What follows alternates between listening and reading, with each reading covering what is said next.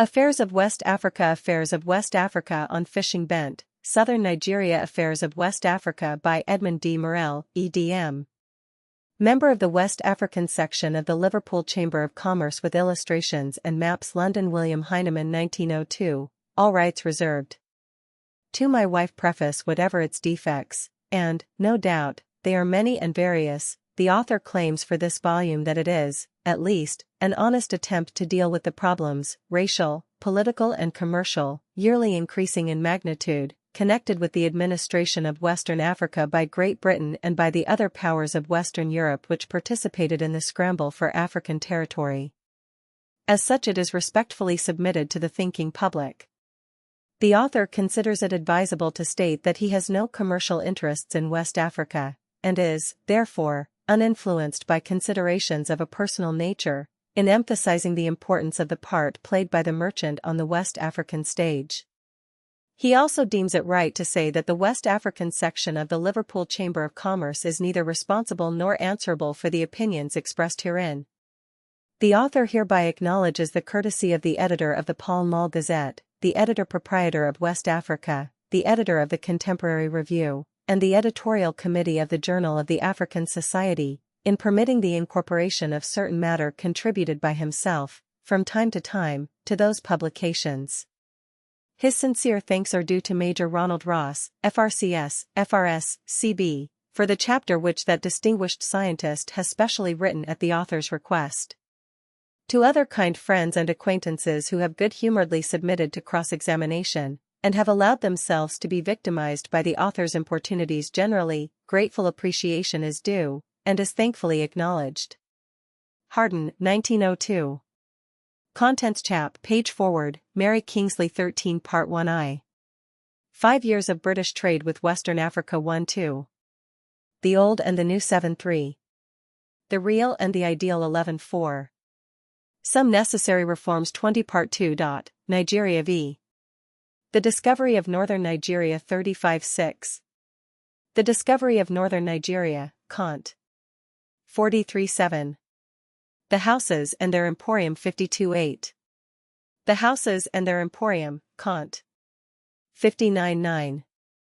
The National Industry of Southern Nigeria 74x. The Administration of Northern Nigeria 83-11. The Finances of Nigeria 89-12. Mohammedans, Slave Raiding and Domestic Servitude 94-13. The Principal Products of Nigeria 1-10-14. Rubber Collecting in Nigeria 1-19-15. The Fulani in Nigeria 1-25-16. The Fulani in West African History 1-30-17. Origin of the Fulani 1-36 Part 3-18. Sanitary Affairs in West Africa. By Major Ronald Ross, CB 153-19. Land Tenure and Labor in West Africa 170XX. A Cotton Industry for West Africa 188XXI. The Mahogany Trade 201XXII. Islam in West Africa 208XCI. Islam in West Africa, Cont. 224 Part 4. The French in West Africa 24. Anglo-French Relations in West Africa 238XXV. 10 Years of French Action in West Africa 249XXVI. The Commercial and Financial Condition of the French Possessions 265XXVII. French and British Management in West Africa 276 Part 5. Monopoly in West Africa 18EI. The Concessions Regime in French Congo 285-6. International Interests and Monopoly 297XXX. The History of the Congo State 312XXXI. The Domain Prive 327XXXII. The Trade of the Congo State 343 Appendix Sierra Leone, Expenditure, Loans, Exports, and c. 355 Gold Coast, Expenditure, Loans, Exports, and c. 356 Lagos, Expenditure, Loans, Exports, and c. 359 Dahomey, Comparative Table of Duties, 360 The Dahomey Railway 362 French Guinea Railway 364 West African Mahogany Trade 365 The Gold Coast Mining Industry 367 British Possessions in West Africa, Population and Area, 370 The Rabinet Case 371 Index 373. Illustrations on Fishing Bent, Southern Nigeria Frontispiece facing page **A purebred Kano man, Hausa, 54 **A Hausa from Yola 56 Hausa loom and spool 62 Hausas drilling 68 making palm oil 74 Duketown, Old Calabar, Southern Nigeria 76 filling palm oil barrels, Southern Nigeria 78 A palm kernel market in Southern Nigeria 80 A Mohammedan chief and his standard bearer 100 Mandingo Muslims 106 A Baobab, the giant of West African flora 116 washing rubber 122 Fulani sword 126 * purebred Fulani girl. Adamawa 128 Fulani chief, Futajalan 130 half-caste Fulani girl, Futajalan 134 low-caste Fulani, Western Sudan 136 purebred Fulani girl, Futajalan 140 Fulani house, Futajalan 142 Fulani cattle pen 146 A half-caste Fulani girl and Isusu 148 The idle native. Market scene in West Africa 176 West African young hopefuls 180 An Igbo family group, Southern Nigeria 186 traveling on the Niger in the dry season 196 felling a mahogany tree 202 squaring the tree 202 dragging the squared log through the bush 204 Sapele, Southern Nigeria's principal timber port 204 Isusu Maulam 218 Fulani Maulam 228 Susu Chief and Staff 278 Ashanti Field Force at Cape Coast en route for Kumasi 280 Return of Ashanti Field Force 282 The victim of a rubber raid 334 Maps. Northern part of Africa 38 Northern Nigeria 84 Sketch map showing harbor improvement scheme, Ivory Coast page 273 Photographs marked thus * are reproduced from Adamawa by kind permission of Mr. Ernst Vossen, Dietrich Reimer. The author is indebted, through the kindness of a friend, to Dr. Macleod, of the French Guiana administration, for several of the photographs here reproduced. Forward Mary Kingsley, the heir and sustainer of a great name, one of the ablest of that remarkable band of wandering writers, men and women, who are the eyes and ears of our nascent empire, who are bringing home to England that weary Titan, her tasks, her faults, her problems. Mary Kingsley has gone from us. Mrs. Humphrey Ward. Those who had the honor of knowing Mary Kingsley, and corresponding with her on West African affairs, who have studied her writings and her speeches, who realize all that this good woman with a gigantic intellect might have done for the empire in West Africa had she lived, can with difficulty reconcile themselves to the inscrutable decree of Providence which robbed us of her presence. One of her greatest admirers, to whom I was expressing the other day much the same feeling, expressed a different view. Miss Kingsley's work was done, he said in effect, she was the pioneer, she showed the way. That was her allotted task, the fruit of her labors will come in due season. It may be so. Indeed, when we think of what Mary Kingsley accomplished in the few short years which she devoted to West Africa, the thought arises whether there is not an element of unconscious selfishness in the desire that she might have been spared. The nature of the work she had undertaken, the intense fervor with which she devoted herself body and soul to preaching the morals it was given her to inculcate, the utter brain weariness which at times she was fain to admit, no mortal being could have endured for very long so perpetual a mental and physical strain. It was a passing heavy load for a weak woman of indifferent health to bear, and in death Mary Kingsley has perhaps achieved a greater triumph, a success more striking and profound, than living on she would have attained. Death has had the effect of rapidly fertilizing the seeds she sowed, and from her ashes have sprung forces gathering daily in power which, united in a common aim, are taking up her burden and carrying it along the path she pointed out, assured that every year will bring fresh helpers, be the obstacles ever so great. La vérité est en marque, and although the spirit of the hour is not precisely favorable to that patient investigation of West African problems which affords the only guarantee of political and administrative success, the phase is but a fleeting one, and when the present fashionable policy of force and hurry is found by practical tests to be even more sterile in useful results than the apathy which preceded it, the main truths Mary Kingsley taught will appeal to thinking men with an eloquence all the greater for having been temporarily obscured. On the personal aspect of Mary Kingsley's character one would fain dwell at length. Few women, I believe, have inspired all sorts and conditions of men with so intense a respect, so wondering an admiration. Few women are able, as Mary Kingsley was able, to draw forth, by the magic of her earnest personality, the best in a man.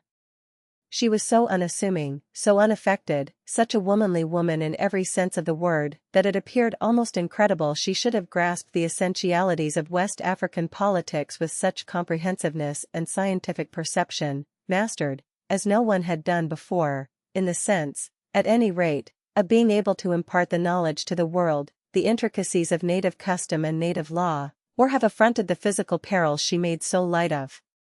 Eminent politicians and administrators, distinguished men of letters, world-renowned scientists, commercial magnates, were regular visitors at her modest residence, and one and all drew from her inexhaustible store.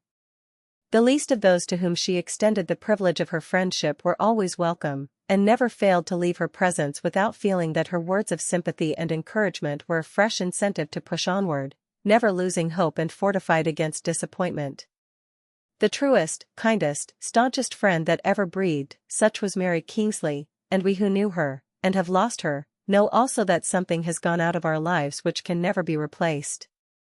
In a passage of singular beauty, Mrs. Alice Stopford Green thus closes a tribute: 1. To the dead friend whose work she herself is doing so much to carry on, she laid her armor down when she asked to be carried out to the unfathomable ocean, alone in death as she had been alone in life, going out with her last wish from the bitter strife of men to the immensities where she sought the will of God.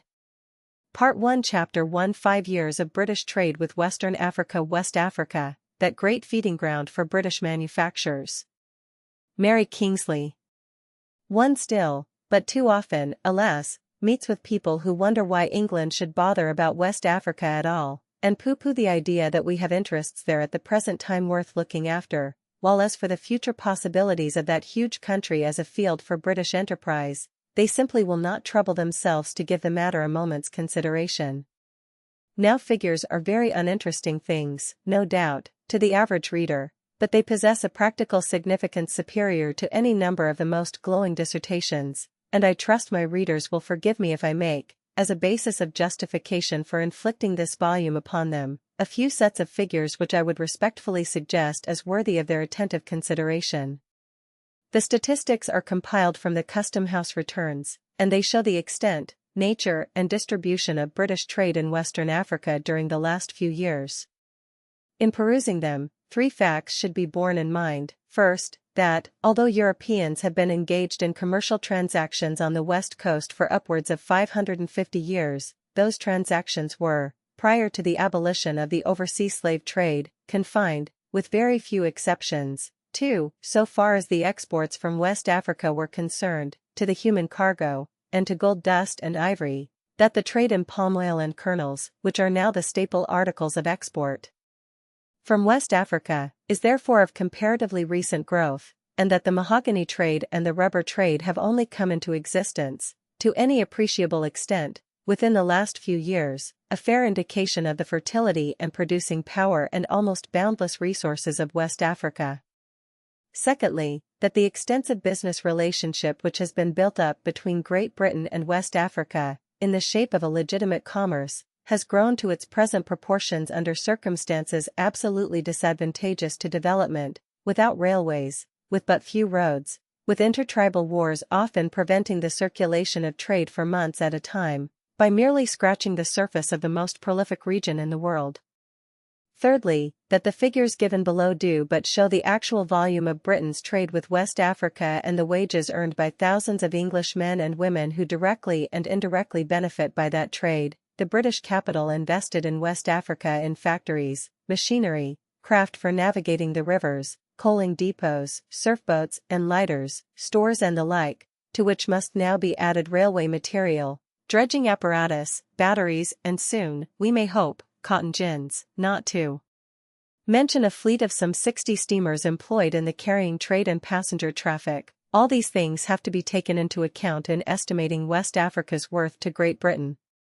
The total values of British produce and manufactures, 3, shipped to the British possessions in West Africa in the 5 years 1896 to 1900 were respectively as follows: 1896 £1,828,395, 1897 £1,763,461, 1898 £1,999,505, 1899 $2,116,080, 1900 $2,148,149, gross total £9,855,590, percentage of increase in 5 years, 17.5%. The total values of British produce and manufactures shipped to the possessions of foreign powers in West Africa in the 5 years 1896 to 1900 were respectively as follows: 1896 £970,080, 1897 $1,002,318, 1898 $1,247,994, 1899 $1,490,603, 1900 $2,145,349, gross total £6,856,344, percentage of increase in 5 years, 121%. If we add these two totals together, we find that the value of British produce and manufactures shipped to West Africa in the period mentioned was £16,711,934, which is a percentage of increase of 138%.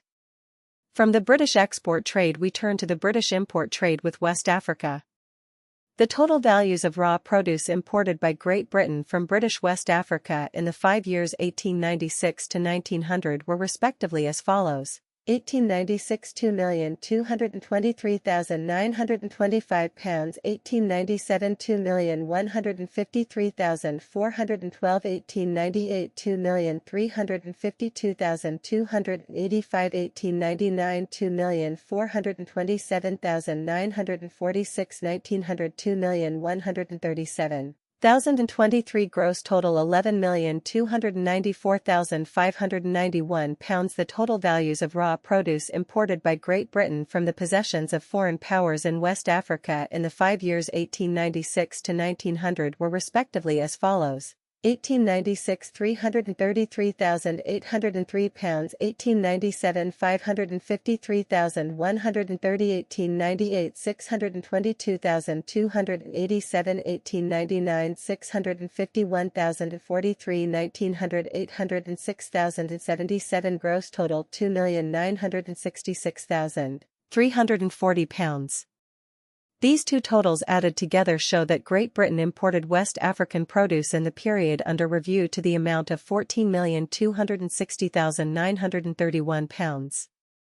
The value of Great Britain's direct commerce with West Africa in the 5 years 1896 to 1900 was, therefore, £30,972,865.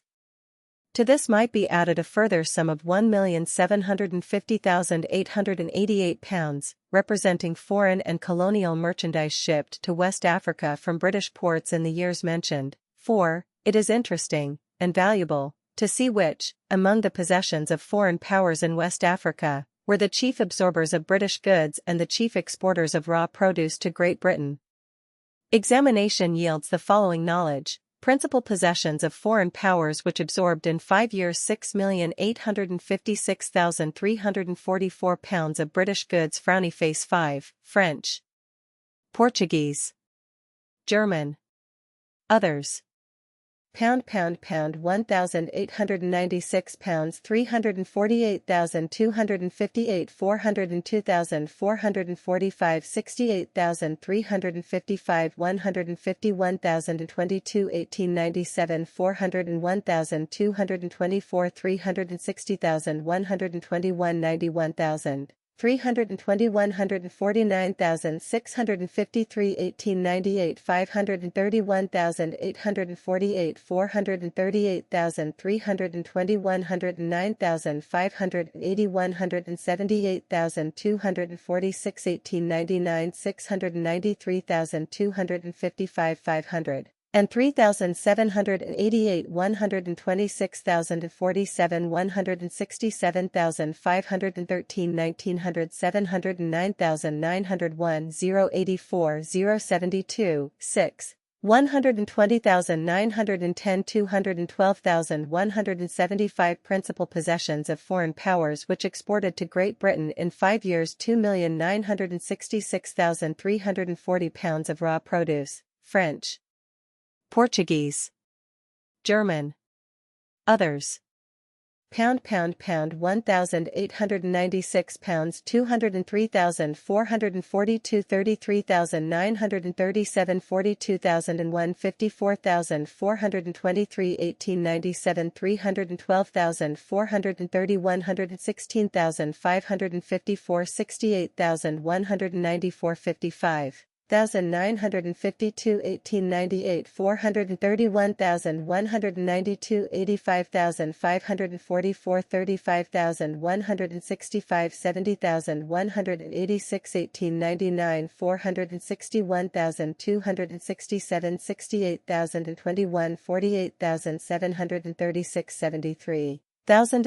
1900 534,727 75,037 94,681 101,632 The French possessions are, it will be observed, far and away our principal markets and our principal suppliers among the possessions of foreign powers. Our exports to and imports from the French possessions amounted together to 4,627,543 pounds, or just under 50% of our total export and import trade with the possessions of foreign powers together. The increasing importance of the French possessions in West Africa as a market for the sale of British goods and as suppliers of British home markets is a fact which it is of the utmost consequence for British statesmen to lay to heart. The subject is one which I shall refer to later on. It is already one of the dominant factors of West African politics affecting Great Britain, and is destined to become so more and more as the years go on, for France is in a territorial sense the mistress of West Africa, and may become so in a commercial sense as well. The general conclusions to be drawn from a study of these figures are various. First and foremost, there is the clearly established fact that British trade with West Africa is expanding enormously and has almost unlimited prospects before it, now that serious and concentrated efforts are being made on all sides to open up the untapped wealth of the interior by the means of roads and railways and by the improvement of navigable waterways, while the cessation of intertribal warfare in many districts must entail a large increase in the population, and therefore, in the native capacity for production and purchase. It is also demonstrated that every year West Africa absorbs a larger quantity of British manufactured goods, that the exports of British manufactured goods are steadily increasing to British West Africa and increasing to an extraordinary degree to the possessions of foreign powers in West Africa, especially to the French possessions, that Great Britain is consolidating her hold upon the carrying trade of West Africa as testified by the increased quantity of foreign and colonial manufactures shipped to West Africa from British ports, that the continent, Germany, 7, chiefly, is receiving a greater amount of raw produce from the British possessions in West Africa, a deduction which can be fairly drawn from the stationary aspect of the importation by Great Britain of such produce from her own West African possessions. And the final conclusion is this, that, in view of the restricted extent of the British possessions in West Africa, compared with the possessions of foreign powers in that part of the world, the latter offer a very much vaster field for the sale of British goods. Consequently, it is the bounden duty of the British government and the British chambers of commerce, while in no way neglecting the brilliant possibilities which the British West African possessions offer under wise administration for the enterprise of Englishmen, to be ever on the alert to look to the future and to protect British trade with the possessions of the foreign powers in West Africa against legislation tending to close the door of those possessions against it, and to insist that, whenever international treaties guaranteeing freedom of trade to the subjects of all nations exist in West Africa, they shall be rigidly adhered to by the signatories. In this respect British diplomacy has shown itself singularly lax. But the mischief already committed may even yet be remedied, and further dangers which loom ahead averted, if the British public will only realize before it is too late the enormous issues at stake. Chapter 2 The old and the new. The past has gone with its follies and its waste. Let us then face the present and contemplate the future. In the previous chapter we discussed in practical fashion the grounds upon which the British public is called upon to devote more attention to the affairs of West Africa than it does at present, and an attempt, I hope a successful attempt, was made to show how very short-sighted and singularly misinformed is the opinion which would disinterest itself from a part of the world where the possibilities of commercial development are so strikingly manifest. There has never been such urgent need for an intelligent appreciation, on the part of the British public, of the problems which confront this country in West Africa. In a few short years the policy of Great Britain in West Africa has undergone a complete change. Events have followed one another with bewildering rapidity. Official indifference has been galvanized into life by French activity, and after a brief but dangerous period of international rivalry, British political rights have been established over a considerable extent of territory, not, however, nearly so considerable as a pacific, consistent, well-thought-out program adopted some years previously would have brought, had our merchant pioneers been listened to, and had successive governments been able to throw off the paralyzing influence of the Resolution of 1865. There is a story told of a certain minister in charge of the Foreign Office. It was related to me by one of those present at the interview, which illustrates very forcibly the feeling which prevailed in government circles in those days. A deputation of merchants waited upon His Excellency with the request that he would permit the hoisting of the Union Jack on certain parts of the West African littoral where British merchants had long been trading, and where the rulers of the country were genuinely desirous of receiving a British protectorate. Pro forma treaties were produced by the deputation between these rulers and the resident merchants. The merchants asked for no reward. There was no question of expenditure involved. All that the government was required to do was to meet the wishes of the chiefs. The deputation pointed out that, so far as the relations between the natives and the commercial representatives of Great Britain were concerned, the acceptance of the government would in no wise alter them, but would simply have the effect of cementing a friendly understanding which already existed. But, urged the deputation, the treaties, if agreed to by the government, would prove an invaluable diplomatic instrument if the time came, as it seemed likely to do, when England might find herself faced in West Africa by foreign competition. The minister flung the treaties across the table. It was a time of wasted opportunities, when a little political foresight would have conferred upon this country great future benefit, and it seems extraordinary, but is unhappily true, that the same failure to look ahead as regards West Africa appears to afflict our Foreign Office today despite the lessons of the past. Of this, more anon. But if successive governments showed unpardonable negligence in safeguarding British interests in West Africa, for decade after decade, down to the very time when the French had worked their way so far southward into the natural hinterlands of our old colonies that action became imperative if anything was to be saved from the wreck, the British press and public were greatly to blame also. I well remember that at the very height of the recent Anglo-French controversy which culminated in the Convention of 1898, when rival English and French expeditions were rushing hither and thither through the territories west of the Niger, and when British and French efforts were concentrated upon wringing out of the unfortunate Borga chiefs all sorts, kinds, and conditions of agreements, sowing Union Jacks and tricolors by the wayside, the well-known editor of an equally well-known newspaper, to which I then contributed, asked me to show him Nicky 8 on the map, as he had not the least idea where it was.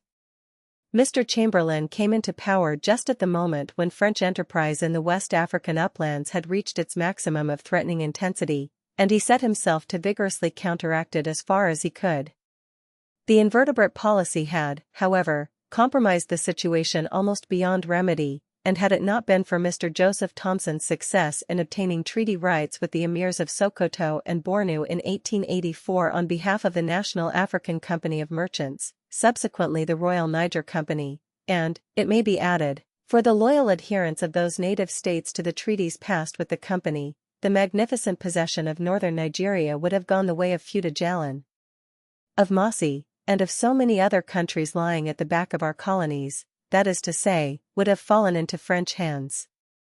The man who deserves the most credit for saving northern Nigeria to the empire is Sir George Taubman Goldie, and however one may deplore some of the uses to which he put his charter, things we are paying for now in the French Congo and elsewhere, it is but common fairness to assert that, if it had not been for Sir George Goldie, the possessions of Great Britain in West Africa would have been reduced by about one-half.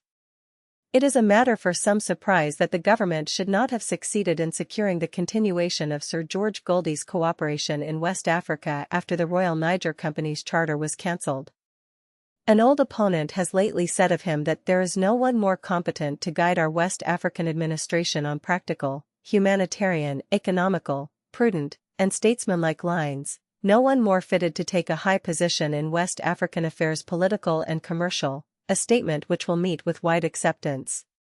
But this, after all, is ancient history, and what we are chiefly concerned with now is the present. What we are called upon to seriously consider is the general trend of England's policy in West Africa, administrative, financial, political and commercial. Internationally, we are secure in the possession of our territories. The only rivalry we have to fear is the peaceful rivalry of commerce, but commerce is the explanation of our presence in West Africa, it constitutes the sinews of our administration, and its requirements demand the constant vigilance, the most careful attention of the official world.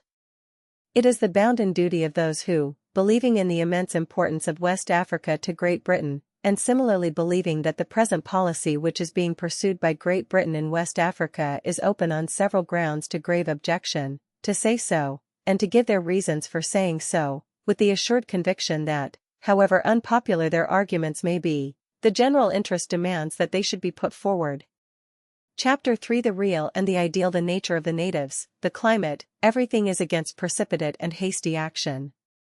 To advance slowly, leaving no bad or unfinished work behind, to gain the respect and liking of the natives, and only to use force when compelled as a last resource to do so, are the means which in my humble opinion lead to success in West Africa.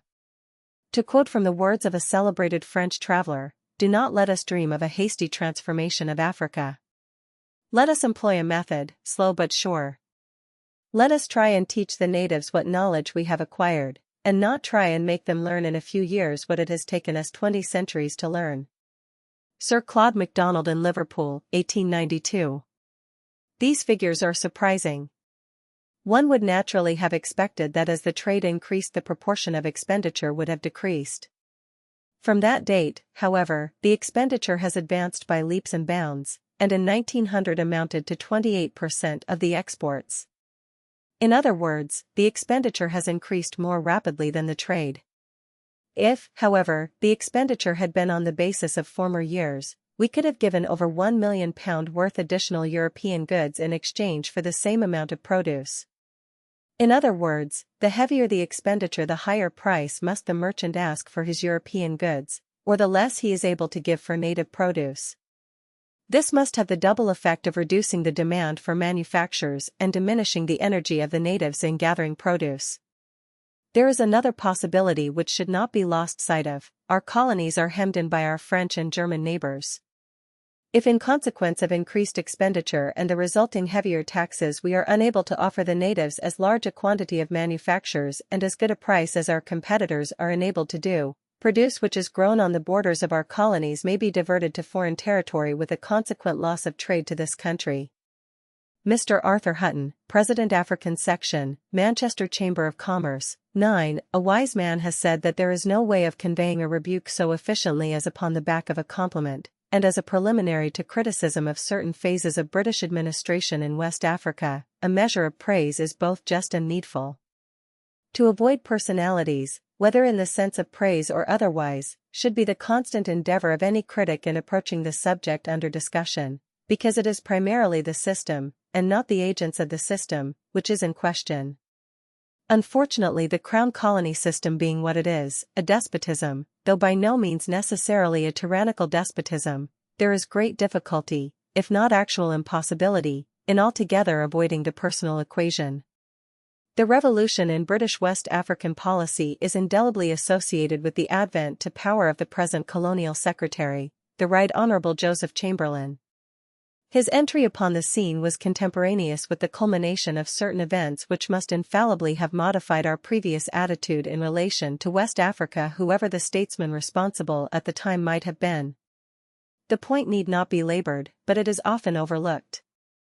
Be that as it may, it is an undoubted fact a fact redounding greatly to Mr. Chamberlain's credit, that no colonial secretary before him has displayed so lively and personal an interest, both publicly and privately, in the affairs of British West Africa, an interest which has continued unabated during the entire period of his administration. In specific directions the result has been all to the good. Railways, the preliminary surveys of which had been made by direction of Mr. Chamberlain's predecessor, the Marquis of Ripon, before he quitted office, have been constructed, others are commenced, the routes of more have been surveyed. The study of malaria has received the Right Honourable Gentleman's warmest support. A general publicity has been given to British West Africa by its identification with so powerful a politician as Mr. Chamberlain, which has materially contributed to remove it from the rut of oblivion and popular ignorance. It may also be added that the Colonial Secretary's confident public declarations in respect to the future of the gold mining industry in the Gold Coast has done much to attract capital to that colony, and that the damper which he recently felt it wise to apply to the introduction of the more undesirable elements connected with the revival, under modern conditions, of gold mining enterprise in a part of the coast celebrated for its former export of the precious metal, was entirely to his honor.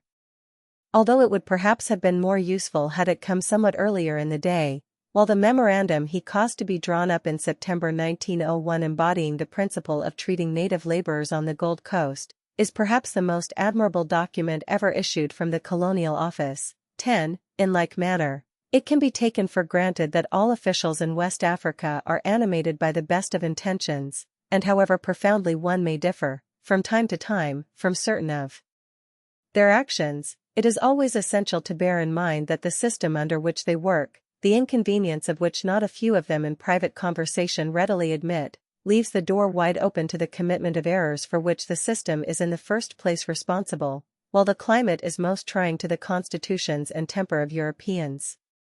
But it is unreasonable, and subversive of the true interests of the empire, that the tendency should be encouraged to denounce honest criticism of a specific act of policy in West Africa with which this or that official must in the nature of things be associated, although he need not be, and often is not, the originator of it, as a personal attack upon an absent man, to be resented as an outrage and stigmatized almost as a crime, as an offense at any rate against common decency and fairness.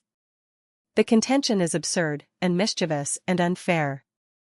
The autocratic power which the Crown Colony system confers upon West African governors, district commissioners, and military commandants makes it absolutely essential that independent criticism, so long as it is legitimate, should be exercised by the public at home, whether or no full sanction has been obtained by a particular official from the Colonial Office for the application of measures giving rise to criticism, or whether the measures have been initiated by the Colonial Office itself.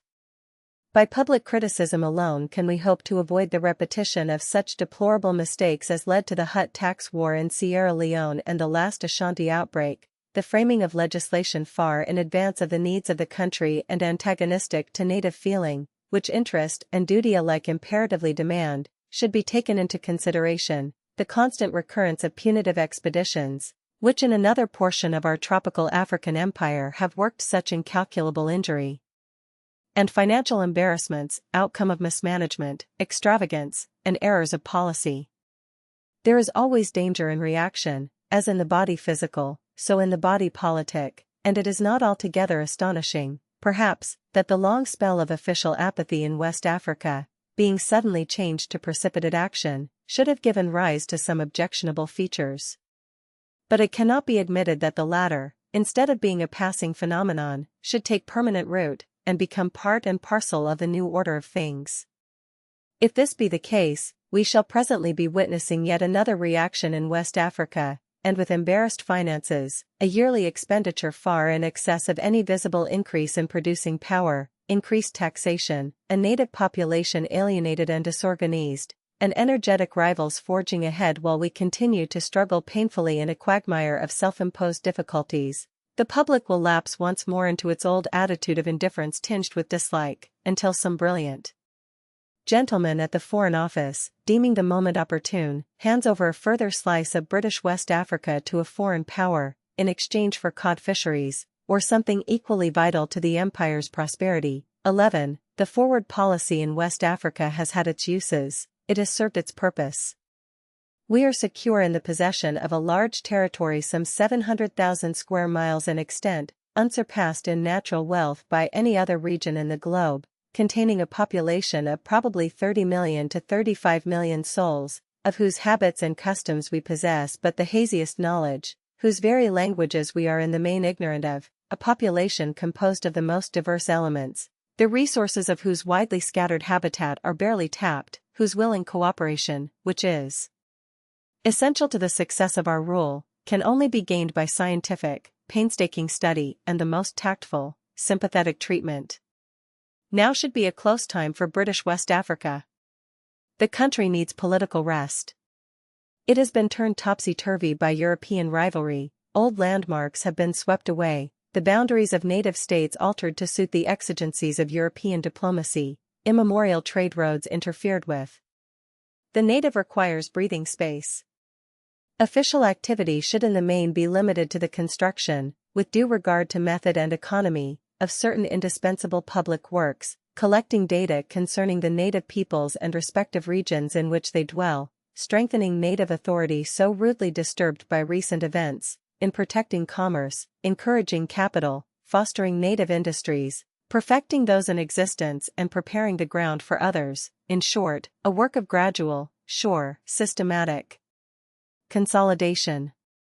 It should be our object to intermeddle as little as possible with native institutions, abide with scrupulous exactitude to both the spirit and the letter of our treaties with the chiefs, develop the native peoples along the lines of their own civilization both in the case of Mohammedans and pagans, use conciliation in preference to dictation, gold rather than the sword. Administrative extravagance should be rigidly held in check for fear of burdening new colonies with a load of debt. The soldier and the policeman should be kept in the background, only to be used as a last extremity. Commerce, good roads, and statesmanship should be our preferable choice of weapons for mitigating evils, some at least of which the example of Europe in the past has intensified, others lying in deep-rooted religious beliefs, requiring careful preliminary investigation and thorough understanding before being made the object of official action, and then only of a repressive nature after every pacific inducement had been tried in vain. Patience, more patience, and again patience. That should be, ought to be, the cornerstone of British policy in West Africa. It was the tortoise that won the race, not the hare. Unfortunately, the hare is the more popular beast just now, and the forward policy is as much in evidence in British West Africa today as it was 5 years ago, with the result that what may have been justifiable then bids fair, if it be not stopped in time, to be disastrous now that the necessity for it has passed away with the close of international competition. Energy is being misapplied and misdirected.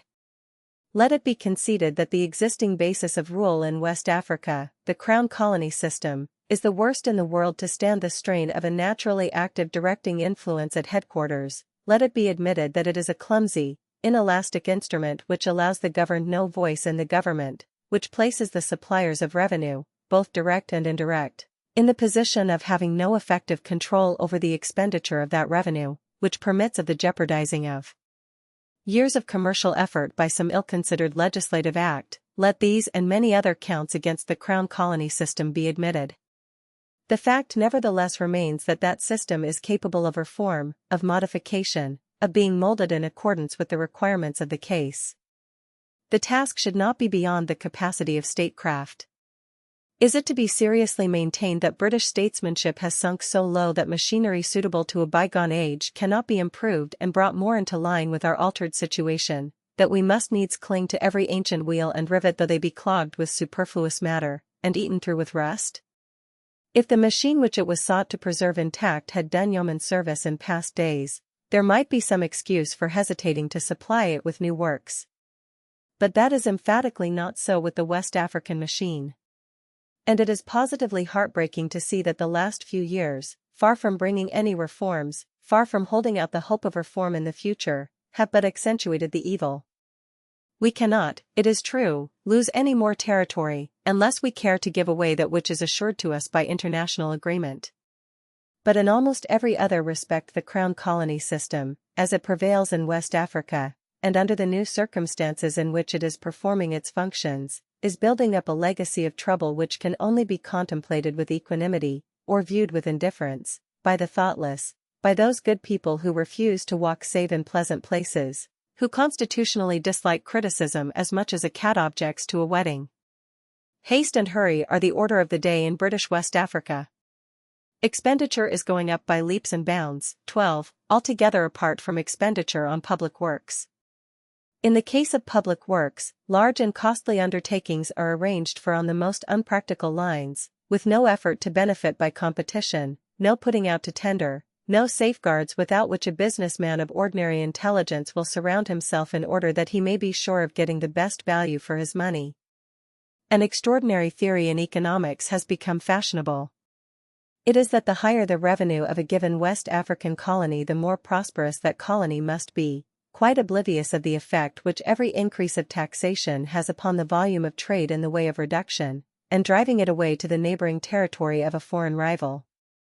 If a West African colony shows in a given year an increase of £10,000 in revenue, obtained from increased taxation, jubilation in official quarters is excessive, but either nothing is heard of the falling off in trade accompanying the increase in revenue, or it is explained in some other way. The fact that there is a gain in revenue is held to be proof positive of an abounding prosperity and wise management. Every fresh increase in revenue is followed by a corresponding increase in expenditure. The one is made to keep pace with the other. It does not always succeed, because the expenditure is not infrequently in excess of the revenue quant meme.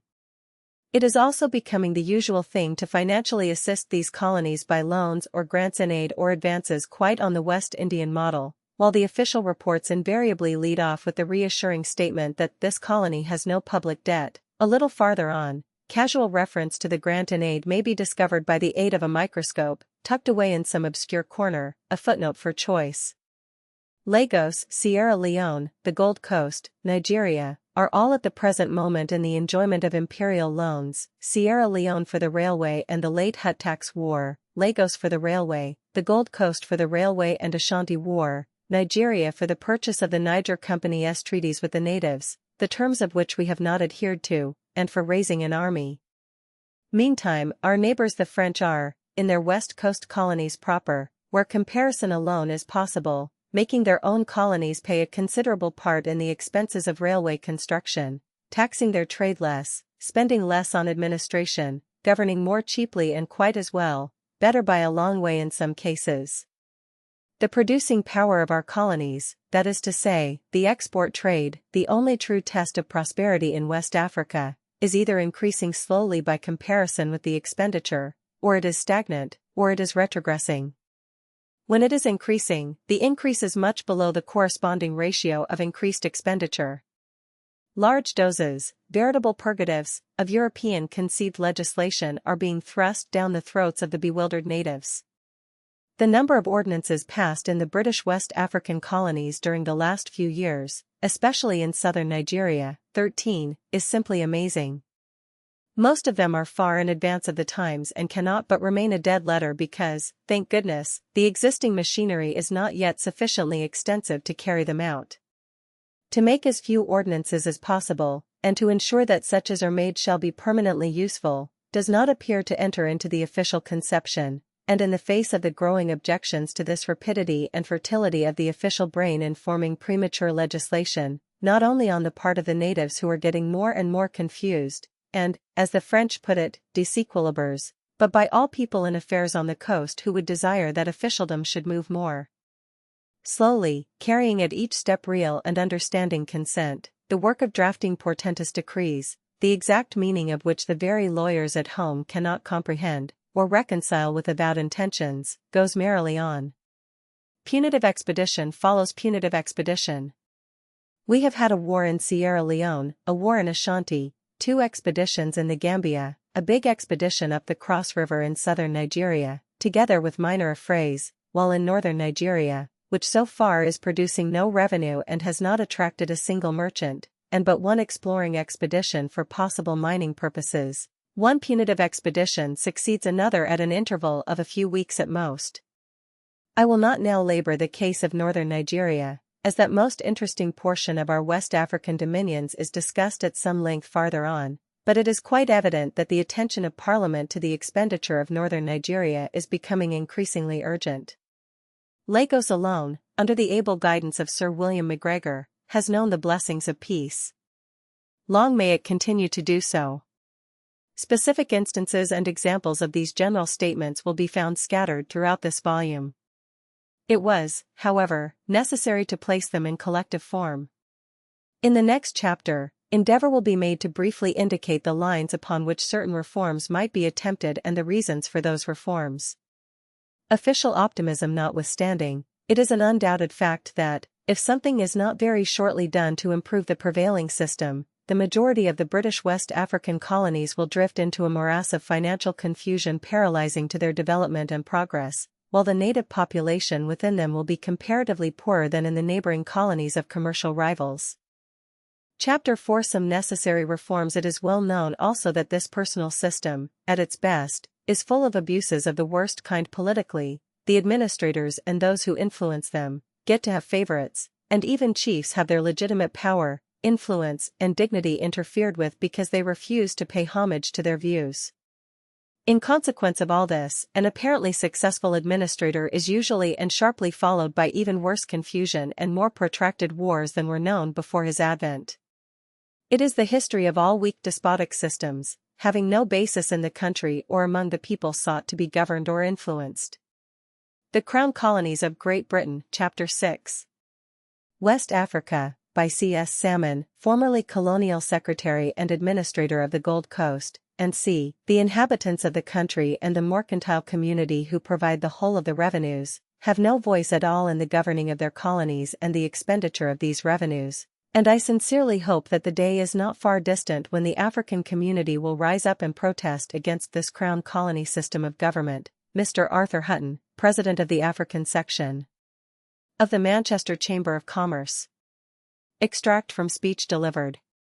It will, I think, be conceded that, notwithstanding the extraordinarily important and revolutionizing discoveries of Major Ross, to whom the entire credit of recent demonstrations belongs, the admirable work performed by the Liverpool, 14, and London schools in the study of tropical disease and sanitary improvements on the West Coast, the chances of British West Africa ever becoming a possession where English men and women can flourish and multiply, is excessively remote, so remote, indeed, as to be outside the sphere of useful discussion.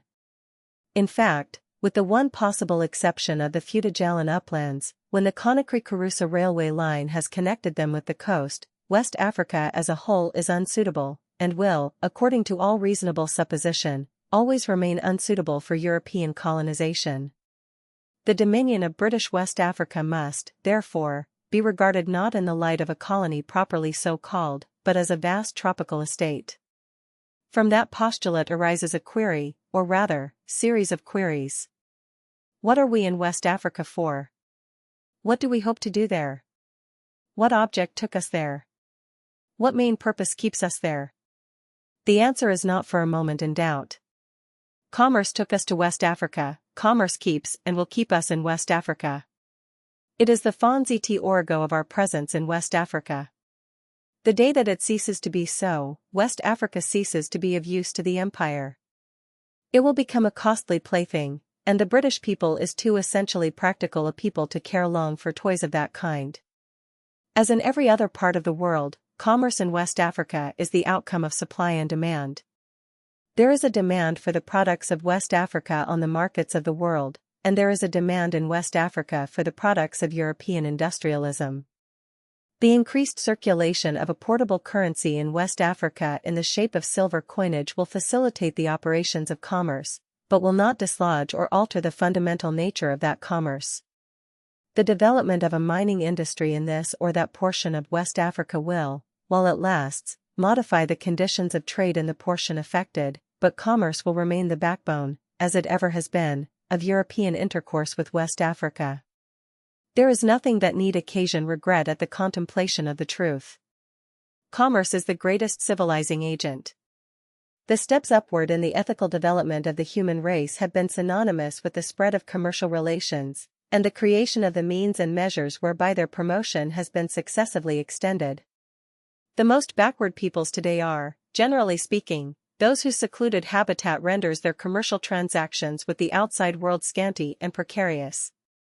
In these days, when the noble meaning which attaches to philanthropy and civilization is made the cloak to cover in West Africa so much that is vile, the excuse both sincerely and hypocritically given to explain away so much that is in painful contradiction, one needs, perhaps, to be reminded that such commonplace things as commerce and improved means of communication will do more to benefit the native than any number of attempts to impose laws and institutions unfamiliar to him, by violent, even if well-meaning measures of so-called reform. 15. As a nation we should gain much and lose nothing in frankly admitting to ourselves that it is due neither to a desire to mend the ways of priestly theocracies, nor to alter the tyranny of the strong over the weak, which has led to the incorporation within the empire of some 35 millions of West African natives, but the belief that West Africa constitutes a vast outlet for the free and unfettered development of British trade, and an equally vast field for the cultivation of products of economic necessity to ourselves.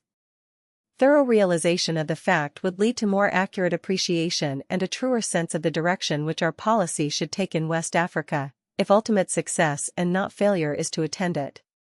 Commercial development is then in an especial and peculiar degree the raison d'être of our presence in West Africa. Now, what are the principal factors in British West African commerce, and how are their claims to consideration in the administration of British West Africa treated under the Crown Colony system? Obviously, the two principal factors are the European merchant and his customer, the native. The merchant directly supplies, the native indirectly supplies, the revenue which pays for the salaries of the officials and the general upkeep of the government, and if it be true, as it undoubtedly is, that the burden of taxation ultimately falls upon the native producer, it is equally true that, without the enterprise of the merchant, there would be no revenue and consequently no local funds for the support of administrative machinery. It follows, therefore, as a matter of simple justice, that the merchant should have a voice in the framing of legislation calculated to affect the internal politics, and consequently the commerce of our West African possessions. Apart from its justice, the claim of the merchant to representation in the affairs of our West African empire has many features in its favor. He enjoys an expert's knowledge, gained by long years of actual contact with the peoples of Western Africa.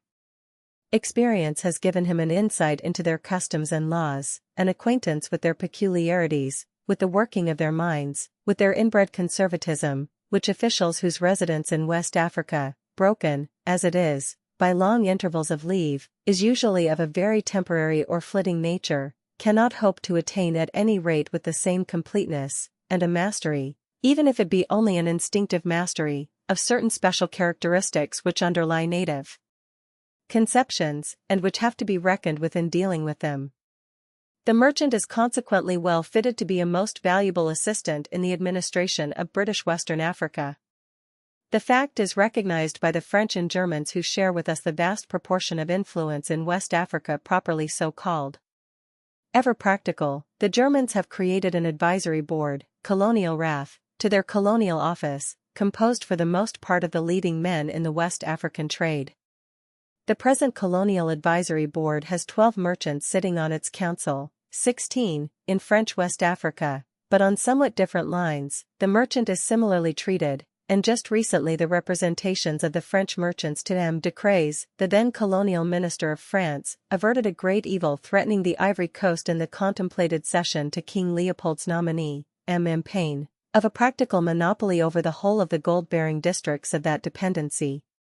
Although M. Paine, 17, had the most influential support at his back.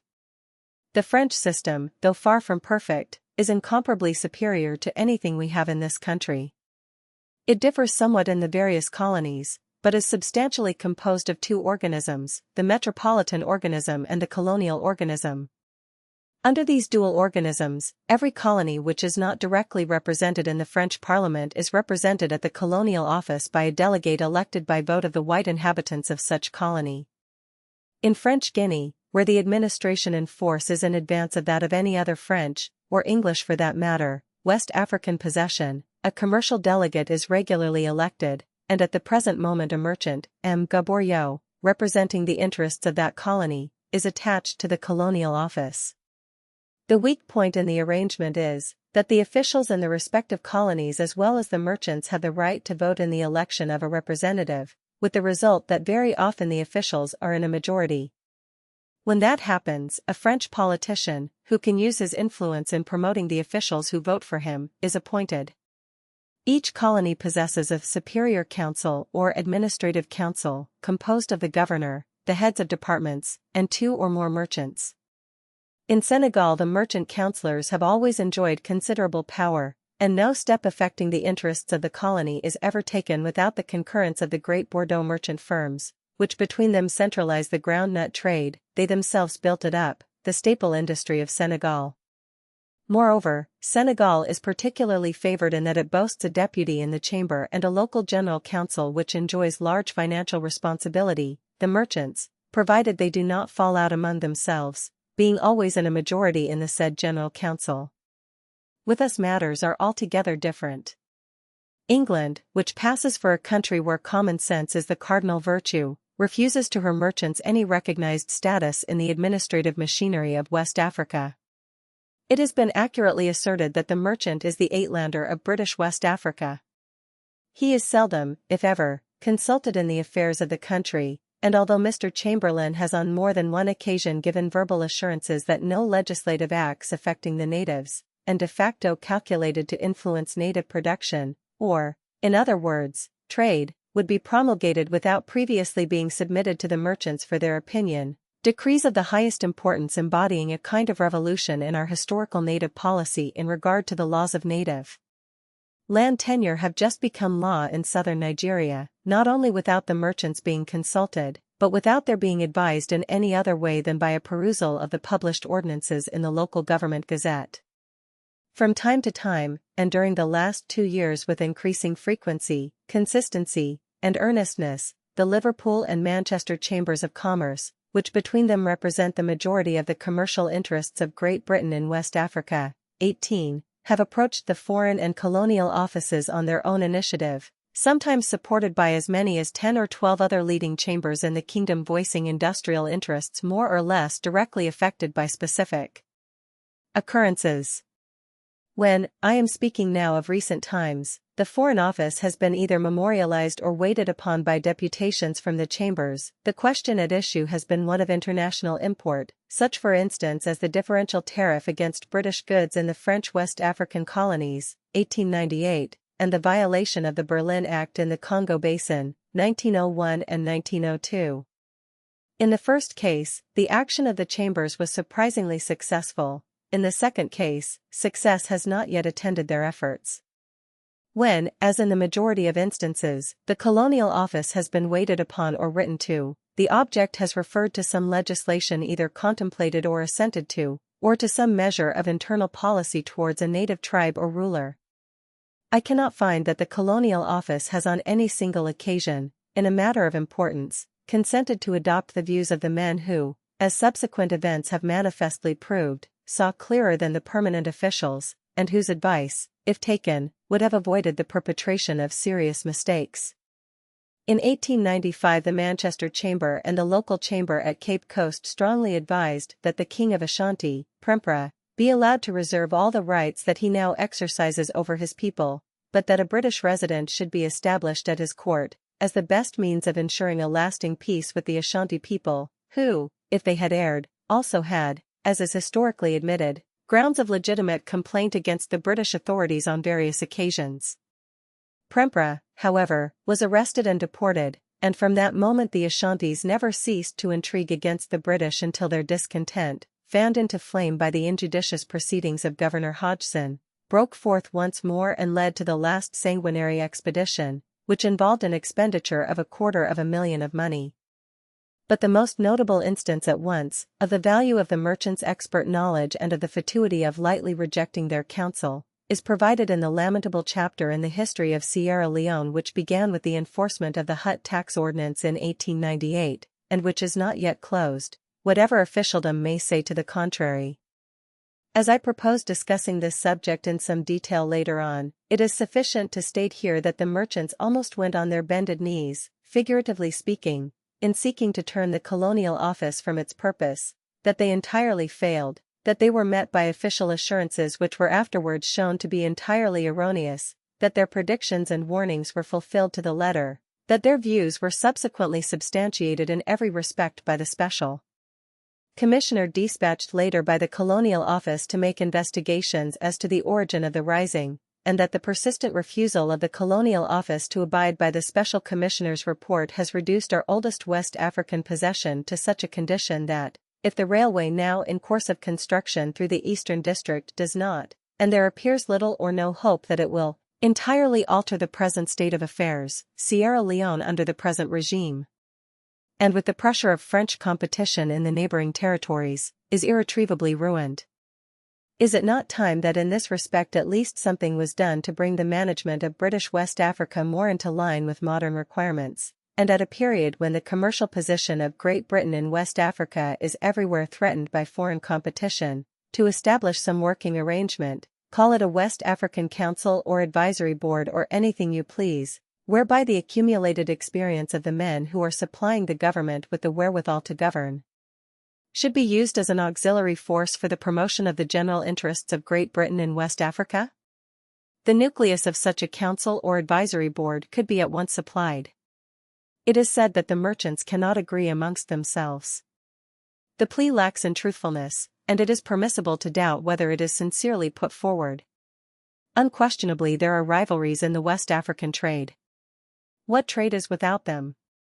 But to argue that competition in trade is a bar to cooperation in matters affecting the general welfare of the country is a very narrow-minded position to take up. It is converting a legitimate, natural, and healthy phenomenon into a disqualification which nothing justifies. Where should we be in West Africa today but for our merchant pioneers? Suppose they had endorsed the official resolution of 1865 by withdrawing from the coast, would the Union Jack be floating in West Africa except in Sierra Leone today? If the merchant had been devoid of political conception, and content to let his horizon be confined to those petty but inevitable aspects of commercialism which consist in underselling a competitor, would not the abandonment of the Gold Coast have followed the Battle of Katamansu, and would the richest portion of the Niger Valley be a British protectorate today? Let those who suggest that the British merchant in West Africa is incapable of rising above sordid motives of self-interest remember MacGregor Laird. The merchant has everywhere preceded the administrator in West Africa. In his case the old adage must be reversed. It has been the flag which has followed trade, not trade the flag. 19. It is also said that the merchants are not unanimous with regard to certain features of West African policy. But can anyone single out a body of men among whom variations of opinion on specific points do not occur? Do all the members of a cabinet invariably see eye to eye on a particular measure to be introduced? Are not the very modifications which any given bill must go through before being finally drafted and approved by the cabinet as a whole a guarantee that legislation evolved from the interchange of ideas among the sundry persons concerned, and who, unless they be devoid of individuality, cannot all think alike on every point, will be the better for the destructive and constructive criticism to which it has been subjected? The merchants are in substantial agreement in what they consider the vital principles of British policy in West Africa, principles which informed public opinion is at last beginning to realize the urgency of upholding. No material divergency of views will be found among merchants as to the absolute necessity of respecting native land tenure, the need of careful finance, the danger of constant military operations, the indispensableness of preserving native institutions. If there be a charge against the merchants, it is that they have not hitherto sufficiently exercised their power of influencing successive governments. They have not risen as they should have done to the height of their duties and responsibilities. They have allowed outsiders to perform a difficult and generally ungrateful work, which they themselves should have taken in hand, that of calling public attention to the urgency of reforms in West African administration. At critical moments they have been weak-kneed, and fearful of giving offense when they should have been resolute in standing by convictions which they knew to be sound. Their attitude is now happily undergoing a change which, if maintained, is bound to have lasting results for good. At no previous period in the history of British West Africa has the cooperation of the great merchant community in the task of administration been so pressing a necessity as it is today. Never could better use be made of such cooperation by the department responsible for West Africa as at present. In the increasing notice which is being given on all sides to West African affairs consequent upon the remarkable growth of European relations with that country and with the birth in West Africa of a modern mining industry, a host of dangerous advisers is arising. We see old errors creeping back in the guise of new verities, old misconceptions gaining fresh lease of life, exploded theories crowding forward to mislead and confuse. Appeals to force as the solution of all difficulties arising out of contact with a primitive people, contemptuous disregard of native laws and customs, the damned nigger theory in all its perennial beauty, insistent requests for lavish expenditure, heedless of plain economic facts, and so forth, these are the order of the day.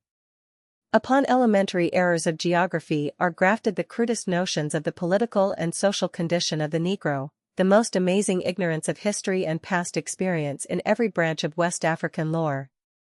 By a plausible inversion of facts, opponents of the wild and whirling talk indulged in regarding West Africa are denounced as sentimentalists, although it so happens that the denouncers draw the material which serves them as a basis for their contentions from that very discredited sentimentalism responsible for so many errors in West Africa, which portrays the native as an abject being, brutish, lazy, and degraded, greatly honored by the bestowal of a Bible, a suit of clothes, and a shilling, with a possible extra threepence thrown in as subsistence money, for a hard day's work. No doubt it is possible to exaggerate the importance of these ad captandum effusions, but their volume is, perhaps, calculated to momentarily drown the voice of reason. Parrot-like reiteration, if sufficiently sustained, is apt sometimes to impress. At such a time the assistance of a trained body of men thoroughly conversant with the affairs of Western Africa, in a position to point to past experiences, to vested interests, to technical knowledge as their claim to competency, and to the feeding of the administrative machine as their claim to consideration, ought surely to commend itself to the authorities. To persist much longer in the rejection of that assistance would be equally short-sighted and unjust. Another and an equally important question connected with the management of our West African possessions is the question of the Crown agents. If anyone attempted to define the duties of that body, he would be hard put to it to do so. They are here, there, and everywhere, and their interference puts a premium upon extravagance and waste. The Crown agents are an anomaly which ought to disappear. At present they constitute a sort of halfway house between the Colonial Office and the West African governors, and are a positive obstacle to sound finance and good business methods. Enough examples of the extraordinary ways of the Crown agents could be given to fill a volume. The West African colonies are hampered right and left by the powers conferred upon this body. The colonies are not allowed to purchase what they require in the shape of stores, equipment, material and so forth on the open market. Everything has to go through the Crown agents, with the natural result that the colonies have to pay 40% and 50% more than they would have to if allowed to invite tenders on their own account. Look at the way in which these railways have been and are being built. The construction is, apparently, the monopoly of one particular firm, under the direction of the Crown agents, a firm which, as far as can be gathered, had had but little experience in railway construction before, metaphorically speaking, falling upon its feet in West Africa. The same firm holds the position of consulting engineers to the Colonial Office. Surely it is anomalous, from the purely business point of view, that a firm retained as consulting engineers to a government department in charge of West Africa should also be the actual constructors of the West African railways. The two parts strike one as incompatible. Consulting engineers, one would imagine, would be advisors and arbiters. All contracts should be publicly and openly tendered for. A very widespread impression prevails that the time and cost expended in the construction of these railways have been very great. The Gold Coast Railway was begun in February 1898, it is officially estimated to reach Kumasi early in 1904. Assuming that it does, it will have taken 6 years to build, which works out at about 28 miles per annum, the distance from Sekondi to Kumasi being 169.25 miles. It is as yet too early to say definitely what the cost of the line will average per mile. Official estimates, we know, are not always reliable. In this case, even the official estimate is very high, viz. £8,000 per mile for the Sekondi-Tarkwa section, and £6,300 per mile for the Tarqua-Kumasi section. That dissatisfaction with the policy pursued up to the present, that is to say, the policy of constructing these railways under the department system, or, otherwise stated, leaving their construction to the Crown agents, is not confined to merchants, mine managers and other revenue payers of the West African colonies, but is held by competent and highly placed officials. I reproduce the following remarks of Sir William MacGregor, made on the occasion of a visit to the Manchester Chamber of Commerce in 1900, and in reply to the following question of Mr. Arthur Hutton's, 20, do you think, from what you have seen, it, i.e. railway construction, would be better done by contract? Sir William MacGregor, I believe at the present moment, and I have said so to the Secretary of State, I believe there would be men living who are now rotting in their graves, if it had been taken out of the control of the Crown agents. 21. It is competently estimated that the Lagos Railway, begun in 1896, will have cost £10,000, 22, per mile by the time its 125 miles are in full working order, an enormous rate. The Crown agents, through whom the monies have been advanced to the colony, exact 5% interest, whereas with the security they have to offer, they should easily be able to get them, and probably have got them, from the Treasury at 3%. Why should the colony be saddled with an extra 23% interest and find its liability for the current year on the railway loan increased to the enormous total of £54,000, or, say, 22% of the entire revenue? 24. Why should all indents be sent through the Crown agents? The delays which this ridiculous system entail are only second in point of importance to the squandering of the public funds which goes on under it. The Crown agents appear to think that they know more about the material needs of the colonies than the officials in charge of the colonies themselves. 2 instances have been recently brought to my notice which would be laughable were they not so deplorably unbusinesslike. A certain West African colony required a 2-ton engine for a short, light railway. The request was duly put forward. After months of delay an 8-ton engine was sent out, too heavy, of course, for the rails to support it. It was entirely useless. Again, a scheme was drawn up for the construction of a bridge by the local official responsible. An estimate was made, and the plans and so forth were forwarded home. The bridge was urgently required. Months elapsed, then the Crown agents, who knew nothing of the local conditions, instead of dispatching the materials, sent out an entirely different counter-scheme, far more elaborate, far more costly, and totally unsuited to local requirements. The colony is still waiting for its bridge. 25. I can only repeat that, whether avowed or not, in many cases, of course, it manifestly cannot be avowed, the Crown agents are looked upon in official and commercial circles in West Africa as an unmitigated nuisance and a stumbling block to progress. The needs of British West Africa at the present time may be resumed thus: 1. A council or advisory board in which the merchant element shall be widely represented. 2. Tight control over the military element, fewer punitive expeditions, and more tact and patience in dealing with native races. The officials whose administration is virgin of wars to be looked upon as deserving of prior promotion. 3. Economy in administration. 4. Thorough financial overhaul. 5. Elimination of the Crown agents.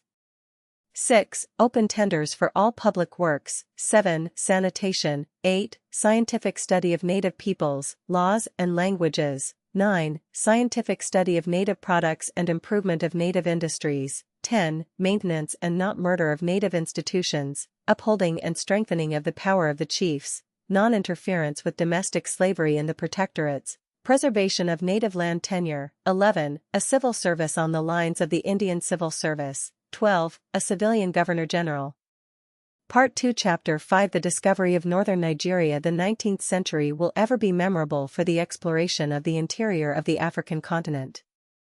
It is difficult to realize when we read in the daily newspapers of steamers plying upon Tanganyika, ocean steamers of 4,000 tons burthen plowing their way through the brown waters of the lower Congo, gunboats patrolling the Niger, railways piercing alike the deserts of the eastern Sudan and the forests of Equatoria, telegraphs extending in a network of lines across the western Sudan and athwart the great central lakes. It seems difficult, I say, when we read of these things to remember that at The close of the 18th century, the interior of Africa was to all intents and purposes a blank, and that, even within the memory of most of us, the extent of geographical knowledge we possessed respecting vast regions many times larger than European Russia had made no progress since the days of Herodotus and Pliny.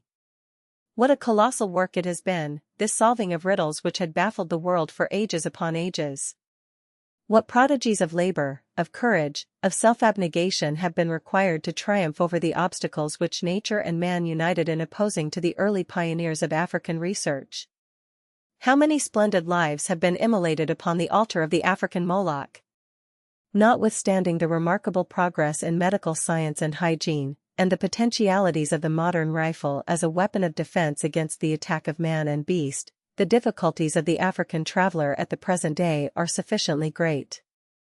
Deadly maladies beset him on every side, and the chance of coming to a sudden and violent end is ever present. But these difficulties are as dust in the balance compared with the sufferings and privations which the first explorers of unknown Africa had to endure. Think of Park, and picture to yourself the position of a lonely European wandering about inland Western Africa in a thick blue fustian coat, with gilt buttons, keeping his precious notes in the crown of a top hat, and kicked, buffeted, spat upon, treated with contumely and scorn, subjected to every possible insult, over and again a slave, exposed for hours at a time in a burning sun without water, often on the verge of starvation, racked by disease, and in so miserable a plight upon many occasions that death would have been a welcome relief, yet triumphing over everything and finally returning, notes and all, to his own land. Park's experiences naturally occur to one in relation to the subject which it is proposed to treat in this chapter, because Park was the real discoverer of the Niger, which had been known in a vague manner to the ancients, and also to the Arabs, who, however, wrongly ascribed to it a westerly course, and identified it with the Nile, 26, and laid the foundation of that remarkable series of explorations which ultimately ended in Lander's supreme success. In 1805 Park set out once more on his second and fatal journey, with the firm conviction that he would be able to prove to the world the accuracy of his own theory, viz. that the Niger and the Congo were one and the same. The peripatetics of that eventful voyage are known to every student of Africa. After incredible hardships, Park managed to descend the Niger as far as Busa. There, in sight almost of the goal of his ambitions, he perished, victim of a cruel fate, which drove his boat upon those treacherous rocks, since celebrated for having brought two Christian nations to the brink of war. There are aspects of Park's character which leave something to be desired, but his defects are lost sight of in the magnificence of his courage, his indomitable will, and the never-failing optimism with which he pursued his task, undeterred by disappointment and unshaken by adversity. As an example of human perseverance and fortitude carried to its highest limits, Park probably holds an unique position among African explorers. Park's tragic end increased the desire of Englishmen to solve the mystery of the Niger's course, and in 1816 the British government organized a dual expedition on a large scale for this purpose. One section, under Captain Tuckey, ascended the Congo, and the other, under Major Petty, endeavored to reach the Niger by a more southerly route than that adopted by Park, the idea being that both sections would ultimately meet somewhere in Central Africa. How fantastic was the scheme does not need to be pointed out, but it must be remembered that in those days the consensus of learned opinion favored Park's theory of identification concerning the Niger and the Congo. The expedition was an utter failure. The Niger section excited the resentment of the natives, and had to return after losing its chief. Captain Tuckey ascended the Congo as far as the first cataracts, which had baffled the Portuguese for 200 years, and then leaving the river, pushed north, along what used to be the old caravan route, to the upper river, now covered by the Matadi-Stanleyville Railway, constructed by Colonel Thies.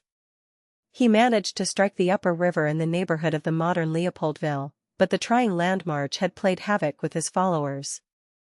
Sickness broke out, and finally the expedition had to return with a loss of 75% of its European members. Several lesser attempts followed. They all ended disastrously, and it seemed as though the Dark Continent refused to yield up its secrets. But Englishmen were not to be beaten. The western route was indeed given up as impracticable for a time, but what could not be accomplished from the west might be achieved from the north. True, the desert had to be faced and traversed.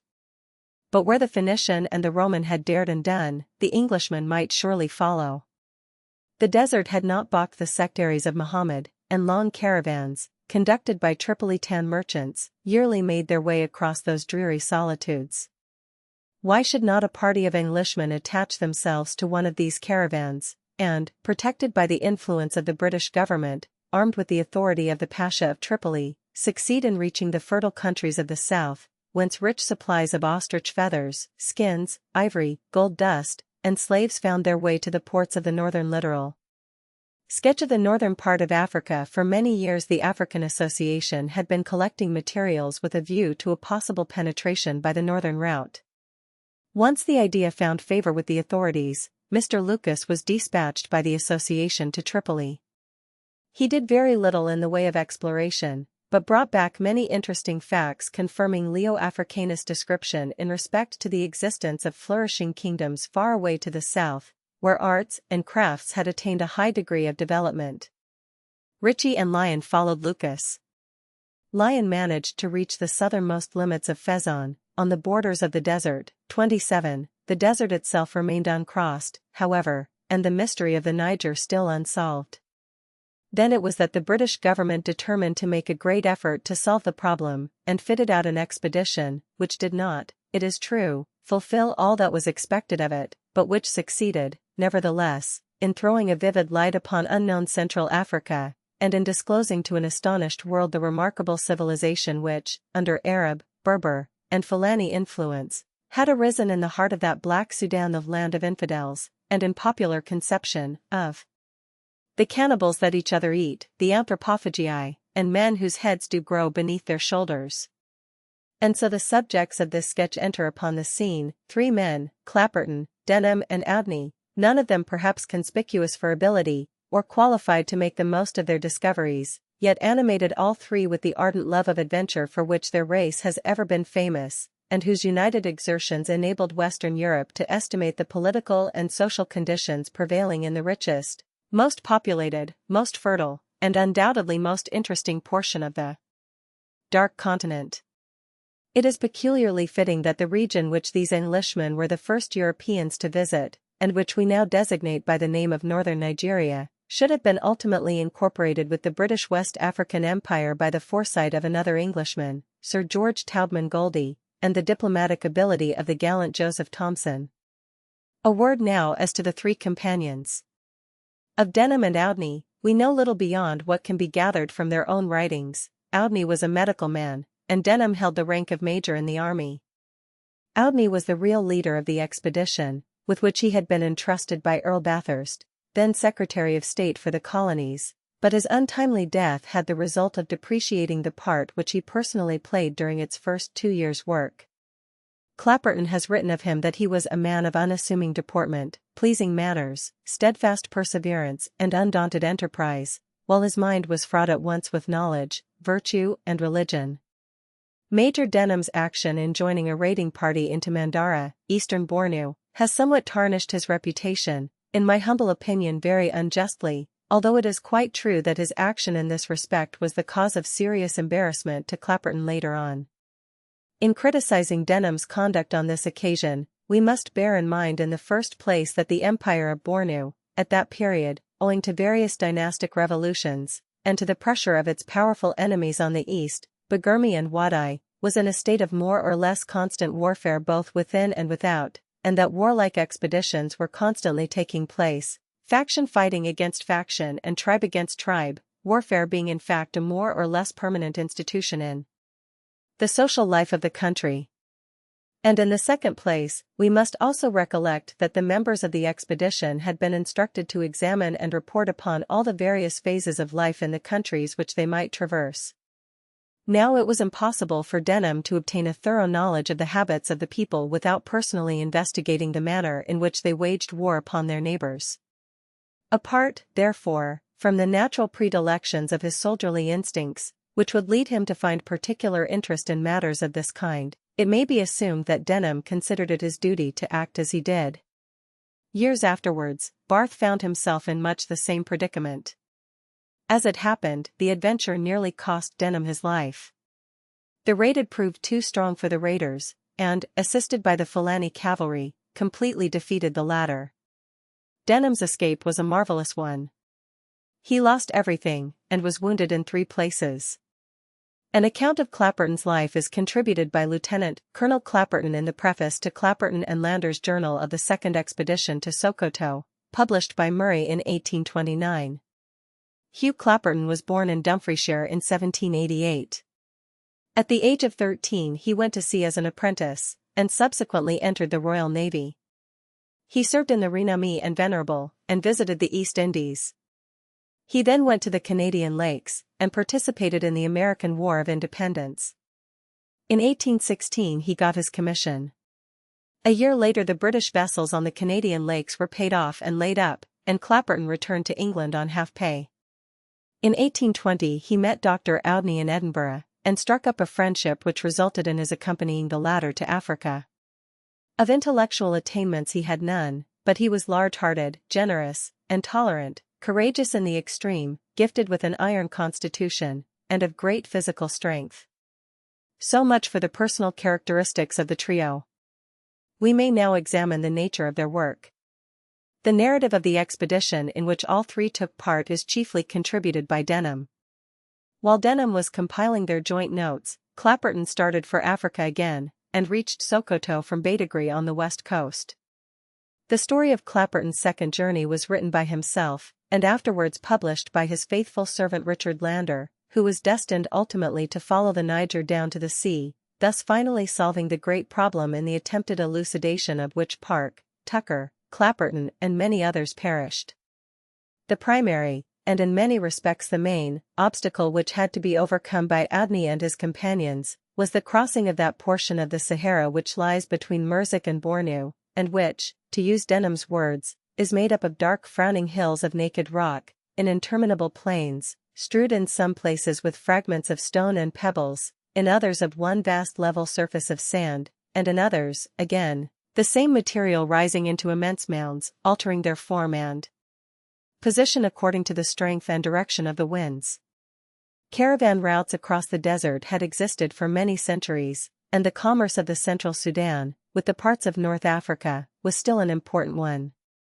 The route which the travelers hoped to take, in company with a party of merchants, was the shortest and safest one, that which starting from Tripoli passes through Merzik and Bilma to Kukka, then the capital of Bornu, situated on the shores of Lake Chad.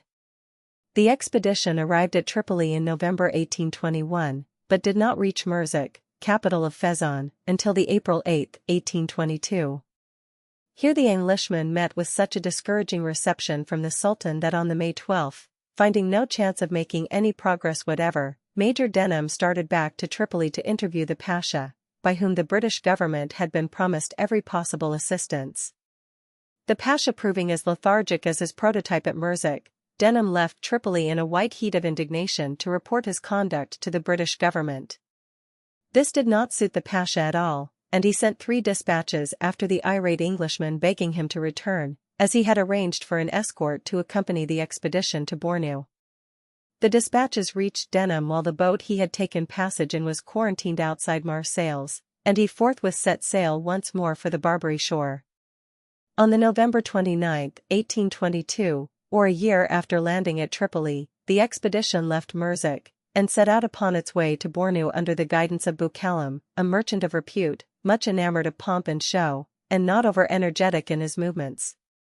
Within a few weeks' march from Merzik the members of the expedition were able to appreciate all the horrors of the trans-desert slave trade in the sight of more than 100 skeletons, scattered over the line of route, some of them with the skin attached to the bones. On the January 13 they reached Bilma, famous for its salt pans, and on February 4 the discomforts they had endured in the desert received ample compensation by a view of the great Lake Chad, glowing with the golden rays of the sun in its strength. The natural emotion of the travelers is thus expressed by Denham, whose descriptions in the general way certainly do not incline to the picturesque. It conveyed to my mind, he writes, a sensation so gratifying and inspiring that it would be difficult for language to convey an idea of its force and pleasure. My heart bounded within me at the prospect, for I believed this lake to be the key to the great object of our search, and I could not refrain from silently imploring heaven's continued protection, which had enabled us to proceed so far in health and strength, even to the accomplishment of our task. Chapter 6: The Discovery of Northern Nigeria, Kant. On the borders of the lake the travelers observed the cotton shrub growing well and innumerable flocks of waterfowl disporting themselves. So tame were the latter that when approached they merely changed their position a little to the right or left. Following the western shore of the Chad, the travelers pushed on to Kaka. Within a few days' march of that once flourishing city they began to realize how erroneous were the popular ideas of the Sudan. Instead of ragged Negroes armed with spears, who, with the assistance of a few Arabs, managed to terrorize the country, the travelers were astonished to see a dense cloud of cavalry riding towards them, the guard of honor sent by the Sheik of Bornu to bid them welcome. With loud cries of blessing, blessing, welcome, welcome, the black warriors, clad in coats of mail, composed of iron chain, bore down upon them in orderly array, waving swords and spears. Surrounded by this imposing mass of horsemen they entered Kaka, and were received in audience by the sheik. After a short residence in Kaka the companions separated, Denham going off with Boukalam on the raid which turned out so disastrously for all concerned in it. The energetic major subsequently visited a large portion of the eastern parts of Bornu, located and ascended the Sheri as far as Lagon, then the capital of an important kingdom, and explored a considerable portion of the eastern shores of the lake. The information he collected in the course of his peregrinations and the maps of the district which he compiled were of very great value. The southern and eastern shores of the lake were entirely unknown, the lake itself practically unlocated, and the existence of the Sheri unsuspected. It has always appeared to me that Denham never received the credit which was due to him for his exploring work. In view of his unscientific training, he was unable to turn his discoveries to the best advantage, but all things considered, his investigations proved in the main surprisingly accurate. His ignorance of African history, too, was very much against him. He was distinctly an unlettered man, neither possessed of a ready pen nor imbued with much imagination. The natural result of these shortcomings is apparent in every page of his journal. We find him recording the most trivial incidents, and almost neglecting the social, political and ethnological problems with which he came daily in contact. The same lack of study and intelligent research, of education, really, is visible, but perhaps to a lesser extent, in Clapperton's writings. It was in a sense a new world which the explorers had entered, a world of absorbing interest, where Eastern magnificence and barbaric display mingled with the naked barbarism of Africa, where semi-Arabist potentates went a-warring with mail-clad knights, and powerful barons brought their contingent of retainers to assist their liege lord in his campaigns of plunder and conquest. The travelers had left 19th-century England, had plunged into the desert, and had emerged therefrom amid a feudalism which recalled in many ways that of their own land in the Middle Ages. What an opportunity was theirs in this region, which for centuries, by reason of its fertility, had proved a magnet to attract the migration of races from the north, west, and east. Some 20 years later a man with a truly scientific mind went over the same ground, and then, and only then, did people realize all that Denham and Clapperton had left untold. But, although it was reserved for the genial and cultured German who succeeded Denham to show how profound is the gulf between a character such as Barth's, studious and observant, replete with historical lore and scientific attainment, and men like Denham and Clapperton, notable only for their courage, dogged perseverance, and love of adventure, yet the prestige of the former, which increases rather than diminishes as our knowledge of these regions in question becomes more extensive, can never rob the Englishmen of the right of priority of discovery. They were the first white men to reach the Chad, to discover the Sheri, to explore Bornu, Sokoto, and part of Kanem, and to describe, however indifferently, the wonderful social fabric, the picturesque civilization, teeming with energy and industrialism, which existed, and exists, in the upper portion of the Niger Basin. While Denham bent his steps eastwards, Clapperton and Oudney left Kaka in a westerly direction with the intention of entering the Empire of Sokoto, founded by Othman Fodio, the Fulani reformer during the first years of the 19th century, out of the heterogeneous and mutually antagonistic Hausa states. Of this empire and the remarkable race which created it, the travelers had heard a great deal while in Bornu. The two states were for the time being at peace, and the Sheikh Mohammed el-Kanemi, the virtual, and subsequently the absolute ruler of Bornu, made no opposition to the Englishman's visit. Shortly after leaving Katagum, at the small village of Murmur, Dr. Oudney, who had been ailing for many months, died, much to Clapperton's distress.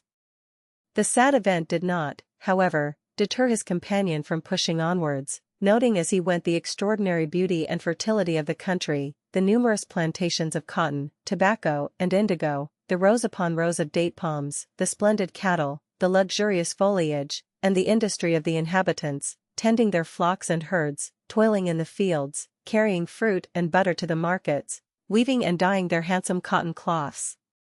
On January 19, 1824, Clapperton reached Kano, the great emporium of the Central Sudan, his first feeling being one of disappointment, which was not diminished by the circumstance that, although he had donned his naval uniform, no one took the slightest heed of him, but all intent on their own business, allowed me to pass by without remark. This little incident, trivial in itself, throws an interesting sidelight upon the character of the gallant sailor, who was imbued with a proper sense of the dignity befitting his position and never failed to uphold it, as witness the following conversation which took place between him and the governor of Kano. There is, by the way, a passage in this short dialogue which may be commended to the attention of certain missionary enthusiasts at the present time. "How do you do, Abdullah," Clapperton's native name. "Will you come and see me at Hadijah on your return?" I answered, "God willing," with due Moslem solemnity. "You are a Christian, Abdullah?" "Yes." "And what have you come to see?" "The country." "What do you think of it?" "It is a fine country, but very sickly." At this he smiled, and again asked, "Would you Christians allow us to come and see your country?" I said, "Certainly." "Would you force us to become Christians?" "By no means, we never meddle with a man's religion." "What," said he, "and do you ever pray?" "Sometimes, our religion commands us to pray always, but we pray in secret, and not in public, except on Sundays." One of his people abruptly asked what a Christian was. "Why, a Kaffir, 28, rejoined the governor. "Where is your Jew servant?" again asked the governor. "You ought to let me see him." "Excuse me, he is averse to it, and I never allow my servants to be molested for their religious opinions." "Well, Abdullah, thou art a man of understanding, and you must come and see me at Hadijah." Clapperton came very satisfactorily out of that interview, but he did not fare quite so well in a later colloquy with Sultan Bello, the ruler of the Sokoto Empire, who asked him one day whether he was a Nestorian or a Socinian. The puzzled Englishman, who probably had never heard of either sect, excused himself by replying that he was a Protestant.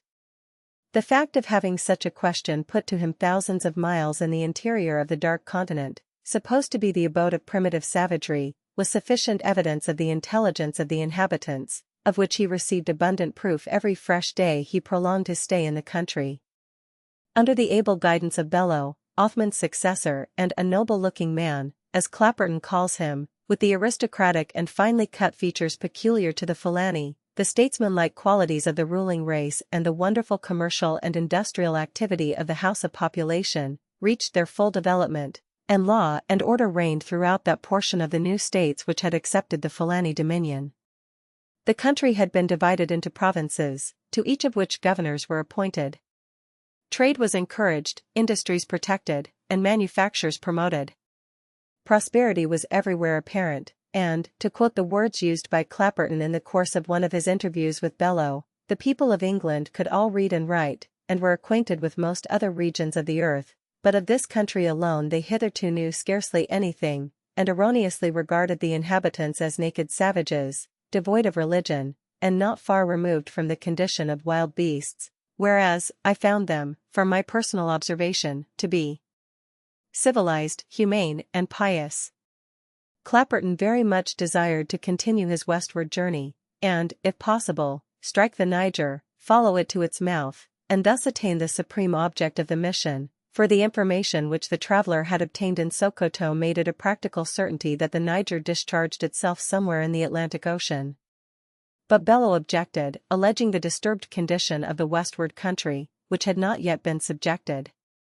Much to his disappointment, therefore, the Englishman was compelled to forego his plans.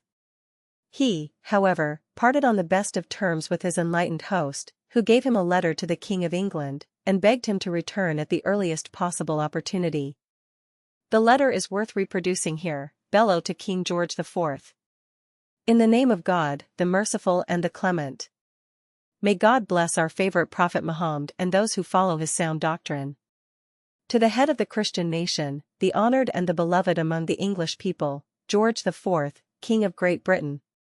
Praise be to God who inspires, and peace be unto those who follow the right path. Your Majesty's servant, Reyes Abdullah, came to us, and we found him a very intelligent and wise man, representing in every respect your greatness, wisdom, dignity, clemency, and penetration. When the time of his departure came, he requested us to form a friendly relation and correspond with you, and to prohibit the exportation of slaves by our merchants to Adagar, Dahomey, and Ashanti.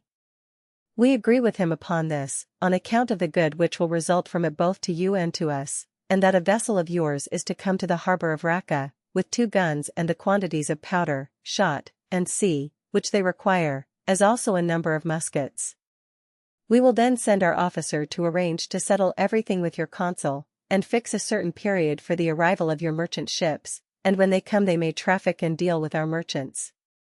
Then, after their return, the consul may reside in that harbor, viz., Raqqa, as protector, in company with our agent there. May God be pleased.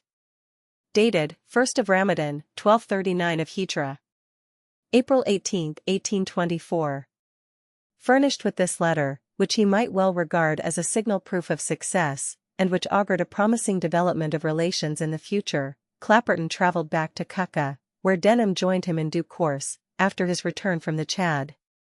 The homeward journey was accomplished without mishap, and on January 25, 1825, the survivors of the mission reached Tripoli, after 4 adventurous years, replete with interest to their country and to the world. As already stated, Clapperton, when he parted company with Sultan Bello, did so with the full intention of returning at the earliest opportunity. Bello had shown himself most eager to establish durable relations with Great Britain, and had suggested that a British vessel should go to Raqqa, there to deliver the warlike stores which were to cement the understanding between His Christian Majesty King George IV and the Fulani ruler. Clapperton found the British government eager to profit by the opportunity of concluding an alliance with so influential a potentate, and lost no time in giving Clapperton, who was raised to the rank of commander, authority to organize another expedition. Clapperton himself was all enthusiasm. On the August 27, 1825 he left England in HMS Brazen, in company with his trusted servant, Richard Lander, and attended by 3 companions, Mr. Dixon, Captain Pierce, and Dr. Morrison. Dixon, for some unexplained reason, landed at Whydah with the intention of reaching Sokoto alone, and was never heard of again. Disappointed at not meeting any of Bello's messengers at Lagos, which it appears had been arranged, Clapperton started his inland march from Badagry, after trying the Benin route and being dissuaded from adopting it by an English merchant established in that river. Shortly afterwards both Captain Pierce and Dr. Morrison contracted fever and died. Clapperton and Lander pushed safely onwards through Yoruba and Borgu, and arrived without further calamity at Busa. The river was crossed below the rapids, and the expedition duly reached Kano by way of Zegzeg. At Busa, Clapperton gathered valuable information with regard to Park's untimely end, fully confirming the previous information which had reached England. Everything seemed to promise well for the ultimate success of the mission. Unfortunately, however, there were a number of causes at work destined to wreck the sanguine hopes of its leader.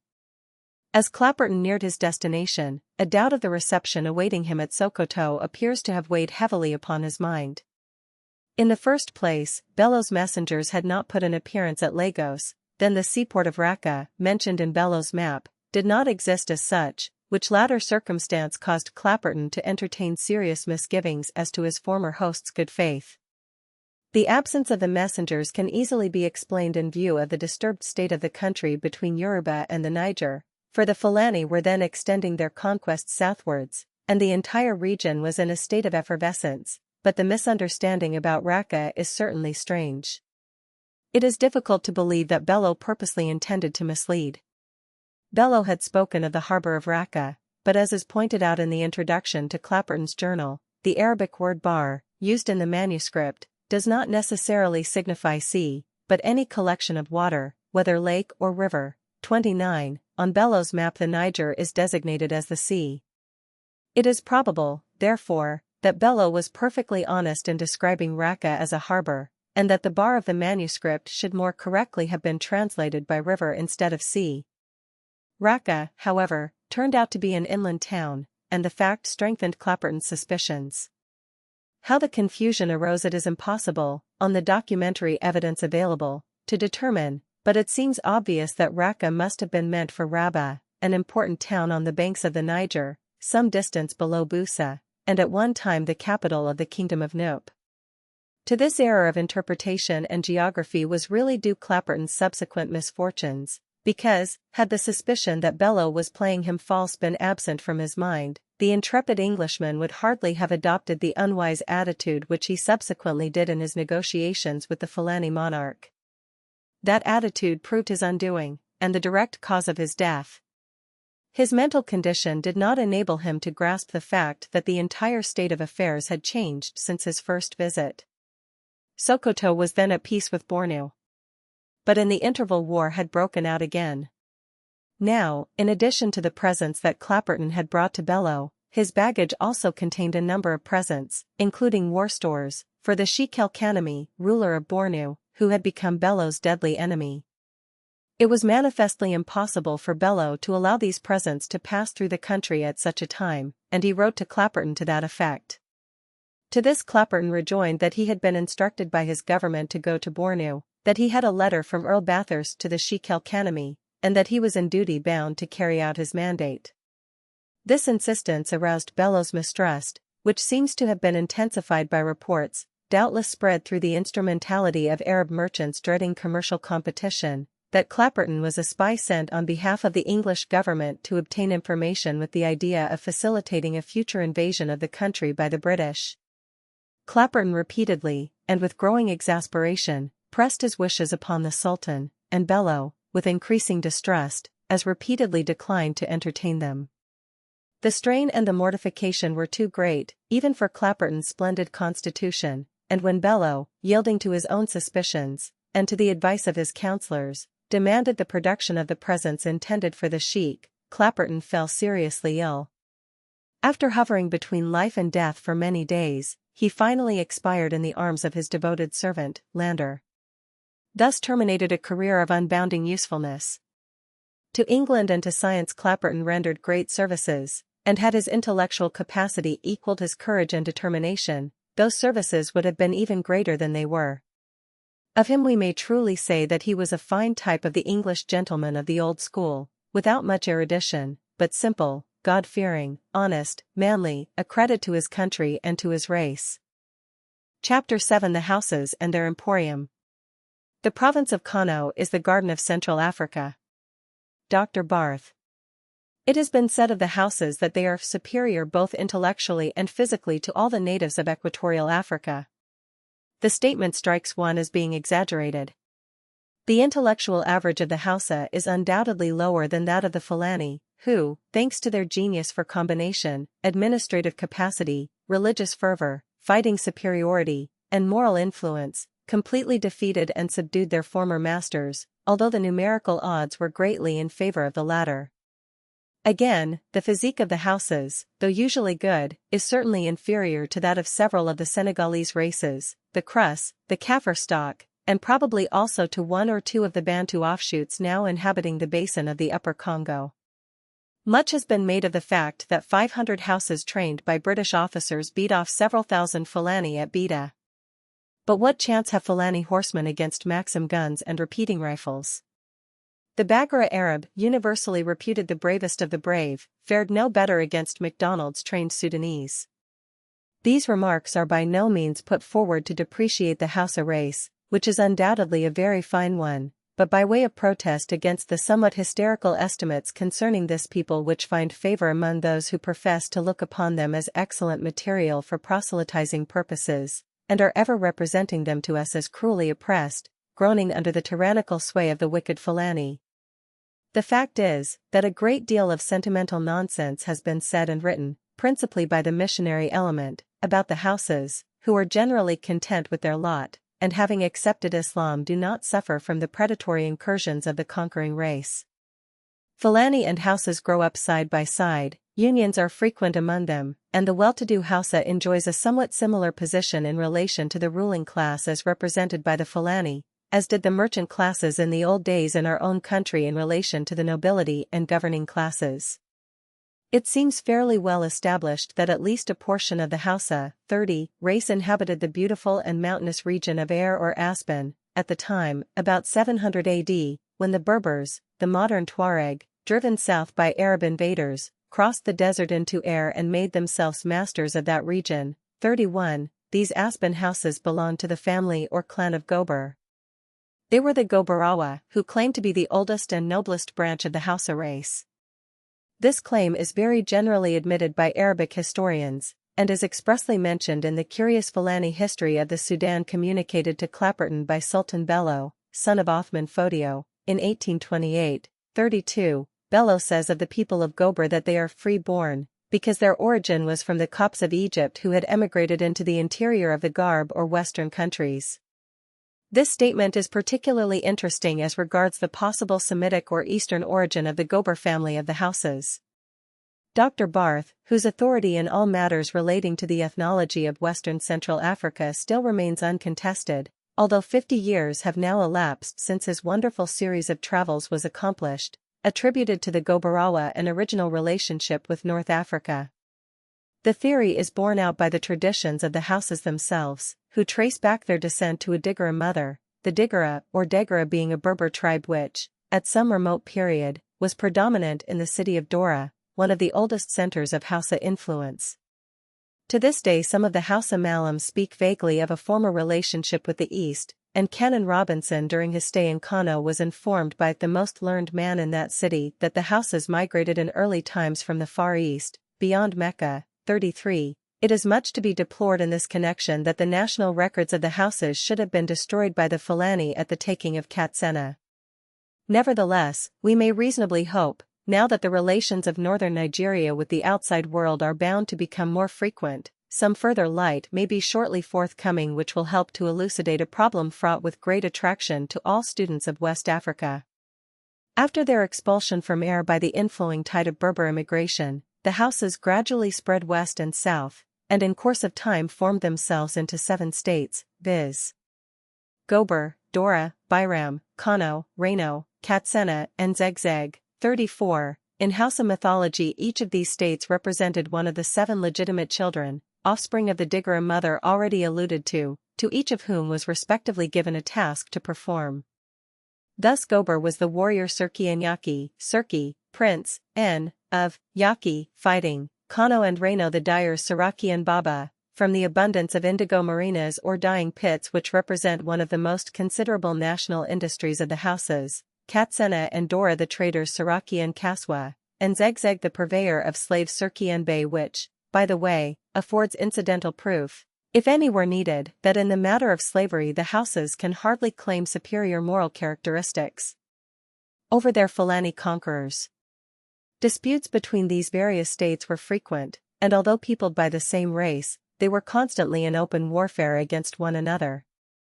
So great, indeed, was their mutual antagonism, that when the Fulani uprising took place in Gober, a considerable number of Hausas, principally from the province of Zamfara, rallied round Othman's standard, fighting shoulder to shoulder with the Fulani against their own compatriots.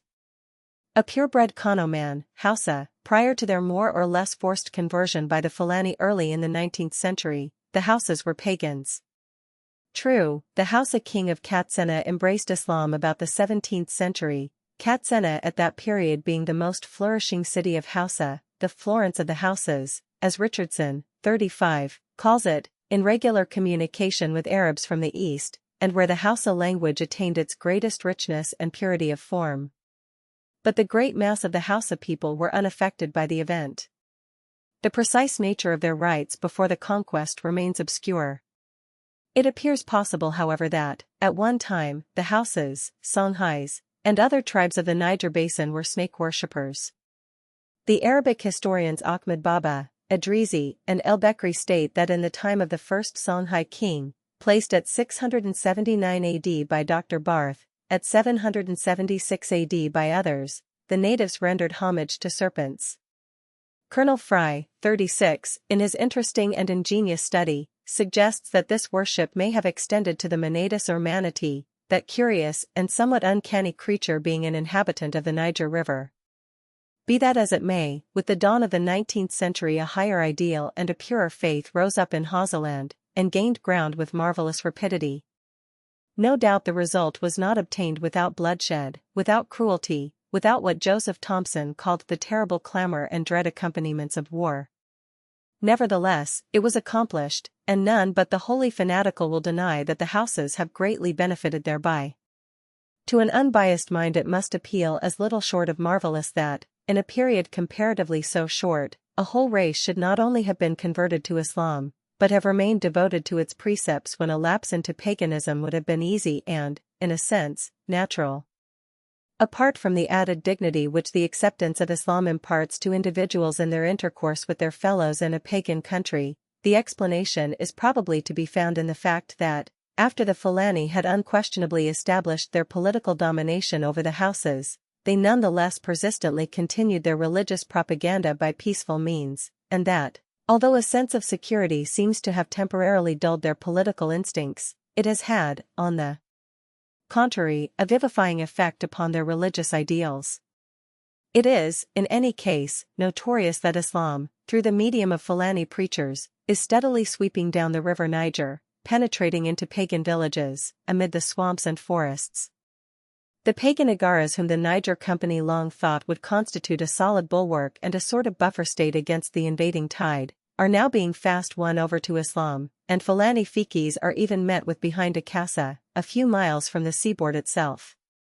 It is no easy matter to correctly estimate the Hausa population in Nigeria, but of true Hausas there must probably be 5 or 6 millions, besides the numerous half-breeds of mixed Hausa and Fulani, Hausa and Kanuri, Hausa and Songhai, or Hausa and Tuareg blood, the latter of whom are chiefly to be met within the northerly districts of the Sokoto Empire, and are of less muscular build than the true Hausas.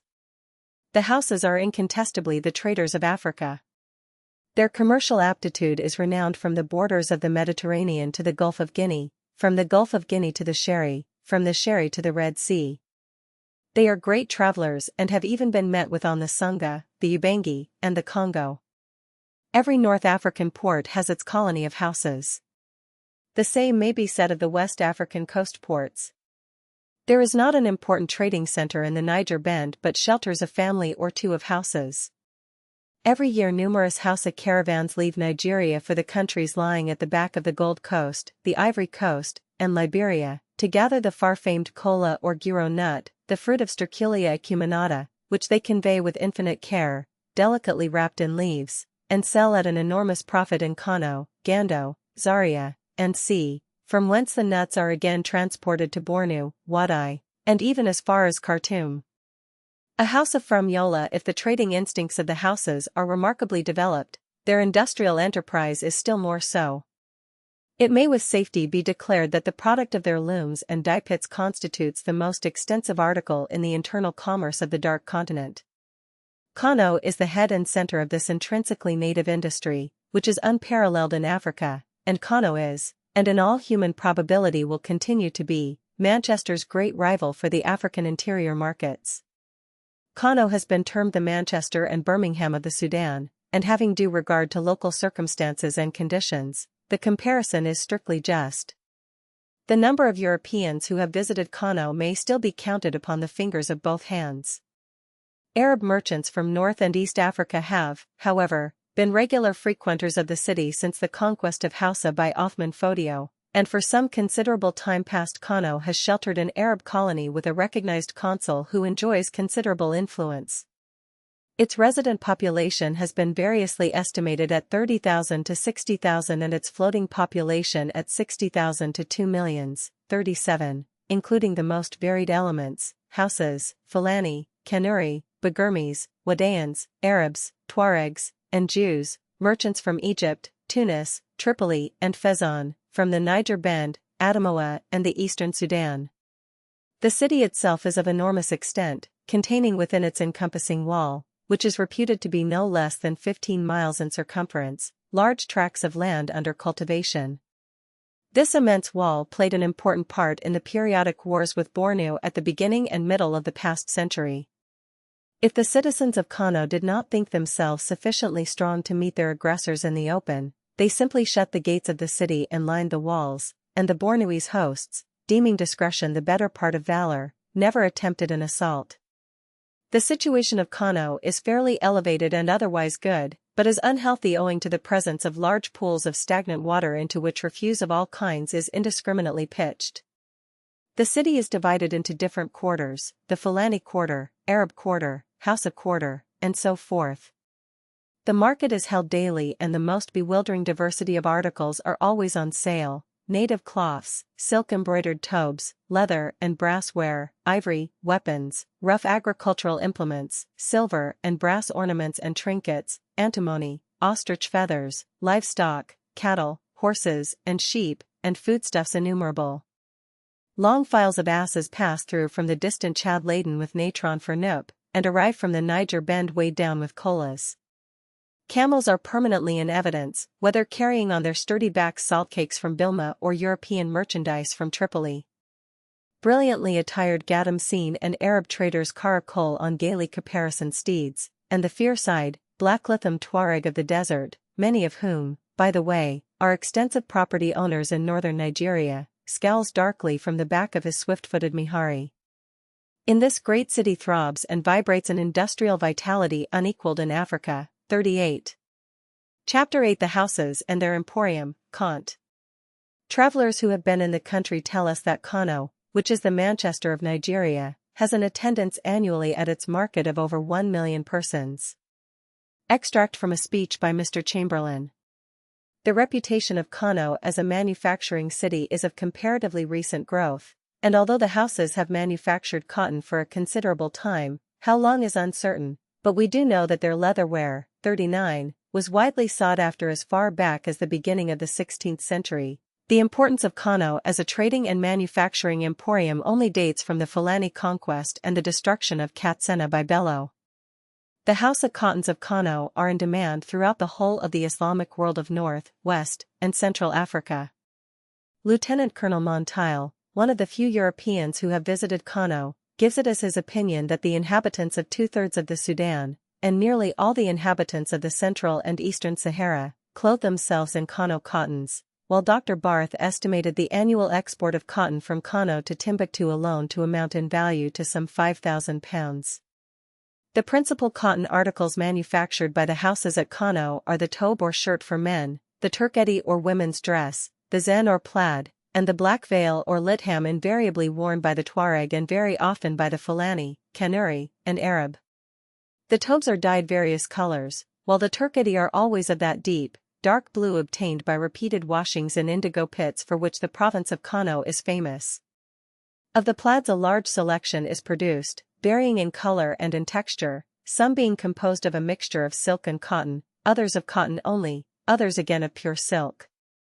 Dr. Barth, speaking of this cotton industry of Kano, and remarking that the province which produces it is also able to supply the corn necessary for the sustenance of its population, and possesses besides splendid pasture land, says, in fact, if we consider that this industry is not carried on here as in Europe, in immense establishments, degrading man to the meanest conditions of life, but that it gives employment and support to families without compelling them to sacrifice their domestic habits, we must presume that Kano ought to be one of the happiest countries in the world, and so it is, so long as its governor, too often lazy and indolent, is able to defend its inhabitants from the cupidity of their neighbors, which, of course, is constantly stimulated by the very wealth of their country. What the lazy Fulani governor of Barth's days could not do, British power can, and indeed has, and having done so, is also able to ensure that by judicious management the national, social life of this interesting country shall continue in that state of happiness which struck the great German traveler. In addition to its cloths, Kano produces excellent leather work, principally sandals, sword scabbards, riding boots, shoes, dispatch bags, water bottles and saddles, and annually exports large quantities of tanned hides. The people of Kano also produce iron weapons, rough agricultural implements and sword hilts for German blades, which are, or used to be, imported from the north. The following estimate of the total trade of Kano, carefully compiled from Dr. Barth's calculations, will give some idea of its extent and value at the time, 1851, of the German explorers' stay in the city. The sterling is arrived at by reckoning 1 million kurdi or cowries, the chief currency in Kano, at £100. Exports: cloths 30,000 pounds, slaves 20,000, sandals 1,000, miscellaneous leatherwork 500, total 51,500 pound imports.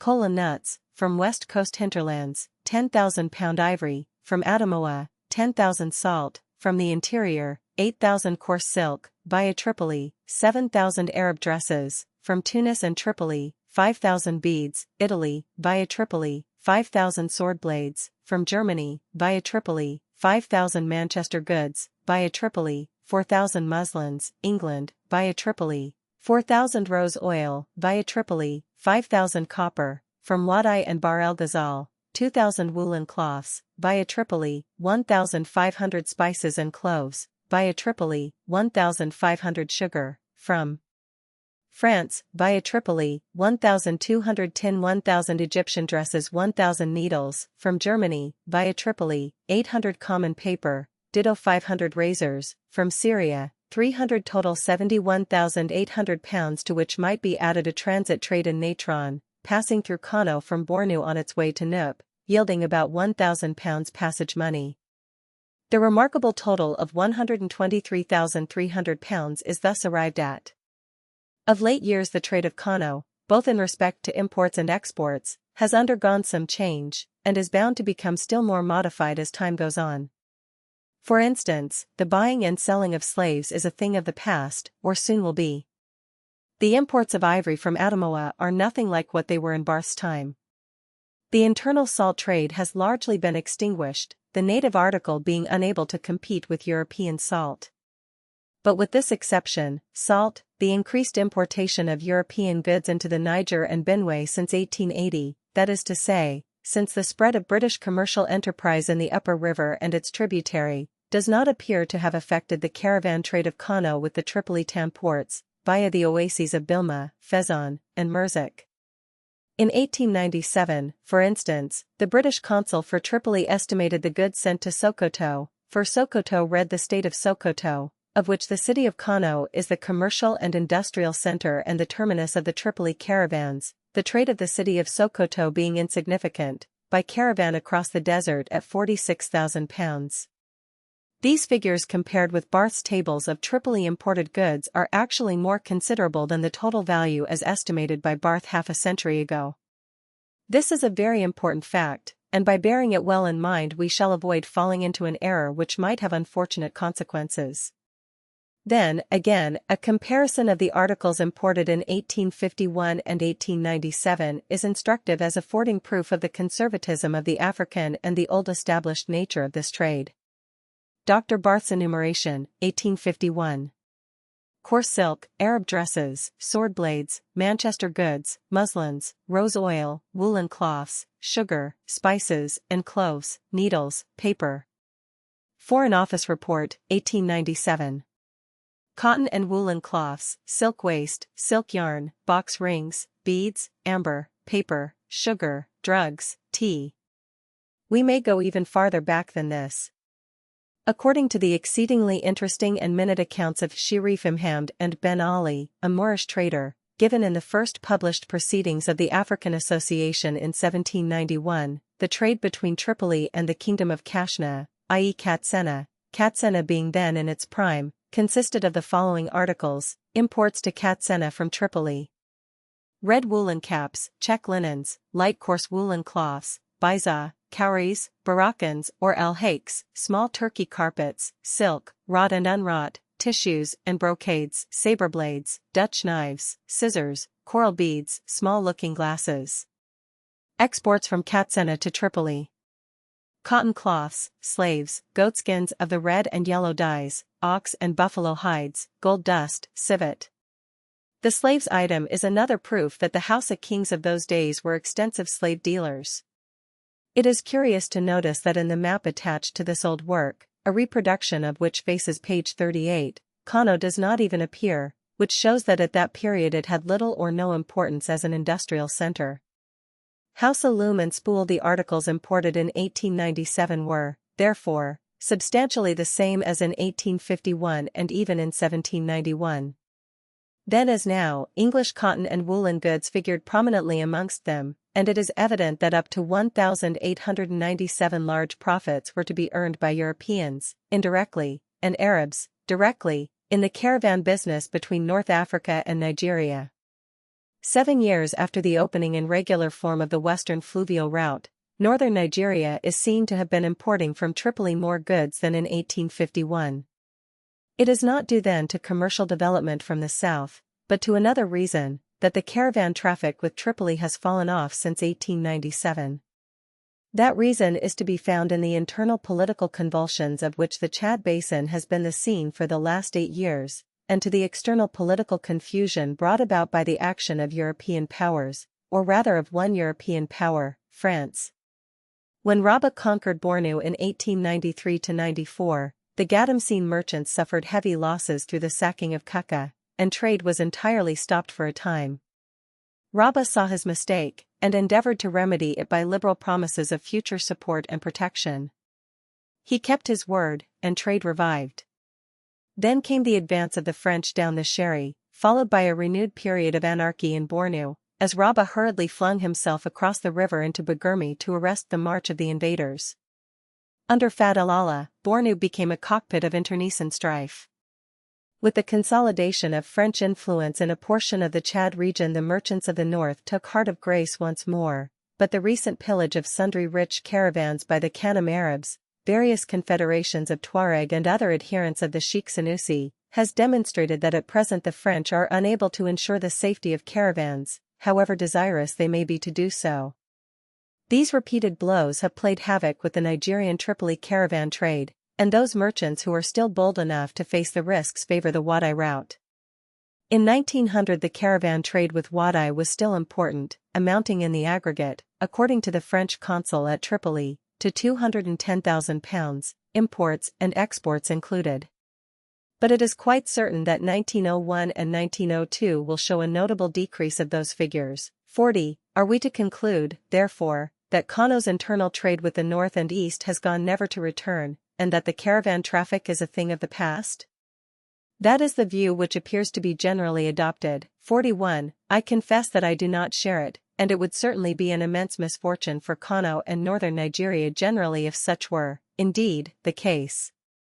The main sources of Kano's wealth and prosperity do not depend upon the influx of trade from the south, but upon the industry of its inhabitants in catering for the requirements not of Europe but of Africa. It is a great depot of Negroland for Negroland, and if Kano could no longer find purchasers for her cotton and her leather work, her prosperity must needs decrease and her wealth decline. Now it is obviously in our interest that this should not happen. It should be the object of our policy to maintain, strengthen and assist the commercial and industrial position of Kano, the center of Hausa activity, the magnet which attracts a flow of internal commerce from all points of the compass. How can that best be done? In the first place, it is necessary to understand the main caravan system of northwest Central Africa. The accompanying map, facing page 84, shows the principal routes, and a broad survey of the subject induces the belief that it is the interest of both England and France to encourage the revival of the caravan traffic between Kano, or, in other words, Nigeria, and Kano's interior markets, or, at any rate, to do nothing to still further curtail it. The wider the stream of internal trade both in and out of Nigeria, the greater the prosperity of the country, and it would be as equally pedantic for us to object if the French, who are in more or less theoretical possession of the majority of Kano's markets, succeed in eventually diverting in toto the caravan traffic from the Tripoli route towards Timbuktu and Insula, as it would be for the French to interfere with a possible reopening of the long-abandoned eastern route, not marked in the map, towards the Nile. But there should be an understanding between the two powers on the subject of this internal trade, which is centuries old, and which certainly cannot be displaced in a day, in fact, never can entirely be displaced, except by oppressive and selfish interference, either on the part of the French or ourselves. Any action tending to compel a diversion of trade in such or such a direction would prove in the long run to be anything but advantageous to the power which attempted it.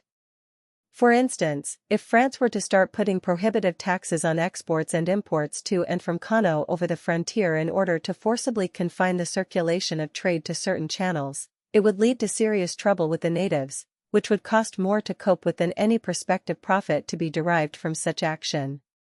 Similarly, if the authorities of northern Nigeria were to actively discourage Kano's trade with the territories under French protection, in order to develop Kano's trade with the south, it would only lead to a decrease in the productive capacity of Kano, and consequently lessen the prosperity of northern Nigeria as a whole. Economic changes are bound to occur, especially when the British and French railway systems proposing to tap the Niger Valley are more advanced, but there is plenty of scope for both to earn an honorable livelihood, and the central fact to be borne in mind is that Kano's trade is, and must be, as previously stated, more of an internal than an external one. Before Kano can purchase such cottons, woolens and other articles as it absorbs, from the south, that is to say, from European merchants, it must be in a position to give, in return, articles of African produce that will pay the European merchant to buy. To suppose that Kano will be able to do so until the iron horse has penetrated well over the Kano side of the Niger, or until a carriage road the model of the one the French are building from Conakry to Fouta connects a navigable point on the Niger with Kano, is to cherish an illusion. Transport charges would kill any chance of profit in a transaction which differs in every particular from the nature of Kano's internal trade. The one would be a direct transaction, to stand or fall on its merits. The other can best be described as a multiplicity of transactions with the purchasing commodity represented by native cloth, a useless article so far as export to Europe is concerned. In fact, it is no easy matter to determine how Kano will be able to feed a railway from the coast without the creation of some great industry suitable for European export, corresponding with the oil palm industry of the coastwise regions. One thing at least is certain, that if through extravagance in construction and working, or other causes, the section of an eventual railway from the coast to Kano, which passes through the oil palm-bearing regions cannot be made to pay, the economical outlook for the railway when it leaves the oil palm zone is anything but cheerful.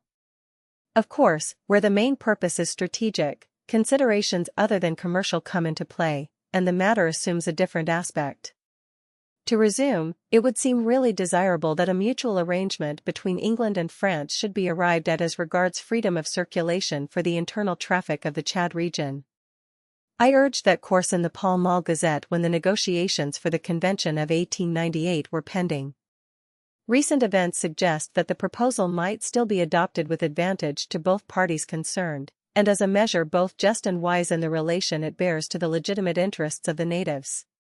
It remains to be said in this connection that the principal articles imported into the Upper Niger by the Niger Company, which up to the present has enjoyed the monopoly of the Upper Niger trade, are salt, brass, copper and iron rods, white damask cloths, white brocaded cloths, indigo-dyed cloths, in imitation of, but inferior to, the cloth produced from native looms and dyed in Kano, cowries, rice, yarn and gunpowder. The salt which is imported chiefly from England has a large sale, being greatly superior to native manufactured salt from Bilma and the shores of Lake Chad. The copper, brass and iron rods are chiefly used for conversion into arrowheads. As for the cloths, they do not equal the products of the Kano looms, and unless of the finest white damask, are rejected by the Mohammedans. They find, however, a ready sale among the pagans.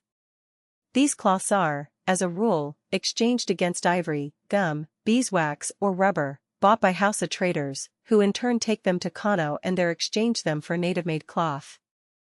I have entered rather fully into the trading and industrial statistics of Kano because, apart from the interest naturally attaching to the commercial life of one of the most flourishing cities of Africa, the center of a great industrial and agricultural district, a knowledge of these particulars enables one, I think, the better to realize what are the distinctive characteristics of the Hausa race, Kano being preeminently Hausa.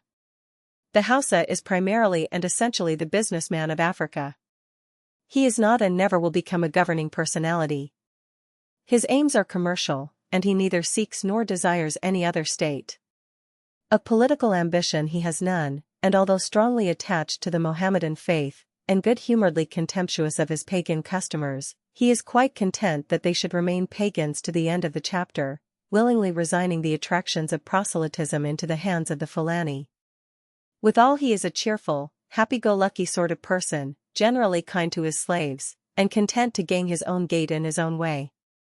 That is the natural state of the Hausa. If we take him away from his business habits and fashion him into a soldier, we perforce place him in the midst of artificial conditions of life, where his individuality become lost. He is then merely interesting in the sense that our other African levies are interesting, that is, from an exclusively military point of view. The Hausa can be drilled into a good soldier, and under decent treatment will show much patient endurance and bravery. Like all Negroes, if adequate supervision be lacking, he will take advantage of the prestige attaching to his uniform to tyrannize over the aborigines among whom he is quartered. In his military capacity the Hausa has rendered good service in the Benin and Ashanti campaigns, in the course of innumerable skirmishes on the lower Niger, throughout the operations so admirably carried out by Sir George Goldie against Nup and Ilorin, and so on. It should, however, be remembered that on those occasions where the Hausa soldier has fought under the British flag, he has gone into battle with the consciousness of possessing weapons which gave him an incontestable superiority over his antagonist. He has never been called upon to face a native force officered by Europeans, and armed with quick-firing rifles similar to his own.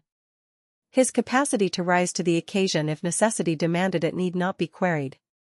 That is a matter upon which military men personally acquainted with the Hausa's qualities and defects as a fighting unit are alone competent to give an opinion. 42. But until the Hausa has been put to the test, it may be well not to found too high an estimate of his military abilities, bearing in mind that, unlike the French West African recruits, he does not come of a fighting stock.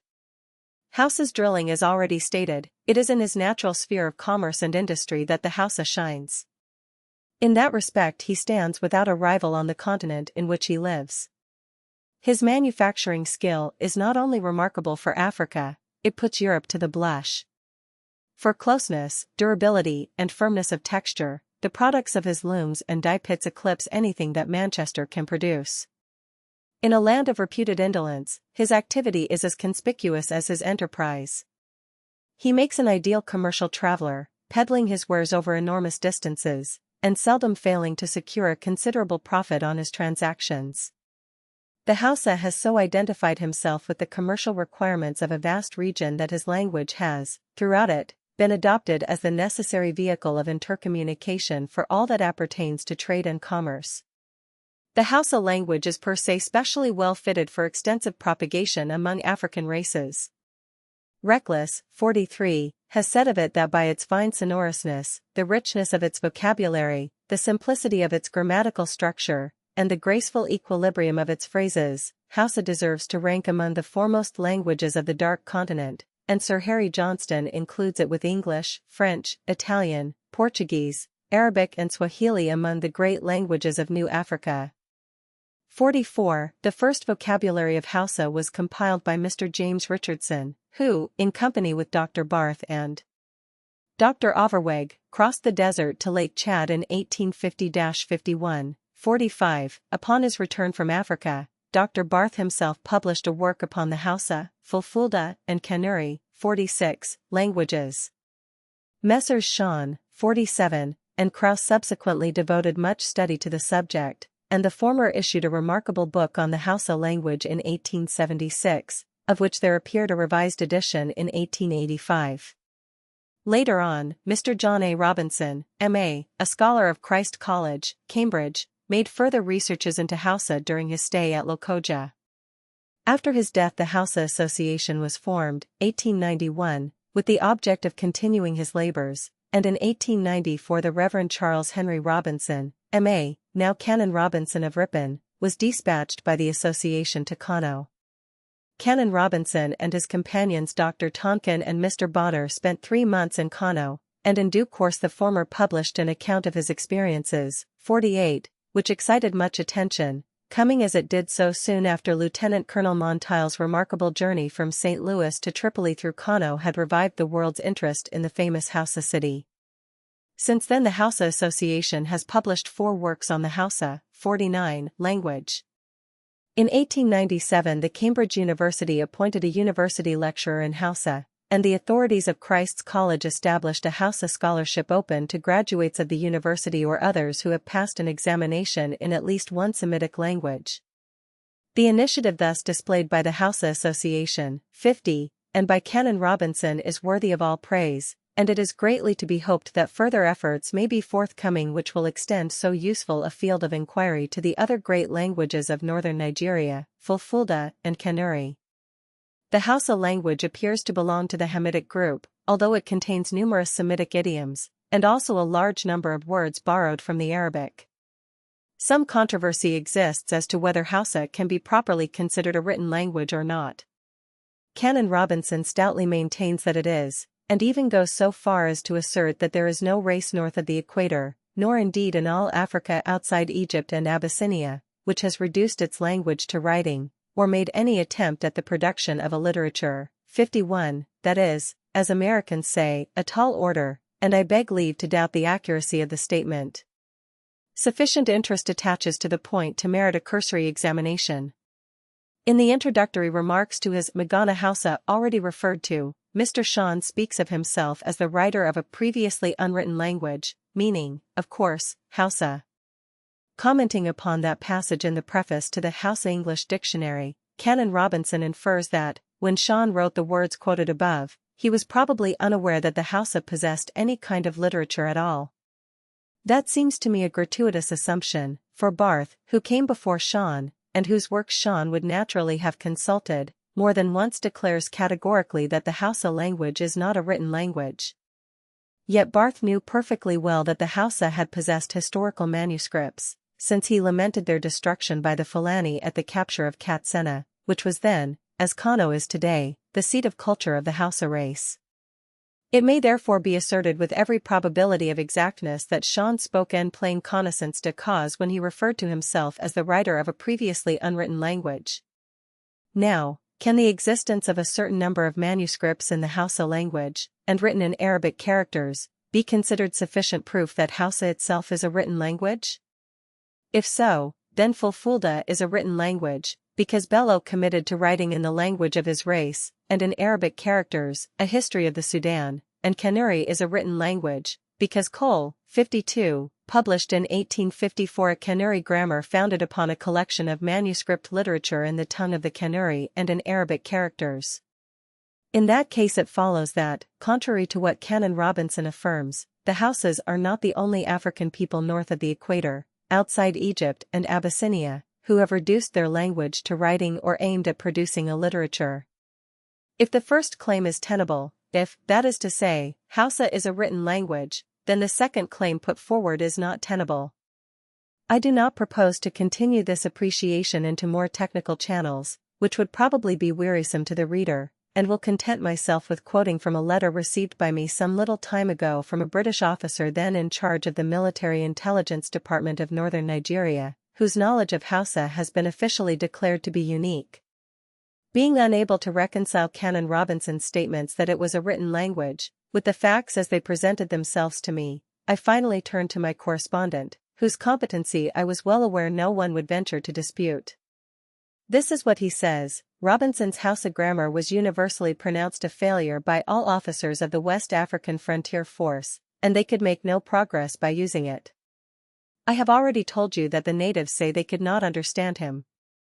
Moreover, one hardly talks the same class of Hausa to any two Hausas consecutively, but after a couple of minutes' conversation with a native one knows his dialect, and what words to use, and how to pronounce those words, the pronunciation varying considerably. 53. The Hausa writing, very little of which exists, is simply Hausa written phonetically in Arabic characters, there being no recognized way of spelling one word, which fact alone proves how little the written language is used. Nowadays Hausa is scarcely ever written, except isolated words such as Sariki and Bacha.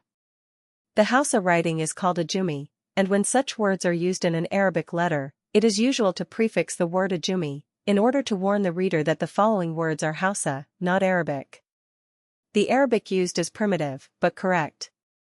As the Hausa vowel sounds cannot always be correctly represented by the Arabic vowel marks, there is only the context to guide one in many Hausa written words, and the task of spelling out every word phonetically is a laborious one, especially when the proper sound cannot in all cases be represented. I have seen some of the most learned Malams in Nigeria experience great difficulty in reading Canon Robinson's specimens of Hausa literature. Canon Robinson attaches much too much importance to the Hausa writing. The few specimens that exist are interesting as curiosities, but the language is useless as a means of communication. Chapter 9 The national industry of southern Nigeria. The palm oil tree is the staple product of the whole of the coastwise regions of West Africa from Sierra Leone, 54, right down to the lower Congo. The Niger Delta may be considered as the central region of its production. Since regular administration was set up in the rivers, 55, the output of the oil and kernels of the palm oil tree has been as follows: oil. Year. Quantity. Value. 1892 to 93 10,079,039 gallons 482,803 pounds 1893 to 94 12,207,658 637,625 1894 to 95 not ascertainable 505,637 1895 to 96 10,672,106 gallons 514,303 1896 to 97 9,350,500 and 59 465,583 1897 to 98 8,476,955 410,134 1898 to 99 8,113,820 397,870 1900 56.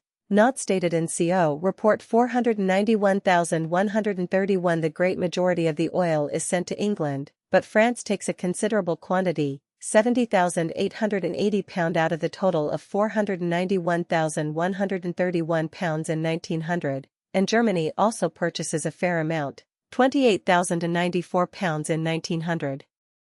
Kernels. Year. Quantity.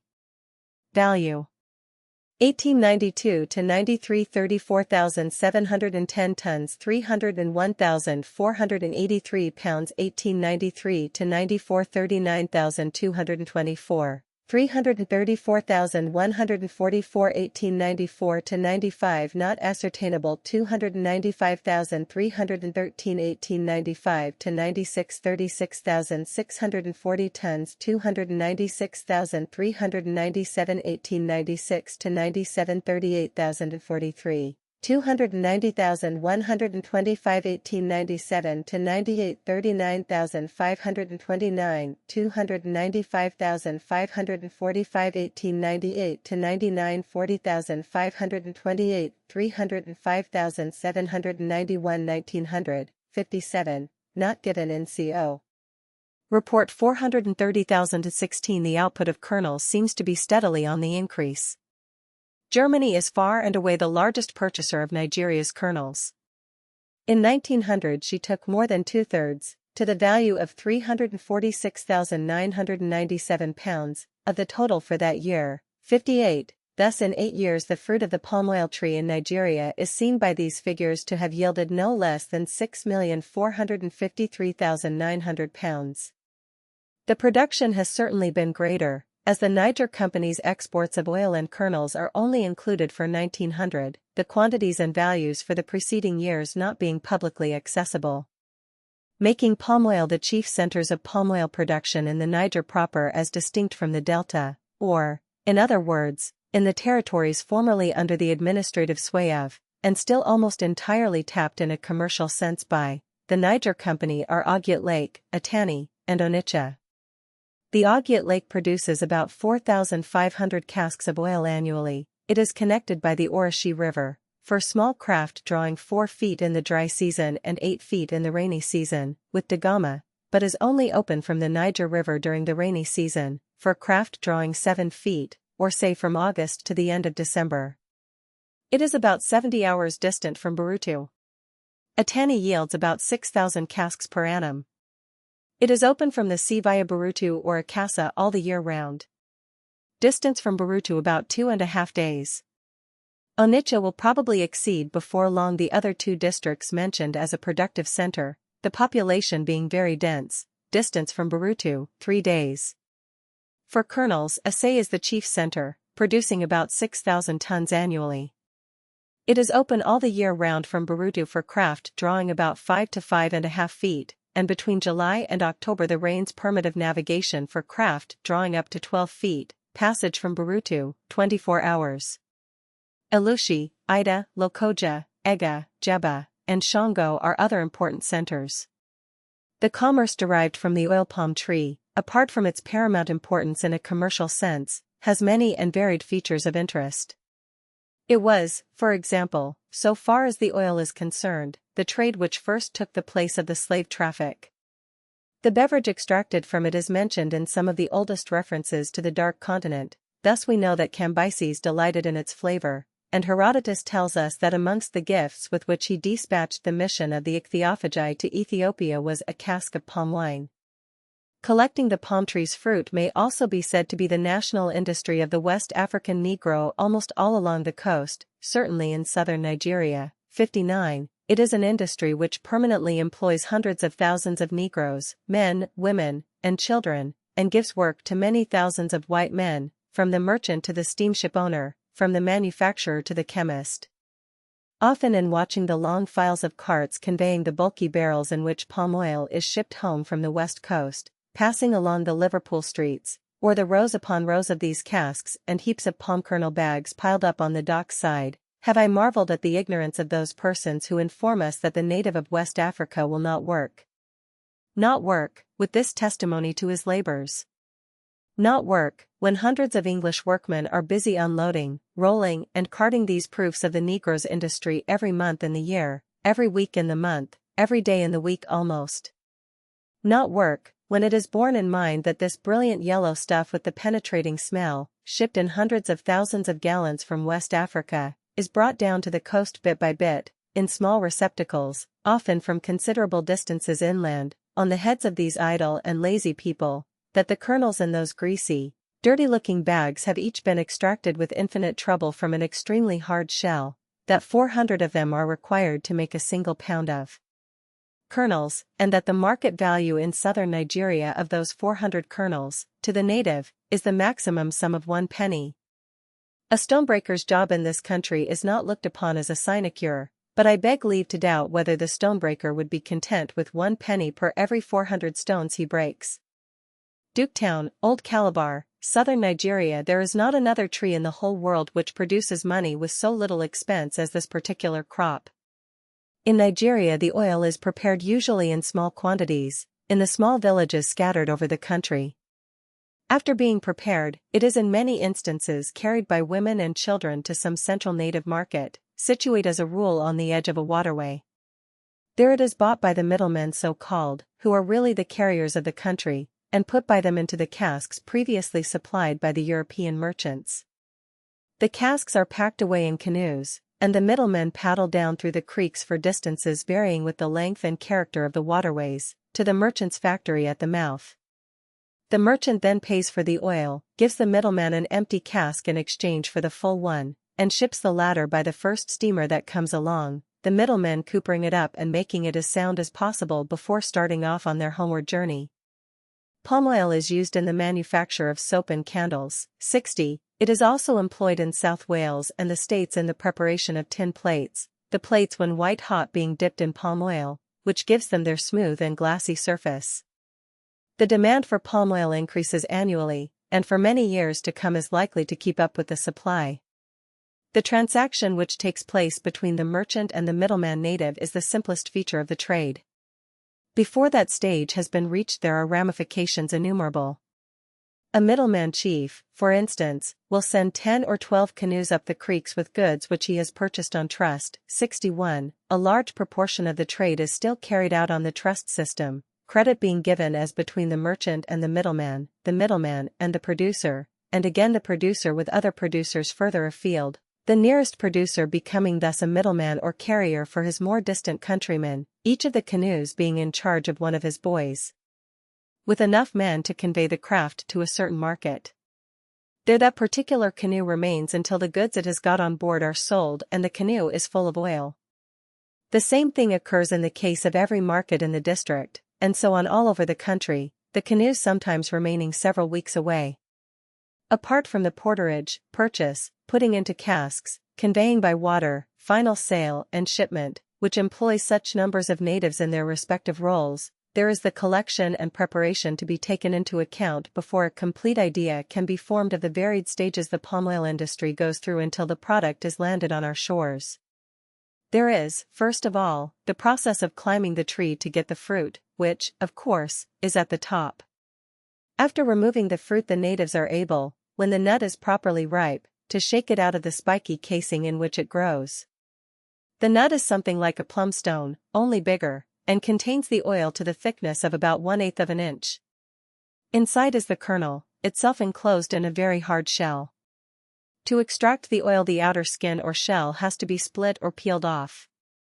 The nuts are usually flung into an old canoe, the natives trampling upon and crushing the outer skin, and then put into boiling water, which brings the oil to the surface.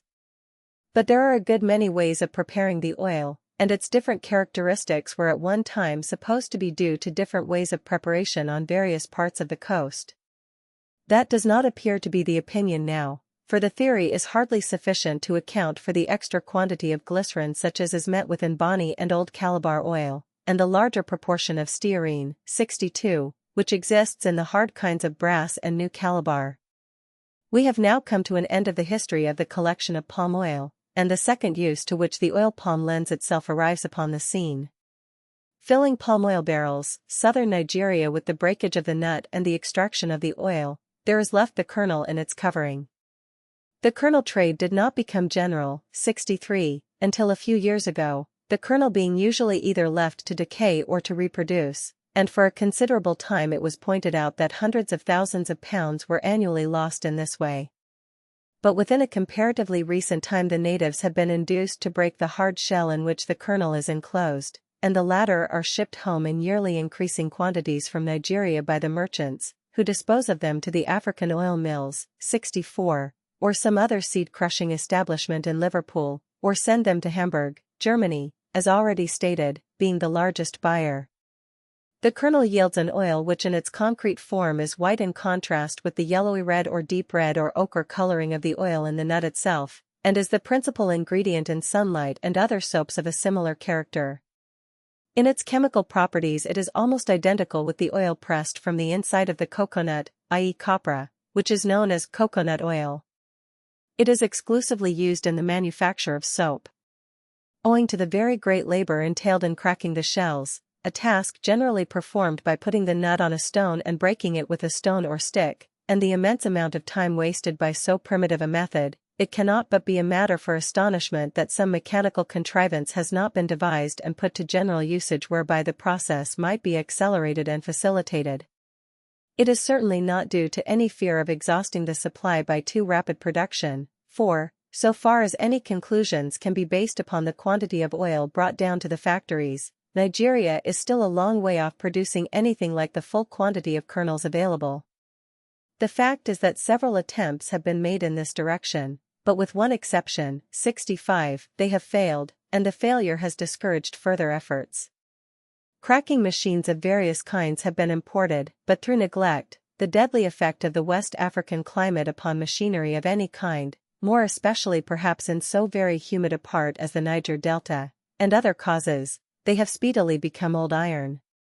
A palm kernel market in southern Nigeria. Although it may seem presumptuous for an outsider to make such a suggestion, I cannot but think that something more might be done, in a systematic and concentrated way, to bring about so great a reform as the cracking of the kernel shells by machinery could not fail to be, quadrupling as it would the total production, and releasing a large amount of labor, which could be turned into other channels.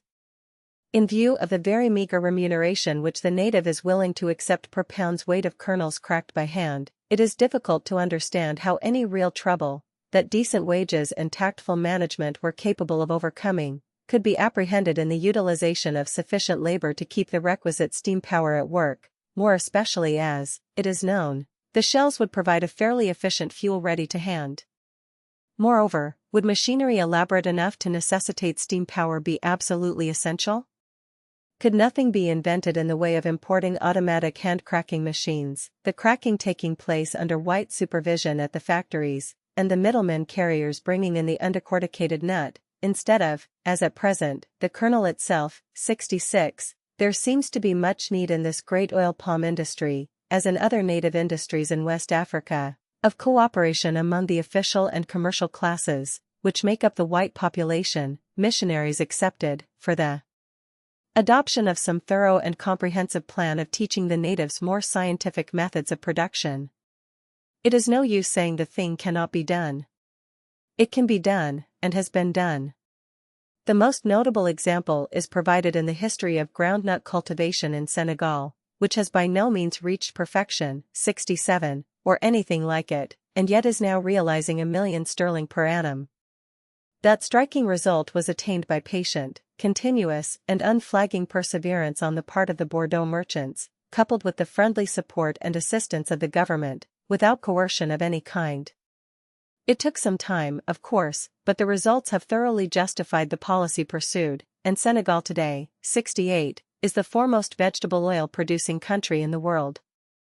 We hear a great deal about technical education in West Africa, carpentering, brickmaking, and so forth, all very admirable in their way, but the time and money spent in these directions could be more profitably engaged by perfecting the existing native industries of West Africa, and by creating new ones, which would do more than anything else to increase the prosperity of the country, and at the same time be based upon sound science, for the natural instincts and aptitude of the Negro are eminently agricultural.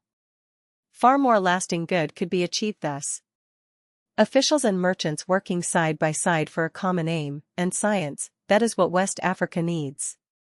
What a reflection it is upon our administration in West Africa, that the commercial position of Sierra Leone, for instance, should be declining, year by year, largely owing to a passion for keeping up a form of taxation which is repugnant to the natives, and does not even pay the cost of collection, when thousands of pounds annually are wasted in the Sherbro district alone by the natives merely collecting the kernels, leaving the oil to rot off, all for want of encouragement, and the teaching of scientific methods of production, while acres upon acres of rubber-producing land in Lagos have been impaired by a similar absence of preliminary common sense.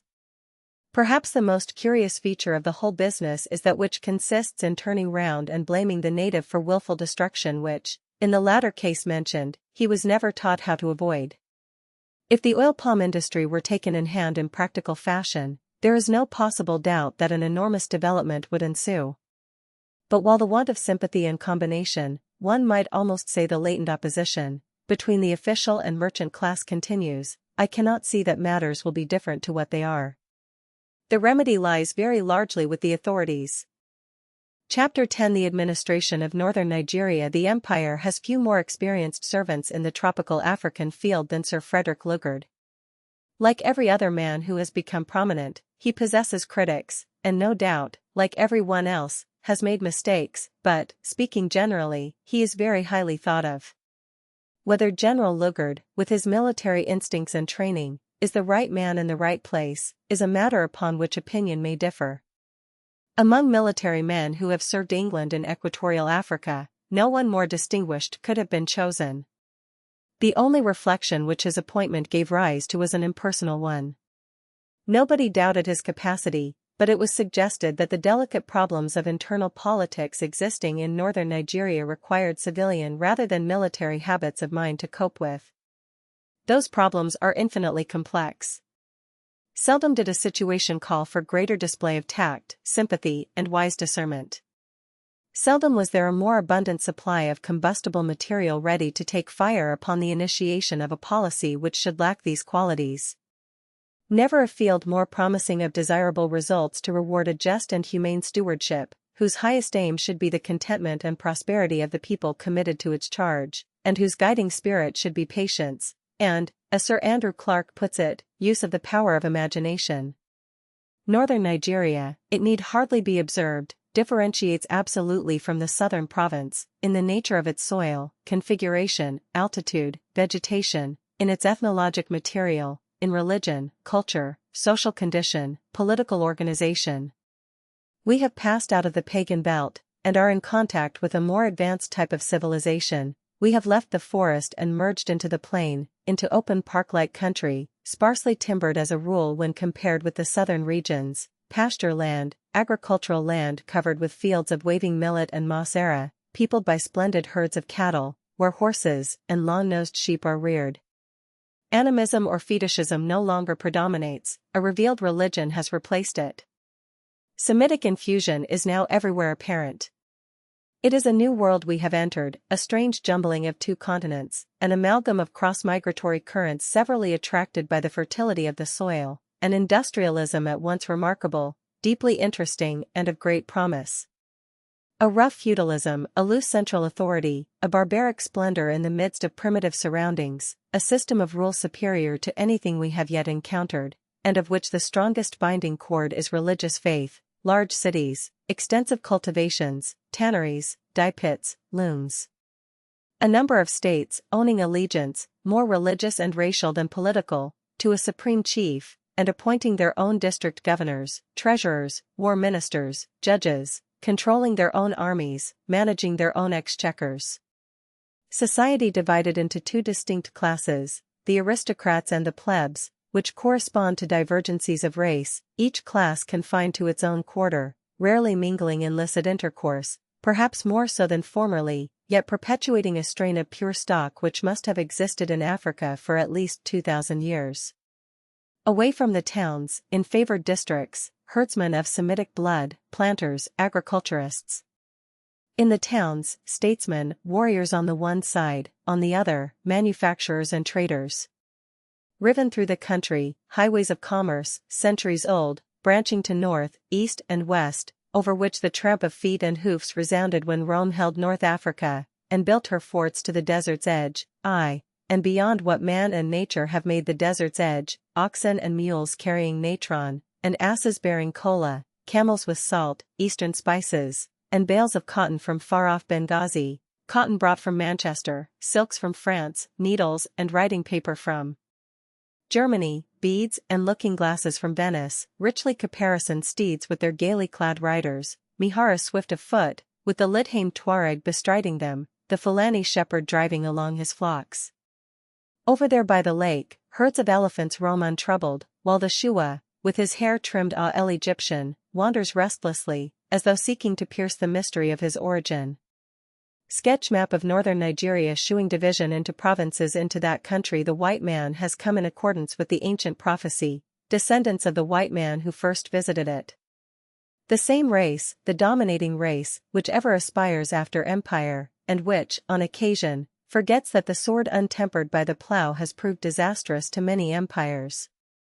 As before stated, 2 years elapsed between the advent of the Crown Colony system in northern Nigeria and the publication of the first report by Sir Frederick Lugard. With no official data available whereby the Commissioner's policy or the government's intentions could be gauged, the public were only able to judge of the trend of both one and the other through the scanty information communicated by the news agencies, or by the vehicle of private letters from Europeans resident in northern Nigeria.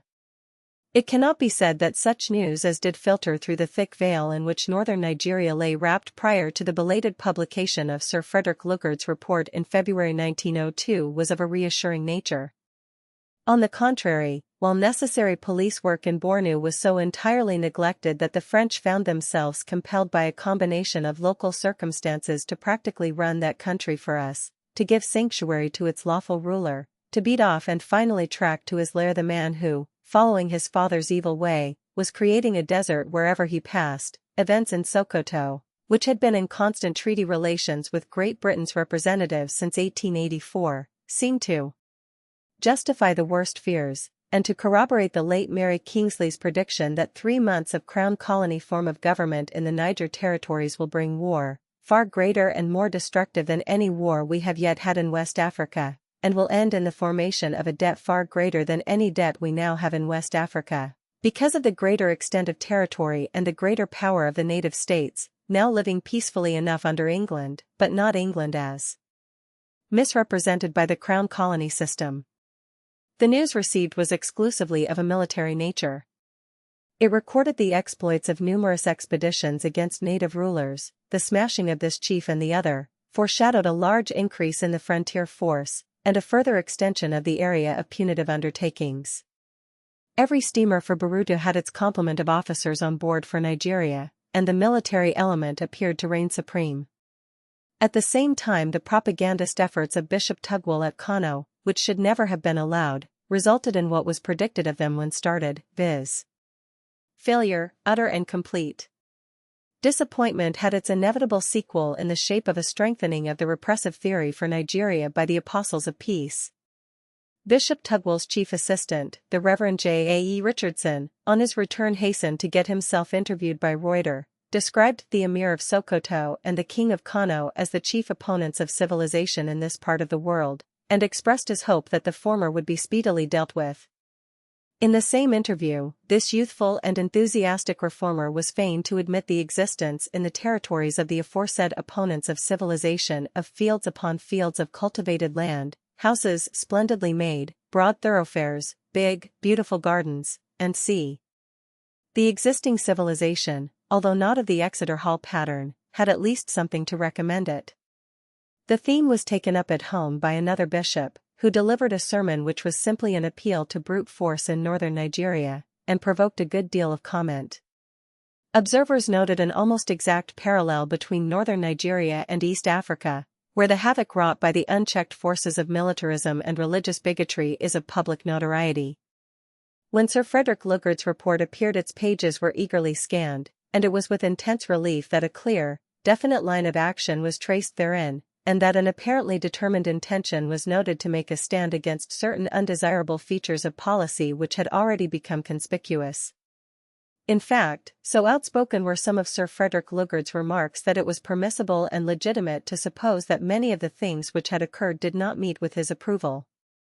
Another reflection suggested itself from a perusal of the report, viz.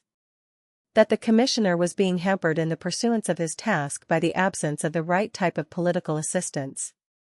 Events subsequent to the report have tended to confirm rather than weaken that impression, which, however, is, after all, but an impression, and cannot at present be asserted as a fact. 69. The chief points to be gathered from the report, as bearing upon the commissioner's policy, were 1. Maintenance of Fulani rule, 2. Necessity of taking in hand the affairs of Bornu, 3. Advisability of accepting with great caution mere accusations of slave raiding, 4. Harm perpetrated by crude information, 5. Recognition that more good can be effected by getting into touch with the people than by a series of punitive expeditions and bloodshed, 6. No compulsory religious training.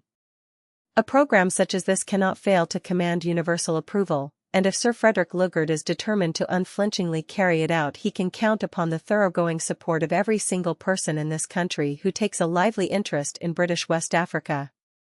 Nay more, he can rely with confidence upon receiving the most strenuous backing should it at any time become apparent that, in his attempt to get his own way, he is not being sufficiently seconded by the home authorities, or that the policy of Downing Street in specific directions makes the attainment of that program difficult if not impossible. Having said so much, it is to be hoped that any criticism directed to the affairs of northern Nigeria may not be misunderstood in the quarter where one would greatly desire it to be looked upon in the light of a friendly attempt to assist, and not as criticism is so often regarded on West African matters, as being due to a carping desire to find fault on the part of those who, while fully entitled to speak their minds, are distant from the scene of action, and have none of the worry and trouble involved in actual contact with, or direct responsibility for, the questions upon which they write. Chapter 11. The Finances of Nigeria. On June 30, 1899, a Treasury minute informed the Royal Niger Company of the intention of Her Majesty's government to revoke their charter. At the end of 1899, Sir Frederick Lugard proceeded to Africa to take over the Niger Company's territories in the name of Great Britain.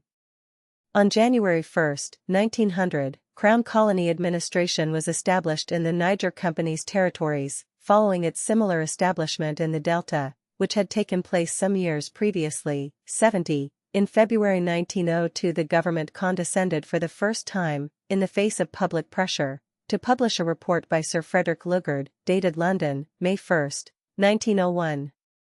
The report, which is very interesting, but in many respects incomplete, notably as regards finance, only brings us down to March 31, 1901, so that, although we are now well on in the third year of Crown Colony administration in northern Nigeria, this single report is the measure of the confidence which the government sees fit to repose in the British people, concerning the direct responsibilities they have acquired over some 25 million natives of Africa. There are several reasons why the public should not rest content with such meager information. The first reason is financial. The expenditure of the two protectorates, northern and southern Nigeria, is assuming very large proportions. A heavy load of debt weighs over them, and not only is there not the slightest sign of an effort to wipe off that debt, but almost every month that passes sees an extension of liabilities. The present condition of our national finances does not justify a continued attitude of indifference towards the expenditure of public funds on an increasing scale in Nigeria. On the other hand, our main object in West Africa being what it is, viz. commercial in nature, there is extreme unwisdom, from the ordinary business point of view, in neglecting to ascertain how the largest and most important of our estates in West Africa is being managed, and if the outlay is giving now, or is likely to give in an appreciably near future, those returns which the public is justified in expecting. What, then, are the facts as to the financial situation of northern and southern Nigeria? In the first place, there is the debt of £865,000 incurred by the government in buying out the Niger Company. This debt is, while it exists, a bar to progress, and at a conference held in London on September 20, 1900, we find Sir Ralph Moore, Commissioner for Southern Nigeria, admitting the fact. When a speaker at that conference urged that more should be spent on technical education in the Protectorate, and that the necessary amount might be paid out of the surplus revenue, Sir Ralph Moore quickly retorted that they had no surplus revenue, but were in the unenviable position of owing Her Majesty's Treasury £800,000. So much for the debt, and the obstacle to desirable improvements which its existence entails. 71. The debt notwithstanding, the administrative expenditure of southern Nigeria steadily increases. In the year 1899-1900, 72, it reached the figure of £176 128, 73, being an increase of £29,383 over the preceding year, and exceeded the revenue by £12,000. No figures are yet available of the expenditure of northern Nigeria since the substitution of the Crown for the Niger Company in the role of administrator, but a reference to the estimates of March 31, 1902, shows that northern Nigeria received a grant in aid of £88,800 in 1900 to 2001, and another of £280,000 in 1901 to 2002, which includes the provision of £200,000 for the West African Frontier Force voted in 1900 to 2001. We are, therefore, confronted with a minimum expenditure for northern Nigeria in 2 years of £368,800. At this rate it is difficult to see how Nigeria is ever to become self-supporting. Such an enormous expenditure could only be warranted by an extraordinary development in trade, or by the creation of means of communication for that development, to be looked upon in the light of expenditure on capital account. It is all very well to call it imperial expenditure. Of course it is imperial expenditure, and so is every penny spent in the furtherance of British trade abroad imperial. What we have to try and form an opinion upon is whether the administrative expenses of Nigeria are in any way proportionate to the interests which the administration is supposed to be promoting there. If it is, well and good; if it is not, reform is required. The relation of the expenditure to the trade of Nigeria is comparatively easy to establish. The total trade, excluding specie, of the Niger Coast Protectorate in 1898-99 amounted to £1,477,398, and the total trade of Nigeria, that is, the Niger Coast Protectorate plus the territories of the Niger Company, in 1900, excluding specie, was £2,113,878. If we deduct, therefore, the one set of figures from the other, we can arrive at a close approximation of the trade done in the former Niger Company's territories included since 1900 in the Protectorate of Nigeria. The trade of the Niger Company's territories in 1901 was, therefore, roughly £650,000, of which it is quite safe to assume that northern Nigeria did not produce more than one-third, if it produced that, the bulk of the trade being confined to the Niger Company's territories in the lower river. The trade of northern Nigeria would thus be represented by some £216,660 out of the total of £650,000. Assuming, for the sake of argument, that it rose in 1901 to £250,000, the total for the 2 years 1900 and 1901 would be £466,660. Now northern Nigeria, as already stated, received for the same period £368,800 from the imperial exchequer. Pursuing the same method of illustration for the export trade as for total trade, the export trade of the Niger Company's territories works out at some £360,000, of which, say, one-third from northern Nigeria, or £120,000. Putting it down at £140,000 in 1901 gives a total of northern Nigeria's export trade, or, in other words, northern Nigeria's producing capacity for the 2 years mentioned of £260,000, so that northern Nigeria is in the disastrous financial situation of spending more than it produces. The one-third basis of calculation is a large and generous one, and northern Nigeria's share of responsibility in the debt is not included in the reckoning. The position then, so far as northern Nigeria is concerned, is unmistakably clear. Northern Nigeria is at present a financial burden to the empire. 8 years' experience of Crown Colony administration in the Niger Delta, where the machinery set up is not nearly so elaborate as in northern Nigeria and where the natural exploitable riches are far greater, is hardly calculated to cause feelings of confidence as to what 8 years of a similar system will lead to in northern Nigeria. In the 3 years ending December 1899, the Niger Delta, excluding therefrom the Niger Company's territories, produced a trade which averaged in value £1,800,000, of which over £1,000,000,074 represented exports.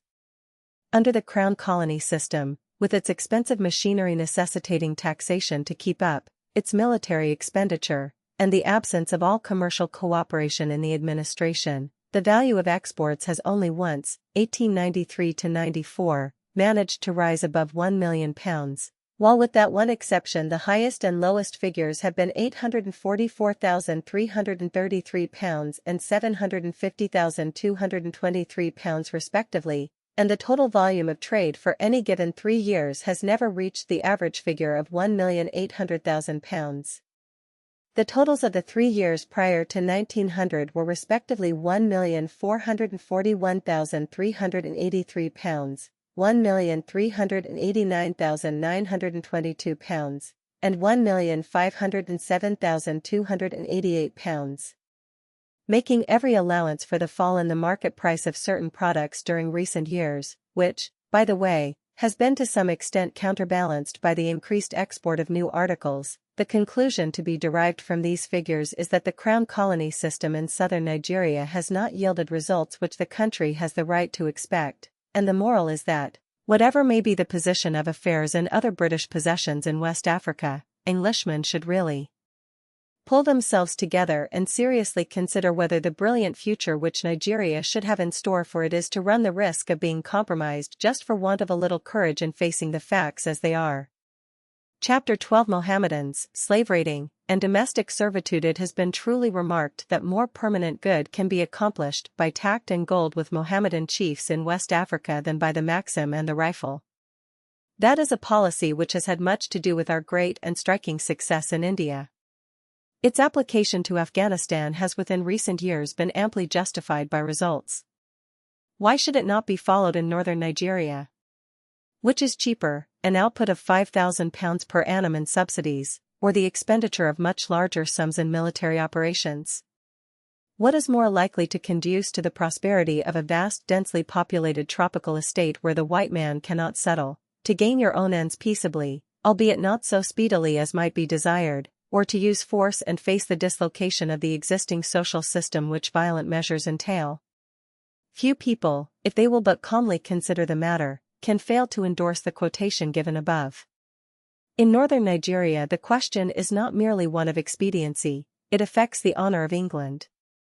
When MacGregor Laird started on his pioneering expedition up the Niger which laid the foundations of British trade in the upper river, his instructions from the government ran as follows: "It is most desirable to impress upon the chiefs that you are there as traders, not as colonists, not as acquirers of land, but simply as traders and for the protection of trade." When Lord John Russell dispatched Captain Trotter and Commander William Ellen up the Niger in 1840, he recognized the advisability of subsidizing the native chiefs. He himself, the chief, shall have for his own share, and without any payment on his part, a sum not exceeding 1/20th part value of every article of British merchandise brought by British ships and sold in his dominions. When Mr. Joseph Thomson concluded in 1884, on behalf of the National African Company, a treaty of amity and friendship with Umaru, Emir of Sokoto, king of the Mussulmans of the Sudan, he undertook on behalf of the company to pay the Emir 3,000 bags of cowries, roughly £1,500, per annum. When that treaty was confirmed with the Emir on behalf of the Royal Niger Company, the designation of the National African Company when it received its charter, in 1890, and again with the Emir's successor in 1894, the payment of the annual subsidy was confirmed. It was distinctly stipulated in those treaties that the Royal Niger Company received its power from the Queen of Great Britain and that they, the Company, are Her Majesty's representatives to me. In the eyes of the Emir, therefore, the Company was just as much Great Britain as a consular representative, or a High Commissioner. In exchange for this annual subsidy, the Emir of Sokoto transferred to the above people, the Company, or other with whom they may arrange, my entire rights to the country on both sides of the river Benue and rivers flowing into it throughout my dominions for such distance from its and their banks as they may desire. The Emir also bound himself not to recognize any other white nation, because the Company are my help." In a letter dated April 27, 1894, the Prime Minister of Sokoto repudiated any intention of treating with any other from the white man's country except with the Royal Niger Company, Limited. Separate subsidies were also paid by Her Majesty's representatives, the Niger Company, to Gandu, as well as to the rulers of Nupe, Adamawa, and other important vassals of the Emir of Sokoto. That, at any rate, was a well-defined political relationship. By it the Royal Niger Company were able to secure this vast and populous country to Great Britain, and by it peace was, with the exception of Nupe, 75, and Ilorin, preserved. Whatever may be said of the merits and demerits of the Royal Niger Company as an administrative body, it must be readily granted that a coherent policy was here applied, and that its results were, from the imperial standpoint, exceedingly satisfactory. The nature of the bargain was precise. The Emir of Sokoto and his vassals conferred extensive rights upon England's representatives and agreed to treat with no other country but England on the basis of a subsidy of £1,500 per annum in the case of Sokoto, and sums varying in importance in the case of Sokoto's vassals. The bargain was, according to the terms of the treaty, binding upon the Niger Company and its successors. The Emir of Sokoto kept to his share of it, and at a time when France endeavored, through Colonel Monteil, to upset the Company's treaty, the Emir loyally observed his obligations. 76. The Company no less loyally observed theirs. It is humiliating to have to confess it, but the British government has been less loyal than the Company, and less loyal than the African chief whose loyalty enabled England at a critical moment to uphold the claims of her representatives to political influence over Sokoto. The Crown, it seems, has declined to fulfill the obligations imposed on England by these treaties, while reaping to the full the advantages which the existence of the treaties confers. The first public intimation that the imperial government had broken faith with the Emir of Sokoto was made by the Reverend J. A. E. Richardson, already alluded to.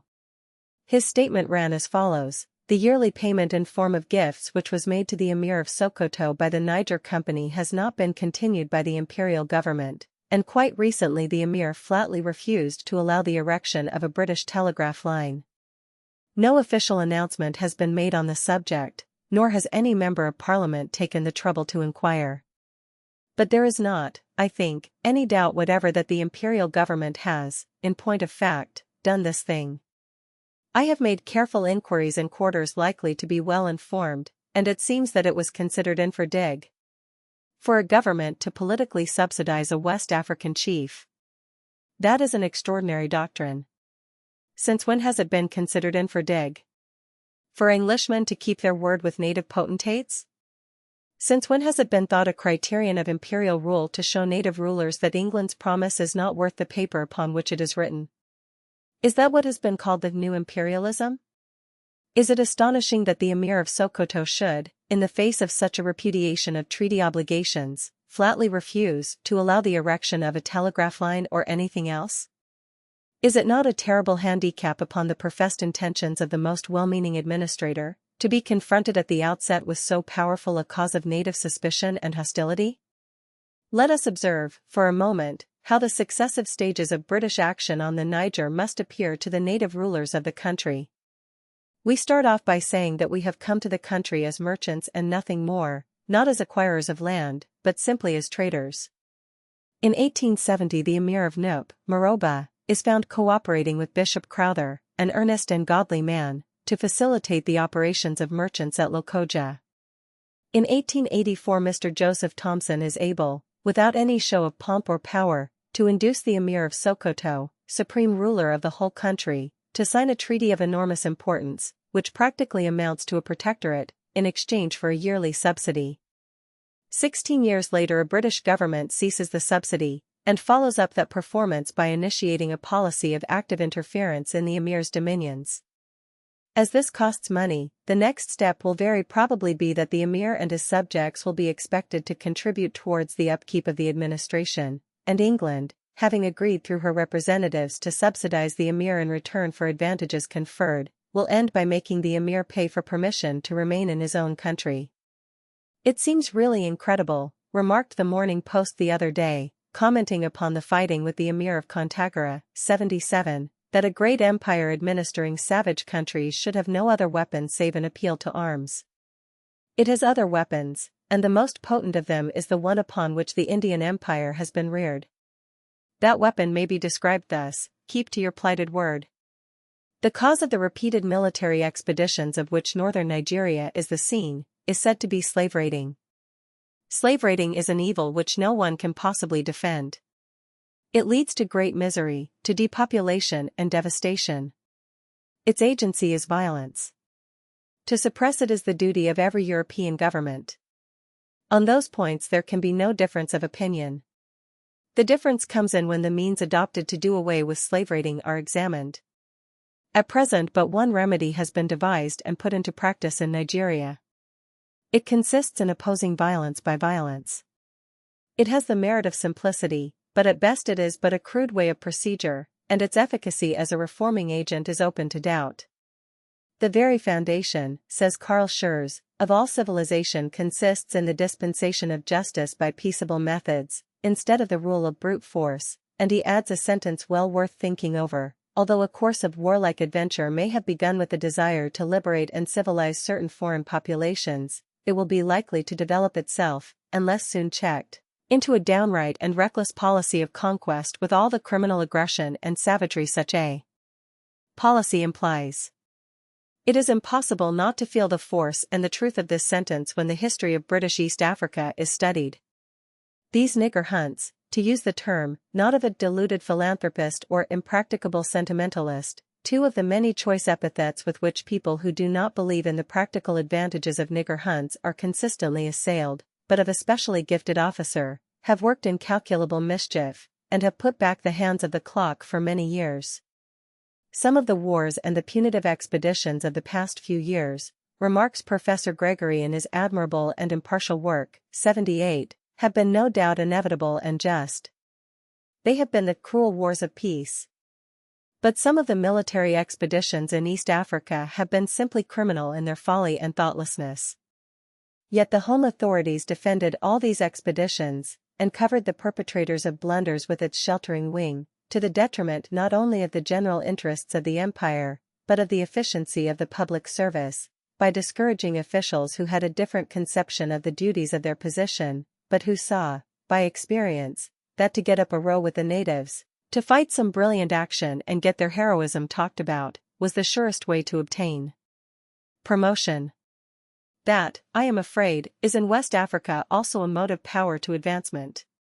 In his report, Sir Frederick Lugard shows that he is alive to the abuses which a too constant appeal to arms may give rise to, and how the designation of slave raiding can be converted into a mere excuse to justify acts of injustice and oppression.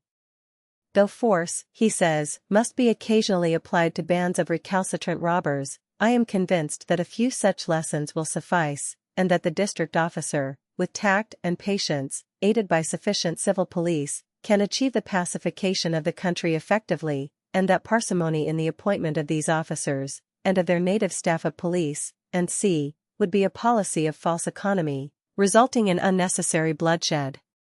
And again, it is my conviction that throughout Africa, East and West, much injustice and oppression have been unwittingly done by our forces acting on crude information, and accusations of slave raiding, and c. brought by enemies of the accused to procure their destruction. What is the genesis of this slave raiding we hear so much about? In the first place, it must be obvious to all who have studied the history of inland Western Africa with any degree of attention, that a great deal of what is called slave raiding is not slave raiding at all, but military operations undertaken by the rulers of Mohammedan states for the suppression of risings against their authority, rendered weak by ineffective organization, and by the absence of adequate means of communication. Sir Frederick Lugard has thrown useful light upon other circumstances which may lead to wrongful accusations of slave raiding, 79, but, taking the first case, how often may not an expedition entered upon by a Mohammedan emir against his pagan subjects in West Africa be as justifiable, if reckoned by the same standard, as the chastisement of a tribe by the representatives of a European power for resisting attacks enforced by that power, and considered by the tribe excessive and unjust? The only fair and rational interpretation of slave raiding, properly so called, is the incursion of an armed band, without previous provocation of any kind, into a peaceful district, followed by the capture of a number of prisoners of war who are subsequently sold into slavery by the victors. That is a condition of affairs by no means peculiar to West Africa. It prevailed in Europe and in Great Britain at a period when civilization was infinitely more advanced than it is at present in West Africa. The motive forces to which slave raiding is due in Nigeria are, 1. Economic necessities, or, in other words, the revenue needs of native rulers, requiring many prisoners of war who, as has been well said, serve the double purpose of checkbook and beast of burden. 2. The incidental effect of conquest. 3. The direct incitement given to intertribal wars by white men on the west coast of Africa for a period extending over several centuries, a system which, by the way, prevailed not farther back than slightly over 50 years ago on the Niger, witness Richardson's and Barth's representations to the government of the day. Those three causes are common to, or have been common to, West Africa as a whole. To them must be added, in the case of northern Nigeria and other countries in West Africa converted to Islam by the sword, religious zeal. Let us take those causes severally one by one and examine them. A Mohammedan chief and his standard-bearer. With regard to the first, it must be patent to all who can look at the matter with unprejudiced eyes that, until native rulers in northern Nigeria are able to count upon a source of revenue replacing that which they lose by the disappearance of raiding operations for slaves, and until a portable currency can be introduced into the country to take the place of the human currency, that is, slaves, the economic raison d'etre of raids will remain, and that is why, apart from any other considerations, a subsidy to the native rulers on the part of the European overlord cannot but prove itself an instrument for good, pending the slower but certain modifications which the creation of roads, railways, the development of trade which should ensue from their creation, and the introduction of an easily portable currency, such as silver coinage, cannot fail to bring with them. When in course of time such development takes place, matters should be so arranged that the rulers of the country benefit by the growth of trade in their respective districts, or, in other words, that a portion of the revenue derived by the administration from trade in a given district should accrue to the ruler of that district, and be expended in the improvement of that district. In all communities where the ethical standard of the people has not been influenced by the Christian ideal, the enslavement of prisoners of war has existed from time immemorial. The moral standard of the Fulani chieftains of today is not lower than that of imperial Rome, and for many, many centuries after the tragedy of Golgotha, men enslaved one another in England and in Europe as the natural sequel to warfare. As for the heavy load of responsibility which England shares, and to a very large extent, with other powers towards the native of West Africa in her actual role of inculcator of the higher principles of morality, it cannot too often be called to mind. It is not so very long ago, a mere nothing in the history of nations, that Englishmen hounded on these native chiefs against one another, supplied them with arms and ammunition, excited their fiercest passions, pandered to their worst vices, and all for what? To secure, under circumstances of cruelty more aggravated because more protracted, those very slaves which Englishmen today are but too ready to liberate, by killing the descendants of the chiefs who formerly supplied them with the objects of their desire. Religious fanaticism has ever been attended with outrages upon humanity, sometimes directly, sometimes indirectly. In considering the case of the Fulani conquerors of Nigeria, we must, if we are just, recollect how relative good and evil are in matters of this kind, how dependent upon those 101 things which make up hereditary instincts and environment. Have the Fulani committed more atrocities than Christian Europe, although far behind Christian Europe of those days, perpetrated upon the Jews? Can we turn over the pages of Gibbon and condemn to the death penalty these wanderers in darkest Africa, when we read of the deeds of Christians amid civilized surroundings, where art and crafts, the ease and luxuries of life, culture and refinement had reached, comparatively, so high a stage which West Africa had never known?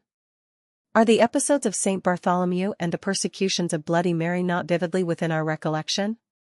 Do not the lessons of history suggest that civilization would best fulfill its mandate, and rise to the level of its claims, by drawing upon an abundant store of patience in dealing with the evil of slave raiding in Nigeria and elsewhere in West Africa? And if there be a fair prospect, as there undoubtedly is, of removing the causes, economical and otherwise, which produce slave raids, by peaceful methods, to employ the ways of peace rather than the sword, although the process be a slower one, we can have made but very few real strides in the last 2,000 years if statesmanship be not equal to the task. This is sentimentalism, you will say. Well, it is easy to call names, but the following passage indicates, at least, that a British government was not ashamed once upon a time to preach much the same doctrine. While you describe the power and wealth of your country, you will, in all your interviews with the African chiefs and with other African natives on the subject of the suppression of the slave trade, abstain carefully from any threat or intimidation that hostilities upon their territory will be the result of their refusal to treat. You will allow for any hardness of feeling you may witness in them on the subject of the slave trade, a hardness naturally engendered by the exercise of that traffic, and in some cases increased by intercourse with the lowest and basest of Europeans. You will endeavor to convince them by courtesy, by kindness, by patience, and forbearance of your most persevering desire to be on good terms with them. 80. At what period, and under what circumstances, has this persevering desire to establish friendly terms, as a basis upon which to work to do away with the internal slave trade of Nigeria by the exercise of courtesy, kindness, patience, and forbearance been consistently applied, or been given a fair chance? We should be hard put to it to supply even one instance, in a given district. 81. So much for the moral aspect of the question. There is another aspect to which the most unsentimental of mortals will not deny the attributes of severest practicability. I refer to the effect of these wars, nominally undertaken for the suppression of slave raiding and the upsetting of priestly theocracies in West Africa, upon the well-being of the inhabitants and upon the prosperity of the colonies themselves. Those who may be inclined to look into the matter may peruse with advantage that very able volume, Ashanti and Jamin, by Dr. Richard Austin Freeman, one-time assistant colonial surgeon and Anglo-German boundary commissioner of the Gold Coast. 82. Sir Frederick Lugard in his report writes, already, with the removal of the fear of the Fulani, each petty village is claiming its ancient lands, or raiding those of its weaker neighbor, and interminable feuds are the result. That passage entirely confirms Dr. Freeman's opinion with regard to the forcible splitting up of the Ashanti Confederation after the Wolseley expedition.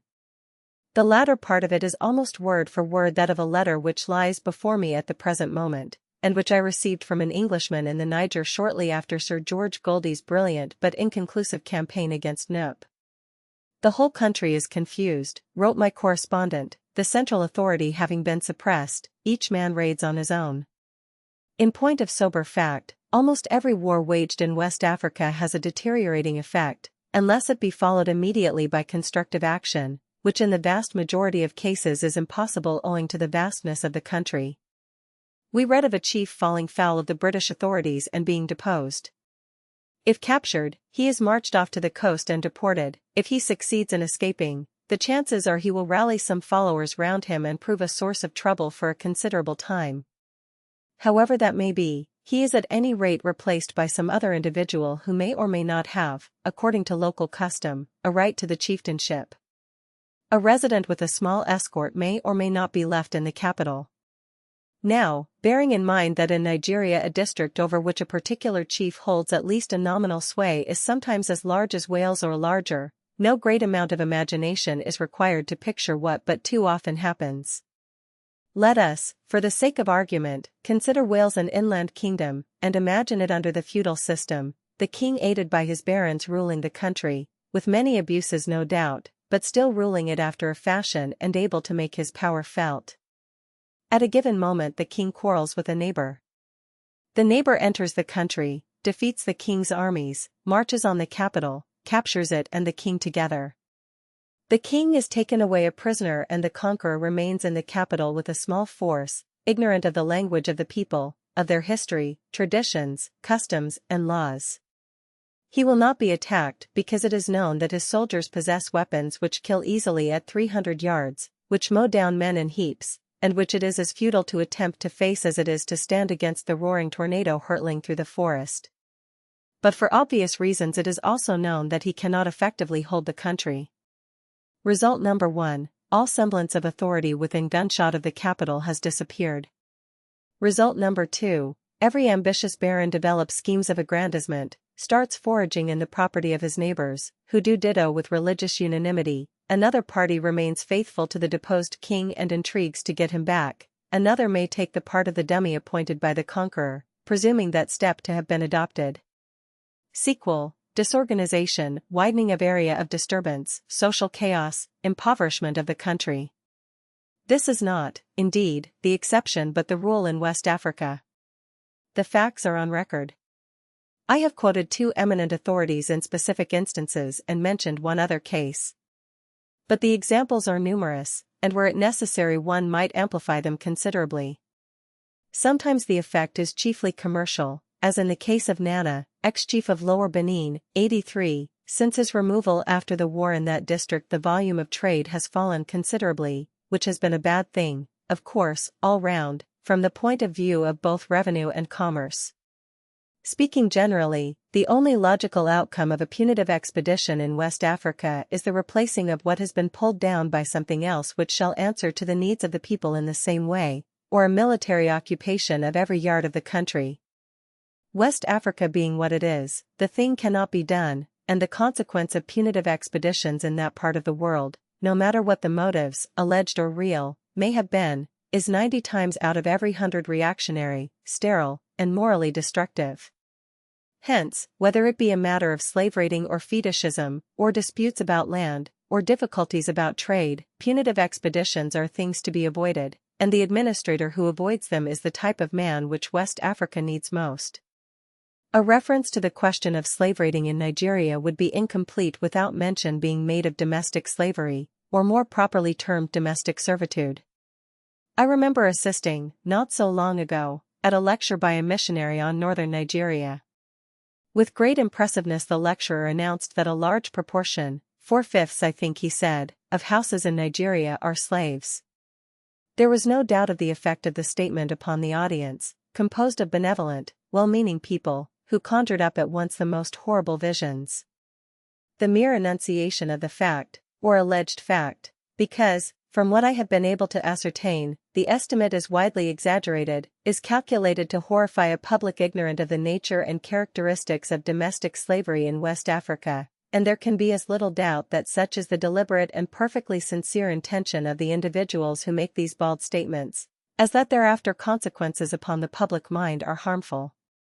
All are agreed that the intestine warfare which results in the capture of many prisoners and their conveyance over large distances always involves great hardships and sorrow, and very often fearful sufferings upon the victims. But the weight of evidence is decidedly against the supposition, still so widely entertained, that domestic slavery in West Africa is what the unscientific advocates of its hasty abolition, regardless of the obvious political objections to such a course, would have the public believe. Mandingo Muslims nay more, while it may be fully admitted that a condition of servitude is indicative of a state of society which we happily have grown out of, and which in itself is essentially opposed to the moral law, no impartial student will be prepared to deny that the condition of tens of thousands of toilers in this country is infinitely worse than anything which prevails under the West African native system, where poverty at least is normally non-existent. The latter, it is true, are technically free, but to them actual freedom would, if exercised, lead to starvation pure and simple. They are bound in chains more enduring than any forged by native blacksmiths in Nigeria. The White Slaves of England was an appropriate title to a series of terrible articles published a short time ago in a popular London magazine, the absolute accuracy of which has since been acknowledged. The West African slave, a celebrated French explorer and administrator has said, is not so unhappy as many people who live round us and whom we will not see. That is the simple truth. Between the domestic servitude of Nigeria, where any form of paid labor is unknown as a native institution, and plantation slavery under European supervision, there is all the difference in the world. Compared with the latter, the former is relative bliss. Degradation was the keynote of the one. The other permits and frequently leads to equality between the owner and the servant.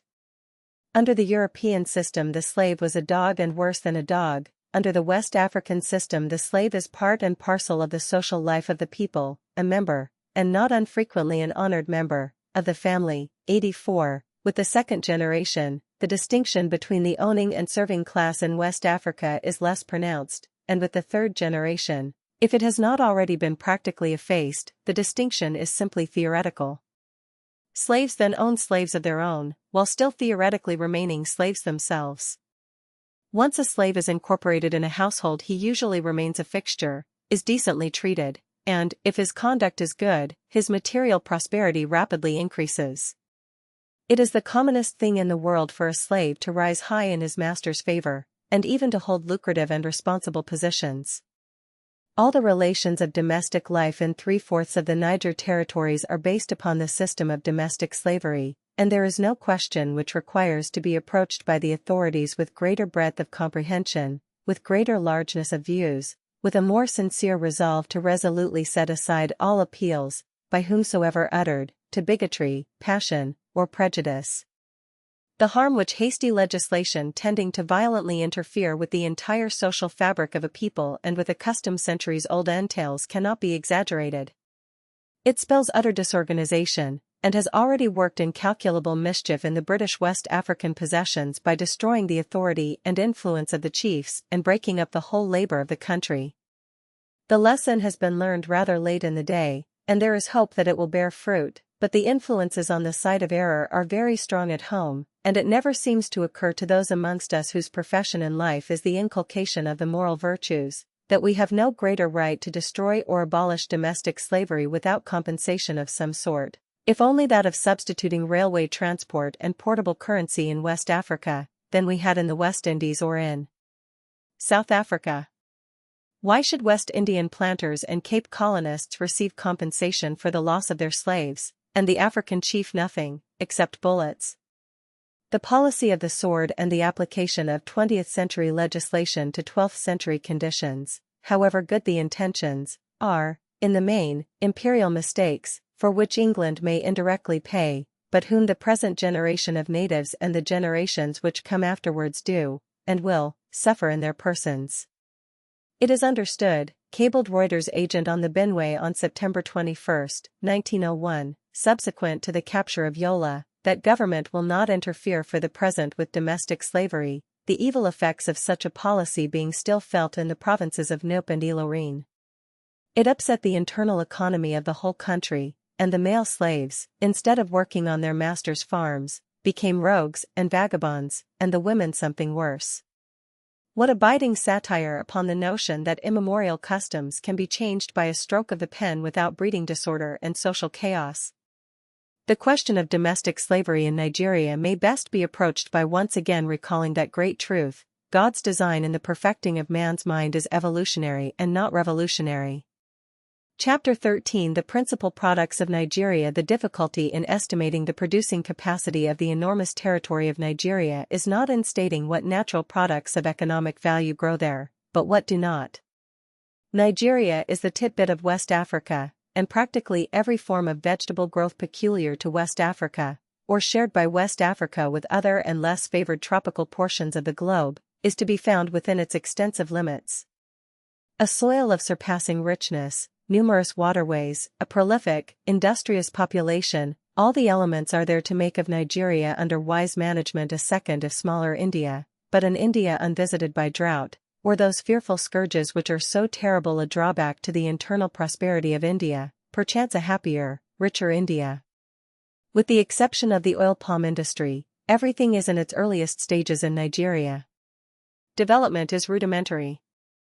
Deducting palm oil and kernels, the value of the whole of Nigeria's exports in 1900, the only year available, amounted to the relatively small sum of £212,457. Rubber, ivory, timber, groundnuts, fibers, coffee, cocoa, gum copal and shea butter are amongst the other products exported. The white sweet-smelling flowers of the rubber vine are one of the commonest sights in the forests of Nigeria. The tree, shrub and vine rubber are all met with.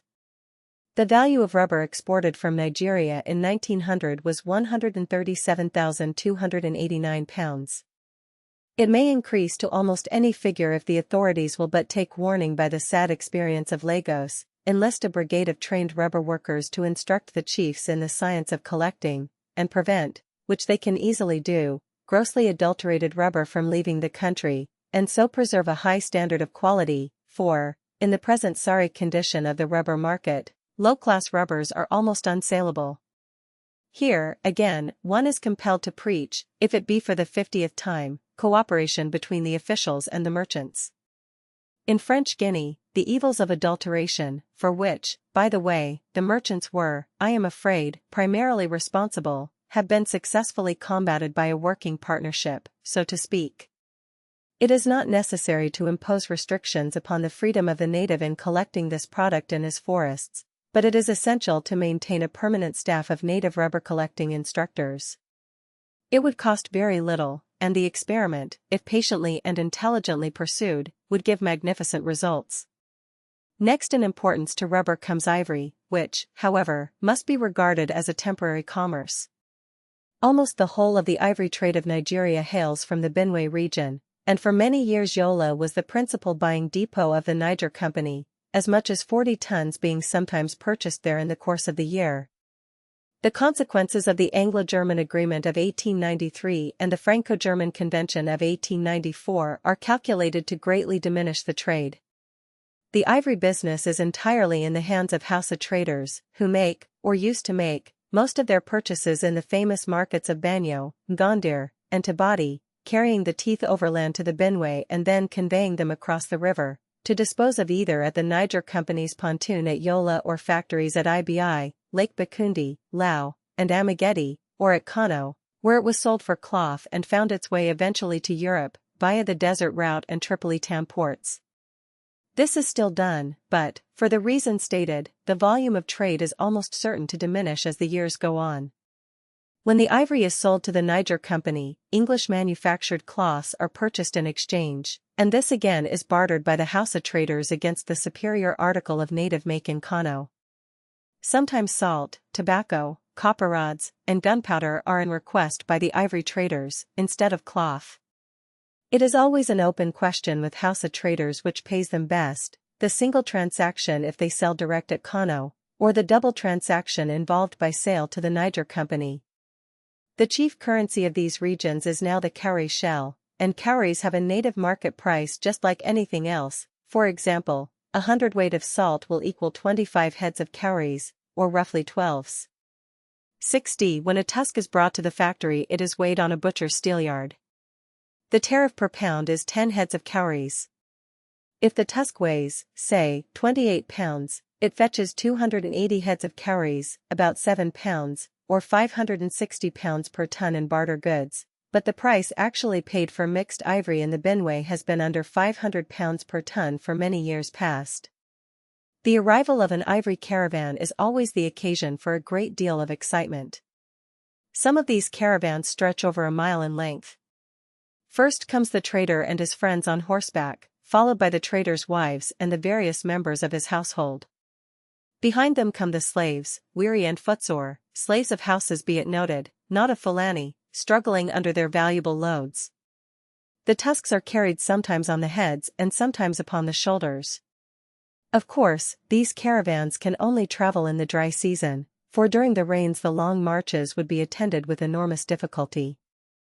There are plenty of tricks in the ivory trade, and our house of friend is very fond of putting heavy substances in the hollow of the tusks, knowing well that if he is undetected the increased weight will add to his profit. The houses call ivory auri, 85, and elephants jiwa. They very often bring the flesh of the animal, which fetches higher prices in the native markets than beef or mutton. Gums, of which there exist many different kinds in Nigeria, also constitute a source of future riches. There is gum arabic, Acacia senegalensis, which oozes from the bark, much like sap from a venerable cherry, and the copals found in solidified, translucent lumps, by digging at the roots of acacias, and which sometimes fetch as much as 80 pounds per ton on the European markets. Very beautiful some of these specimens are, varying in color from pale lemon to deep orange yellow, and clear as the finest amber. These graceful gum trees form in many places a notable feature of Benue scenery, and abound in many parts of Bornu, and it is not an unusual circumstance for a Bornuese cavalcade, including several individuals wearing the old-world surcoats of chain armor which has so excited the interest and curiosity of travelers in that country, to arrive at a trading station on the upper Benue with a load of gum arabic for sale. The natives of Hamarua, Morel, too, are noted gum collectors. As in the case of almost all Nigerian products, the absence of competition among European purchasers, the Niger Company, it must always be remembered, has been the sole trader in these regions, has hitherto prevented the natives from bringing in very large quantities of gum, and where ivory is to be got, it is hard to induce houses to go in for laborious gum collecting and picking. There can be little doubt whatever that the gum trade is susceptible of being increased to thousands of tons per annum. The supplies must be almost inexhaustive. After many years of assiduous collection, the kauri pine forests of New Zealand still furnish 8,000 to 10,000 tons per annum of fossil gum, more or less similar to the West African copals. It can be said without fear of exaggeration that there are hundreds of thousands of tons of this valuable product in West Africa waiting to be dug up. One fine day the fact will be better realized than it is at present, and we may then expect to see a remarkable development in the product. Among other valuable trees freely growing in Nigeria, but of which the economic aspects have not yet been thoroughly studied, two at least deserve special attention. They are the Cadenia, or shea butter tree, Butyrospurmum or Basha parkii, 86, the Bur de Caride of the French, sometimes, and erroneously, called the tallow tree, and the papayan or pawpaw, Carica papaya. Shea butter has of late appeared as a regular if small export from the Niger, 87, large forests of it are to be found in the Lagos hinterland, and also in Dahomey, where the French hope to exploit it when their railway enters the zone of production. Shea butter fetches about 24 pounds to 26 pounds per ton in Europe. It contains certain medicinal properties of a purgative nature, I believe, and is said to form a component part of the well-known elements embrocation. By the inhabitants of Nigeria the butter of the Cadenia is held in high esteem, and is put to a number of varied uses, medicinally, for cooking purposes, and c. The Fulani dose their horses internally with it, and also rub it on the sores which the cumbrous high-peaked saddles of the country frequently produce on the backs of their steeds. The Kanuri, or Bornuese, use it to light their lamps with, and other tribes believe it to be a sure cure for rheumatism. There seems to be a possibility of the shea butter tree being put to a second use. Recent experiments have shown that the latex furnished by this tree contains properties similar to gutta percha, 88. The butter or tallow tree, Pendatesma butyraki, which is often confounded with the shea butter tree, is an entirely different tree, belonging to the genus Guttifera, whereas the shea butter is of the genus Sapataki. The French appear to have been the first to make any economic use of this tree, and for the first time last year, when a trial shipment of nuts was forwarded from Conakry to Marseilles by the leading French firm of merchants in the former place. The nuts when crushed were found to yield a valuable oil possessing ingredients which render it particularly applicable for the manufacture of candles. That wise and brilliant administrator, the late Dr. Ballet, Governor-General of French West Africa, left a legacy of priceless worth behind him in the shape of officials reared in his school and imbued with his sentiments, and M. Cousturier, the present very able governor of French Guinea, has taken up this subject of the tallow tree nut, lammy as it is called, most energetically, in cooperation with the Council of Merchants established in that colony. My latest information on the subject is that further shipments of lammy nuts from French Guinea have taken place to Marseilles, Hamburg, and Bremen, and that the prospects of disposing of the nuts to seed crushers at remunerative prices is assured. It remains to be seen whether the nut can be produced in adequate quantities in French Guinea. I have not been able to positively ascertain whether the tallow tree occurs in Nigeria, but there is every probability that it does, and if so, it will be another vegetable product of value to be added to Nigeria's long list. 89. Seldom is it that on village market days in Nigeria the golden pear-shaped fruit of the pawpaw does not appear for sale. The natives look upon pawpaw fruit in the double light of a delicacy and article of considerable utility. The juicy milk of the fruit, and the large, handsome leaves contain the singular property of making hard meat tender, a peculiarity which has given rise to many travelers' tales on the coast. The toughest steak is rendered soft and agreeable to the palate by being rubbed with the juice of the pawpaw, or wrapped round in its leaves. The active principle of the dried juice of the pawpaw is somewhat akin in nature to pepsin, and is regularly used as a substitute for the latter in France and Germany. So far, the demand is small, but there seems every likelihood that it will increase. In connection with the future development of the pawpaw in Nigeria, it is interesting to note that a small factory for the preparation of pepsin from this fruit has been established within recent years in the island of Montserrat. In addition to the trees already mentioned, the kola, Sterculia acuminata, sometimes termed the Sterculia kola, the gutta percha, the giant baobab, Adansonia digitata, or monkey breadfruit tree, and the bamboo palm, Raphia vinifera, must be briefly touched upon. The kola nut is to the Fulani, the Hausa, the Kanuri, the Songhai, and C. what coffee is to the Arab and opium to the Chinese, a never-failing panacea. So indispensable is the kola to the daily existence of the native of northern Nigeria, so enormous the demand, that the Hausa journeys thousands of miles to the districts of the Niger Bend, the Gold Coast hinterland chiefly, and even to the Gambia hinterland and the valley of the Senegal, to barter his blue cottons for this much sought-after fruit. European science will, no doubt, eventually succeed in so improving the quality of the Nigerian kola as to make these long journeys yearly less necessary. Kola plantations should then become a lucrative feature of Nigerian industry. Gutta percha is as valuable an article of commerce, and as greatly in demand for European manufactures, as rubber itself. In Nigeria, gutta percha is collected immediately the rainy season is over, the sap at that time of year flowing more freely from the tree. In coagulating, the milk assumes a reddish tinge. The baobab has been aptly termed the monarch of the African vegetable kingdom. From the bark of the kuka, as the Hausas call it, excellent ropes and strings for musical instruments are fashioned, while the fruit, when crushed and dried, furnishes the natives with an excellent substitute for sponges. A baobab, the giant of West African flora. Vast groves of the bamboo palm, or vinifera, exist in many parts of southern Nigeria, and although but little utilized at present, experiments have demonstrated that the fiber derived from the branches of this palm is capable of producing an excellent and durable base, 90, somewhat similar in quality to that which is obtained from the allied spices, the raffia of Madagascar, the demand for which on the European market is already extensive.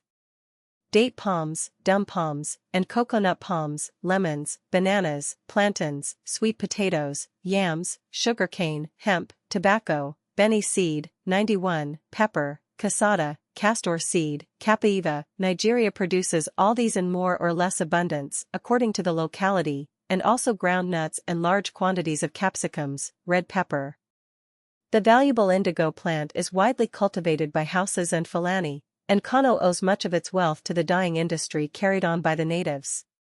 The native woven Kano cloth, dyed a deep indigo blue, is renowned all over northern, western, and central Africa. With European skill, the cultivation of indigo in Nigeria may possibly have a future before it, although the present outlook is not encouraging. The cotton shrub grows luxuriantly in northern Nigeria, and the cloth manufactured from it by the natives can favorably compare, for durability and fineness of texture, with the best Manchester article. There may yet be a great cotton industry in Nigeria, but the subject of cotton cultivation in West Africa is sufficiently large to justify a special chapter. Ebony, mahogany, and other valuable cabinet woods abound in the enormous untapped forests of southern Nigeria, and if no peddling restrictions are placed upon the development of the timber industry, it should reach large proportions. Sapele is beginning to have some importance as the foremost port of shipment for southern Nigeria timber. Nigeria also produces cereals in plenty, such as maize or Indian corn, millet, rice, barley, Guinea corn, jarrow, and on the high plateaus coffee, tea, and perhaps vanilla could be grown. As far as minerals are concerned, silver, 92, tin, antimony, and stone potash, 93, are known to exist in several parts of Nigeria, but none of them, save the latter, have been worked. When the country has been better explored and surveyed, gold and copper may also be found. Small quantities of gold dust are sometimes sold by the Kanuri to Fezzan and Gadamseen merchants, but their presence in any extent is at present problematical. Tin is known to exist up the Benue, and an English syndicate has been formed to explore and report upon the tin-bearing possibilities of certain districts. The Niger Company are about to start prospecting operations, and the Germans are also said to be studying the same subject at Garua. Such, briefly enumerated, are the chief natural products of Nigeria, the most fertile and prolific portion of the Central African continent, towards which has gravitated a commercial movement from north, east and west for centuries past. Such eminent authorities, in their respective ways, as Barth, Nachtigal, Monteil, Thomson, and C., speak in terms of unbounded admiration of the fruitfulness and the beauty of these regions, and all the information brought by travelers and explorers of lesser importance only tends to confirm the assertion of the great geographer Reckless, that the countries of the Chad Basin are the richest in Africa. Chapter 14 Rubber collecting in Nigeria. I have already briefly alluded to the vegetable products of Nigeria. The collection of rubber, however, presents many features of interest, and deserves more extended treatment. Of late years the West African rubber industry has grown enormously. In some cases the increase has been phenomenal. The Niger Coast Protectorate and the Gold Coast have within the space of 6 years more than doubled their rubber exports. The performance of Lagos has been still more remarkable, although unfortunately the wastefulness, or perhaps it would be fairer to say the lack of scientific knowledge on the part of the natives in tapping the trees and vines, has led to a notable falling off in production during the last 3 years. It seems evident that Western Africa may in time rival Brazil as the rubber-producing country of the world. The rubber found in West Africa is of various kinds. The place of honor, so far as our own colonies are concerned, may be given to the rubber tree properly so called, Kixia africana, the heir or heir of the natives, and a beautiful tree it is, springing up clean and smooth to a height of 60 feet. Then come various species of ficus, and last, but not least, the Landolfias, or rubber vines. In Nigeria rubber is found, roughly speaking, from Abutsure, 120 miles up the river Niger, as far as Jebba on the Niger and Yola on the Benue. We will suppose that a rubber-collecting expedition has been decided upon by the inhabitants of some village 15 or 20 miles from the riverside. Rubber in Nigeria is scarce on the actual river banks. Soon after dawn all the available men and women gather together, a light-hearted, jabbering crowd. Extraordinary animation reigns throughout the village. The ground is strewn with the implements necessary to the rubber collector's art, and with the victuals essential to the sustenance of his body while the work is being pursued. They include such varied articles as calabashes, matchets, knives, dried yam in bags, and fresh water in bottles which once contained that delectable, throat-peeling liquid known as Hamburg gin. Mingled with them, in apparently hopeless confusion, numerous spears and flintlock guns lie scattered. There is generally something or other on the prowl in an African forest in the shape of leopards, or humans, or spirits, and it is just as well to be prepared for any emergency. Hence these warlike accompaniments, calculated to deceive the inexperienced into a belief that raiding and not rubber is in question. Through the village and beyond it, passing plantations of millet, yams, Indian corn and cassava, winds the caravan, until the fringe of the forest looms near. Then, abruptly parting with the bright sunlight and the waving fields, we plunge headlong into an atmosphere of gloomy, fantastic weirdness, and disappear amid the silent shadows of the giant trees. By this time the caravan is reduced to single-file formation. It is stretched out for a mile or more along the narrow curling path, which often takes the form of an almost complete circle, those who compose its extreme rear being within hailing distance of the leaders, while between the two extremities and the center is a broad belt of impenetrable bush. And what a solemnity broods over all! Everything is hushed. The bare feet of the natives sink noiselessly on generations of fallen, rotting leaves. The air is damp, humid, and enervating. We glide along in the semi-religious light as though oppressed by some vast, undefined, awesome presence. It is a world of great black shadows and mysterious depths, and within it the soul shrinks and falters beneath a weight of indescribable, all-potent, unnerving melancholy. A hot breath, laden with sickly and overpowering perfume, rises in stifling gusts till the brain reels, and you long with a great yearning for air and light and waving fields. And then, suddenly, a glimpse of paradise. Shattered by lightning, or perchance, riddled by the larvae of some monstrous coleoptera, a forest giant has tumbled headlong, tearing by the impetus of his fall a great rent in the somber dome above, through which, though chastened and subdued, the sun's rays filter down upon the path beneath. There, in that temporary clearing, nature seems to have lavished all her gifts. Festoons of glorious orchids stretch out their capricious blooms, asking to be plucked. The wild tamarind, with its exquisite, plum-colored, plush-like fruit, invites the touch. Round flowers and fruit flutter countless brilliantly colored butterflies, and the glimpse of a deep tropical blue, far, far overhead, completes the fairy sight. No palm-fringed oasis among shifting sands can be more blessed to the traveler than these gem-like clearings amid the sullen gloom of the tropical forests of Western Africa. But to return, with apologies for this digression, to our rubber collectors. No sooner has the member of a caravan, every one acts, as a rule, independently of his fellow, pitched upon a spot which seems propitious, than down comes the load off his head. A little preliminary in the shape of refreshment is ever conducive to good labor, so recourse is had to the ci-devant gin bottle and the dried yams. These inner cravings having been satisfied, the rubber collector makes with his matchet a number of transverse incisions in the bark of an adjacent rubber tree, or vine, 94, as the case may be, hangs his calabashes, empty gourds, beneath the cruel rent, sees that the sap is running, looks round for more trees, makes more incisions, hangs up more calabashes, and then, feeling fully satisfied with his labors, casts himself down upon the ground and lies there a while, heedless of the crawling legions of the insect fraternity. Every now and then he will lazily rise and make the round of the trees he has tapped, to assure himself that the sap is flowing freely into the calabashes. A really good workman will collect 3 or 4 pounds of rubber a day, so that, taking an average of, say, 2 pounds for each individual, a caravan numbering 150 souls will gather a considerable quantity of the stuff in a comparatively short time. The sap is then boiled in an iron pot to make it coagulate, salt and lime being sometimes added to help the process of solidification. It is then rolled into balls. When the calabashes are full, the homeward march begins. The homecoming of the caravan is marked by congratulations on the part of those who stayed behind, and every proud owner of a calabash or 2 of rubber recounts to the members of an admiring household the wild and terrible adventures, in the shape of spooks, leopards, and what not, which have befallen him in the forest. The last stage in the business, so far as the native is concerned, has then to be carried out. The rubber having been collected, it must be sold. So off goes the collector to the nearest trading station with the spoil. Now, if the commercial ways of the heathen Chinni are dark, the ways of the heathen son of Ham are much the same on occasion. The rubber, he knows, is bought by weight.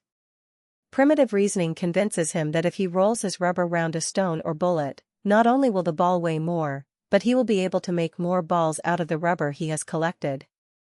The consequence is that the European trader, when he cuts the rubber ball in two, being used to these little pranks, frequently comes across a stone, bullet, or other heavy substance embedded in the center, to the unbounded astonishment, needless to remark, of our friend the collector, who cannot for the life of him understand who placed it there, and asserts, with much emphasis and gesticulation, that only a juju or spirit of the most depraved character could have played an honest man so low down a trick.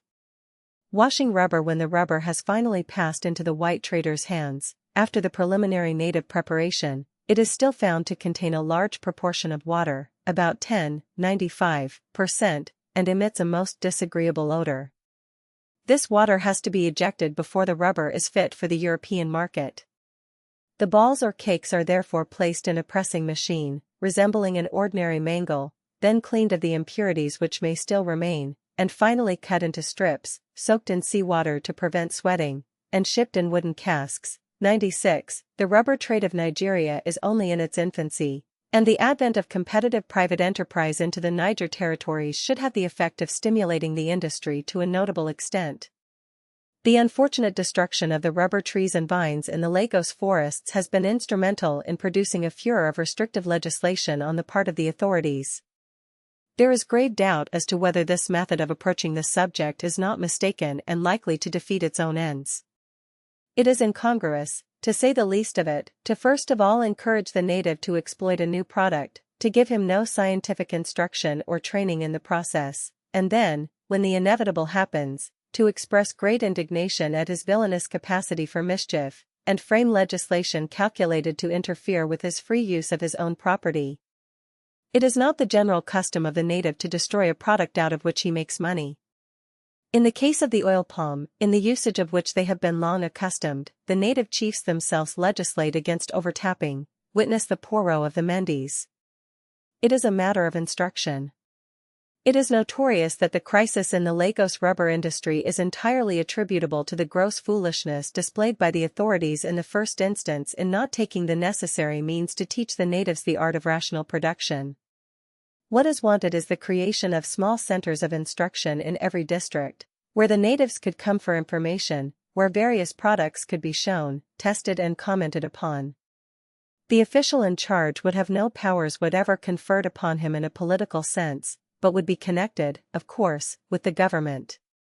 His duty would be that of instructor, supervisor, guide, and assistant. He would certainly be welcomed by the chiefs, so long as they were assured that his role was entirely divorced from political designs. The experience would cost very little, and the benefits accruing therefrom, both as regards the perfecting of existing native industries and the stimulation of new ones, would be considerable, and would do away with the necessity, or alleged necessity, of subsequent legislation of an irritating character. A little more of that sort of thing and a little less bloodletting and murder of native institutions, as Miss Kingsley used to put it, in order to improve them, would be very desirable. Chapter 15. The Fulani in Nigeria remember that paradise is found under the shadow of swords. These wretches are come to fight for an impious cause. We have called them into the right way, and to reward us they threaten us with arms. Meet this attack with courage and be certain of victory, for the prophet has said, even if a mountain is guilty against another mountain, it is swallowed up in the earth. The speech of Othman, the Fulani conqueror of Hausa, to his soldiers on the outbreak of war. The king of Gober took many of their cows. The Fullas said nothing. He returned again to seize their cows. The Fullas said, is it right on us to take vengeance? But the king of Gober took some of their cows and returned them to them, saying, let there be peace between us, you leave this place and return to some place near me. They replied they would not go. In the morning he commenced fighting with them, with 1,000 horse soldiers to seize the Fullas, but they drove him back with great force. From that time he did not make open war with them again, but he brought poison, put it into the water, and all who did drink of it died. After this the Fullas made war with him, and when they had conquered his people, they caught many of them and made them slaves. In this way it was that the Fulas got possession of Gober. In the same way it was that they sent their people to all parts of Hausa and fought with the pagans. 97. Thus does a native version explain the origin of the Great Fulani uprising in the Hausa states in the early part of last century, which started a great wave of Muslim conquest, sweeping southwards from the Chad Basin almost to the ocean. "We will dip the Quran in the sea," swore the conquering host of white-clad horsemen, and but for the concentration of the agricultural Yorubas, which checked their advance and led to their overthrow, by a night surprise, outside the walls of Osogbo, 98, they would have fulfilled their vow.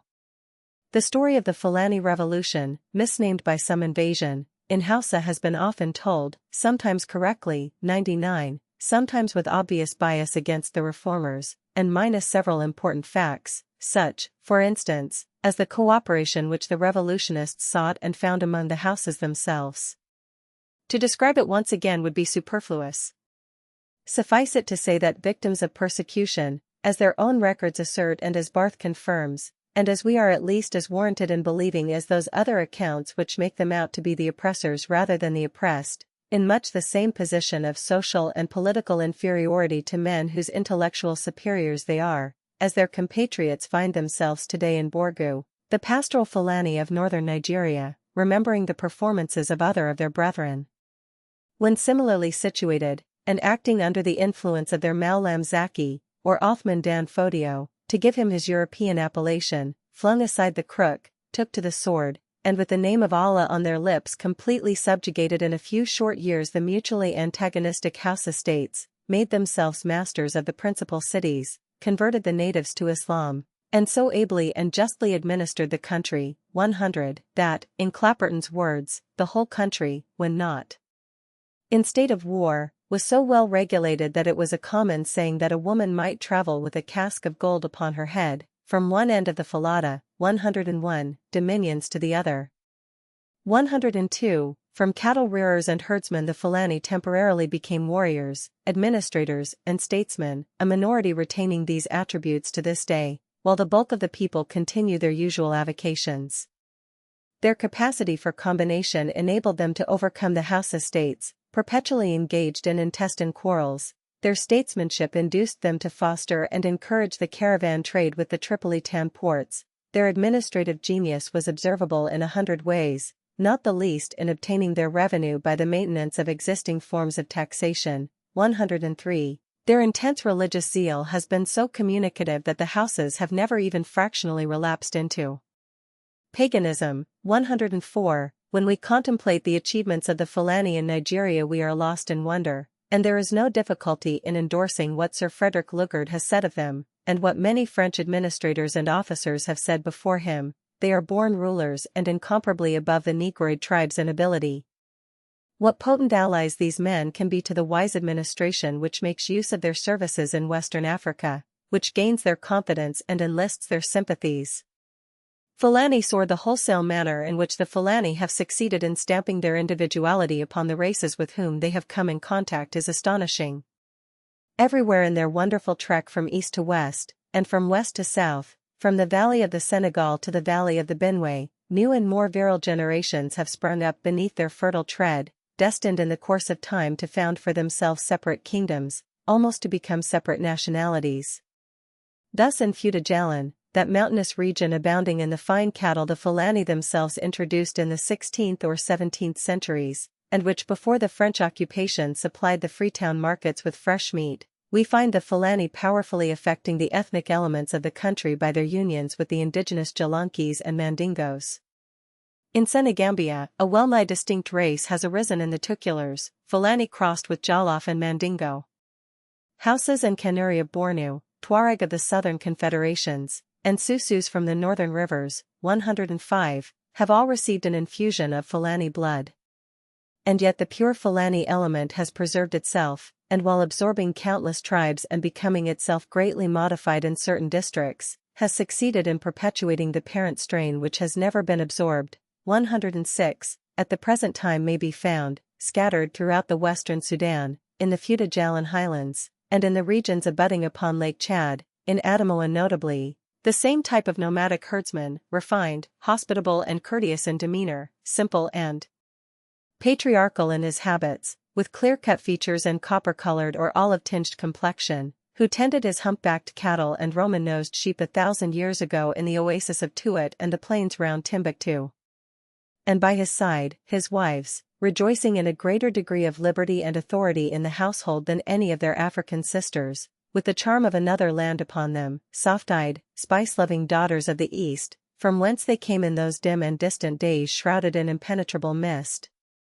Purebred Fulani girl, Adamoa. The history of the Fulani is not confined to Nigeria. Their rise to power in the old house estates, and the foundation of the Sokoto Empire is, as we have seen, quite a modern event, and it is only partially accurate to say that their dominating influence in inland Western Africa dated from the Jihad of Othman.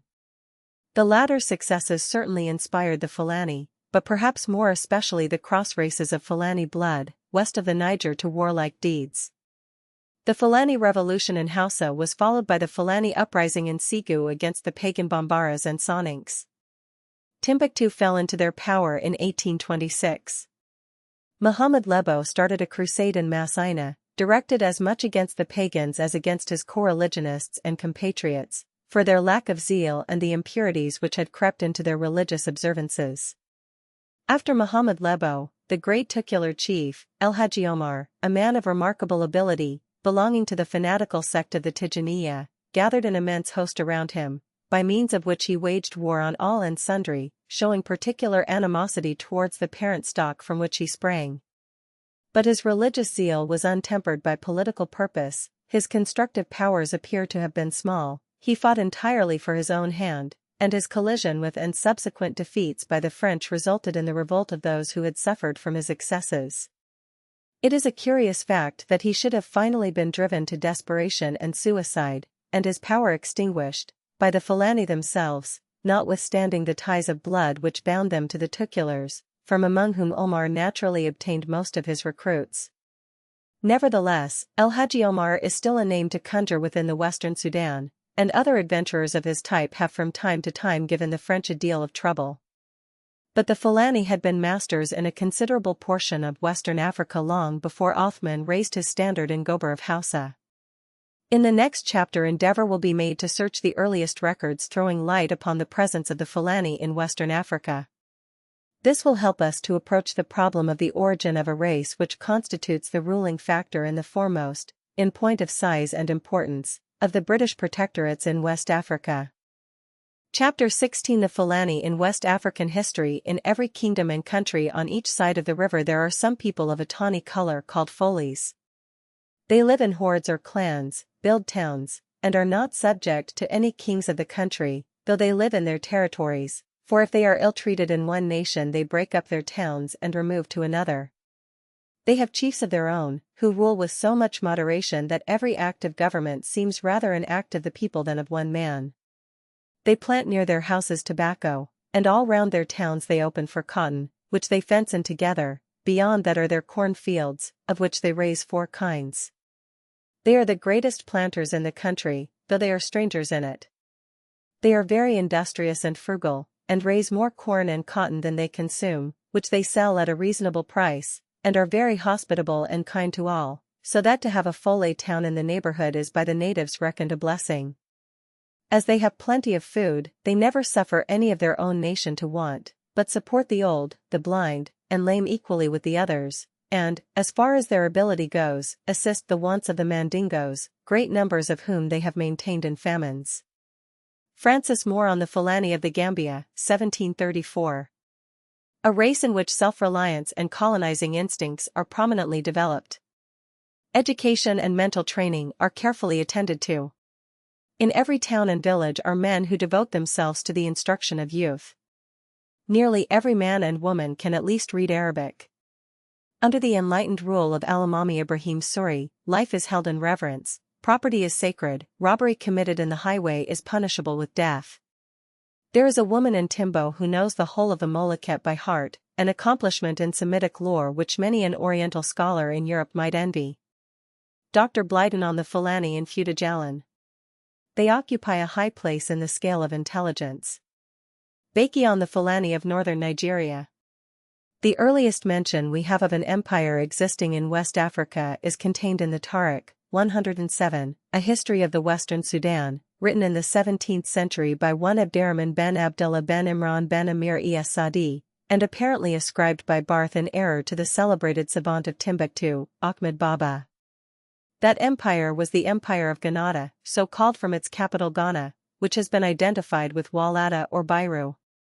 The spread of the empire was enormous and extended to the Atlantic, embracing the valleys of the Senegal and the Gambia. Ghana was situate in the central province of the empire, by name Bagina, the modern Bakunu according to Commandant Binger. The Tariq states that 22 kings had reigned in Ghanada prior to the Hejra. Barth approximated the foundation of Ghanada to 300 AD. It was attacked and defeated in the 8th century, 108, by a Berber tribe, Zanaga, Sinhaja, the invaders subsequently succumbing, at what period is obscure, to the Mandingos, or Mandingo Fulani, i.e. Tukulars, who from its ruins constructed another empire which grew to even larger proportions, that of Meli, Mel, 109, or Mali, as it is variously spelt. Who were the original founders of the Ghanada or Walata Empire?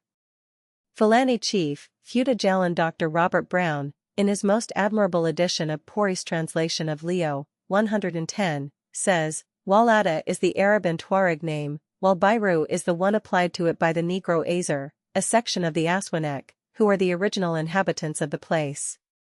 At the time the above was written no complete copy, 111, of the Tariq was obtainable, and Dr. Brown was unable consequently to consult the work, and to observe how closely it corroborates Barth's famous chronological history of the Songhai. Had he done so the passage in question would, no doubt, have undergone modification, for the Tariq distinctly tells us that the name of the original founder of the Ghanada, Walata, dynasty was Kiamaga, 112, and Maga, as M.O. Hudas points out, is a fulfilled word meaning great. Thus it is legitimate to assume, in view of the absence of rebutting evidence, that the original founders of probably the oldest empire in West Africa, of the first empire at any rate of which record is left to us, were of Fulani blood. In any case, it would appear to point conclusively to the existence of the Fulani language, and therefore to the presence of the Fulani in the Senegal region of West Africa from the very earliest times. It may be argued that a single word is a slender basis upon which to construct a theory. But when it is borne in mind, 1. That the ensuing historical record of the very same region, 1,500 years later, viz.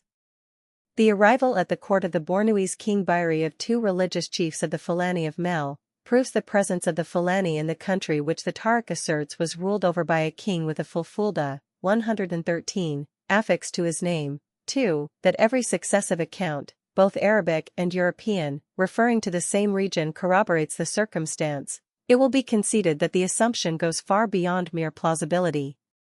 There is every reason to believe that the Fulani were numerous in the Empire of Mel, 114, if, indeed, the rulers of that empire were not of mixed Fulani blood, which seems probable, 115, sometimes in the ascendant, sometimes the underdogs, according as their political fortunes rose and fell, 116. In the middle of the 15th century they were certainly the ruling race in Bagina, the central province, as already stated, of the Ghanada Empire, which seems to have preserved its name.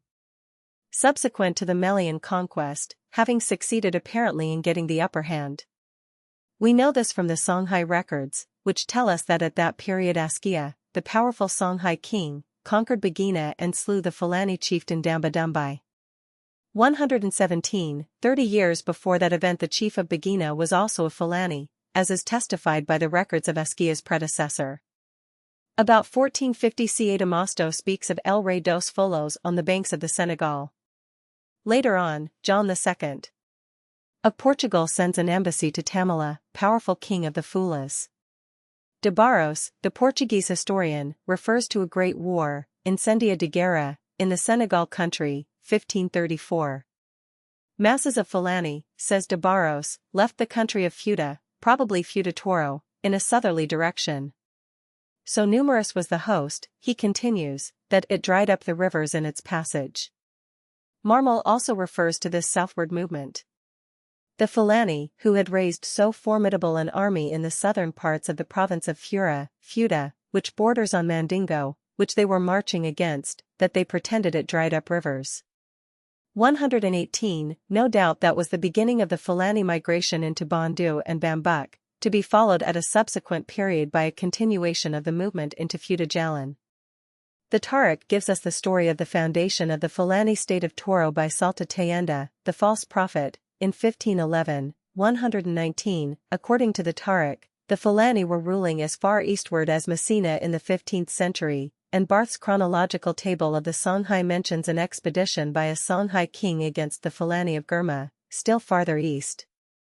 Coming to a later period, we have Jobson, 1628, talking of the Fulani as oppressed by, and in subjection to, the Mandingos in the Gambia region. In 1697 the Sieur de Bru pays his first visit, on behalf of the French Senegal Company, to the court of the Fulani ruler on the Senegal River. Labat's description of the event is most picturesque. They were the days when African monarchs were treated with respect by the European who desired to trade with their subjects. Even the cynical prelate to whom we are indebted for the relation of Bru's voyage, and who chuckles over the small villainies practiced upon the Fulani by the company, expresses astonishment with the Fulani institutions, the judiciary and administrative systems, the agricultural and commercial aptitude of the inhabitants. As far as the eye could reach, he says, quoting from Bru's papers, not an inch of ground was left uncultivated or neglected. Farther on he speaks of vast plains covered with cattle. They, the Fulani, he continues, cultivate the soil with care and make abundant harvests of large and small millet, cotton, tobacco, peas and other vegetables, and they rear prodigious quantities of cattle. In short, we find the same well-defined characteristics in the Fulani Empire in the Senegal of the 17th century as are observable in their empires of more recent date. Herdsmen and agriculturists by nature, they produce, when circumstances have placed the government of the countries in which they have settled into their hands, a class of statesmen and administrators. Half-caste Fulani girl, Fuda Jalan. I have quoted a considerable number of authorities, the list might easily be extended, to show that the Fulani have lived in the Senegal and Gambia region from remote times, and that their identification by the Tariq, and by Barth, with the Granada Empire, estimated by the latter to date back to AD 300, is, therefore, inherently probable. From the region in which they have alternately been rulers and ruled, and where they reside today under French domination, the Fulani have gradually spread themselves south and east, throughout almost the entire region of inland Western Africa. The movement continues and is one of the most interesting ethnological factors in Western Africa. On the west, the forest belt has prevented the Fulani from reaching the ocean, although on 2 occasions they were very nearly doing so, from behind Lagos in the middle of last century, as mentioned in the previous chapter, from behind Sierra Leone about 30 years before their defeat at Osogbo, their cavalry, as in Yoruba, being ineffective against the opposition of the forest dwellers, Sulimas and others, the free Negroes of the Sierra Leone Protectorate, upon whom Downing Street in its wisdom imposed a property tax in 1898. Ashanti tradition mentions the advent of red men from the interior as a contributive cause of their migration southward. 120. Today the Fulani have reached the borders of the Great Congo Forest, and according to some accounts are present in very large numbers on the Sunga River. 121. Will they seek to penetrate the forest or will they turn aside, oblique to the north? 122. Once more and, as though impelled forward by an inscrutable decree of Providence, gravitate imperceptibly towards the spot where they crossed into the dark continent from Asia, and first set foot upon that African soil which for some 4,000 years has been their home? Chapter 17. Origin of the Fulani, the most interesting of all African tribes. A distinct race. Dr. Barth, Travels in Central Africa, 5-volume edition. Of all the mysteries which lie hidden, or but half unveiled, within the bosom of the still mysterious continent of Africa, there is none that presents a more absorbing or more fascinating interest than the origin of the race which has infused its individuality throughout inland Western Africa, and whose fertilizing influence is visible from the banks of the Senegal to the Chad. In the previous chapter it has, I venture to believe, been fairly established that the Fulani are indubitably associated with our earliest available records of Western Africa, and that, with the exception of Hanno's narrative, touched upon presently, every important reference, spread over many centuries, to the portion of Western Africa between the 10th and 20th parallels of north latitude, bears witness, directly or indirectly, to the presence of the Fulani within that region at a remote period, 123, whence came this people, which differentiates so radically in color, form, habits, customs, and manners from the Negroes among whom they have settled, and which dominated in the valley of the Senegal as far back as the 4th century. Their own legends, their complexion and structure, their mental development and physical characteristics, all point emphatically to the East as the cradle of the Fulani race, a distinct race, as Dr. Barth truly says, and not the bastard product which some would make out. Low-caste Fulani, Western Sudan. Before attempting to piece together the various threads which in the aggregate amount, in my humble opinion, to a virtual demonstration, it may be well to state that the Eastern theory numbers opponents who, from their position and attainments, compel our attention. There are those who entertain the belief that the Fulani belong to the Berber stock. There are others who think, and this I cannot but regard as wildly improbable, that the Fulani are of Nigritic extraction. Marcel Dubois, the brilliant author of Timbuktu the Mysterious, 124, whose treatment of the Fulani is anything but impartial, categorically denies the Eastern theory. It was from the West, he says, from the Senegalese Ader British maps, from the land of sand extending north of the Senegal that they came. The Falbis, he continues, had been driven towards the Sudan, very probably when the Moors, expelled from Spain, invaded Ader. Du Bois finds corroboration of his views in a passage of the Tariq, which, being written by an Arab, is necessarily biased against the Fulani, to the effect that the Falbis originated in the country of Tishjet. I venture, very respectfully, to differ from Du Bois. According to Leo, the Moors or Berbers conquered Granada in the 8th century, the ruling caste at that time, as both the Tariq and also Barth's records lead us to infer, being of Fulani blood, which in itself casts doubt upon Du Bois' assertion. But the more one endeavors to reconcile Du Bois' contention with existing records, the less sound does it appear. The Moorish power in Spain was not finally extinguished until towards the close of the 15th century. Nevertheless, it may be said that the Moorish cause was lost in Europe, and that their expulsion commenced with the defeat of Salado in 1340, 125. We can, therefore, for the sake of argument, take the middle of the 14th century as the period, approximately, when the Moors began to be expelled from Spain. This would be about the time when, in Du Bois' view, the Moors were driving the pastoral Fulani towards Ader, the land of sand. Now, apart from the self-evident contradiction of a people whose wealth has ever been in their flocks and herds, originating in an arid district, sand not usually being associated with pastures, the Fulani were in point of fact already considerably farther south. Was not the market of Gien, on which Du Bois has himself thrown such a glamour of interest, attended as early as 1260 by Fulani, 126, did not the king of Bornu receive a Fulani deputation from Mel between 1288 and 1306, 127, is it conceivable that the Fulani, compelled to evacuate Ader in the middle of the 14th century, would have ruled over vast tracts of territory as far south as Gurma, only 100 years later? Du Bois will have to bring forward a great deal of evidence, certainly something more than his own assertion, and an obscure passage in the Tariq, to upset the Eastern theory of Fulani origin. Of native traditions among the Fulani attributing an Eastern origin to their race we have no end, and although too much significance need not be attached to them, they must not on that account be overlooked. There is generally a foundation of truth in native legends of this kind. Anthropometrical studies, or rather craniological studies, are, however, extremely valuable. Although carried out to a small extent so far, they appreciably strengthen the Eastern theory. Dr. Verneau, whose reputation as an anthropologist is well known, has recently published, 128, the results of an examination of 5 skulls of Fulani chiefs from Fouta-Djallon. The first 3 belonged to individuals known, when alive, to the French authorities of that colony. The other 2 were brought home by Dr. Macleod, who has traveled extensively among the Fulani, and to whom I am indebted for several of the photographs here reproduced. None of the originals were Fulani of the pure type. The one approaching nearest to purity was Alpha Aliou, who was condemned to death for an unprovoked attack upon a French convoy. Of this individual's skull, Dr. Verneau reports, Alpha Aliou belongs by his cranial and facial characteristics to the sur-based, vaulted, pentagonal type which enters into the composition of the present population of Erythrea and the ancient population of Egypt.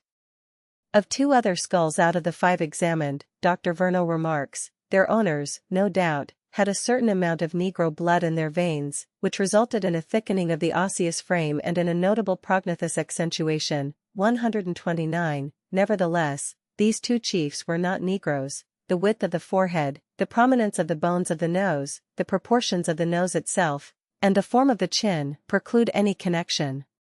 Of the 2 remaining skulls, Dr. Verneau concludes thus, I will not further insist upon the cephalic character of these 2 deeply crossed phalange. I would merely observe that, notwithstanding the mixed breed, they present 2 cranial forms which we find wherever the influence of the Ethiopians has been felt. It is necessary to add that by Ethiopian, Dr. Verneau, as he is careful to explain in the opening lines of his paper, designates the Abyssinian type, holding that the synonymy given to the terms Negro and Ethiopian is a popular confusion. Eliezer Reckless, in his great geographical work, also states that the formation of the phalange cranium has affinities with the Egyptian type.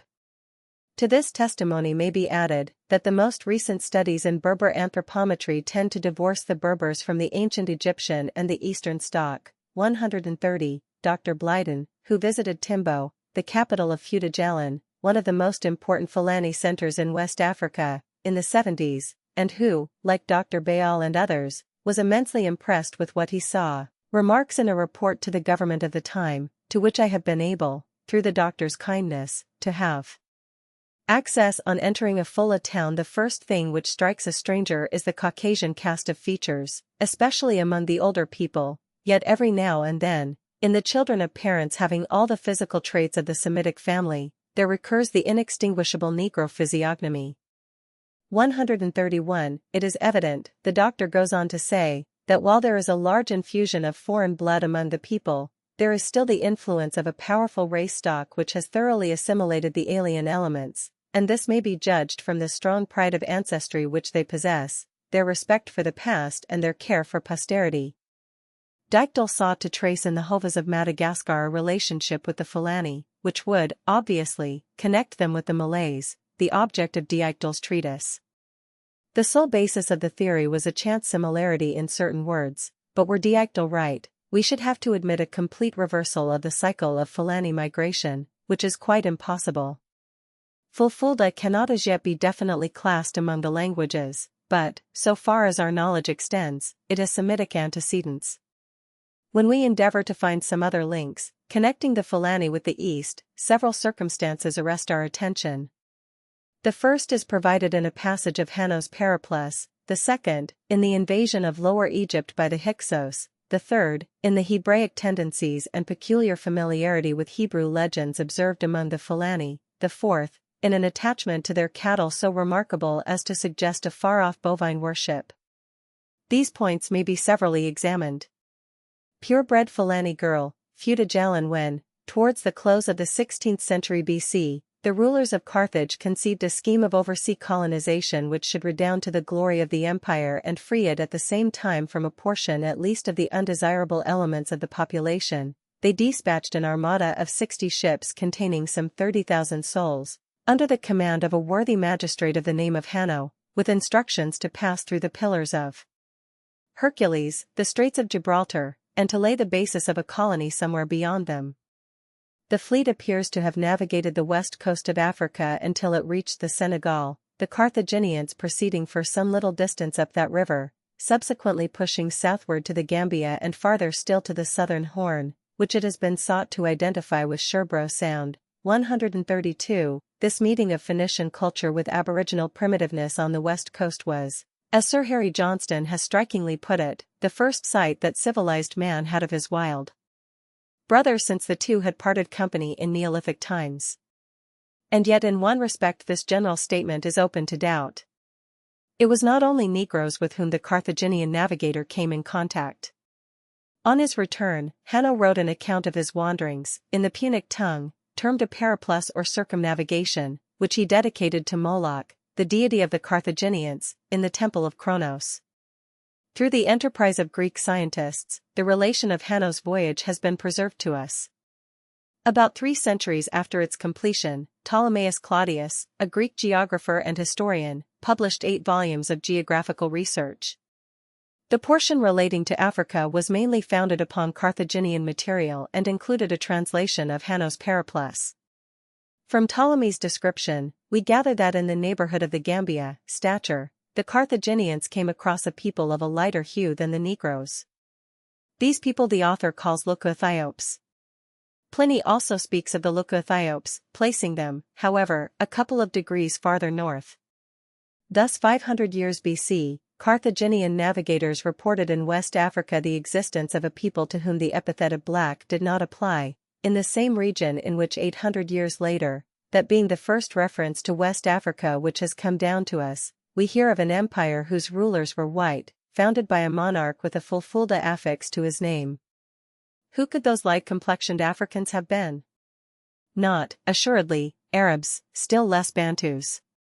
With the Berber tribes the Carthaginians were in touch everywhere, in Mauritania, Numidia, Cyrenaica. From the Berbers, Carthage drew her mercenaries, who often enough proved more dangerous than useful. The colonists would have recognized the type had they met with it in West Africa, and if the Leucoethiops had been Berbers they would have been differently described in the Periplus. Indeed, there is some ground for believing that the colonists numbered Berbers among their ranks. Moreover, the Berber occupation could not at that time have extended as far south, by at least 15 degrees, as the Senegal-Gambia region. There is not, so far as I am aware, any record extant suggesting the presence of the Berbers in the valley of the Senegal until the 8th century AD. To what race, then, could the Leucoethiops have belonged? To what race but the Fulani, to whom the description given by Hanno could alone, bearing in mind the period of the expedition, by any possibility apply? That is link 1, 133, Fulani House, Feudagel and the invasion of Lower Egypt by the Hyksos or Shepherd kings from the east is one of the obscurest stages of Egyptian history. Professor Lepsius believed that the invasion of the Shepherds occurred during the 13th dynasty, which, according to the same authority, began in 2136 BC, and ended about 1626 BC with the expulsion of the Shepherds. About 2000 BC then, a little earlier or a little later, according to other authorities, Egypt, being at that time under the Theban dynasty, was invaded by vast hordes of Asiatics, who brought with them enormous quantities of cattle and sheep. 134, it would seem as though some great internal convulsion, the cause of which can only be conjectured, had precipitated into the fertile valley of the Nile a number of nomadic pastoral tribes, by nature herdsmen, shepherds and agriculturists, but converted for the time being either through famine, scarcity of pastures, pressure of other tribes behind them, or spontaneous race expansion, into a warlike and conquering people which swept onward in irresistible strength until they reached a land suitable for their herds, their only wealth. The distinctive character of their occupation is preserved in their name, Hyksos or Shepherd Kings. After a sanguinary struggle, the invaders succeeded in fairly establishing themselves in Lower Egypt, and gradually extended their influence over Upper Egypt, where, however, they were unable to gain complete mastery. Their supremacy lasted about 500 years. They were finally overthrown and driven out of the country by the representatives of the Old Theban dynasty under Misphregmathosis and Thoutmosis, somewhere about 1636 BC, if we adopt the estimate of the celebrated Egyptologist, Professor Lepsius. What became of them? The Egyptian scribe, Manetho, contends that they crossed back into Asia, but the statement is very doubtful, and his further assertion that they occupied Judea and founded Jerusalem is scouted by the learned. Is it not legitimate to suppose that a portion, at any rate, of so enterprising and courageous a people, which must have been extraordinarily numerous to have held sway over Egypt for so considerable a period, should have preferred to plunge into the unknown West, in search of fresh territories where their herds might find sustenance, rather than ignominiously return in the direction from whence they came? For 500 years Africa had been their home. Africa offered them extensive pastures for their cattle. They must have largely mingled and intermarried with the Egyptians. Family and historical ties bound them to the African soil. They had become adopted children of that continent, which in all ages has exerted a peculiar fascination over the various immigrant peoples that have entered it. History, I believe, contains not one single instance of a people which, having once settled in Africa, has left it again. The shepherds had risen in Africa to a position of paramountcy. Out of the undisciplined host which spread itself like a torrent over the Nile Delta, a race of statesmen had evolved capable of ruling what was perhaps the mightiest empire of the then civilized world. It is incredible to imagine that a whole people could have been driven in a fixed direction, as Manetho would have us believe. Tens of thousands must have been employed, as their compatriots the Hebrews were employed, by the victorious Thebans, in raising those mighty monuments of stone whose ruins today provoke the wonder of all men. Many more must have escaped westwards, and gained with their belongings the fertile plains of inland Cyrenaica, and, through the ages, pushed on, ever seeking pastures new, until in the course of 1,000 years the Carthaginians found their descendants in the rich valleys of the Senegal and Gambia, with their national characteristics preserved, their powerful race stock unimpaired, their strong pride of ancestry remaining, their ways adapted to their new environment. Others again may have migrated south and have largely influenced the composite ethnic elements of Eritrea, of which the nomadic cattle-rearing Wauma of Uganda would appear to be an offshoot, the Asiatic origin of the latter being generally admitted. So much for link number 2. The advent of the Hyksos in Lower Egypt was approximately contemporaneous with Hebrew emigration from Mesopotamia to Palestine. 300 years later, in 1700 BC according to biblical records, when a grievous famine lay upon the land, the famous Israelitish trek into Africa began, upon the direct invitation of Egypt's ruler, in whose employ Joseph had risen to a position of great influence.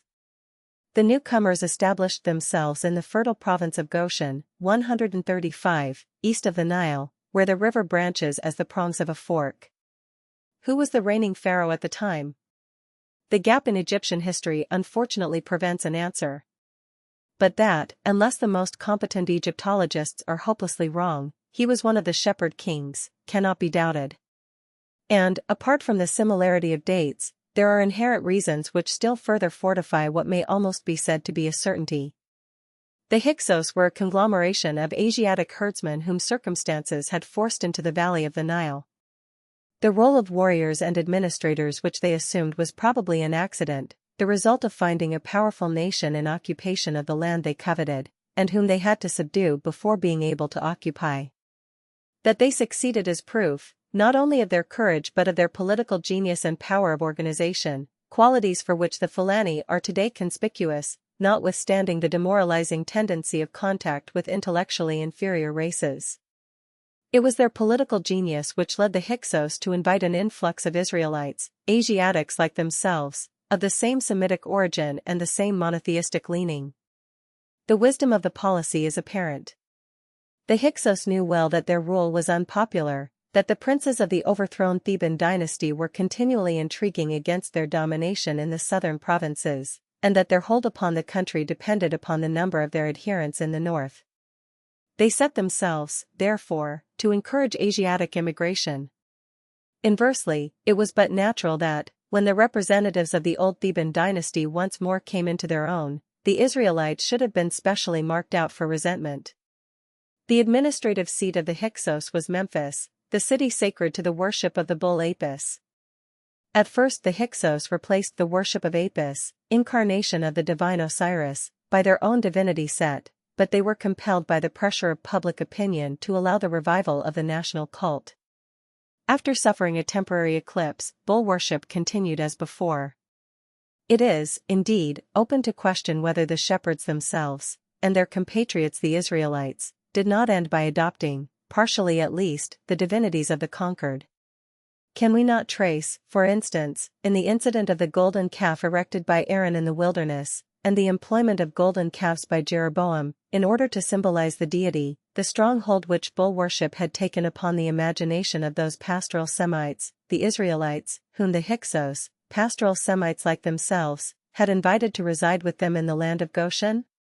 What more natural that, being herdsmen, and taught by long years of experience to look upon cattle rearing as their natural avocation, the Semitic invaders of Egypt and their allies should have been predisposed, and insensibly drifted, towards the adoption of the religion which they found existing in the country they had conquered, and of which the chief symbolical deity was a bull?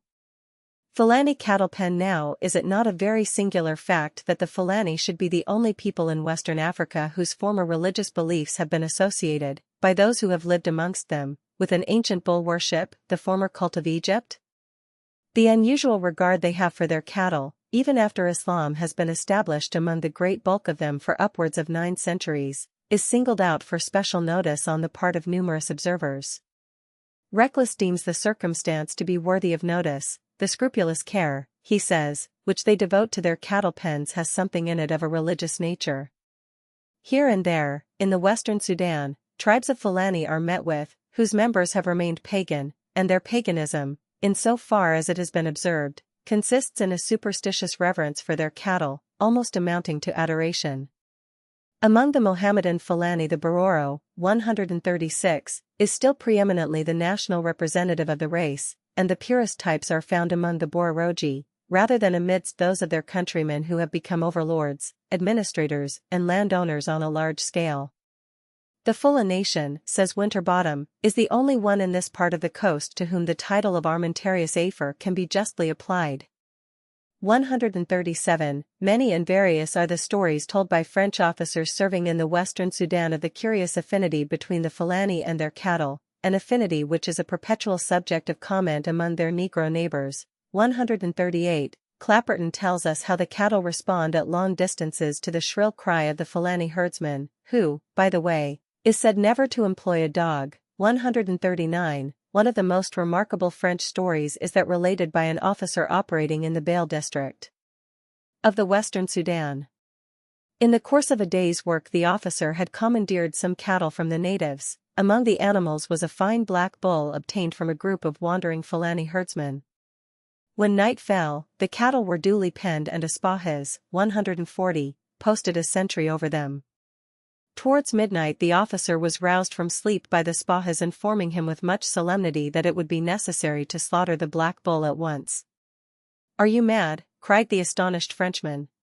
"Not at all, Lieutenant," replied the soldier imperturbably, "it is the cattle that are mad, for the Fulani are calling the bull. Listen." Stepping out into the moonlight the officer listened. Presently from a neighboring hill came the sound of a plaintive chant.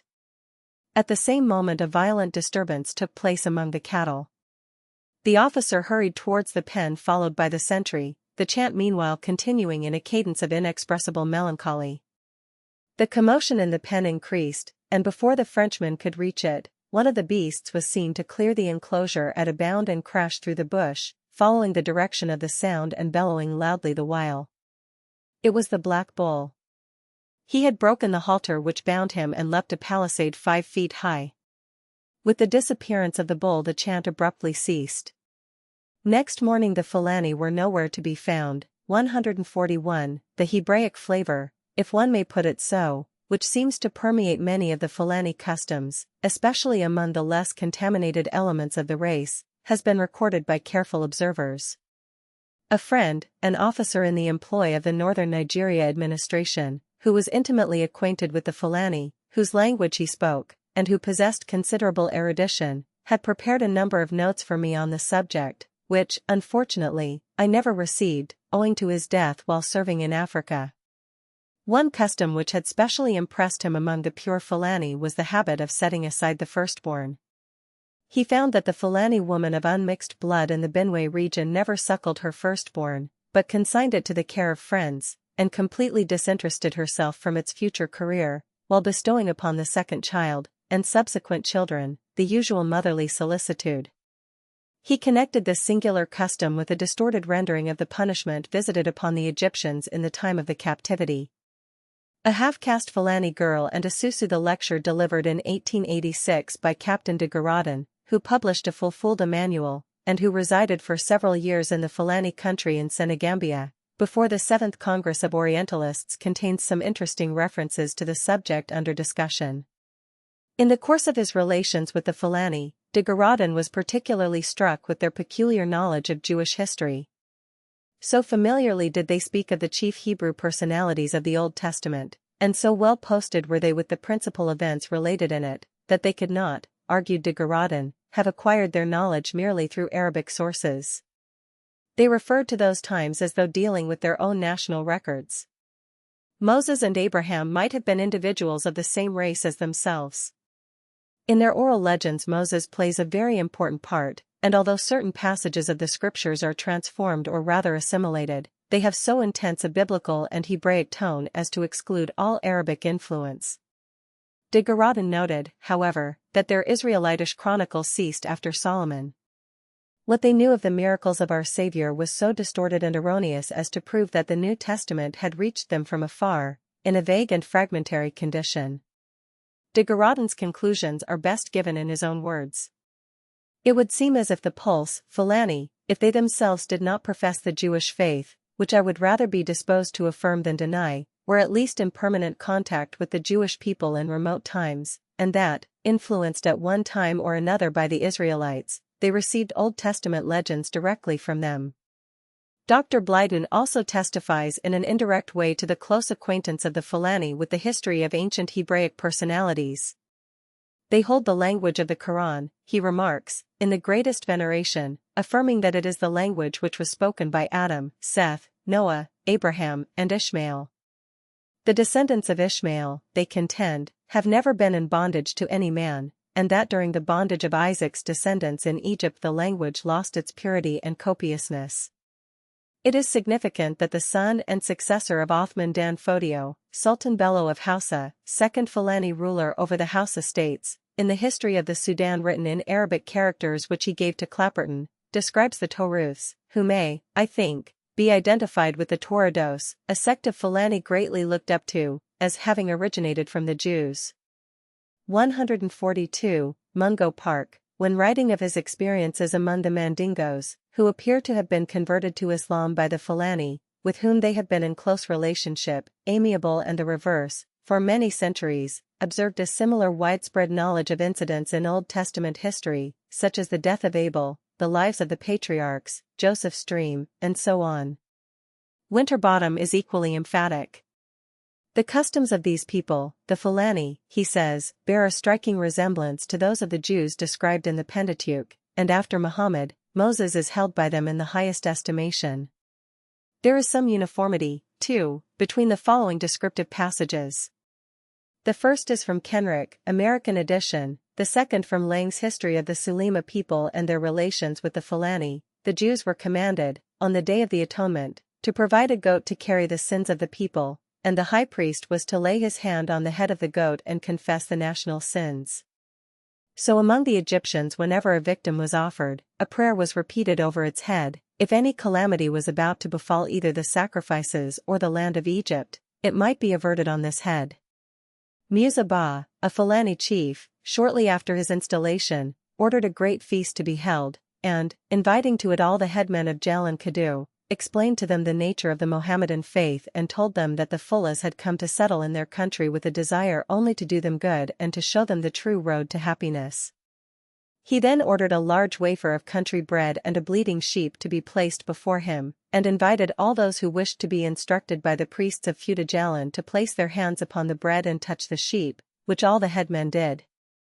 The motives were different, but the Fulani ceremonial savors greatly of the Old Testament. So much for the remaining links. Enough has been said, I think, to show that there is a vast field open to systematic inquiry and investigation, which may possibly lead to discoveries of a most interesting and important kind. Having examined the links one by one, let us see how they look when riveted together and what conclusions they suggest. The straight-nosed, straight-haired, relatively thin-lipped, wiry, copper or bronze-complexioned, pale gold as one writer puts it, Fulani male, with his well-developed cranium and refined extremities, and the Fulani woman, with her clear skin, her rounded breasts, 143, large eyes, 144, antimony-dyed eyebrows, gracefulness of movement, beauty of form, coquettish ways, and general attractiveness, are Asiatics. They are the lineal descendants of the Hyksos, having migrated westwards with the overthrow of the shepherd conquerors. Their customs bear record to their progenitors having been influenced both by the cult of ancient Egypt and by the Israelites, whose presence in the Nile Delta was contemporaneous with Hyksos rule.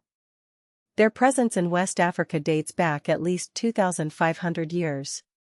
To dogmatize on such a subject would be foolish, to claim having evolved an original theory would be impertinent.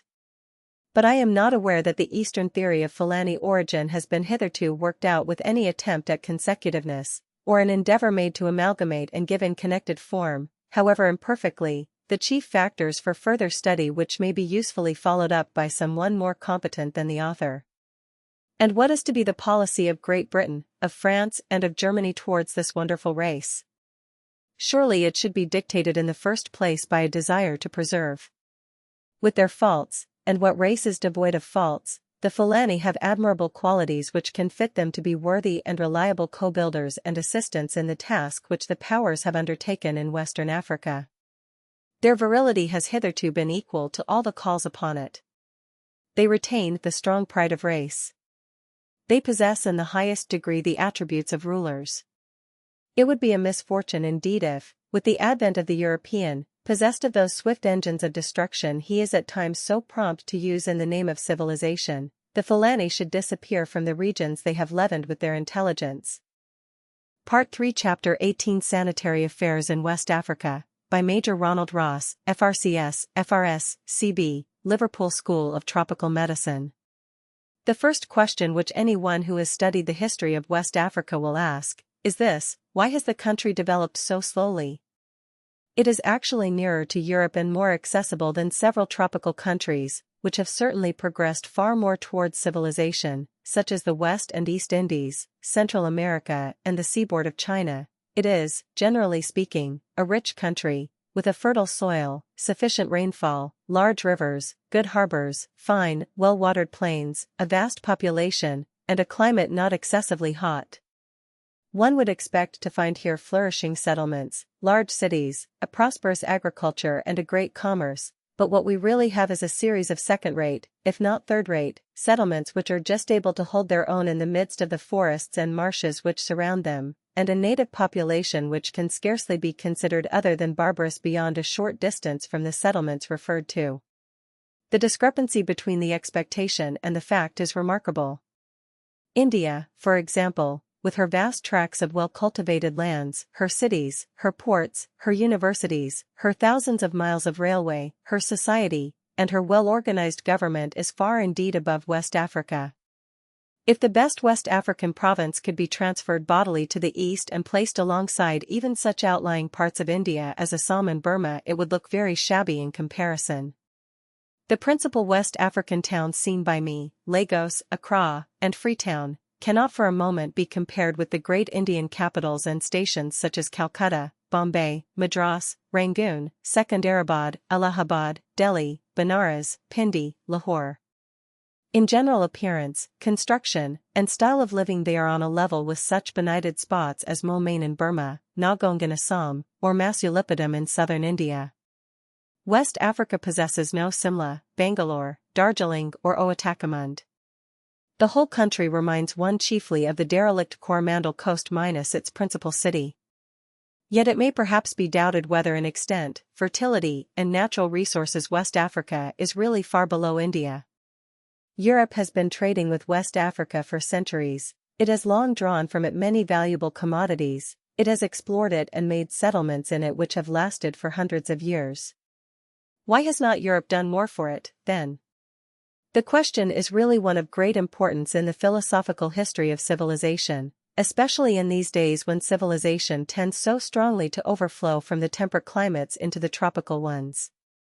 Here we have two countries equally gifted with natural resources and equally exposed to the civilizing irradiance of Europe. Yet, while India is of itself already one of the great powers of the world, the other still remains in the condition of a newly discovered continent, to be opened up in the future. Of the three reasons usually assigned for this curious fact, the first generally given is that in India Europe found a certain degree of civilization already existing before her advent, while in West Africa she started to work upon a completely barbarous country. No doubt this has much to do with the result, but we must remember that many countries now far ahead of West Africa were little or no less barbarous than West Africa a few centuries ago, such as many portions of tropical America, Burma, and the islands of the Pacific. It can scarcely be said that the antecedent semi-civilization of India and China has been always favorable to progress, nor that a basis of complete barbarism is always fatal to it. Another reason, perhaps more frequently given, is that the natives of West Africa are incorrigibly indolent. Yet it is by the labors of these very people, controlled by Europeans, that the prosperity of the southern states of America has been established. In my humble opinion, the West African should be very good material for civilization. Compared with the East Indian, he is perhaps not so patient, laborious, or thrifty, but, on the other hand, he is much more vivacious and virile. He is not hampered by the restrictions of caste, he is physically strong and healthy, he is capable of producing men who are intellectually not a whit inferior to the average European, and above all, instead of adhering obstinately to his own customs as the Indian so often does, he always shows a remarkable desire for the customs and culture of Europe. In fact, I personally feel, though I may be wrong, that these people are better material for civilization than East Indians, and I do not think that the backwardness of West Africa can be wholly or even largely assigned to defects in their character. To many of us the real reason for this backwardness appears to be undoubtedly the so-called unhealthiness of the West African climate for Europeans. It is impossible to deny the fact that the European cannot live on the West African coast in the same security against disease as he enjoys in the East and West Indies, and in my opinion it is this fact, and not the original barbarism of the natives, or their indolence, which retards progress here. The agent of civilization dies on the threshold of the country which he comes to develop. It would require a large volume to deal adequately with this important subject, and I can only attempt an outline here. We shall first ask what is the cause of this unhealthiness, and secondly, what is the remedy. I shall not attempt to give any statistics of mortality among Europeans or natives, because what statistics exist are not at all reliable. But the fact that the country is extremely unhealthy for Europeans is universally accepted, and is, moreover, demonstrated by the high rates for life insurance, by the large amount of leave which government grants to its employees, and by the difficulty which all employers experience in obtaining European agents for West African work, even for high pay. In fact, the country is so notorious in this respect that it is unnecessary to labor the point farther. What are the causes of the unhealthiness of West Africa for Europeans? The first series of causes are undoubtedly a group of infectious diseases, certainly or probably due to parasitic invasion of the body. These are principally what is known as malarial or intermittent fever, with its most dangerous variety, blackwater fever, various other fevers, dysentery, and according to many physicians, yellow fever. The first attacks the European with greater force than it attacks the habituated native, but nevertheless produces great havoc among native children. It is so prevalent that newcomers frequently succumb within a few weeks after arrival, while old residents often suffer from relapses during the whole of their stay in the country. In addition, epidemics either of this fever, yellow fever, or some allied disease, sweep through the settlements, causing great mortality among the Europeans. Dysentery and bowel complaints are scarcely less to be feared in some parts. The records of West Africa are blackened by these terrible plagues, which time after time have blotted out the names of the most daring travelers, the most capable governors, and the most enterprising traders, which mutilate the lives of those whom they do not kill, and which hamper every political or commercial enterprise by striking down or intimidating the agents who are sent out to execute it. But we must not imagine that these are the only factors of the total result. The heat and moisture of the climate are most enervating to Europeans. The general absence of good food, good meat, bread, vegetables, and milk, tends to produce dyspepsia and melancholy. The absence of most of the comforts and amenities to which Europeans are accustomed in their own home, good houses, good servants, society, and exercise, not to mention the absence of wives and children, depress the mind, and when this general outline is filled in by such details as the ever-present dread of serious sickness, the constant stings of insects, the unsavory surroundings of a squalid native population, it must be confessed that the colonist has much to depress him. What wonder if, in such circumstances, alcoholism and debauchery sometimes complete the sketch? The fact is, that what we call the unhealthiness of West Africa is a complex due to many causes which assist each other. people are apt to fall into a vicious circle from which it is hard to escape. I may say, indeed, that the whole of West Africa has fallen into this vicious circle and has not yet escaped from it. Let us consider the point farther. When we find much sickness in a given country, we are too inclined to think that the sickness is entirely due to certain natural conditions which are present in that country and which render it unhealthy. We forget that the sickness may be due, not to the country itself, but to the fact that the inhabitants do not take proper precautions against the diseases which persecute them. Now the whole trend of sanitary science has been to show in a convincing manner that the great infectious diseases are preventable, if only the proper precautions are taken. Time after time we have witnessed the entire disappearance, or at least the partial disappearance, of such diseases from whole countries. For example, smallpox and typhus have almost vanished from the great states of Europe, at least we may say so when we compare their prevalence in the past with their prevalence at the present day. Typhoid and diphtheria are diminishing daily. Malarial fever and dysentery, which were formerly scourges of parts of Britain, have almost entirely gone from the country. Even in the tropics we shall find numerous instances of the same kind. Calcutta was once a hotbed of fever and cholera, and was probably as fatal to Europeans as West Africa is now said to be. Rangoon was deadly when the British first went there. A century ago cholera often swept away whole regiments in India. We now look in vain for this state of things. As a whole, India is perhaps as healthy for Europeans as England is, at least if we exclude the enervating effects of mere heat, and, indeed, I think that in some respects, in the absence of colds and chest complaints and in the benefits of open-air life and exercise, Europeans in India are more fortunate than their brothers at home. Such facts alone clearly demonstrate that many diseases are not dependent upon natural factors beyond human control, but science has reinforced the argument by showing that a number of infectious diseases are due to microorganisms which spring from previously diseased persons and not from the air, soil, or water of localities. When, therefore, we speak of a given place being unhealthy, we merely mean that from some cause or other infectious disease is readily propagated from the sick to the healthy in that place. This may in part be due to the local conditions as regards heat, moisture, and so on being especially favorable to the transmission of the disease germs, but it may also be due to the fact that no precautions are taken to check this transmission. Thus in the case of West Africa we may ask, is the local sickness really due to the climate being specially favorable to the transmission of disease, or is it due to the neglect of proper precautions? I would not be prepared to say that as regards heat, moisture, and profuse vegetation, conditions long known to be particularly favorable to malaria, West Africa differs much from Calcutta or Rangoon. So far as nature goes, I can see little difference between West Africa and other tropical regions which I have visited. On the other hand, I see the greatest difference in the mode of life adopted by Europeans in West Africa and in India, and I am convinced that the excessive mortality amongst them is due largely, if not principally, to this cause, added to the imperfect condition of public sanitation in the country. My own visits to West Africa have been short and limited. I have thrice lived in Freetown for brief periods, and have paid flying visits to Bathurst, Accra, Lagos, and Ibadan.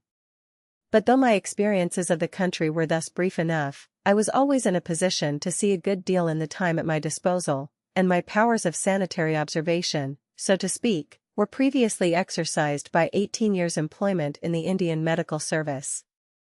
Moreover, for the last 3 years I have been in constant communication with many old residents on the coast, and I have also learned much from the members of several expeditions sent there by the Liverpool School of Tropical Medicine, and by reading numerous reports on the sanitation of the country. I state these facts simply in order to enable the reader to judge of the value of my testimony on the points under consideration. I do not pretend that a greater experience would not have increased that value, but at the same time it should be remarked that a sanitarian of any experience, like a trained physician, can often make a correct diagnosis in a comparatively short time, and that it is not necessary to examine every town in a country in order to arrive at a general conception of its sanitary condition. Moreover, the towns which I have seen are the capitals of 4 out of the 6 British colonies on the coast. In my experience, such as it is, the mode of life of Europeans in West Africa is not suited to the tropics. Take the houses to begin with. They are not generally good. It is absolutely essential in the tropics to have good roofs and large airy rooms. Our wise forefathers recognized this early in India, and built the great solid structures which are such a prominent feature of Calcutta and Madras and many Indian stations. I have seen nothing of the kind in West Africa. Even in Lagos and Accra the houses can be described only as second-rate. In Freetown they are simply execrable, and it is monstrous that Englishmen, much more ladies, should be compelled to live in them. It should be remembered that many of these West African hovels are built by government. In Ibadan I saw a magnificent iron house which I was told cost the government £6,000, but which is so ill-designed and ill-placed that in the heat of the day the inmates are compelled to go outside and sit under leaf shelters. Then again, in India the Europeans and some of the better-class natives live in a separate quarter, but in West Africa this seems to be the case only to a limited extent, while in Freetown the Europeans often live over native shops. Remembering that infectious diseases are communicated from the sick, we shall easily understand why the absence of a separate quarter is so dangerous to health. Those absolute essentials to comfort in the tropics, punkas and mosquito nets, which are invariably used in India, are often the exception in West Africa, or were so until quite recently. As regards food, we find little efforts made to help the African colonists to obtain good provisions. Fresh milk and butter often cannot be got at all, even where cattle exist in plenty. Government sometimes maintains, at considerable cost, botanical gardens for various economical purposes. I was told that these gardens used to grow vegetables for the Europeans until stopped by a mandate from England, on the ground that a government botanist is not a vegetable gardener, a type of the hopelessly unpractical spirit which has crept into all British administration. As a result the colonist has to fall back upon native vegetables, to which he is not accustomed. The meat is generally poor and coarse, and no proper effort is made to improve it. Ice, another essential in the tropics, cannot generally be obtained. I was gravely informed that ice machines will not work in West Africa. It is difficult to see why this is the case, because they will certainly work in the hottest and dampest parts of India. Aerated waters have to be imported and cost about 6p a bottle. I suppose that they, too, cannot be made in West Africa. In India they are made everywhere and cost about a penny a bottle. Singular effect of the West African climate. What are more necessary anywhere than exercise, recreation, and society? In India the smallest station has its gymkhana, its polo, tennis, cricket, and even football, its dinners, its afternoon parties, its balls, its shooting and riding. As for West Africa, though, owing to the intelligent encouragement of the governors, much attention is now being given to this subject, things are very different. A resident of Sekondi told me that their only amusement is to drink. So it seemed. In many places horses do not exist, because it is said they do not live there. So far as I know, government has never attempted the slightest scientific inquiry into this most important matter, although probably the disability is due merely to some easily preventable parasitic disease. In Freetown many people take no exercise at all and are carried about even for short distances in hammocks. In up-country places, I hear, the dullness of life, owing to the absence of recreation and exercise, is often intolerable and heartbreaking. Turning now to affairs of state sanitation, let us first ask, what would have been the logical and businesslike course for adoption by government from the earliest days of these colonies? Seeing the obvious fact that all development of the country was being retarded by the sickness and mortality among the European officials and traders, a practical government would from the first have strained every nerve to remedy this state of things. It would have spent every available penny in the sanitation of the coast towns, which are, in fact, the portals of the continent. It would have kept these scrupulously clean, swept and drained. It would have housed its employees thoroughly well in quarters removed from the infectious vicinity of the poorer native locations. It would have encouraged the traders to do the same for their agents. It would have organized farms for the purpose of producing good fresh food, meat, milk, butter, and vegetables. It would have created or endowed places of exercise and recreation. It would have attempted to add in every possible way to the comfort of the Europeans, who are the backbone of the colonies, knowing that reasonable comfort is half the way to health and happiness, and that senseless and unnecessary discomfort is more than half the way in the other direction. It would have taken scrupulous care of the water supply, of the conservancy, of the drainage of swamps. It would have insisted on the adequate sanitation of native locations near European locations, in the interests both of natives and Europeans. It would have maintained an up-to-date medical and sanitary department, provided with sufficient powers and funds for its work. It would have kept accurate statistics of sickness and mortality, especially among the Europeans. It would have ordered numerous scientific investigations into the causes of the most disastrous West African diseases, both among men and domestic animals. Above all, it would have put the direction of sanitary affairs into the hands of the ablest scientific men it could procure. Now I do not wish to take the role of the fault-finder, but I must say, so far as I know, and I hope I may be mistaken, the Colonial Office and the West African governments and municipalities can scarcely be said to have given adequate attention to a single one of the items in this program, at least until quite recently. Consider the question of surface drainage for instance.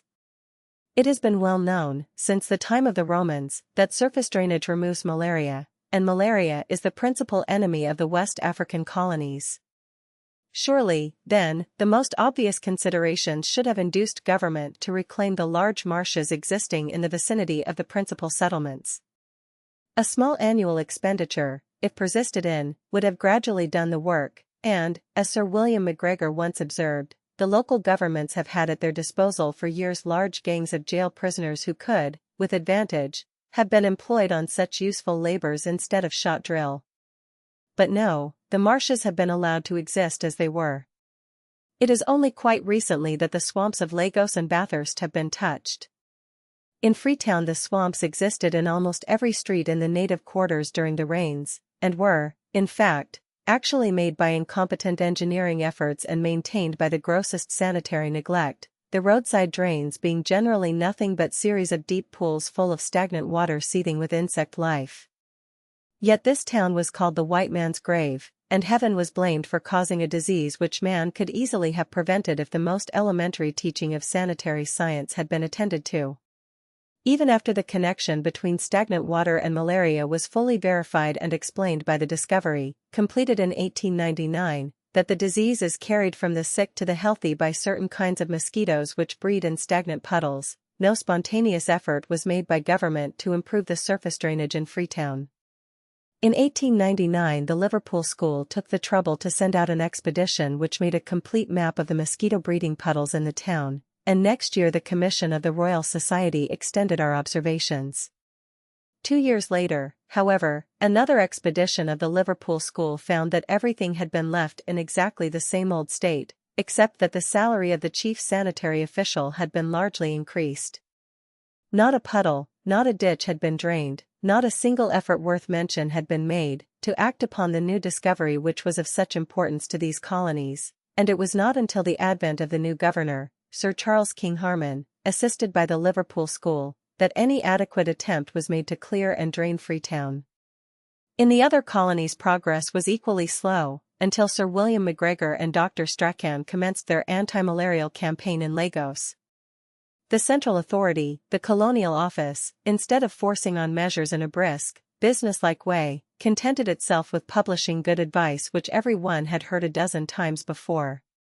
The governments of the Gold Coast, Sir Matthew Nathan, of the Gambia, Sir George Denton, are now pushing on in this direction, and we can only hope that the progress will be maintained in the future in all the colonies. The other items of the program mentioned above have also received little attention. The medical and sanitary services have not been kept in an up-to-date condition. For instance, in 1880, Laveran discovered the parasite which causes malarial fever, but even 20 years later there were few doctors who used the discovery for the proper diagnosis and treatment of the fevers prevalent on the coast.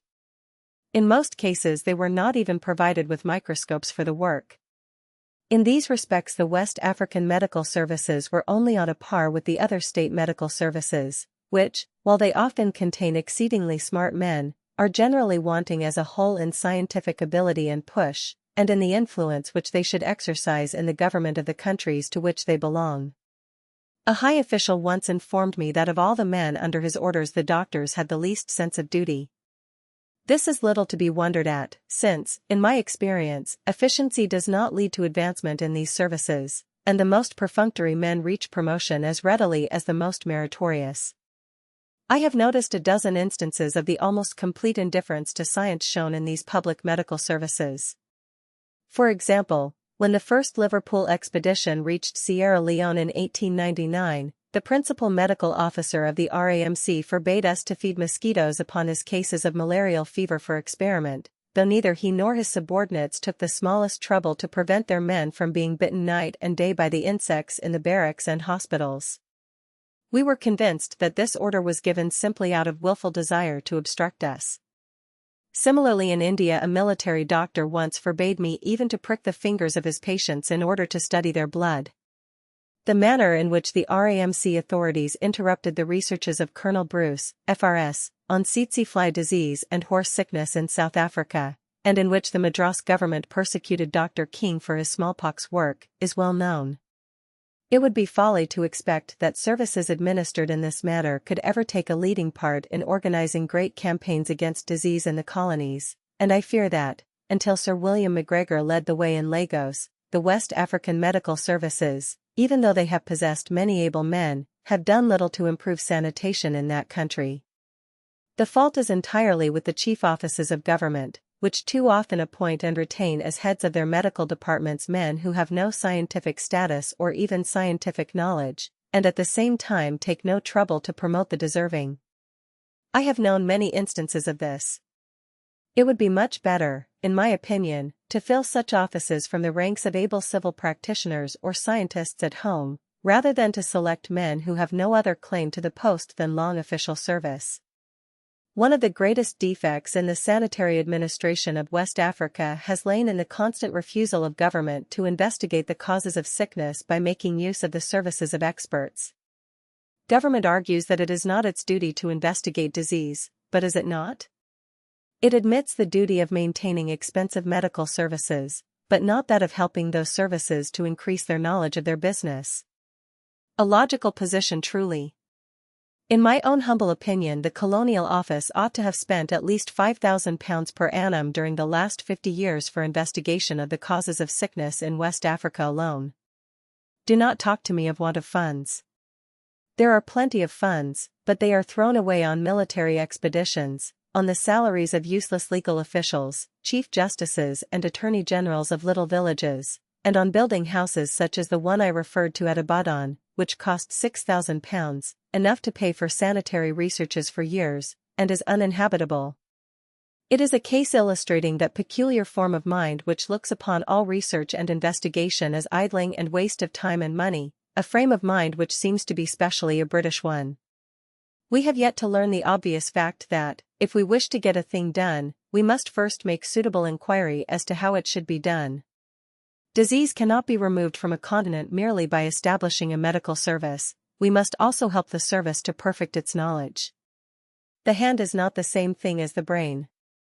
In West Africa we have long possessed the hand, but the brain has been wanting.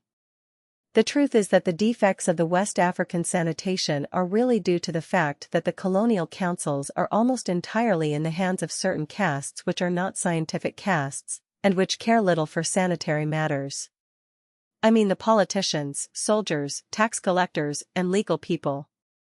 To these it is a matter of little moment to cleanse streets, to purify towns, to banish disease from thousands of homes.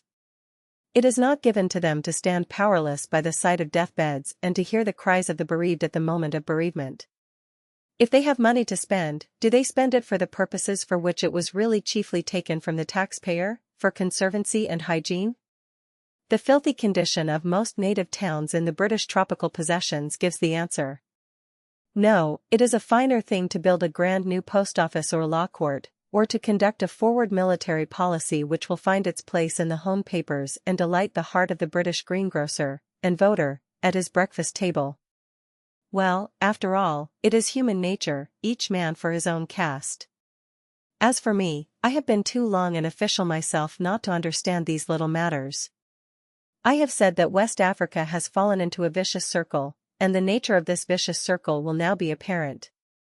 The unhealthiness of the coast for Europeans tends to check their activities in all directions, And in return this detrimental effect on their activities tends to check their efforts towards ameliorating sanitary affairs. The two conditions work hand in hand. It is impossible to remain blind to the disastrous economical effect of the unhealthiness. It leads to a constant change in the working staff of the country, not only in consequence of death and sickness, but also in consequence of the frequent furlough which is rendered necessary. From the highest to the lowest, few Europeans remain in West Africa for more than 2 or 3 years at a stretch, and many government officials are entitled to leave after 1 year. This has the effect of rendering all business discontinuous. As soon as a man has started a piece of work he is called away from his efforts, and is obliged to leave everything to a successor. In India the period of residence in the country before furlough can be demanded as 5 years at least, and even then the break in the business which occurs during the furlough is often very mischievous. How much more so must be the interruption which occurs in West Africa every year or two. The same thing prevents people in West Africa from taking sufficient interest in the homes of their exile. Many of them have told me that all the time they are in the country they are indifferent to what happens, that they simply live from hand to mouth, careless of their surroundings and longing only for the day when, if fate spares them, they can escape once more for a brief interval to Europe. It is this feeling which makes them indifferent to the houses in which they live, to the food they eat, to their surroundings, and sometimes, I fear, to their duties. The danger, discomfort and ennui of life are so great that a chronic condition of callousness inimical to all serious effort is frequently arrived at.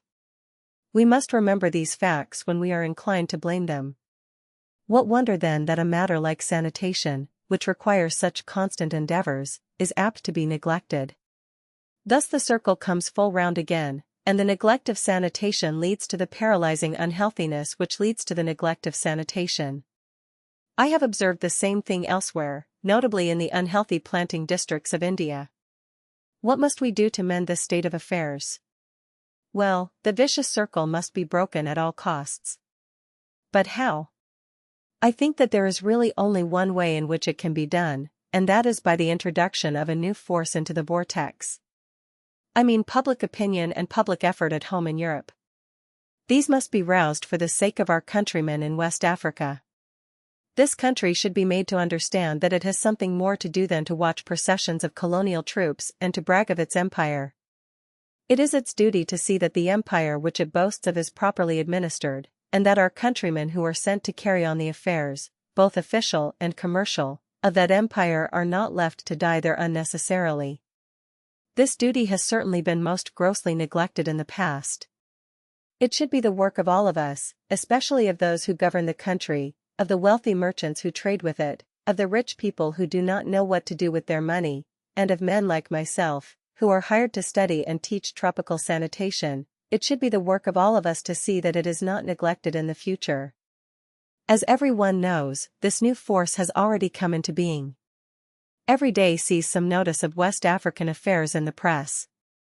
The able governors of the colonies are, I think, doing all for the cause which their limited means allow. The merchants of Liverpool and London have come forward most handsomely with their tropical schools, which I make bold to say are doing well also. A single philanthropist has actually drained and cleaned the houses in Freetown pro tempore, at his own expense, and last, but by no means least, many young pathologists have given their time and risked their health for the cause. But what are the exact steps which should be taken? I have already indicated these above. It is the duty of the government to see that the principal settlements are kept scrupulously clean and drained, to construct and publish proper statistics of sickness and mortality among the Europeans, to appoint whole-time health officers, to enforce sanitary laws, and to encourage the building of good houses and the establishment of dairies, settlement farms, gymkhanas and other institutions or trades which are likely to conduce to the comfort and health of the colonists. Thus government has a great deal to do. It has only begun as yet. But it is not government alone which must act. Sir William McGregor recently pointed out to the Liverpool Chamber of Commerce that men who carry on business on the coast have much to do for their employees, to give them good houses, to force them to take proper precautions against malaria, and to add to their comfort in every possible way. Then there is the philanthropist millionaire. I wish that we could get hold of him in earnest. Sir Charles King Harman once told me that £100,000 would reform the West Coast if presented as a free gift, by enabling government to start gymkhanas, dairies, and such like for the Europeans. So it would, and the money ought to be obtained. Lastly, the Colonial Office ought to do one thing, a thing which was recommended by a deputation which waited upon the Colonial Secretary some time ago. That is, it ought to appoint a sanitary commissioner on the Indian model, to make constant inspections of sanitary matters in the West African colonies, and to report directly to the Colonial Office. We were told, however, that the scheme was too costly, and otherwise impossible. But shortly afterwards a gentleman with a large salary was appointed in order to inspect the knapsacks, and see, of the black troops, a much more important matter than any sanitary business. I may mention here an opinion which I frequently heard expressed on the coast, namely, that the West African colonies have now outgrown the present system of control by small detached governments placed under an office in London. It is contended that the whole country should be administered by a Governor-General on the Indian lines. I fancy that sanitation would not lose by the change. Such are my humble opinions on sanitary matters in West Africa. They are given in response to an invitation from the author of this book, and, of course, exigencies of space have prevented my dealing with many points which should be dealt with in a complete survey of the subject, which would require a book for itself. I have thought it best to say exactly what I think without much reservation, but, of course, my views may, perhaps, not be so sound as I imagine. It would be the grandest thing in the world if sanitary science could give to civilization such a glorious gift as West Africa, and I believe that it will. But the thing will be done only by straight speaking, hard-hitting, and the most indomitable action. Chapter 19 Land Tenure and Labor in West Africa. In dealing with the natives, one must never touch their rights in land. Sir William McGregor.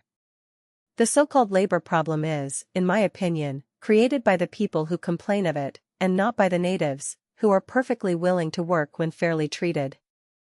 Mr. J. A. Daw, of the Ashanti Goldfields Corporation, 145, I know the Gold Coast natives well, and I repeat, you can get all you want out of them, if people will only realize that the native is a human being, and not an animal or a machine.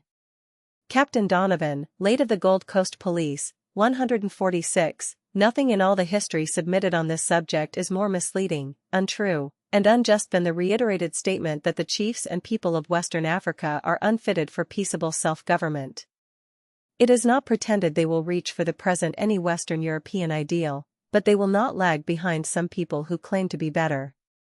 The people do not want war. The very facility with which their disputes are temporarily adjusted serves to show this disposition. The coast is far from having recovered from the dire effects of the slave trade. The chiefs are weak, and much of their power is taken from them by the very British administration which scolds them for their non-success. C.S. Salmon, The Crown Colonies of Great Britain. If there is one thing more than another upon which the most competent students of West Africa are agreed, it is the tenaciousness of the West African Negro to his landed rights. Land tenure in West Africa has been properly described as a cult. The most experienced English, French and German observers have noted this characteristic. Wherever it has been adequately studied, the system of native land tenure, in its tribal, family, individual and commercial aspects, is found to be at once simple in its broad lines, elaborate in its details, and approaching in many respects to the most advanced democratic conceptions of Western Europe. Before the torchlight of scientific inquiry, the old idea of the Negro being more or less of an animal, incapable of evolving any rational or consistent policy, too backward to frame anything approaching an unwritten code of law, his every act of life being merely the outcome of natural instinct, can no longer be entertained. And to the knowledge that these beings, who were thought irrational, and inconsequent to the extent of being the half-devil, half-child of popular imagination, has been added the conviction that the commercial and political success of the powers of Europe in their West African possessions depends for its attainment upon the recognition of native law in respect to property. But although the testimony to this effect is shared by those who have the largest experience of West Africa, and although evidence is accumulating on all sides which corroborates in the most ample manner the statements of Ellis, Sarbaugh and Mary Kingsley, 147, It is nevertheless unhappily true that the tendency on the part of the European powers, not only to interfere with the native law of land tenure, but to frame legislation without regard whatever for its importance in the relationship between the European and the Negro, is increasingly manifest.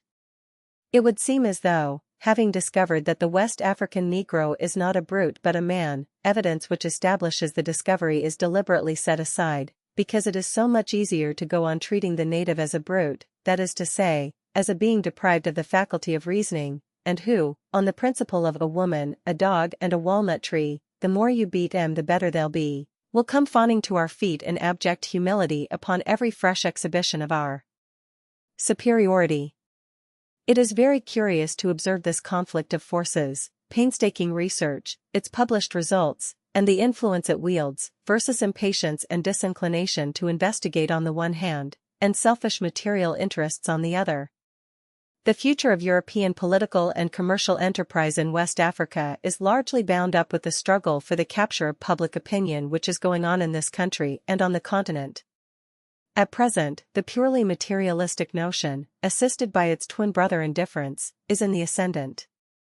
Apparent success having been secured in that part of tropical Western Africa where, under the tuition of his white masters, the native has become a mere machine for the production of dividends to European company promoters, a great impetus has been given to the conception, popular in so many quarters, that the raison d'être of West Africa and the West African is their exploitation by Western Europe, on such lines and in such fashion as the peoples of Western Europe see fit. The European governments are alternately allowing themselves to be dragged along this perilous path whose ultimate destination is the abyss called failure, or are hanging back from it, beset with doubts. But the danger is acutely realized by many, and as it gathers in extent and consistency, is being energetically opposed. The merchants, English, French and German, are, as a body, unanimous in condemnation.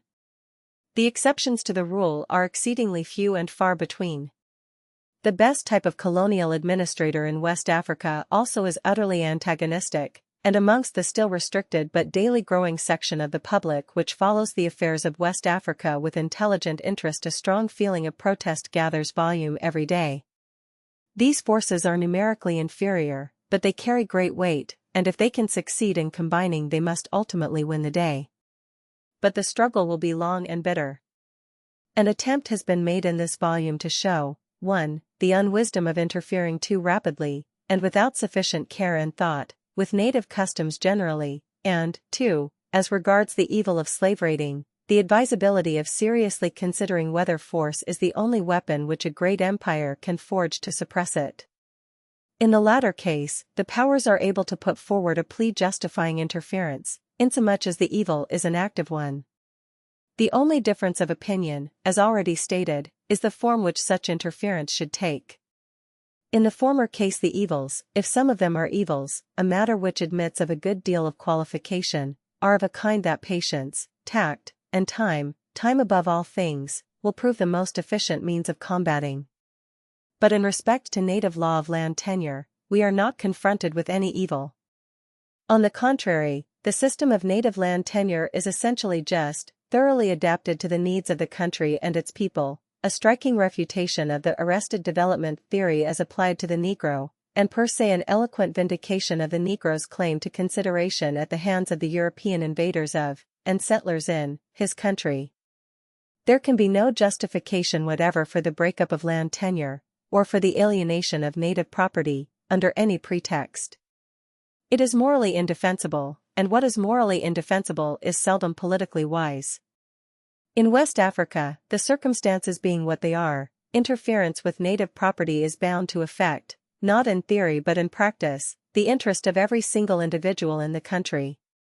In the coastwise regions of West Africa proper, as far south, that is to say, as the Rio del Rey, where Bantu culture begins, it may be accepted as a rule, whatever differentiation may exist in the system of land tenure in widely removed districts, from which the departures are extremely rare, 148, that every square yard of the country is owned. Sarba for the Gold Coast, Closel and Delafosse for the Ivory Coast, Ellis for Yoruba, Mary Kingsley for the rivers, Bone for French Guinea, Fabre for Dahomey, have borne witness in their respective fields of observation to this fact, that there is no land without an owner. There is also a vast amount of untabulated corroborative information from almost every part of the coast. South of Rio del Rey, the land customs of the natives have not been the object of so much inquiry as north of it, and there the population is not in the main so dense, but what gleanings are available to us appear to be conclusive on the same point. In all inhabited districts, land is never without an owner, whose claims, whether tribal or family, are as sacred in native unwritten law as they would be if duly set forth in a legal document, in accordance with the full requirements of European jurisprudence. It is easy to understand why this should be so. The native lives on the produce of his land. He not only lives upon it, it is also his wealth, his currency, his medium of exchange for European goods. The products which he gathers in his forests, the plantations he makes in the clearings and the plains, these are at once his sustenance and his cash. Is it astonishing, therefore, that he guards his land and all that grows therein, or is built thereon, with passionate jealousy, and that, whereas he can be induced without difficulty to lease his property rights under certain conditions to Europeans for even a long term of years, he can seldom be brought, save by physical compulsion, to alienate them forever? Ought it to be matter for surprise that legislation calculated to hinder his free use of the products of his land, or action of which the logical consequence is to reduce him from the position of landowner to tenant, either provokes him to pit his spears and flintlocks against the repeating rifles of the despoilers, or breeds in him such utter confusion of mind, such bewilderment and terror, that, fleeing to the forest's dim recess, he broods in sullen unproductiveness, plunged in deeper savagery, witness to the high morality of Christian peoples? Strange, indeed, does it seem, with the burden of historical proof to the adaptability of the Negro, with the abundant and cumulative evidence of his willingness to trade, to learn, to take on new industries, to everywhere follow up his natural profession of agriculture, with the actual and daily evidence of his enterprise and producing capacity in the existing oil palm, groundnut, mahogany, and rubber industries. Strange, indeed, that European statesmen worthy of the name should for a moment entertain the idea, or lend ear to the suggestion, that in a country like West Africa, where the white element compared with the black is as a grain of sand on the seashore, and where the European can attain nothing that is permanent or lasting without the willing cooperation of the Negro, the spontaneous production of the Negro as a free man, in the enjoyment of the fruits of his own land, can be replaced by the forced production of a serf deprived of his lands, his freedom, and his individuality. If in one sense the question of native land tenure in West Africa is distinct from that of native labor, it is in another way closely allied to it, and to treat of one without referring to the other is difficult, if not impossible. But it is equally difficult, when once the labor problem is raised, to confine oneself to West Africa only, for the theory of assimilation is very much to the fore just now, and although the conditions prevailing in West Africa differentiate absolutely from those in Central, East, and South Africa, the same general arguments are made to apply more or less to all four. I must, therefore, crave the reader's indulgence if I wander somewhat afield. There is not the least shadow of doubt that the tendency to go past the law of native land tenure in West Africa owes its origin in large measure to the oft-repeated statement that the Negro will not work. Numbers of people have for some time past been assuring the public that West Africa can only be developed by compelling the native to work. 149. It is, of course, assumed a priori that the native of West Africa does not work. How the contention can be justified in the face of demonstrable and easily accessible facts to the contrary, we need not pause to inquire. It suffices that the contention exists, and that there is not a paper dealing with African affairs in Great Britain, or the continent of Europe, which does not contain in almost every issue some reference to the matter. Nor is discussion limited to such papers. In the speeches of public men whose interests are associated with Africa, in conferences, in books, pamphlets, and not infrequently in the daily press, the subject crops up again and again. The refrain is usually much after this style: the native will not work. We have to work and pay income tax. Why should not the native? What is the use of Africa to us if the native refuses to work? It is intolerable. He must be made to work. It must be admitted that the spirit of the hour is admirably suited to act the part of receiver to these laments. The signatory powers of the Berlin Act have allowed the gradual establishment and consolidation in Western Central Africa of an institution the existence of which is based upon repudiation of the inherent right of the native to his land or the fruits thereof, and upon forced labor on the part of the dispossessed for their despoilers. What wonder that the public of France and Germany, observing the enormous profits derived by people immediately connected with this institution, and led astray by the apathy of their statesmen to the evil, should put down to political ability what is merely outrage, and impatient at the comparatively slow progress of their own possessions, should begin to loudly call for the adoption of a similar system therein? The King of Belgium has succeeded in making the natives work. He and his coadjutors are reaping a huge harvest. Belgian industry is the gainer. Antwerp has become the first rubber market in the world. Why not imitate the King of Belgium? The idle native. Market scene in West Africa. It would be grossly unfair to describe this mental attitude on the part of public opinion in France and Germany as having been due, or as being due, to a natural callousness. At one time, indeed, the proceedings of the Congo state were severely condemned in both countries, and not farther back than 1895 Count Alvenselben, German ambassador in Brussels, was carrying on a correspondence with the then principal secretary of the Congo state anent the payment of rubber premiums by the Congo state to its agents and the trading operations of that state, couched in such language as would have brought about between two European powers an immediate rupture of diplomatic relations. But wealth commands great power, and its rapid acquisition is a blunter of conscience. The Belgian financiers who control the two great trusts in the Congo state, the annexes of the Domaine Privé Trust and the Thiès Trust, were desirous for their own ends of still further extending their power. They managed to obtain the cooperation of many highly placed persons in France and Germany, and to secure the assistance of an important section of the colonial press in the two countries. The result is seen in the creation of what is known as the concessionaire regime in the colony of French Congo, its partial adoption in the French colony of Dahomey, its attempted establishment in the auriferous French colony of the Ivory Coast, and its introduction into German Cameroons, where, however, experience has led to a revulsion of feeling as healthy as it is encouraging. In other words, the indifference of the powers to the violation of the Berlin Act by the sovereign of the Congo state has involved the application of the new slavery to another vast tract of territory in Africa. Public opinion has been worked to such good purpose that the lucubrations of a Karl Peters or Camille Janssens are not only listened to with patience, but are regarded by many as the embodiment of a rational colonial policy, while in France, open appeals have for the past year and more been uttered every day in favor of a regime of forced labor at the point of the bayonet. The theory that the Negro will not work and must be compelled to do so has, therefore, made strides rapid enough among the Western nations on the continent of Europe to satisfy the fondest hopes of its promoters. In England, the modern school of thought in African affairs shows a like tendency. We hear in various forms how essential it is to inculcate the African with the notion of the dignity of labor.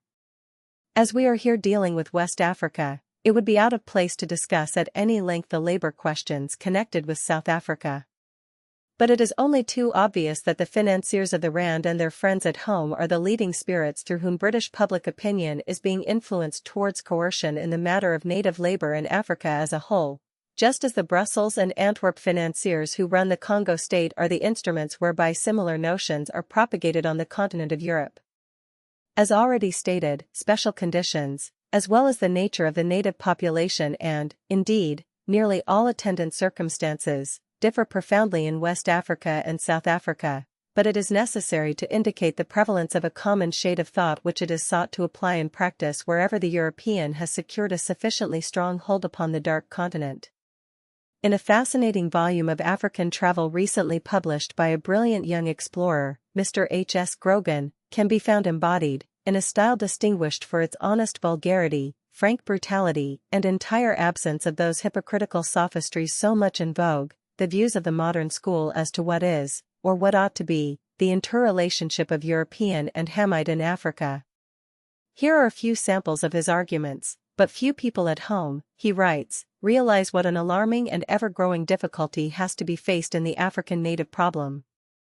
It is a difficulty that is unique in the progress of the world. Under the beneficent rule of the white man, he thrives like weeds in a hothouse. What is to be done with this ever-increasing mass of inertia? We have undertaken his education and advancement, as we have carefully explained, by the mawkish euphemisms in which we wrap our land-grabbing schemes. When we undertake the education of a child or beast, we make them work, realizing that work is the sole road to advancement. But when we undertake the education of a nigger, who, as I have endeavored to show, is a blend of the two, we say, "Dear nigger, thou elect of Exeter Hall, chosen of the Negro Phil, bread and butter of the missionary, darling of the unthinking philanthropist, wilt thou deign to put thy hand to the plough, or dost prefer to smoke and tipple in undisturbed content? We, the white men whom thy conscience wrongly judges to be thy superiors, will arrange the affairs of state. Sleep on, thou ebony idol of a jaded civilization, maybe anon thou wilt sing onward, Christian soldiers." A good sound system, proceeds Mr. Grogan, of compulsory labor would do more to raise the nigger in 5 years than all the millions which have been sunk in missionary efforts for the last 50. Why should not other peoples be called upon to work for the cause of progress? Throughout Africa the cry is, "Give me labor." There is a sound maxim in the progress of the world: what cannot be utilized must be eliminated. And drivel as we will for a while, the time will come when the Negro must bow to this as to the inevitable. Why? Because he is black and is supposed to possess a soul, we should consider him, on account of that combination, exempt. It is difficult to understand, when a little firmness would transform him from a useless and dangerous brute into a source of benefit to the country and of satisfaction to himself. What a typical passage is this! The Negro lazy and degraded, useless and dangerous, the European doing all the work while the Negro smokes and drinks, whether imported European liquor or liquor manufactured locally is not stated, narrow-minded visionaries at home preventing the salvation of Africa in the shape of compulsory labor on the rand mines which constitutes education, the perfection of morals that result from such education, and so forth. The crowning folly is conveyed in the words, "What cannot be utilized must be eliminated," which, I suppose, means a thinning out process, such as Professor Gregory tells us has been accomplished only too successfully in Unyoro, where it has been estimated that in the 4 years following the establishment of British rule the population was reduced to a fourth, in order to prevent the too rapid propagation of these hothouse weeds. And yet what Mr. Grogan says is repeated by many and believed by more, the mass who swallow this tainted diet as though 'twere nectar, and absorb these grotesque distortions as if they were gospel truths. Let us endeavor to examine this question in a practical, temperate, and impartial spirit. According to ethnologists, the true, uncontaminated Negro is only found in West Africa, roughly from Senegal to the Rio del Rey. He inhabits the coastwise regions and the forest belt. The innumerable creeks and forests of the Niger Delta shelter the purest specimens, ethnologically, of his race. South of Rio del Rey the Bantu stock begins, and predominates as you work southward. Behind the forest belt the true Negro stock has become changed and modified by infusion of Berber and Fulani, and also, but to a lesser degree, of Arab blood. In the Niger Bend, in the regions round about Lake Chad, in northern Nigeria this blending of races has created a bewildering variety of mixed types, while here and there both the invaded and invading elements have preserved their purity, for instance, among the Negroes, the Bambara of the upper Niger, among the Berbers, the noble Imosak, among the Arabs, the Shuwa, among the Fulani, the Pulo herdsmen of Futajalan, Adamawa, Bandu, and of many other parts of the western Sudan. Leaving west for east, you have the Shoa, Gala, Somali, and Jew in Abyssinia and its confines, then the Bantu, product, as Dr. Voigt thinks, of Semitic and Negro mixture, spreading southwards, inwards and westwards, universal everywhere, right down to the Cape, the Maasai, Wauma, Pygmies, Hottentots, and, in the French Congo, the Fans, presenting small channels of ethnic divergence in a vast sea of Bantu stock. West African young hopefuls throughout all this huge expanse of territory. The soil is in the main so fertile that it produces with little trouble everything which the native requires for his subsistence and his comfort, where his sense of what constitutes comfort has not expanded as the result of intercourse with a higher ethical development, a higher civilization, to use the hackneyed term. The climate being mostly hot, it militates against great physical energy, which, moreover, is not, and has not been, economically necessary for the African for countless generations. The degree of development of the native depends upon the extent of his contact with, or remoteness from, influences tending to create in his mind fresh ideas, a higher conception of arts and crafts, influences which may have filtered through to him either by the medium of trade, successive migration, conquest by a more advanced race, or the infiltration of a revealed religion. The more inaccessible the region, the further inland the people, the wider removed from highways of commerce their situation, the more primitive their state. That is logical, although there are, of course, exceptions.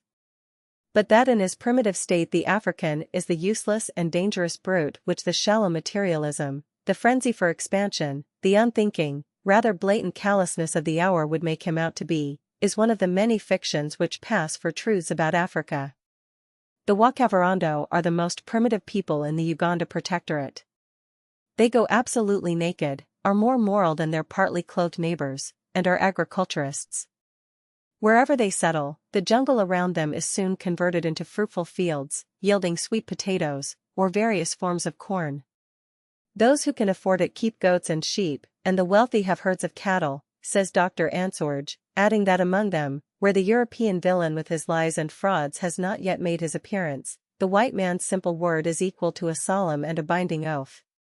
In most parts of Africa, south of the equator, in the huge central portion at any rate, in the upper Nile Valley, the region traversed by Mr. Grogan, the native has never had the motive, the spontaneous impetus to produce more than his needs required or his fancy led him to. Yet he works in iron, molds pottery, has in many cases a highly developed artistic instinct, 150, manufactures cloth and ingenious and elaborate weapons of offense, has some notions of harmony, and often enough a vein of true poetic instinct. When local conditions have been favorable to the evolving of important social agglomerations, a native state form has grown up which was a cause of abundant astonishment to the early European travelers in Central Africa. Yet, as far back as we are able to plunge in the dim recesses of the past, these millions of natives, this mass of inertia, were entirely cut off from intercourse with the outside world, isolated from all contact with the superior races. A few stray Egyptian traders probably penetrated to the headwaters of the Nile and the Great Lakes. Later on, a handful of Arabs wandered inwards from Zanzibar, but until Burton, Speke and Grant, Livingstone, working from the south, Baker, Emin, and Stanley revealed the interior of Africa, its inhabitants had been innocent of all communication with the higher culture. One need not inquire whether the lot of these people has been much brighter since the advent among them of the half-caste Arab slave trader, the Belgian ivory and rubber hunter, the overzealous European missionary, and the land-grabbing fever of the powers. An estimate on that point must be largely a matter of opinion.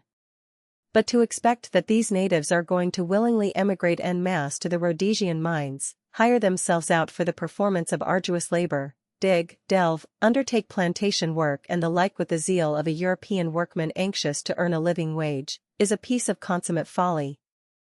They can only be induced to do so by the most tactful treatment, by the payment of a decent wage, by the selection of European agents possessing some sense of proportion, and at least a rudimentary knowledge of the teachings of history.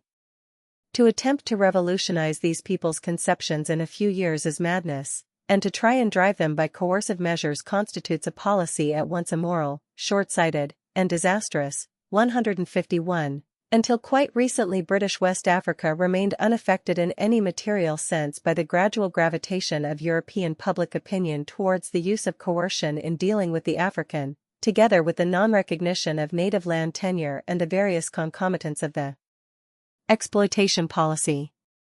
The birth of a scientific gold mining industry in the Gold Coast, however, has let loose a flood of ignorant talk about West Africa, and raised up a whole host of evil advisers who are busily intent in introducing South African methods in the West African goldfields. Constant complaints are being raised about the scarcity of labor, the indolence and the slothfulness of the native. Experienced men like Mr. Daw, of the Ashanti goldfields, have not hesitated to speak out boldly against these views, and so far the Colonial Office, 152, to its honor be it said, has refused to yield to the clamor, and has declined to repeal the law on the acquisition, extent, and registration of mining concessions whereby the rights of the native owners of the soil are amply safeguarded. In that respect, the Concessions Ordinance must rank as the most equitable legislative measure for the protection and preservation of native land tenure which exists in West Africa. It is true that of the numerous complaints which the ordinance has given rise to, those that refer to the actual working of the measure are justified.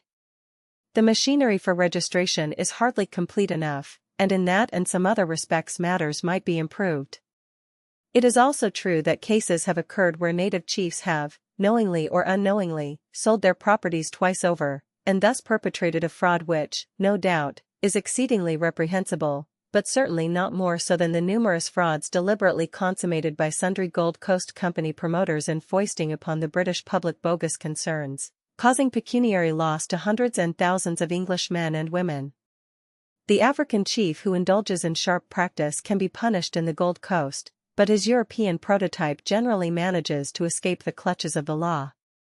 It is to be hoped that the Colonial Office will maintain the Concessions Ordinance in its integrity, while perfecting the machinery to administer it, for the law, as a law, is a credit to British justice in West Africa. On the other hand, it is much to be regretted that the Colonial Office should have framed a code of laws and regulations in respect to the development of forest products and the attribution of forest reserves in southern Nigeria, which have given rise to grave objection, and must continue to do so. The effect of these regulations in the aggregate is to authorize the High Commissioner to issue any rules he chooses with regard to all kinds of forest produce, not excepting the produce of the palm. No proper distinction is drawn between so-called waste, 153, lands and forest lands at the disposal of the native and the government respectively. Natives are to be compelled to take out licenses to enable them to do what they have hitherto done without restriction. The licenses are to be granted by the government officials. Half the money goes to the local treasury, the other half to the native owner, but only if he can show that he is entitled to it. The native is tried, under the penalties provided by the proclamation, by the European officer and not by his own local court. All this is bad and short-sighted policy. It must inevitably tend to suggest to the native mind that the government is taking entire possession of his land. His rights of land tenure are being treated as though they had ceased to exist, and had been vested in the government. We are officially assured that the native chiefs are satisfied that this is not the case, and that they welcome these regulations. It is impossible to regard these assurances otherwise than with skepticism. In southern Nigeria, the Crown Colony government is a despotism absolute and entire.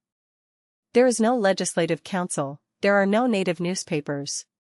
The native has no means of ventilating his grievances. The powers of the High Commissioner are more sweeping than that of the Tsar of all the Russias. There is no check upon him, no control of any kind. He does exactly what he likes, and force in southern Nigeria, in other words, punitive expeditions are but of too frequent occurrence. For upwards of 3/4 of a century the natives of southern Nigeria have been encouraged by successive British governments in the belief that they were free to utilize the products of their own forests. I defy any jurist to say what amount of freedom they will enjoy if these regulations are carried out to the letter. I have sought the opinion of English lawyers not unversed in native law on this matter, and they have been anything but impressed with the justice or legality of the measure. The regulations have been compared to a retrogression to the days of William the Conqueror. The interpretation of the Commissioner's powers, under this ordinance, I am quoting from the letter of a lawyer to whom I submitted the measures in question, are far too arbitrary. What privileges are left to the native who, you will remember, is the owner of the soil? It seems that he is in the unfortunate position of being the owner of his land without being able to obtain the slightest advantage from that land, and if he attempts to deal with the products thereof, even with the very best intentions, he is liable at the will of the Commissioner to imprisonment or fine as provided by the bill. This is surely not the intention of the framer of the bill, at least I hope not. The Chambers of Commerce on the one hand, and the Aborigines Protection Society on the other, have protested against this reactionary legislation, which shows that both in commercial and philanthropic circles a similarity of feeling exists in regard to its tenor. It is one thing to protect the forests from destruction, which is understood to be the motive of these regulations, and no reasonable being would object to the framing of common-sense rules for the preservation of rubber trees and vines, although it is not rules but instruction which is required, and certain young hardwood trees of slow growth. But it is quite another thing to introduce a series of cast-iron laws of this wholesale character, of doubtful legality, of still more questionable expediency, inevitably calculated to lead to friction and distinctly prejudicial to the development of legitimate commerce. The Crown Colony system in the rivers has not been such a brilliant success that it can afford to deliberately run such risks.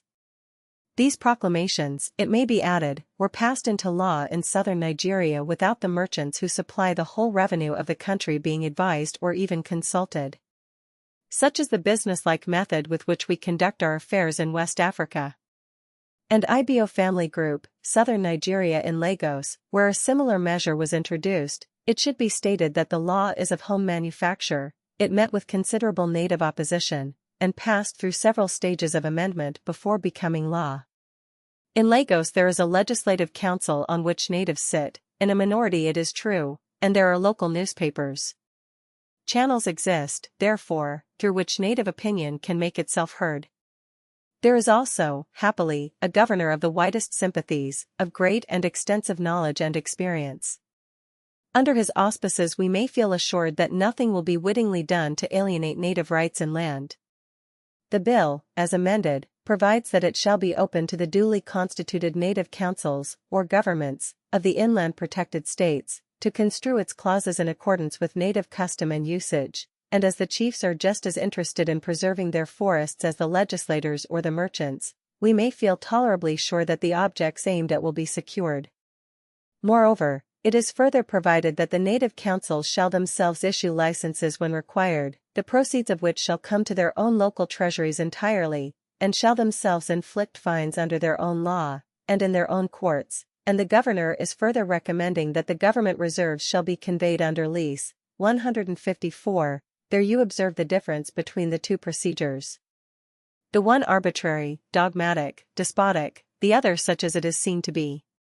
If any difficulties arise in Lagos in the course of the working of the bill, 155, it will not be for the want of doing everything possible to avert them, of surrounding the rights of native land tenure with safeguards which, so long as they are adhered to, will be sufficient to protect them, of imbuing the native mind with the feeling that the administration intends to conform to the traditions of native usage, but they will be due to the principle involved in the bill, the principle, that is, of a prima facie right of interference, directly or indirectly, on the part of the government, in the affairs of native states, whose internal independence in contradistinction to their external relations is guaranteed by treaty.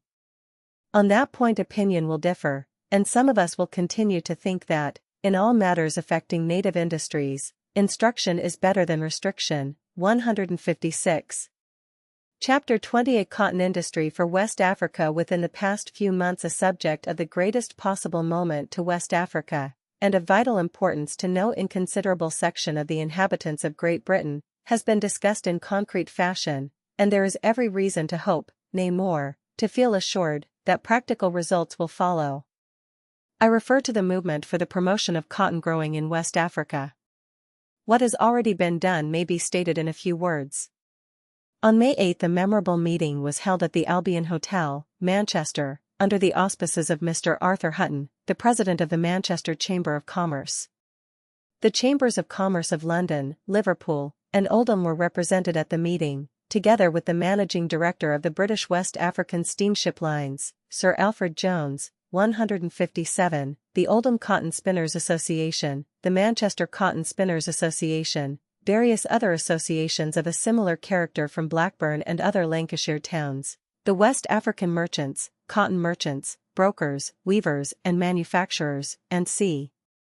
The object of the meeting was to widen the area of cotton cultivation under the British flag, more especially in West Africa, and before the close of the proceedings of British Cotton Growing Association had been formed with a preliminary capital of £10,000, to be exclusively devoted to experimenting in West Africa and other overseas possessions. This meeting was followed by another held in Manchester in June, in the course of which the decision arrived at previously was confirmed and enlarged, and it was decided to raise a fund of £50,000. The resolutions passed at this second meeting were as follows. Resolutions. 1. That, in the opinion of this meeting, the continued prosperity of the British cotton industry depends on an increased supply of cotton, and it is desirable that our sources of supply should be extended. 2. That in order to attain this end an association be formed, to be called the British Cotton Growing Association. 3. That its principal object be the extension of the growth and cultivation of cotton in British colonies, dependencies, and protectorates. 4. That a guarantee fund of £50,000 be raised, to be spread over 5 years, no guarantor being required to contribute more than 1/5 of his total guarantee in any 1 year. 5. That this association shall have power to form a subsidiary company, or companies, and to dispose of any of its assets to any company thus formed, on conditions that subscribers to this association have the first option of taking up shares in any such company in proportion to their subscriptions. 6. That a general committee should be appointed. 7. That this general committee should appoint from their number members to form the executive committee. 8. That the executive committee shall immediately collect all the available information on the subject and dispatch expert expeditions to report on the best methods of procedure, and shall have power to a. Acquire land on which to make experiments and to establish plantations, b. Distribute seed among the natives to encourage them by advice and assistance to grow cotton on their own land, and to engage experts for this purpose if necessary, c. Establish stations to buy and sell cotton, or any of its byproducts, animals, implements, or any other articles or goods necessary for the expeditions, d. To adopt any other means that may suggest themselves from time to time to attain the object in view. 9. That the General Committee issue a report once each half year of the work which has been done. A third meeting took place at the Liverpool Chamber of Commerce on July 14, in the presence of Sir William McGregor, Governor of Lagos, and Sir A. King Harman, Governor of Sierra Leone, when practical ways and means of promoting the cultivation of cotton in their respective colonies for export to Europe were debated. 158, having thus briefly indicated the various measures adopted, we may profitably inquire into the origin and causes of the movement. That inquiry cannot fail to impress the thinking public with the importance of the issues. With every year that passes, Great Britain is becoming more than ever dependent upon the United States for her cotton supply, and with every year that passes the increase in the cotton production of America accentuates itself by comparison with the production of other countries. Thus in the decades 1870 to 80, 1880 to 90, and 1890 to 1900 America has produced 4.5, 6.5, and 9.5 millions of bales, while India has produced 2, 2.5, and 2 millions, Egypt 384,000, 400,000, and 700,000, and Brazil 600,000, 300,000, and 380,000 in the same period. The gradual position assumed by America as controller of the world's cotton is, therefore, clearly apparent, and although the production of Egypt and India is increasing, the ratio of increase when compared with America is trifling, while the production from countries outside India and Egypt is decreasing. That is one consideration. Another consideration is this. 40 years ago England took the bulk of American cotton. Today the continent, thanks to the growth and to the marvelous success of continental spinners, takes 1/3 of the entire American crop. Yet another factor is the increase in the American consumption of cotton. A few years ago the American consumption of cotton was almost nil. America now consumes 1/3 of her produce. In the opinion of some experts, although in some quarters a contrary opinion is held, America will consume by the end of next year at least 1/2 of her production. Now these are very serious facts for industrial Lancashire. The terrible distress which visited Lancashire in the days of the American Civil War is still sufficiently recent to be remembered, and one shudders to contemplate the consequences which would ensue if anything should again prevent Lancashire from obtaining her share of the cotton crop of America, with nothing but the existing inadequate supplies from other parts of the world to fall back upon. The danger is a very real and pressing one. As matters stand at present, Great Britain is practically at the mercy of the United States, and in a position of almost entire dependence upon the market manipulations of American speculators, in whose power it is to regulate the price to suit their own convenience. So unsatisfactory is the actual condition of affairs, that for the past 3 years it has hardly paid importers to ship cotton to Liverpool. The fear of an American syndicating of cotton is not, perhaps, altogether groundless in these days of vast trusts and combinations, while the competition from continental spinners, and, above all, increased American consumption, make the outlook as gloomy as it well can be. It is therefore imperative that something be done to increase the area of cotton production under the British flag.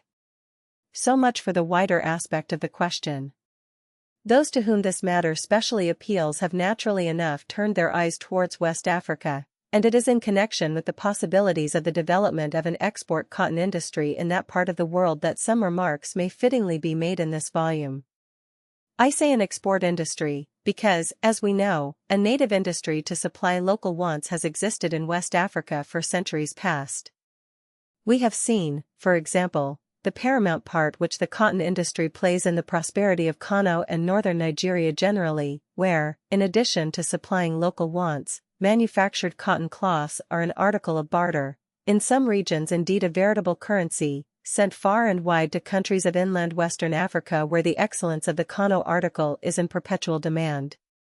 But what is true of Kano is true of many other portions of West Africa. The cotton shrub, Gossypium herbaceum, 159, is met with in a wild state all over West Africa, and cultivated very extensively. Wherever Islam has spread, cultivation has increased, but in pagan communities the manufacture of cotton cloths is indulged in to no inconsiderable extent.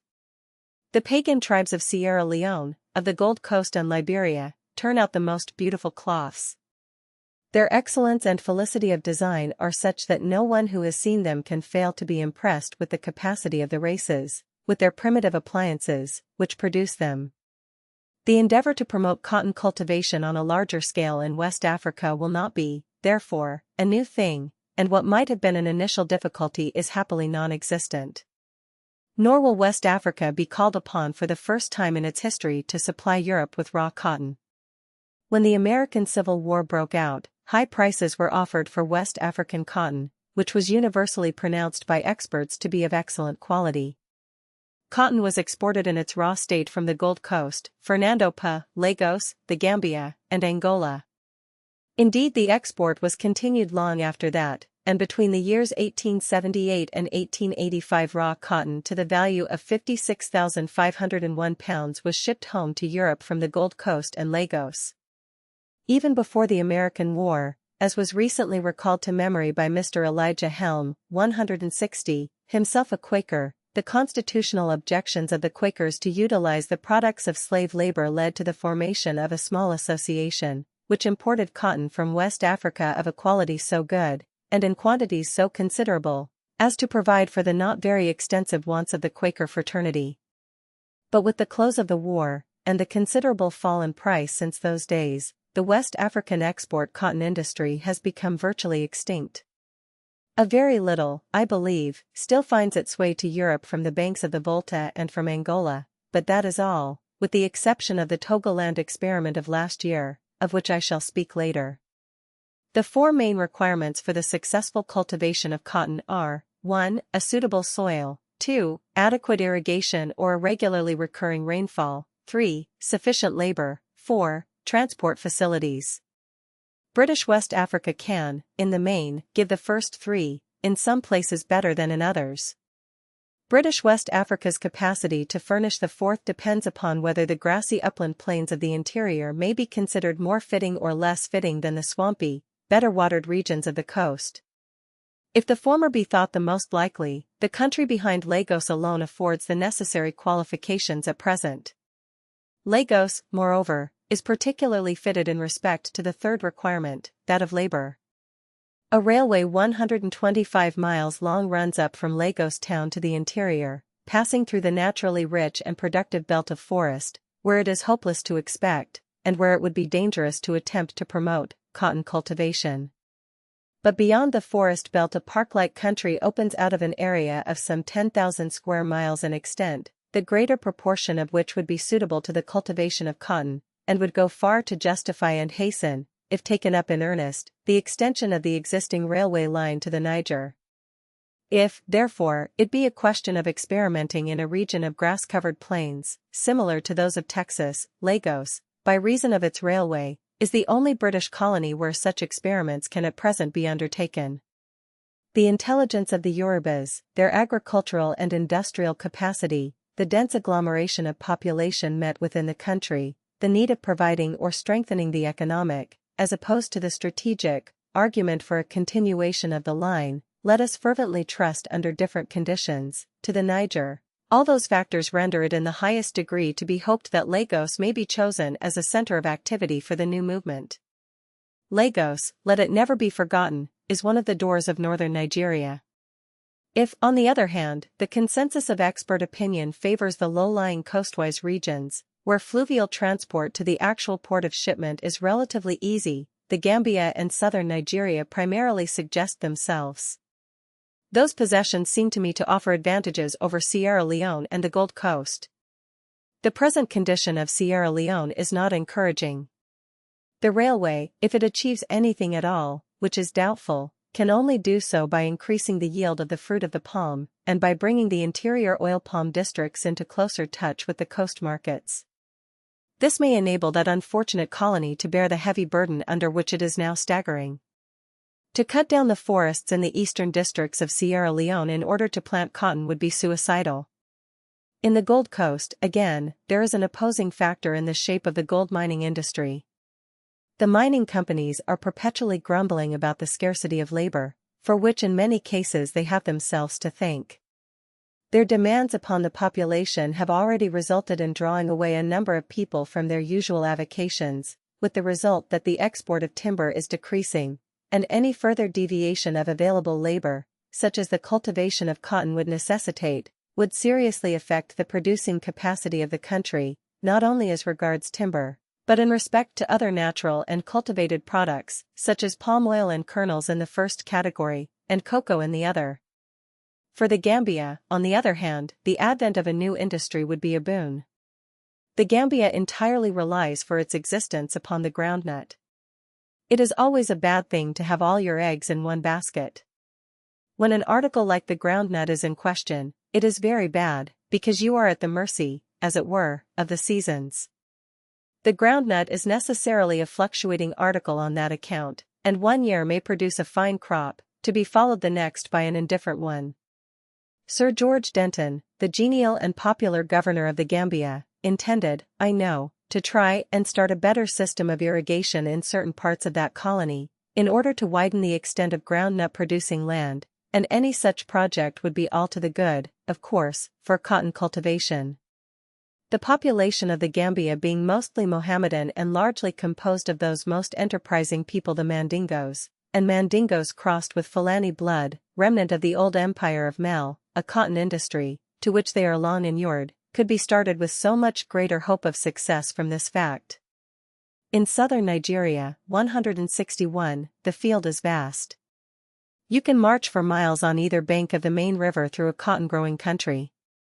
The density of the population varies, of course, in different districts. Fluvial means of transport abound. The people, it is true, are not blessed, or cursed, with many wants, but there is no valid reason why, with a little painstaking care and sympathetic treatment, with improvements in the production of kernels which, as already suggested, would release a considerable amount of native labor for other pursuits, with a greater display of combination between the official and mercantile class, with a good deal less bloodletting, fewer punitive expeditions, clearing away of the refuse of the population, drastic measures, and so forth, the natives of southern Nigeria should not be induced to take up cotton cultivation for purposes of export. Granted the necessity, given the soil, irrigation, rainfall, labor, and transport, as specifically mentioned above, admitted an experience in cotton growing, spinning, and weaving among the natives, what remains to be studied in this great enterprise destined, let us hope, to make of British West Africa a great cotton-producing country on which England can count in case of need, to assist in freeing us to a large extent from a position of dependence upon America, and so prevent the accumulating dangers of the hour, and of which the creation cannot fail to confer the greatest benefit upon the British West African possessions? Obviously the first consideration is one of price. Can a cotton industry in West Africa be made to pay? Can sufficient inducement be offered to the native to encourage him to produce cotton for export? Can West African cotton compete with any degree of success against the American product in the matter of price? On what lines can a cotton industry in West Africa be promoted? Based upon the data available, which are not, of course, by any means complete, the general consensus of opinion amongst experts appears to be that, with the inculcation of scientific methods of cultivation, the treatment of the cotton shrub as an annual instead of a perennial, the introduction of the necessary implements and of ginning and compressing machinery, it will be possible to make cotton growing profitable. In this respect, the experiments of the Germans in Togoland are particularly interesting. To Germany belongs the credit of initiating the new cotton movement. From the German colony of Togo came last year, for the first time in its history, 15,000 marks worth of cotton. The conclusions of the German Agricultural Committee were precise. The absence of adequate transport facilities alone prevented the complete financial success of the first experiment. Further, it was shown upon analysis that, of the various types of cotton raised from American, Egyptian, Indian and native seed, the type raised from the native seed produced, as a whole, the best staple, equal in quality to average American. This absence of transport is likely to be remedied in time, as a survey is now being made for a railway from the coast to Misaho. Meanwhile, the Germans are so far from being discouraged that a company is, I understand, about to be brought out for the express purpose of developing the cotton industry in Togo, 162, with a capital of £37,500. Traveling on the Niger in the dry season, the French are also devoting a great deal of attention to the subject just now.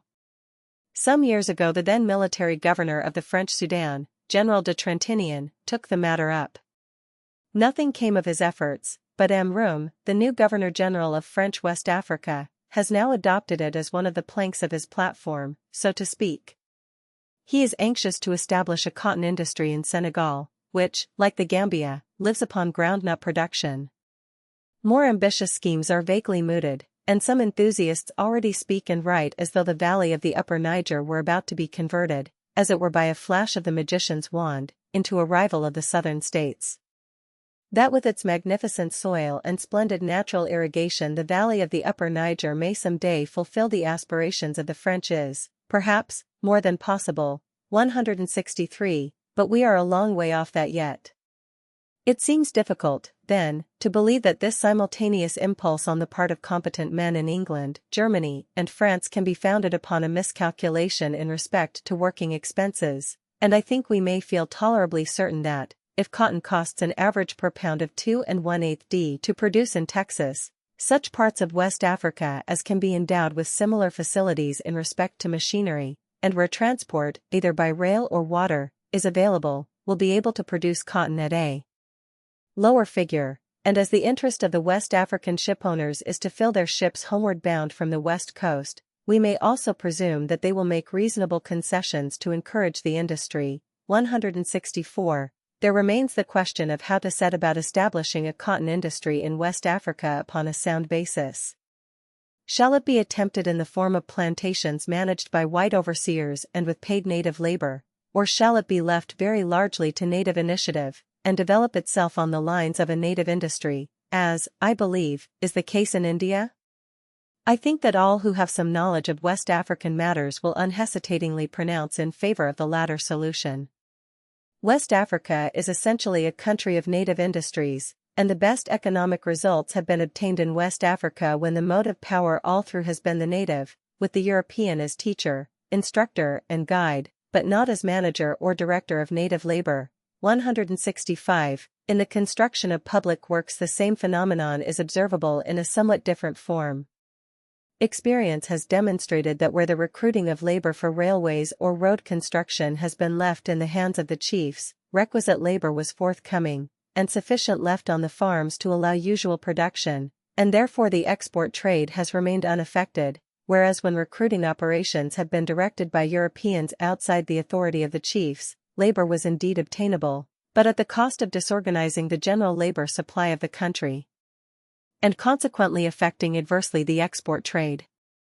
A knowledge of these facts suggests, therefore, that the cotton industry can be promoted with the greatest chance of success by interesting the rulers of the country and their councils in the movement, by giving the chiefs the benefit of expert advice, by enlisting their sympathies and goodwill, by supplying them with cotton seed, implements, and possibly hand gins, gratis, and so on. Here at least the necessity of proceeding on lines of instruction entirely is manifest. The object is to improve an existing industry, to greatly enlarge and systematize it, to get the people of the land interested in it. If the native can see a profit in the business, he will take it up. That is morally certain. It has been so in every branch of West African commerce. So keenly has the native embraced new trade outlets offered to him that upon occasion he has, when uninstructed in the art of production, compromised the future. Absolute and entire cooperation of officialdom and commerce is essential if the cotton movement in West Africa is to be attended with success. The Germans may here serve us as a model to imitate. The home government, the local government, the forces of industry and commerce in Germany, and in the particular colony where the experiments are being made, have vied with one another in the effort to achieve an aim of common interest to all. Centers of instruction have been established in the colony, model farms have been created, Negro farmers from the states have been brought over through the instrumentality of Mr. Booker T. Washington, the distinguished Negro scholar and manager of the Tuskegee Institute, 166. In all these matters the official world has worked hand in glove with the commercial world. It is equally important that the cotton associations and merchants should be in earnest. No mere pecking will suffice. Disappointments and delays must be discounted in advance. There are sure to be plenty of both. Ginning and compressing machinery must be set up either on the coast, or, if it be decided to try Lagos, at large centers such as Ibadan and Abeokuta, and preferably what is known as the American round lap, which ensures simultaneous ginning and compressing in 250-pound round bales, instead of the more cumbrous and more expensive separate ginning and compressing machines, which produce the 500-pound square bale. In short, the movement must be engineered, from the beginning, on a real scientific basis.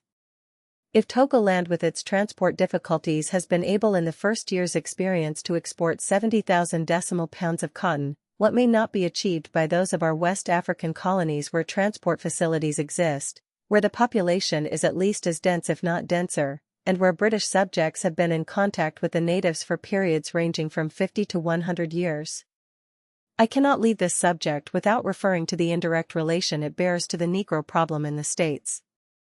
At present all is vague and uncertain. We cannot tell what may be the outcome of the movement, but if it be a success, what vistas does it not open up for the future? We have seen how the Germans have invited the cooperation of American Negro cotton farmers. The few who have gone out, the German reports assure us, have elected to remain. More, it is announced, are to follow. What would the attitude of the American government be in the face of a steady flow of emigration on the part of the colored population of the southern states, to help to build up in its country of origin what it has built up in America? In what light would the Americans regard the upspringing of a great cotton industry in West Africa? If, as events seem to indicate, America is likely to become on an ever-increasing scale the principal consumer of her own raw cotton, would such an occurrence be viewed with equanimity by the American public? Or if not with actual equanimity, with at least the feeling that the danger, presuming it to be one, might be cheerfully faced if a deeper peril could thereby be diminished, and in time perhaps altogether removed? Could white labor in the American cotton plantations, with the exception of the more swampy and malarial regions, be substituted for Negro labor, in the event of appreciable emigration? These are questions for American statesmen and thinkers to answer. If American intelligence can perceive in these tentative suggestions a clue, be it ever so faint now, of future potentialities, a clue worth following up and investigating, let America remember that 1,000,000 square miles of African territory, which was declared in 1884 internationally free commercial land, and in the consolidation of which under its present regime America is to a large degree responsible, is in the grip today of a band of greedy monopolists in whose bowels reside no scruples, no pity, no humanity, who are sowing red ruin wherever their influence can be asserted. If America ever seriously turns her attention to West Africa as a solution of the greatest problem of her internal politics, let her cast her eyes upon the Congo state, misnamed free, the abode of cruelty and persecution, of slavery and reaction. Chapter 21 The mahogany trade. The traveler who wanders through the dim recesses of the tropical forest of Western Africa soon feels the sense of its beauty lost in that of its mournful grandeur, and there steals over him a profound feeling of solitude and a deep consciousness of the solemnity, majesty, and utter loneliness of this great, gloomy wilderness. Dr. Austin Freeman. The great forest region of Africa is one of the wonders of the world. It is a moot point whether Africa should be described as possessing two forest belts or only one. Roughly speaking, the forest region takes the form of an inverted hatchet or axe, with French Congo, the Congo Free State, and a portion of the Great Lakes districts as the blade, while the west coast, from Sierra Leone downwards, provides the handle.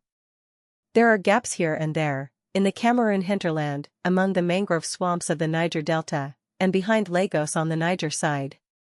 The forest is densest in the upper Congo, where Stanley, we know, struggled in it for many weary weeks, as though held in the grip of some hideous nightmare from which there was no escape. In this natural hothouse, always bathed in an atmosphere of humidity and steam, vegetation flourishes in the wildest profusion and exuberance, and with the widest diversity of size and species, from the mighty bombax to the creeping lichen. So abundant is this luxurious growth, so thick the canopy formed by the spreading branches and creepers overhead, that, save here and there, where some giant has fallen and broken down the surrounding undergrowth, leaving a gap overhead through which the sunlight penetrates flickeringly, the forest is plunged in eternal gloom. This gloom and the silence which accompanies it are the two great characteristics of the African forest. Except for the occasional chattering of monkeys, the crash of a falling tree, or the far-off chirp of birds, who seek the sunlight in the topmost branches, the silence broods everlastingly. The effect of living amongst this gloom and silence is most depressing to the European, and it is no matter for surprise that the terrific solemnity of their environment should have exercised a profound influence upon the naturally superstitious minds of the native Africans who dwell therein. It is amongst the dwellers in the forest region that we find the lowest type of African humanity, 167, and the most somber developments of African religious conceptions. All European travelers who have spent some time in this great forest region have been alike impressed by its grandeur and its melancholy, and their descriptions bear witness to the way in which their feelings have been wrought upon by the natural phenomena with which they were surrounded. It is only within quite recent years that European enterprise has concerned itself with the potential riches of this vast forest region, or rather of that portion of it which it is as yet possible to commercially develop, viz. the belt on the west coast, or, to refer to the illustration given above, the handle of the axe. The results already achieved in a short period of effort, which can hardly be called more than tentative and unsystematic, are such as to warrant the most sanguine expectations for the future, when facilities of transport shall have brought the main portion of the forest region within reach of the European markets. It is curious to observe how, in its main lines, the trade of Western Africa has arisen in a succession of well-defined stages. The earliest trade was in gold dust, and, so far as we know, confined to gold dust, unless the gorilla, or more probably the chimpanzee, skins brought home by Hanno be counted as trade, which would be a somewhat humorous classification. Then ensued a long period of absolute neglect of West Africa by civilized man. When once more the latter turned his attention to that part of the world, gold was again the principal item of trade, accompanied by ivory, and later on by slaves, the later a monstrous evil, whose nemesis is today making itself felt in the United States. The gold trade died out, the ivory trade languished, and the gum, palm oil and kernel trades came into existence, to be followed by the rubber trade, and lastly by the timber trade, principally c. on fine to mahogany. On the principle of plus ca change, plus c'est la même chose, the gold industry is now again reviving, although on very different lines from the old barter system. That is, of course, a general statement. There have been, now and then, exceptions to prove the rule, and so far as timber is concerned, a not inconsiderable business was carried on in the Gambia and Sierra Leone some 50 years ago. Felling a mahogany tree squaring the tree Sir Alfred Maloney, however, was able to write in 1887 that, after having made many inquiries, such timber trade as had previously existed may be said to have altogether ceased or to have sunk into the export done in dyewoods and ebony. The following tabulated statement shows how insignificant was the timber trade in West Africa between the years 1878 and 1885. Wood and timber exports from Western Africa, 1878 to 1885. Year. Articles. Countries whence imported. Quantity. Tons. Value. 1878 pound wood and timber unenumerated from the west of Africa, not particularly designated nil.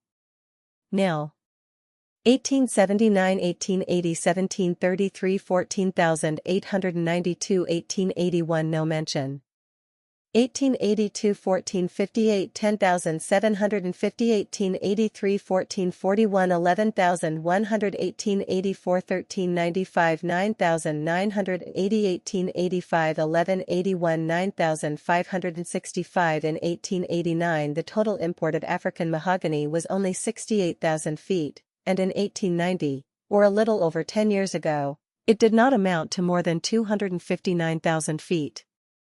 Today the mahogany trade has grown to be one of the most important branches of commerce in West Africa. Enormous quantities of logs are shipped home from the Gold Coast, Lagos and the Ivory Coast, and the mahogany exports from the Niger Coast Protectorate, 168, which were started in August 1899, produced 23,983 superficial feet in the year 1899 to 1900. The industry is carried on by two categories of shippers, viz. the European merchant established on the coast, who either employs native labor to cut down his own trees, or who buys timber direct from the native, and the native merchant who ships home on commission. The chief centers of the mahogany trade on the coast are, for the Gold Coast, Axim, Twin Rivers, Sekondi, and Chama; for the Ivory Coast, Assini, Half Assini, Lahu, and Grand Bassam; for southern Nigeria, Benin and Sapele. Lagos timber is carried round to Forcados in branch boats, and they're shipped on the homeward-bound steamers. The South Coast mahogany trade is chiefly confined to Bodika Point, Gabon, Elabi, and Mayamba, although a few logs have been sent home in the steamers of the C-Belge Maritime du Congo, from near Boma in the Congo Free State.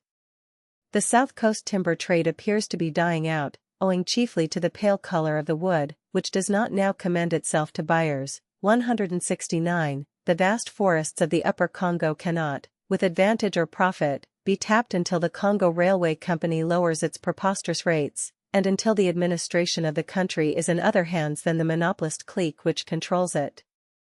Dragging the squared log through the bush Sapele, southern Nigeria's principal timber port, it may be interesting to give the actual exports of timber from the Gold Coast and Lagos from 1895 to 1899, showing the wonderful strides which have taken place.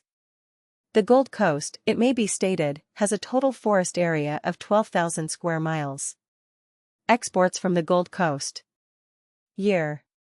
Value. 1895 28,245 pounds 1896 52,234 1897 90,509 1898 110,331 1899 87,076 Exports from Lagos. Year. Value. 1895 nil. 1896 275 pounds 1897 8,271 1898 12,944 1899 34,737 Liverpool, Havre, Hamburg, Marseilles, and Bordeaux absorb 9/10 of the exports of mahogany from Africa, but a certain proportion finds its way from those ports to the United States. 170. Of the ports mentioned, Liverpool holds far and away the first place. The statistics of Liverpool imports from 1889 to 1900 inclusive will be found in the appendix. In view of the evidence given of the phenomenal increase of the mahogany trade, it seems almost incongruous to say that the existing condition and the future prospects of the trade have, for some months past, been causing much apprehension in West African commercial circles. The truth is that the growth of the trade has been checked, and for the last 12 months has even been showing signs of decay. There was a decreased export in 1901 of over 11,000 tons, and the figures for the first 6 months of the present year show a further decline, although prices have considerably advanced and the demand for good logs exceeds the supply. It is a fact recognized by all the interested parties that the export of mahogany from West Africa has received a serious check. What are the reasons? They differentiate with the localities. In the Gold Coast, the falling off which has occurred is due, in the first place, to labor being attracted from the timber to the gold mining industry, and to the needs of railway construction. Many thousands of natives have thus been drawn away from timber felling to work on the railway, for the mines, or as carriers for the various prospecting expeditions into the interior. A second contributory cause has been the necessarily trade-disturbing element of warfare, otherwise stated, the Ashanti War, in the shape of the general unrest and disorganization brought about by the excessive demands for carriers, and c. In the Ivory Coast, prospecting expeditions have also affected the output. As far as Lagos is concerned, the remarks of the governor in the last report of that colony for last year afford the requisite explanation. 171. The freight question is undoubtedly held to militate against the development of the timber industry, and it had been freely prophesied that the effect would begin to make itself felt last year. How much the decline was due on the whole to high freights, and how much to other causes mentioned, it would be difficult to say. With the technicalities of the subject I will not bore my readers. Suffice it to say that the principal objection which is advanced against the steamship owners is the way in which the system known as the sliding scale is worked out. At present, logs over 2 tons pay increased freight, and a further increase is made upon logs of 3 tons and upwards. It is urged that, if the principle of the bigger the log the better the timber were sound, this would be all right enough, but it so happens that the average sale price of a 1-ton log is much the same as that of a 2-3 or 4-ton log, except when the heavier log is what is termed a good figured, 172, log. Figured logs fetch any price, according to the fancy of the purchaser, and in such cases the question of freight is a bagatelle. But the vast majority of the logs do not possess these qualifications, and the increased freight on the heavier logs tells very heavily against the merchant, and may even go so far, when low prices prevail on the home market, as to render any profit on the sale impossible. Of course, the steamship owner has his reply ready, and, so far, he considers it good enough to justify the existing rates. When all is said and done, the fact remains that the timber trade is languishing. It would be 1,000 pities to allow this to continue, if it can be avoided. A trade once abandoned or paralyzed is not easily restarted. It is in the interest of all the parties concerned to arrive at a modus vivendi which shall allow the native who cuts and squares the wood, the merchant who ships it, and the steamship owner who carries it, to make a profit. In this as in other respects one would like to see some systematic measures of instruction adopted, under joint official and commercial auspices, to show the natives how the best logs can be selected for felling, which would avoid the sending home of a mass of worthless and immature timber calculated at times to flood the market and depreciate prices, while damaging the forests in Africa. Chapter 22 Islam in West Africa. The steady and continuous spread of Islam in the western portion of the Dark Continent is a fact which no one acquainted with the subject will attempt to deny. It is, indeed, so well established that to specialize particular instances where it has been observed would be a needless undertaking. It is everywhere palpable, striking, impressive. It can no more be disguised or ignored than the concurrent circumstance of relative failure on the part of Christian missions. While Mohammedanism continues to gain converts far and wide, to absorb whole tribes, to filter down the rivers to the ocean, to pierce the forest belt, with hardly a check, save here and there, as, for example, among the Igbos on the Niger, Christianity makes no headway in the interior, and even in its confinement to the coastwise region, or perhaps it would be more accurate to say, some of the Europeanized towns on the coast, its progress is slow, so slow, indeed, that well-informed observers are not wanting who believe that it is losing rather than gaining ground. At any rate, it is not, I venture to think, an exaggeration to say, Christianity is maintaining itself with difficulty among heathen communities in West Africa, and beats in vain against the strong tide of Mohammedanism. 173. It cannot be without interest to Englishmen whose West African empire covers so large an area, and numbers between 30 and 40 millions, to devote careful attention to a subject which is fraught with such far-reaching importance, and which it is imperially necessary for Great Britain to take into serious consideration as constituting a factor which has to be reckoned with and appreciated at its proper value. On that account it may not be out of place to discuss in a general way the whole subject of Mohammedanism in West Africa. The problem is a great one, and although there is no pretense here to more than touch the fringe of it, even a tentative effort is, perhaps, of interest to the daily increasing section of the public, which begins, although still but dimly, to realize the nature and the extent of the responsibilities Great Britain has undertaken in West Africa. Rejecting, as, in my opinion, we can do with safety, the legend that attributes the existence of Mohammedanism in Walata, Bairu, the seat of the Ghanada Empire as early as the 60th year of the Hejra, or about 682 AD, there is yet good reason to believe that Islam crossed the Sahara, and became powerful in the western Sudan, earlier than the 11th century AD, which is the period assigned to that event by the majority of authorities. We know positively that the 15th prince of the First and Za dynasty of the Songhai, Za Kasai, was converted to Islam in the year 1000 AD, 174. From el-Bekri we glean that Mohammedanism had taken such firm root in the Songhai Empire about 60 years after the conversion of Za Kasai, 1067 AD, that none but a Muslim could be king. In the reign of Yusuf ibn Tashfin, the founder of Morocco, 1062 AD, many Negroes, according to Leo Africanus, became followers of the Prophet. Barth's invaluable chronological table of the history of Bornu shows us that Islam was introduced into Kanem and Bornu, 175, in the reign of Hume, the first of the Muslim rulers of that extensive empire, 1086–89, and the circumstance that this potentate died in Masr, i.e. Egypt, infers that he was either on his way to or from Mecca. 176. Now it seems inconceivable that Gao or Gogo, the capital of the Songhai Empire, which was situate on the Niger about 500 miles in the heart of the country of the Negroes, should have yielded to the influence of Islamic preachers who came from the north, before the introduction of that religion in the intervening region comprised between the southern limits of the Sahara and the western Sudan. That it should have struck the Niger, and followed it as providing the swiftest vehicle of penetration inland before permeating the countries that lay on either side of the river, is natural enough, and we find indirect confirmation that it did so in the circumstance that the other great Negro kingdom contemporary with Songhai, that of Mel or Mali, which had succeeded Ghanada, only embraced Islam in the person of its king, Ber Madana, in 1213, or about 2 centuries after the conversion of Za Kasai.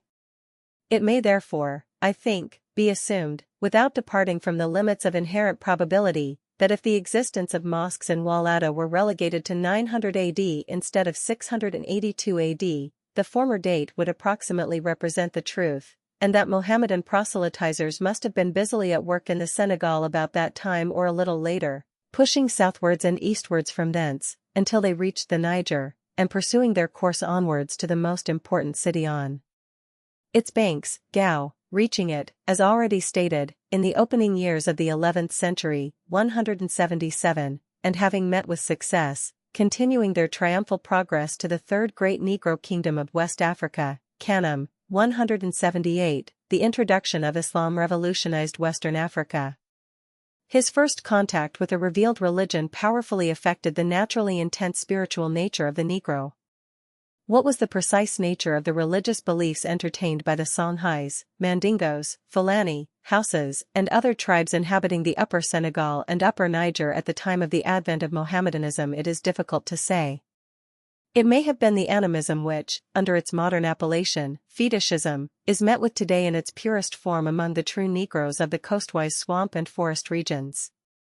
Or, as is much more probable, it may have been a form of pantheism allied with animal worship inherited from contact, at a remote period, with Egyptian culture, as witness the Tariq's description of the original fish god of the Songhais, believed by some authorities, and not without reason, to have been the manatee wink with a frown 179, the alleged regard of the Mandingos for the hippopotamus wink with a frown 180, and the strong presumptions of an ancient bovine worship among those Fulani who have remained faithful to their original calling of Bororoji, herdsmen, as distinguished from their more ambitious countrymen of the towns, whom destiny has fashioned into statesmen, diplomatists, and warriors. Whatever those beliefs may severally have been, they were flung aside, and Islam struck so deep that the Negro became in time not only as zealous, but upon occasion more zealous than his Semitic teachers. Under the fostering impulse and care of the new religion, these backward regions, says Thompson, 181, commenced an upward progress. A new and powerful bond drew the scattered congeries of tribes together and welded them into powerful communities. Their moral and spiritual well-being increased by leaps and bounds, and their political and social life took an altogether higher level. Islamism is in itself stationary, and was framed thus to remain, sterile like its God, lifeless like its first principle in all that constitutes life, for life is love, participation and progress, and of these the Quranic deity has none. It justly repudiates all change, all development. To borrow the forcible words of Lord Houghton, the written book is there the dead man's hand, stiff and motionless. Whatever savors of vitality is by that alone convicted of heresy and defection. 182. The underlying thought in the above passage is evidently comparative. The writer is unconsciously drawing a comparison between the two great revealed religions of the world, Christianity and Islam, as such. But as we are here concerned merely to treat of the performances of Islam in West Africa, and of the effect upon the Negro, primarily of Islam, indirectly of Christianity, it can without hesitancy be asserted that what may be partly true in the description given of Islam in its relation to mankind as a whole is wholly false as regards its influence in West Africa. To the Negro the God of Islam is not sterile, Islam is not lifeless. It is a living force, giving to its Negro converts, as Mr. Bosworth Smith says, an energy, a dignity, and a self-respect which is all too rarely found in their pagan or their Christian fellow countrymen. Individually and collectively the Negro has progressed since Islam crossed the desert, and just as to the Negro fetishist of the forest and the swamp religious conceptions permeate every act, preside over every undertaking and insinuate themselves in every incident of his daily existence, so Islam, where it has laid permanent hold upon the Negro, claims from him an allegiance entire and complete. We need not seek for proof of this. It is writ large over West Africa. Negroes, not by dozens or by scores, but by tens of hundreds, traverse thousands of miles on foot from the innermost parts of the Mohammedanized continent, from Senegal, from the Niger Bend, from Bornu, from Hausa, from our coast colonies of Sierra Leone and Lagos, to perform the Hajj, the sacred journey to Mecca, which every true believer should accomplish at least once in his life. A clergyman belonging to the Church Missionary Society, writing from Tripoli, 183, recently spoke of a ceaseless stream of Hausa pilgrims continually passing through Tripoli on the way to Mecca after a wearisome tramp across the desert, a significant admission from such a source. This ceaseless stream is not confined to Hausa. It flows from all parts of Western Africa. It has flowed thus for many centuries, and the volume, far from diminishing, increases. That is not the sign of sterility. Burton, during his stay in Mecca, was witness of the extraordinary influence wielded by Islam on the Negro mind. The case, as he remarks, was not an exceptional one. Late in the evening, he says, I saw a Negro in the state called Malbus, religious frenzy. To all appearance a Takruri, 184, he was a fine and powerful man, as the numbers required to hold him testified.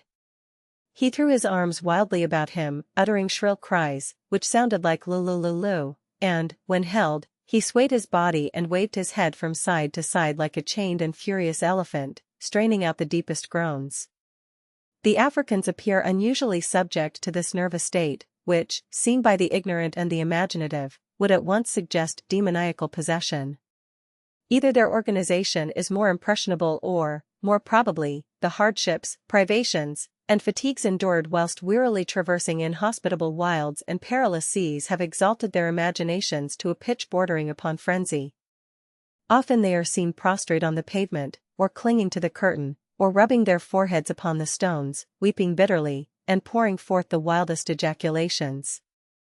Dr. Blyden, speaking of the native Moslems of Sierra Leone, has said, wherever they go, they take the Quran with them. In a wreck or a fire, if nothing else is saved, that book is generally rescued. They prize and honor it with extreme reverence and devotion. I have known them to pay as high as £5 for a manuscript Quran and think it cheap. One might fill a volume in giving concrete instances, as well as general statements founded upon the personal observations of travelers in all parts of Western Africa, to prove the inapplicability as concerns West Africa of Palgrave's passage quoted above, a passage which I have specially chosen because it represents, unfortunately, what may be called home opinion on the subject.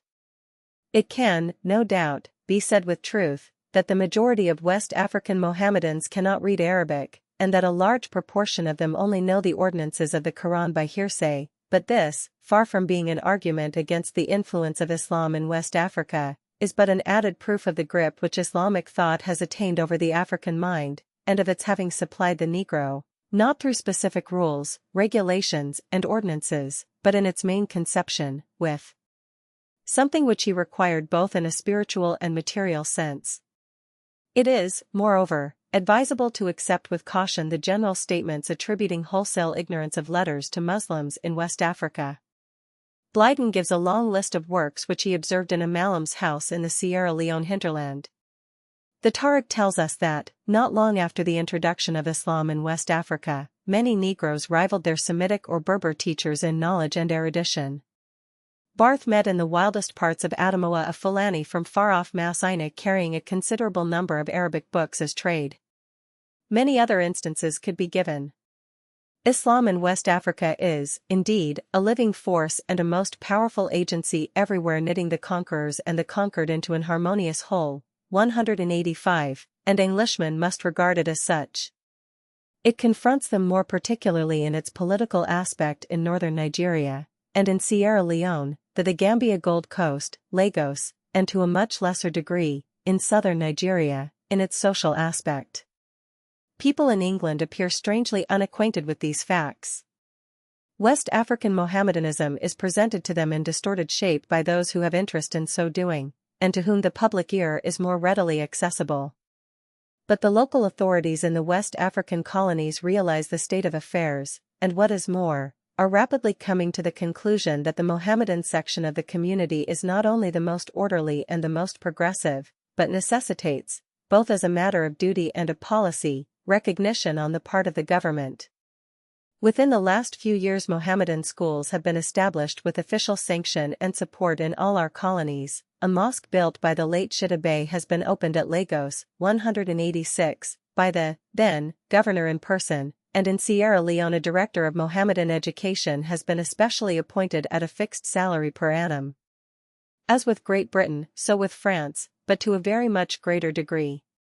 France's African empire is almost wholly an Islamic one, and confining ourselves to that part of it which is properly West African, the overwhelming majority of the inhabitants are Muslims.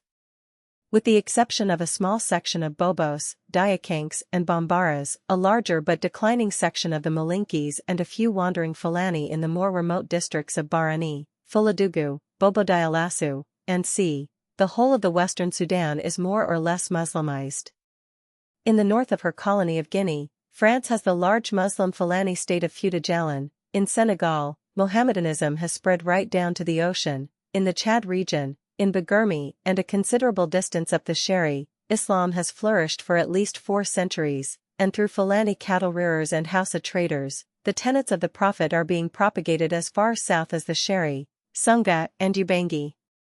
The French have established numerous schools at which the sons of Mohammedan chiefs receive instruction on Western lines. Among such schools may be mentioned those of Kayes and Medina.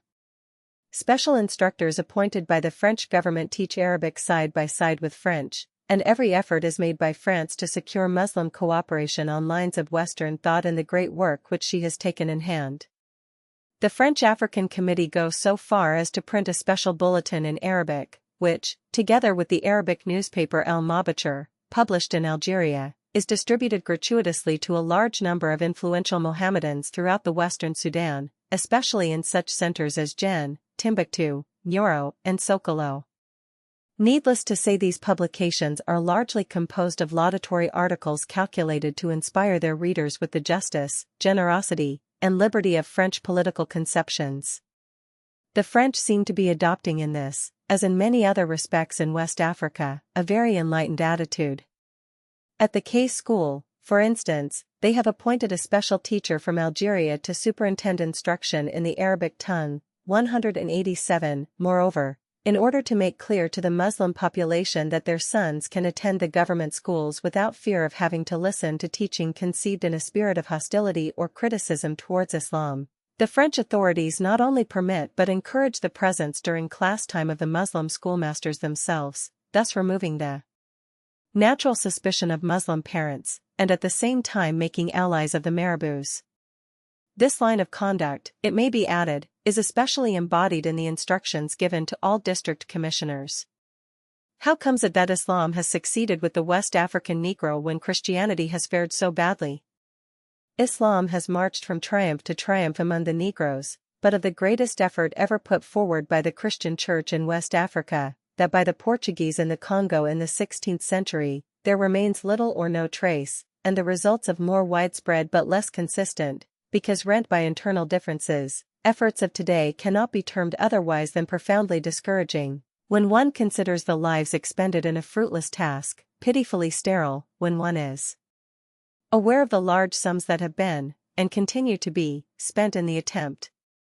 It would seem as though the failure of the Christian Church in North Africa, and the failure of Roman Catholicism in Southwest Africa, in the 16th century, were to be repeated in these later days by the multifarious sects and denominations, the monotony of whose painful struggles to gain a foothold on the western shores of the unfathomable continent is only varied by the jealousies and recriminations which they indulge in towards one another. The Protestant churchman is wont to ascribe the failure of Christian propaganda in southwestern Africa in the 16th century to Roman Catholicism, which to him is the embodiment of an evil little if at all removed from the evil of Islamic doctrine. 188. I have heard English and French Roman Catholics attribute it to the inherent incapacity, or weakness, or corruptibility, according to the particular views of the individual, of the would-be converters, the Portuguese. Persons devoid of special religious prejudices are sometimes inclined to argue that the mere fact of the slave trade being in existence contemporaneously was in itself sufficient to account for it. Upon examination, none of these views appear very conclusive. Protestantism has not fared better in West Africa than Roman Catholicism. Indeed, it may be doubted whether it has fared, on the whole, quite as well. No argument worthy of serious attention has been adduced to prove the exceptional unfitness of Portuguese prelates to successfully accomplish the task they had begun, nor does the decline of the political influence of Portugal in West Africa provide a fitting explanation, because the flimsy nature of the first apparent successes of the Roman Catholic Church had become evident before that decline took place. As for the alleged slave trade deterrent, it was, contradictory as the statement may appear, probably no deterrent at all, but rather the reverse, for the policy of the Portuguese consisted in promoting friendly relations with the more powerful potentates of the littoral, and in supplying them with guns and gunpowder to make war on the inland tribes. The latter, and not the coastwise natives, were, in the main, the chief sufferers by the slave trade, and the coast people, being guaranteed from molestation, would have no occasion to invoke the miseries inflicted upon them by the Portuguese traffickers in human flesh, when approached by the Portuguese inculcators of Christianity. In fact, if the political acts of professing Christian nations in West Africa are to be considered as a factor in the measure of success, or failure of Christian propagandism in West Africa, a debatable proposition upon which I propose to refer later on, it may without hesitation be affirmed that recent developments of European policy have done more to prejudice the natives against the doctrines of Christianity, as propounded by European teachers, than the slave trade with all its savagery and horrors. Asusu malum, we must go deeper than this, and in doing so try and clear our minds of preconceived opinions, no easy matter when certain errors have been so persistently dinned into our ears that they have come to be regarded as cardinal articles of faith, and those who in this respect occasionally venture to disturb the serenity of our convictions are looked upon as outside the pale of respectable society. One of such preconceived opinions is embodied in the quotation from Palgrave's Arabia already commented upon.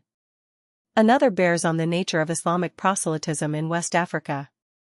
It is an ingrained belief with most people that Mohammedanism in West Africa has ever been propagated by brute force, is ever and always associated with slave raiding. The mere epithet of slave raiders applied in Reuters telegrams to a tribe with whom trouble has occurred, is sufficient to justify in the eyes of the public any expeditions of a punitive kind which the authorities in their wisdom think fit to organize, against those who have incurred the displeasure of a district commissioner or military commandant. Far be it from me to assert that occasions do not arise when the adoption of punitive undertakings is not only an unavoidable necessity, but a positive duty owed by the suzerain power to its protected subjects. But I would venture respectfully to suggest that the term slave raiding is much abused, not a little distorted, and sometimes most unfairly applied. It is used almost exclusively in connection with Mohammedan tribes. When a difference comes about with pagans, we are told that it is caused by a predilection to human sacrifices. A reference to the frequent collisions which have taken place between Great Britain and the natives of Western Africa during the last 6 years will show that, either as a primary or an accessory cause of the difficulty, human sacrifices are invariably given in the case of a pagan community and slave raiding in the case of a Mohammedan community. There could be no greater error than the prevalent idea that in West Africa, Islam has attained its remarkable successes manu militari.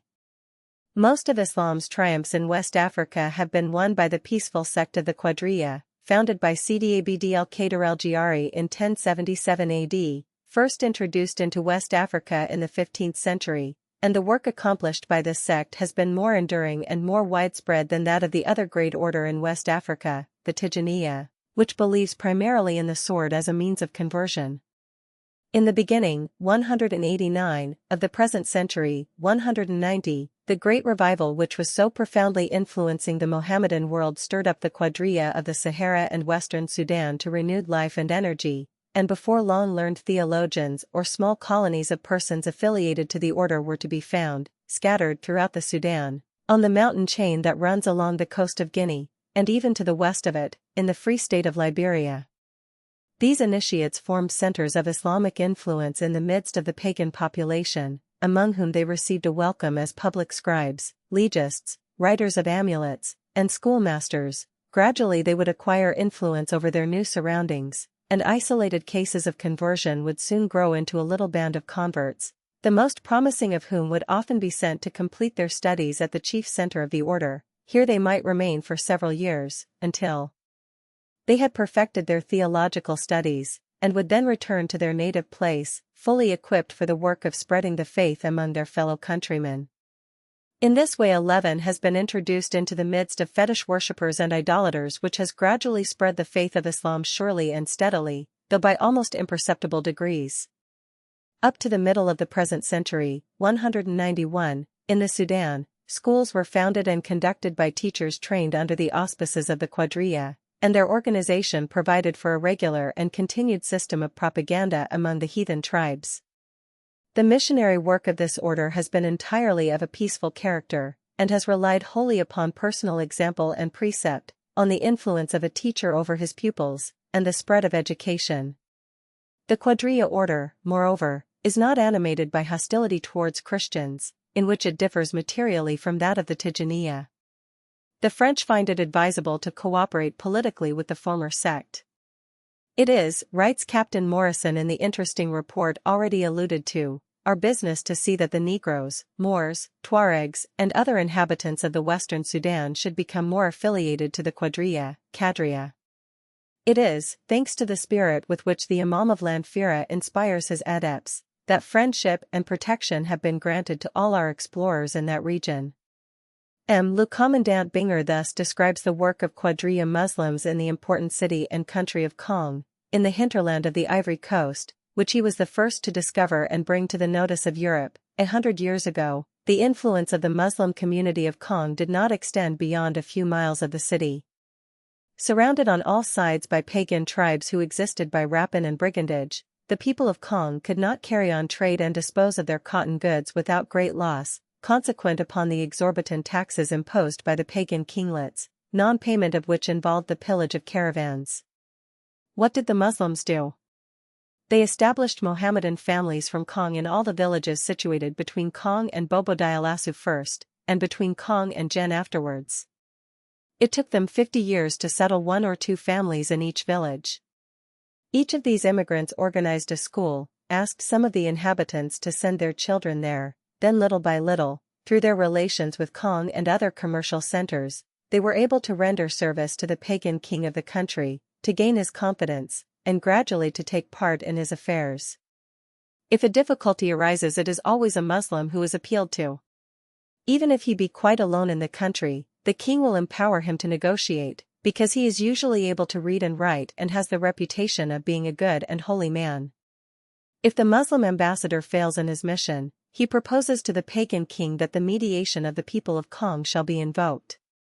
Thus the country becomes placed under the protection of the Mohammedan states of Kong. Gradually Islam makes progress. More Muslim families settle among the pagans, who do not fail to become converts. The latter quickly recognize that the one means of finding aid and protection wherever their travels may lead them lies in the adoption of Islam. 192. Moreover, have not the pagans a significant example before them? Do not the Muslims live in comparative ease and comfort? The pagan, while acknowledging that it is commerce and industry that render Mohammedans prosperous, attributes much of that prosperity to the Supreme Being, and the Muslim takes care to point the moral, God wills it thus. It is clearly apparent from the above that the Islamic propaganda of Kong is carried on by persuasion. Force is but rarely employed, and only against pagan peoples composed of thieves and brigands, and when the Kong Mussulmans are driven to make use of it. 193. The practices of the Kong people in this respect are not at all peculiar to themselves. We find the same procedure mentioned by Thomson, Barth, and numerous other explorers, and the influence of Islam among the houses could never have been maintained if to the early conquests of Othman Fodio had not succeeded the peaceful efforts of the Muslim teacher, schoolmaster, and priest. Dr. Blyden once described to the writer the incidents relating to the conversion of one of the largest pagan towns in the Sierra Leone hinterland, the knowledge of which he gleaned from the inhabitants themselves in the course of his travels in the Protectorate. On a certain day the inhabitants of the town observed a man, black like themselves, but clad in a white garment, advancing down the main street. Suddenly the stranger prostrated himself and prayed to Allah. The natives stoned him and he departed. In a little while he returned, and prostrated himself as before. This time he was not stoned, but the people gathered about him with mockery and reviling. The men spat upon him and the women hurled insults and abuse. His prayer ended, the stranger went away in silence, grave and austere, seemingly oblivious to his unsympathetic surroundings. For a space he did not renew his visit, and in the interval the people began to regret their rudeness. The demeanor of the stranger under trying circumstances had gained their respect. A third time he came, and with him 2 boys also clothed in white garments. Together they knelt and offered prayer. The natives watched, and forbore to jeer. At the conclusion of the prayer a woman came timidly forward and pushed her young son towards the holy man, then as rapidly retreated. The Muslim rose, took the boy by the hand and, followed by his acolytes, left the village in silence as before. When he came again he was accompanied by 3 boys, 2 of them those who had been with him before, and the third the woman's son, clad like the rest. All 4 fell upon their knees, the holy man reciting the prayer in a voice that spoke of triumphant success. He never left the town again, for the people crowded round him beseeching him to teach their children. In a short time the entire population of that town, which for 3 centuries had beaten back the assaults of would-be Muslim converters by the sword, had voluntarily embraced Islam. It is in incidents such as these, which are by no means rare in West Africa, that the moral force of Islam lies, and which is largely accountable for its astonishing successes. The fanatical zeal of an Amadou, a Samori and an El Hadji Omar are but drops in the ocean compared with the systematic moral suasion exercised by Islamic teachers, who, carrying no staff or scrip, relying solely upon the inward strength derived from contact with a higher creed, brave the perils and discomforts incidental to their calling with a sublime indifference only met with in biblical narrative. There is a passage in Arnold's The Preaching of Islam which accurately interprets the misconceptions which exist on the subject of Islamic propaganda in West Africa. Unfortunately, says that author, for a true estimate of the missionary work of Islam in Western Africa, the fame of the jihads, or religious wars, has thrown into the shade the successes of the peaceful propagandist, though the labors of the latter have been more effectual to the spread of Islam than the creation of petty, short-lived dynasties. Their records of campaigns, especially when they have interfered with the commercial projects or schemes of conquest of the white man, have naturally attracted the attention of Europeans more than the unobtrusive labors of the Mohammedan preacher and schoolmaster. These jihads, rightly looked upon, are but incidents in the modern Islamic revival, and are by no means characteristic of the forces and activities that have been really operative in the promulgation of Islam in West Africa. Indeed, unless followed up by distinctly missionary efforts, they would have proved almost wholly ineffectual in the creation of a true Muslim community. Chapter 23 Islam in West Africa. Being now perhaps in a somewhat more open frame of mind with regard to the work of Islam in West Africa, we may attempt to investigate the methods of Islam and the methods of Christianity in their relationship to the Negro. In this manner we may hope to come to still closer quarters with the subject, and by so doing arrive at a tolerably clear impression of its various phases. Why does Africa, which was, as has been truly said, the nursing mother of Christianity, remain impervious to the teachings of the highest religion? Why does Christianity, which has labored for so many centuries in Western Africa, make no appreciable advance in that country? The failure may, I think, be ascribed to four main causes. First, the refusal to admit that the circumstances which regulate certain natural laws vary with climatic considerations and racial idiosyncrasies. Secondly, the tendency which Christianity, as taught in West Africa, has to denationalize. Thirdly, the incompatibility between the ideals of Christ and modern conceptions of Christianity. Fourthly, the political action of Christian powers.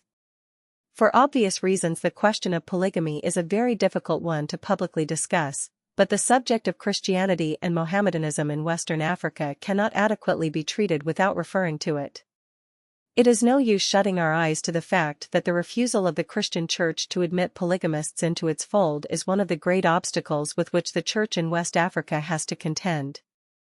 That is not seriously disputed, and yet, so far as can be observed, the chief dignitaries of the Church with whom all decisions affecting missionary enterprise in West Africa must ultimately lie, give no sign that they realize the paramount importance of the problem.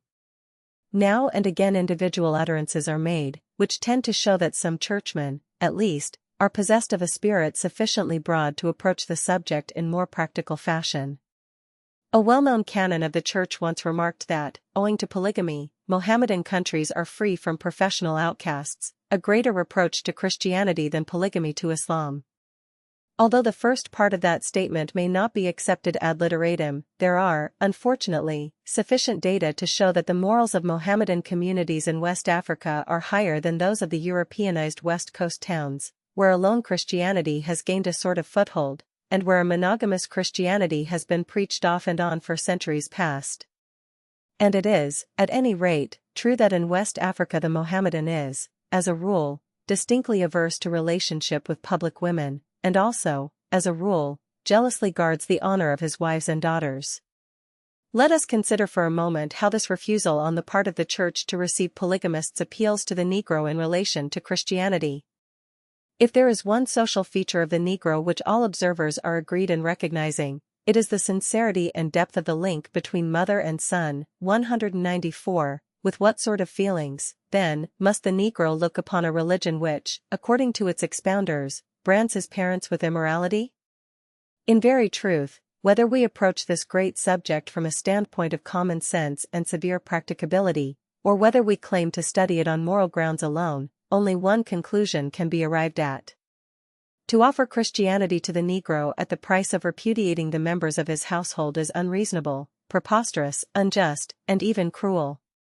It is unreasonable, insomuch as it ignores the most fundamental laws of human affection which exist in more or less developed form in every community and under every clime.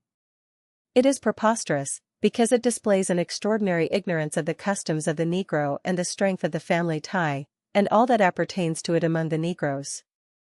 It is unjust, because it would deprive the rejected women and children of all they possess, cover them with shame and obloquy, thus deliberately inciting them to lead immoral lives. It is cruel, because, with an entire inconsequence and heedlessness of after effects, it would break up a social system consecrated by immemorial usage. There is a noble passage in Faidherbe's great work which I cannot refrain from quoting in this connection. Certain people, said that distinguished Frenchmen would seem to desire that the natives should be induced to repudiate their wives and to retain but one. This method appears to me to be thoroughly immoral. What? Our object is to strengthen family ties, and we would begin by disorganizing the family. We should commit a great injustice, and we should be displaying a singular callousness towards the women and children, if we profess to grant to the native the title and privileges of a citizen on the condition that he kept one wife and expelled the others. We should place venerable fathers of families in the position of sending away, with their children, wives with whom they had lived for 15, 20, or 30 years. And how would they distinguish between their wives? Disorganization would be complete. 195. There is another aspect of the question which cannot fail to arrest the attention of all enlightened and truly Christian men. Is polygamy a necessary institution on physical grounds for the Negro in Africa? The evidence in a corroborative sense is not to be lightly dismissed. Without stopping to discuss the generally admitted theory that the sexual side of man's nature becomes more pronounced as the tropical zone is approached, it is incontestable that a well-grounded belief exists in West African educated native circles that the effects of monogamy upon the Negro are racially destructive. Dr. Blyden's testimony in this respect may not, perhaps, command universal acknowledgement, but the following passage from his writings is well worthy of note. Owing, he says, to the exhausting climatic conditions, the life and perpetuity of the population depend upon polygamy. The difference is marked between children born under monogamic restrictions and those whose parents are polygamists. In the one there is the evidence of physical deterioration and mental weakness, in the other are manifest physical vigor and mental activity and alertness. In the one there is the sad evidence of arrested growth, suppressed physical development, and intellectual sluggishness, in the other there is astonishing muscular strength and fully developed chest, a reproduction of their fathers, not weaker, but wiser than their fathers, when not diverted from aboriginal simplicity by alien influence. The exhausting climatic conditions of which Dr. Blyden speaks is accountable for a custom, almost universal throughout West Africa, among both Mohammedans and pagans, which, although it may have some drawbacks attaching to it, must nevertheless be assumed to entail preponderating advantages for the racial welfare of the people, or it would hardly have been so widely adopted. I refer, of course, to the extensive period of lactation, 3 years as a rule, during which time husband and wife have no connection, indeed, generally ceasing when conception has taken place. The custom is attributive to the belief that too frequent childbearing is injurious to the health of the mother and the offspring, in view of the climate. 196. This is a point which also deserves the most attentive consideration. The instinct of primitive peoples in such matters is generally found to be based upon knowledge born of experience. The only portion of the Dark Continent where Orthodox Christianity has made any appreciable inroad is Uganda. Now what does Sir Harry Johnston tell us in his last report? He says there is a serious decrease in the birth rate of the Bantu Waganda. He quotes Monsignor Strecker's opinion that one of the causes of this state of affairs is the introduction of monogamy, consequent upon the spread of the Christian faith. In many parts of West Africa, continues Sir Harry Johnston, where Christianity prevails, but where there is very little result other than pious utterances from the mouth, ostensible monogamy is corrected by the possession of recognized or unrecognized concubines, and by a general promiscuousness in sexual matters. But in Uganda, Christianity seems to have taken such a real hold upon the people that, though by no means free from immorality, as no nation or community is free from the same tendency, they really seem to be striving at genuine monogamy and the exclusive possession of one wife for a partner. As the Baganda women are certainly very poor breeders, this means that the majority of couples only have one child. In fact, the birth of a second child on the part of the wife is such an unusual occurrence that the wife, in consequence thereof, is given a new and honorific title.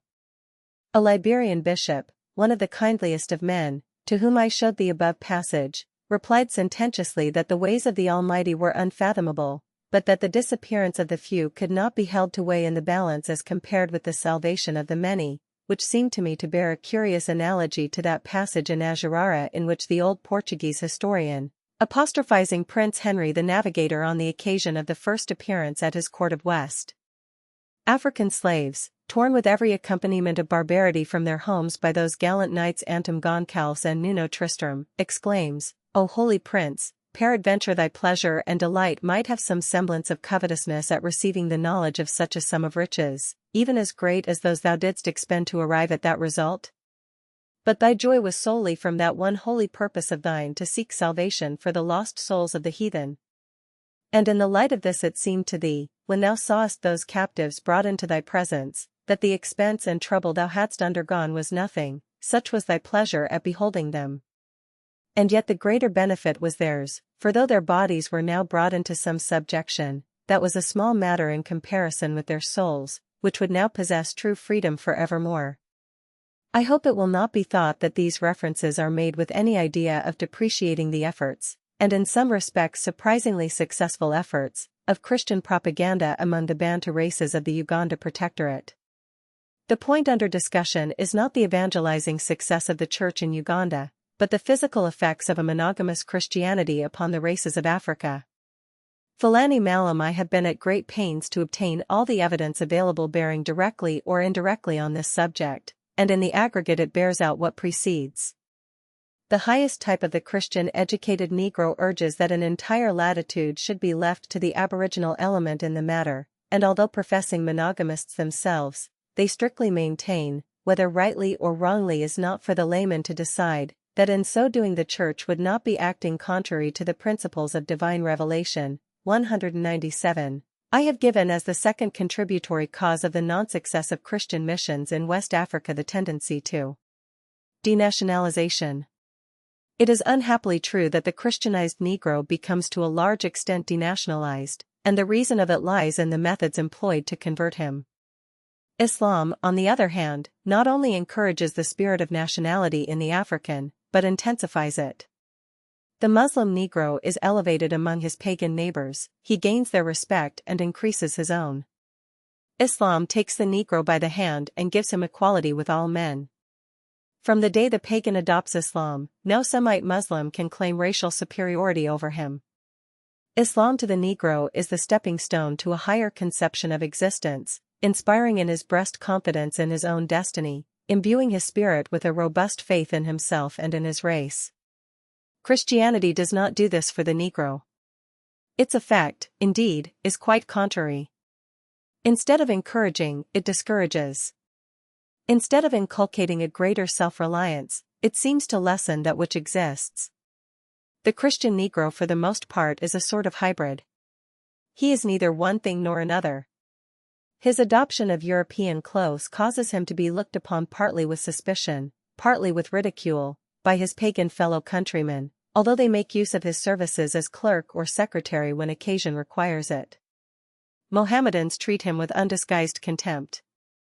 More bitter perhaps than anything else is the scorn which Europeans themselves bestow upon him. Question any white official, military man, trader, or traveler, as to his impressions of the West African native.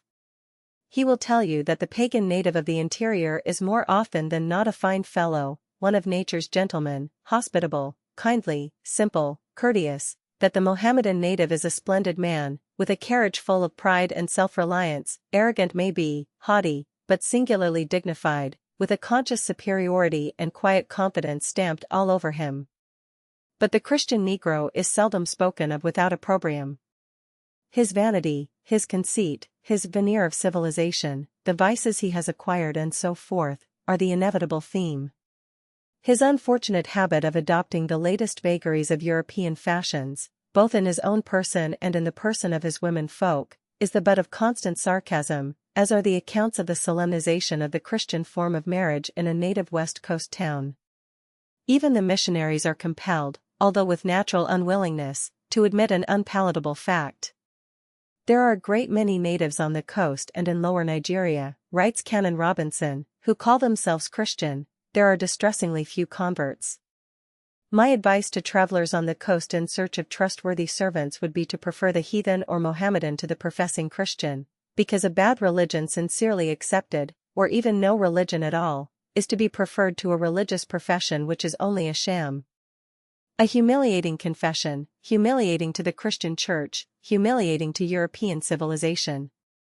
What between one thing and another, the Christianized Negro is a déclassé, a culotte sans culottes, 198, of course there are exceptions, but they are relatively scarce, and consist in the main of natives who have acquired wealth by commerce, wealth being a safeguard to open obloquy all the world over, no matter what the color of the possessor's skin, and who either through the enjoyment of special educational advantages, or because they are men of unusually high character and intelligence, naturally, have succeeded in grasping the true Christian ideal and have gained moral and spiritual ennoblement thereby.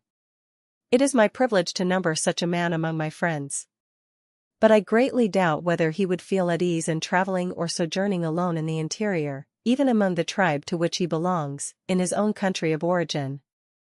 There seems to be a barrier between the Christianized Negro and his non-Christian countrymen, a barrier which excludes sympathy, and which European policy tends to still further accentuate. To what are these things due? To no one particular circumstance, but to a whole set of circumstances, which together produce the effect. To the general, omnipresent suggestion, possibly quite unintentioned in many cases, of the Negro's inherent racial inferiority, inculcated by European missionaries. To the never-absent, one might say inevitable insistence, whether outspoken or only understood, upon a great intellectual, social, moral gulf which yawns between the Negro and his Caucasian instructor, a gulf that can never be bridged by Christianity, as taught in West Africa by Europeans. The third and fourth contributory causes, viz. Incompatibility between the ideals of Christ and the modern conceptions of Christianity, and the political action of Christian powers, may be treated together, for they are closely allied one to the other, as, indeed, they also are to the third cause, upon which I have briefly touched.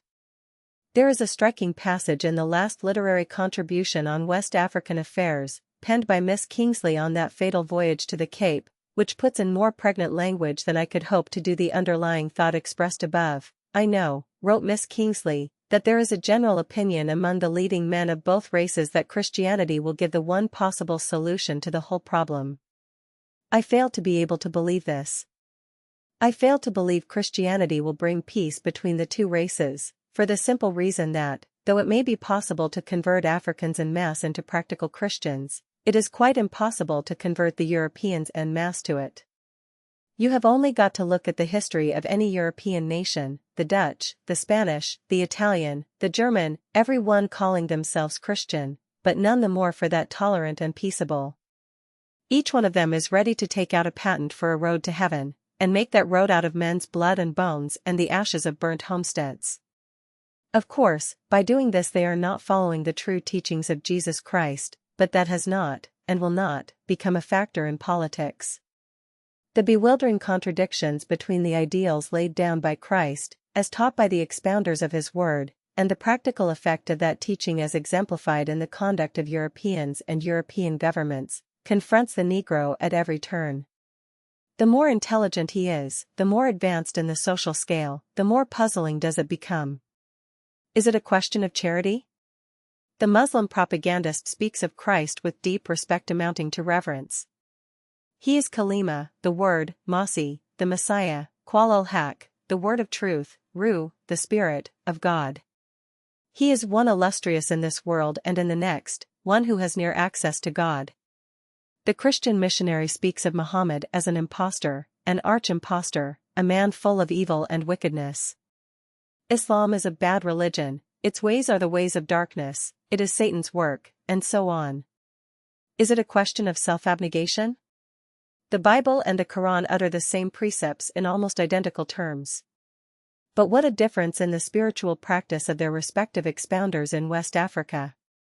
The Muslim preacher follows out the letter of his book. He goes on his way alone and unattended, carrying neither purse nor scrip.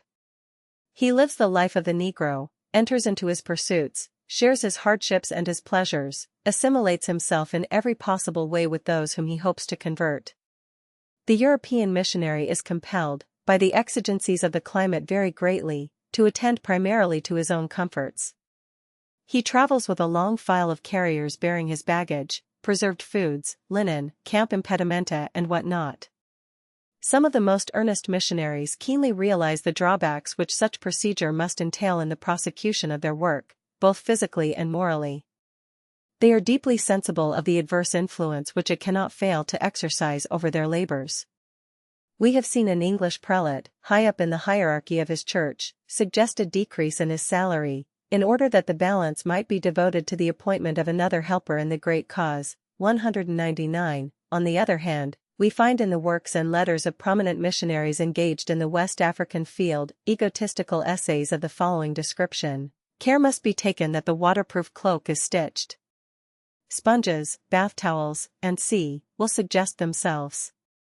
Do not forget the table linen. A neatly arranged table helps to tempt the appetite, which is often fastidious. Antibilious compounds are worth in my judgment 2 guineas a box. The above passage is derived from a book recently published, written by a missionary with 9 years' experience in West Africa. The articles mentioned by the writer are recommended by him as indispensable to the welfare of a teacher of the gospel in West Africa. The following is a typical passage culled from the epistolary effusions published from time to time in the organ of the Church Missionary Society from the pen of a most energetic bishop, who has been endeavoring with singular ill success, and not without some danger of arousing disturbances, to evangelize the houses. We are all well.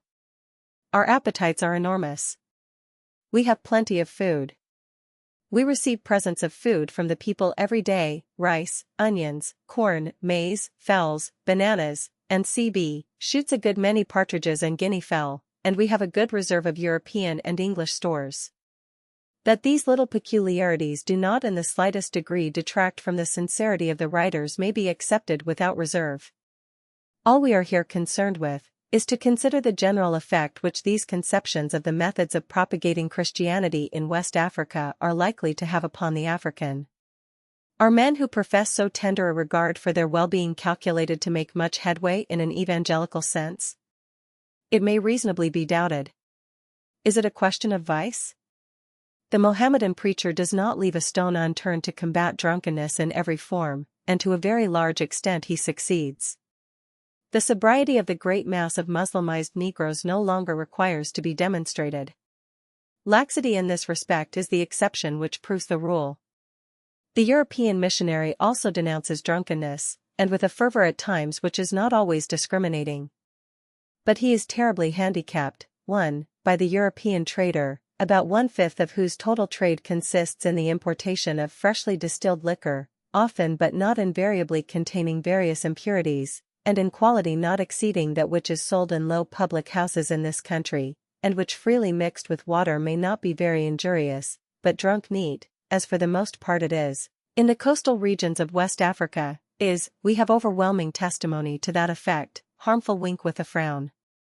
202. By the European governments who, although they do now and again raise the duty on spirits in deference to public opinion, tacitly encourage a traffic without which their whole administrative machinery would become temporarily paralyzed, seeing that from 45% to 75% of the revenue of their colonies is derived from this traffic.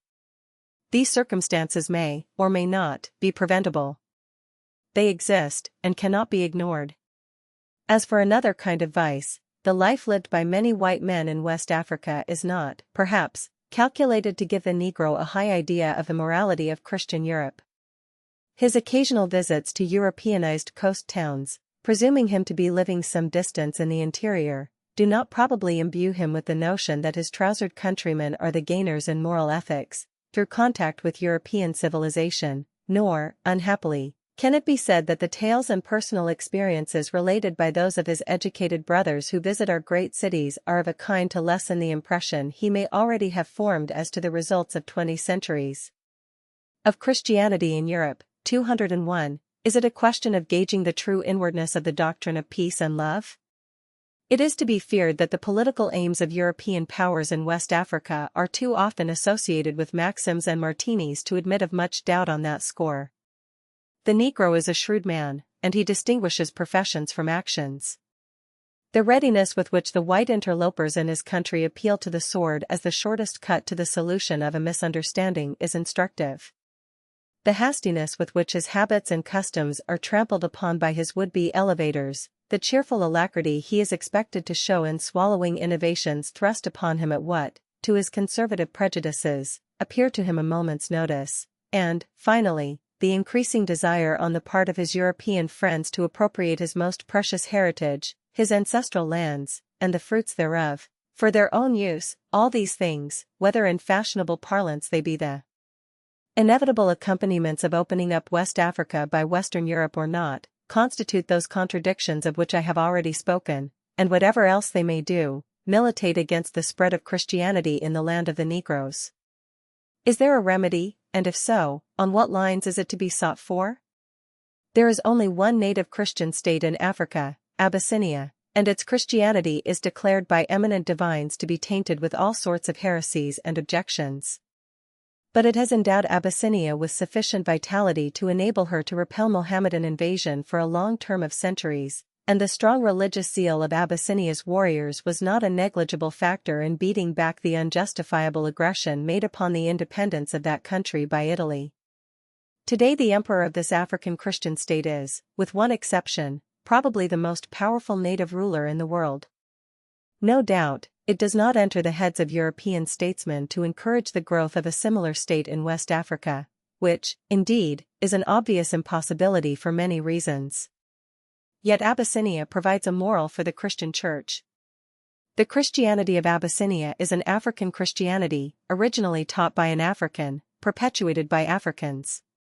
Orthodox or unorthodox, it has shown itself suitable to the necessities and the requirements of Africans, and if Christianity in West Africa is ever destined to make appreciable progress, it will be when it is provided with its only feasible agent, a West African church, a church designed to respond to the needs of West Africa, which are not the needs of Europe, a church whose servants shall be neither Europeans nor repatriate Afro-Liberians, but West African Negroes, imbued with the instincts and patriotism of race, a church founded upon an enlightened acquaintance with nature's immovable laws, upon principles of true science, which is true religion, upon a wise recognition that what is good and proper and right for one great branch of the human family may be bad, improper, and wrong for another.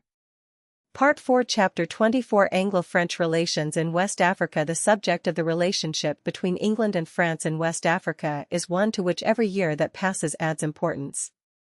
The French have during the last few years left us far behind in Western Africa, so far as territorial expansion is concerned. They have now a great empire there. They have acquired it by dint of persistent, far-sighted, courageous effort, qualities which it is regrettable to state have been conspicuously lacking on the part of the British official world.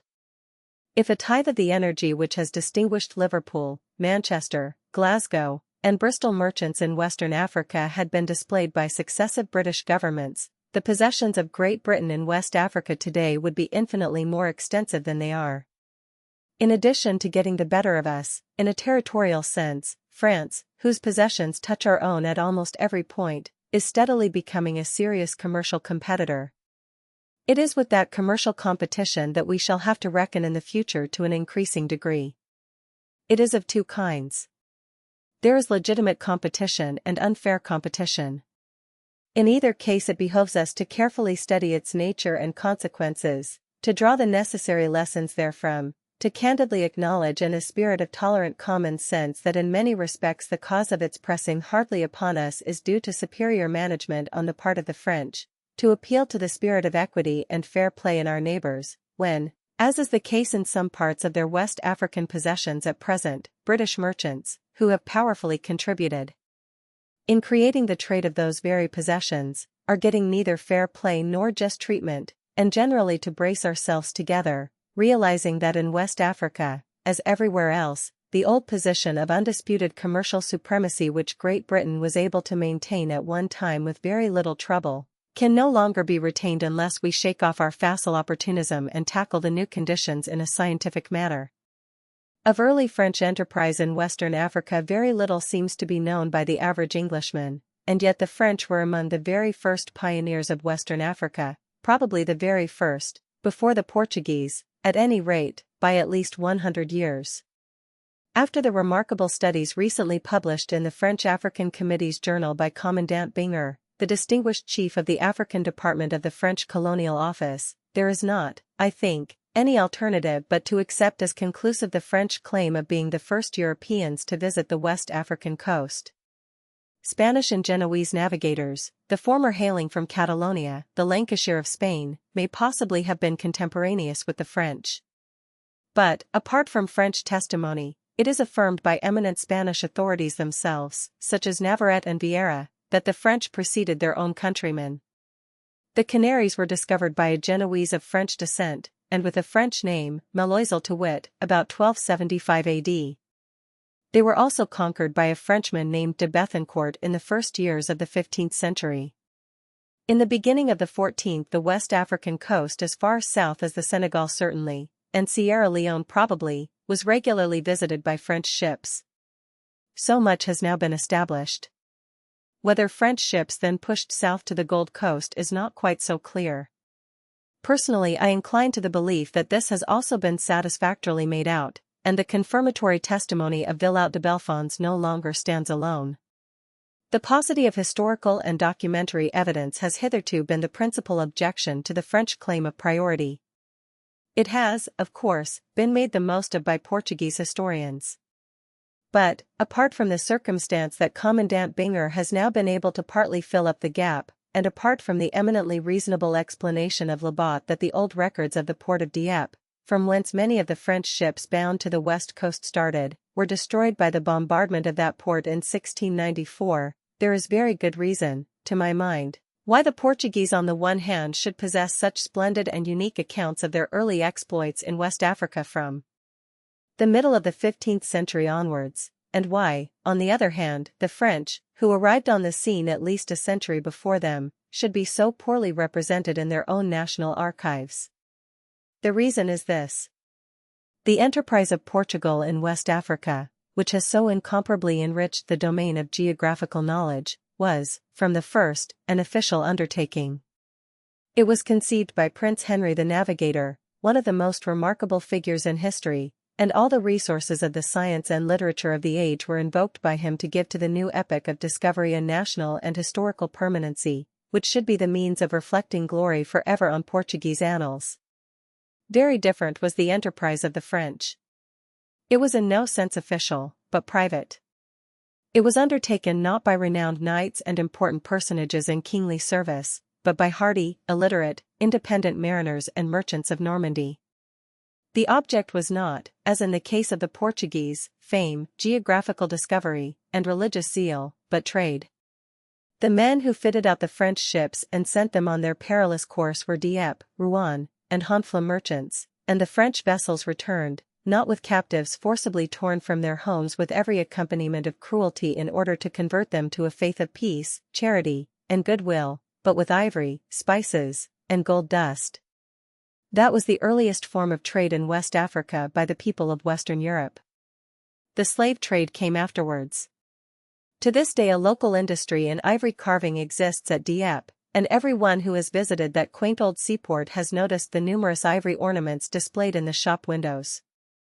If, therefore, the British merchants can claim to be the latter-day pioneers of commercial enterprise in West Africa, if during the century that has just closed their commercial aptitude and initiative gained for them the foremost commercial position on the West African littoral, it was French merchants who originally led the way. We have too often led the way ourselves in most parts of the world to begrudge the French this honor, so far as Western Africa is concerned. Rather should it be a bond of respect, the twin sister of sympathy between us and our neighbors.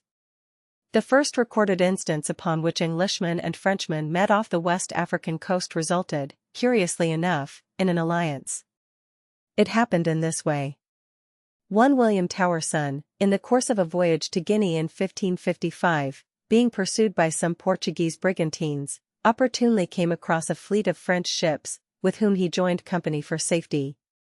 The alliance does not seem to have been a very satisfactory one, as it turned out, still, it was an alliance, of sorts.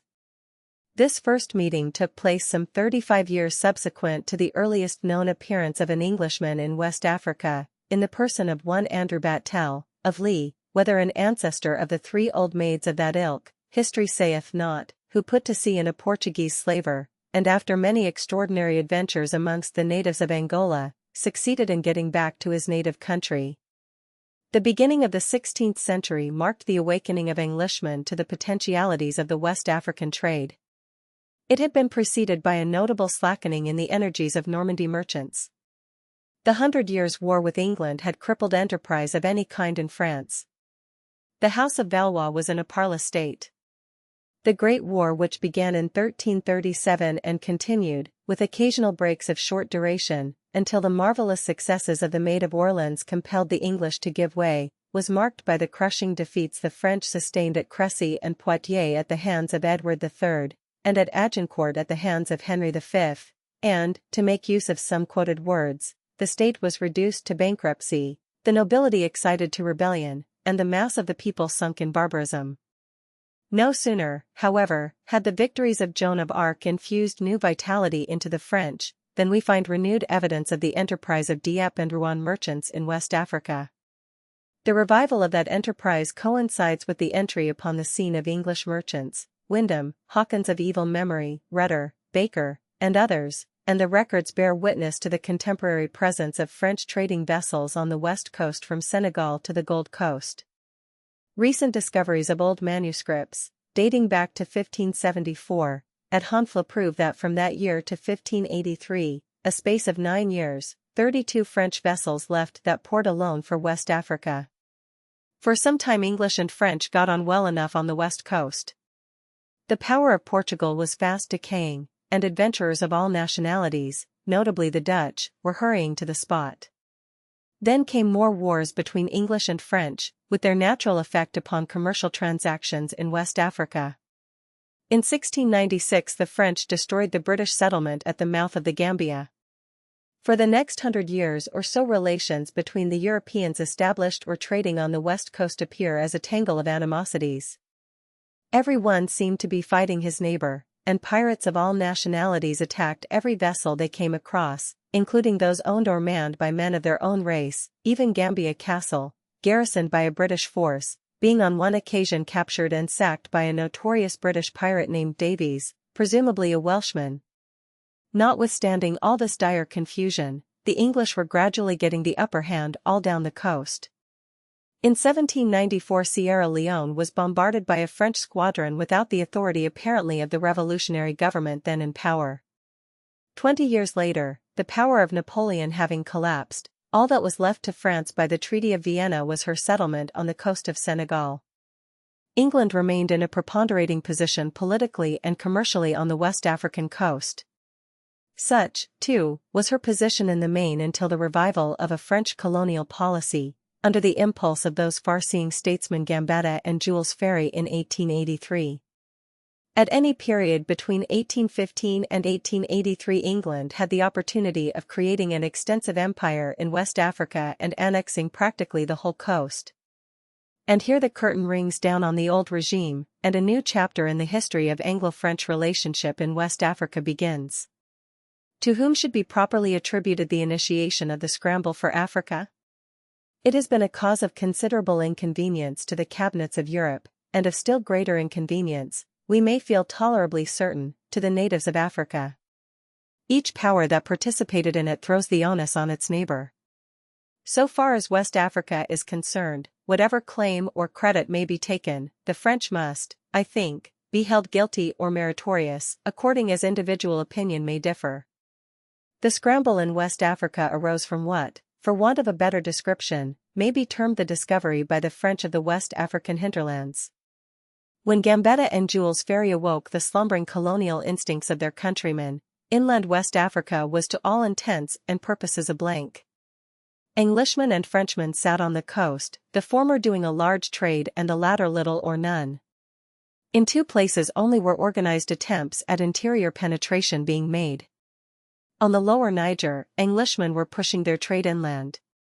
On the Senegal, the era of political conquest begun by Faidherbe was being slowly developed, despite many difficulties and setbacks.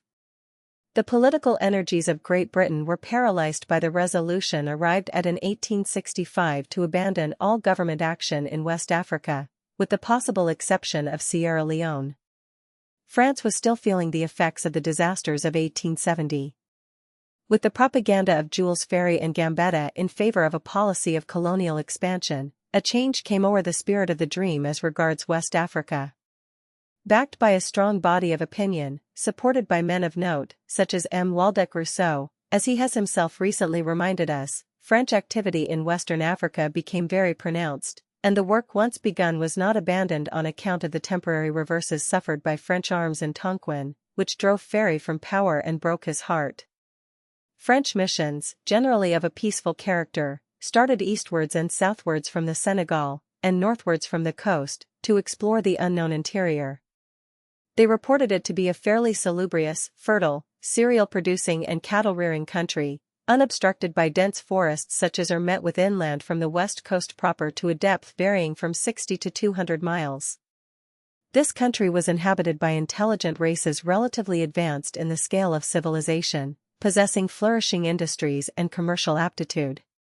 The French found regularly constituted states, more or less Muslimized, and in some of which social law and order had reached a high stage of development, large towns of 10,000 to 15,000 inhabitants with regular market days, where iron smelting was highly advanced, where the natives dressed in handsome clothes of their own manufacture, and used leather sandals, sword belts, and scabbards, dispatch bags, and saddles fabricated by themselves.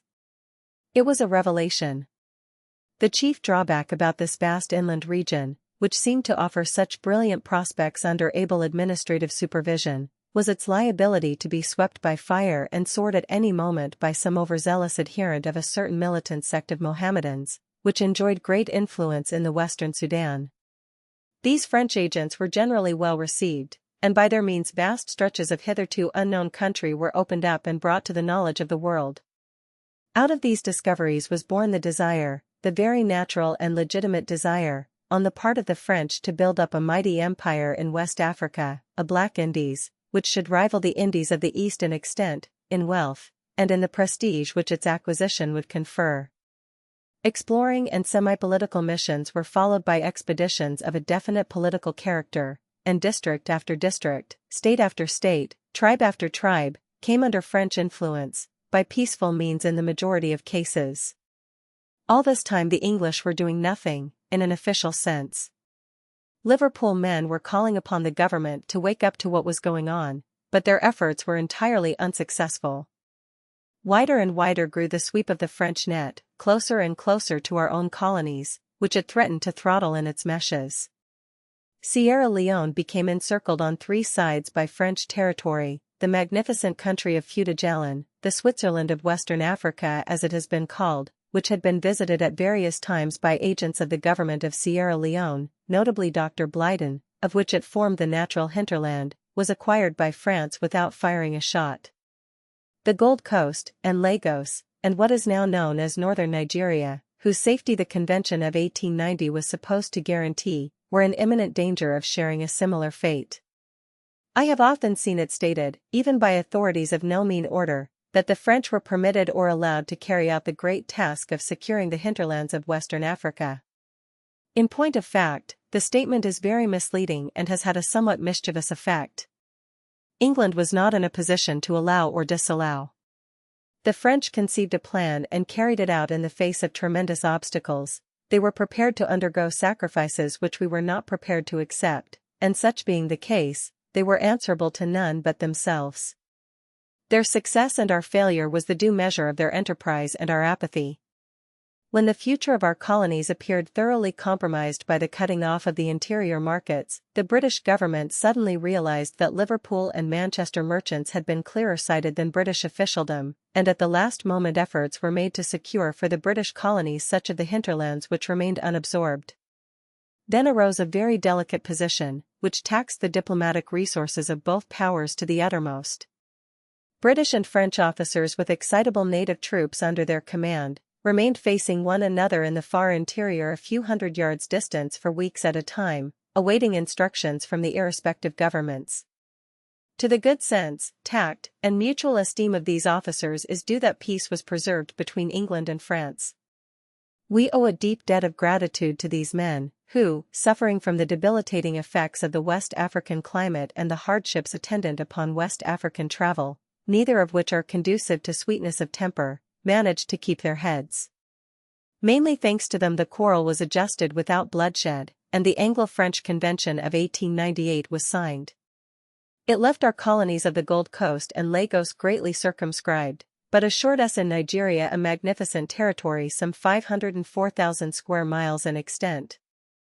The era of territorial rivalry between Great Britain and France in Western Africa has, it may be legitimately assumed, quite passed away. We continue to be rivals in commercial matters, but that is a peaceful rivalry, or should be, which ought not to exclude friendship. Nevertheless, as trade questions are often converted into fertile causes of dispute, it is essential that Englishmen and Frenchmen, in order to work harmoniously together in the future, should thoroughly understand one another's points of view in this connection. We, as a nation, are free traders. The French, as a nation, are protectionists. It would be absurd and undignified for us to complain of the different economic standpoint taken up by our neighbors. Moreover, there are various degrees of protectionism in France. There is the extreme school of M. Méline, which, if its doctrines were strictly applied to the French West African colonies, would ruin them in 5 years. There is the school which upholds partial protectionism in France, but favors freedom of trade in the French colonies. The latter is happily gaining in strength. We should endeavor as far as in us lies to work with the representatives of this school.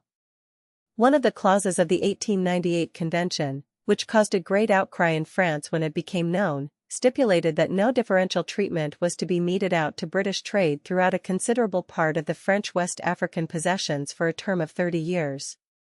The following extract, bearing on this subject, from an address read by M. Beaune, the head of the largest firm of French West African merchants, before the Marseilles Geographical Society, in September 1898, 3 months after the convention was signed, is interesting. A certain colonial school, said M. Beaune, starting from the premise that the only object of colonies is to favor the outlet of goods manufactured in the mother country, demands the application of prohibitive tariffs upon foreign goods imported into our colonies.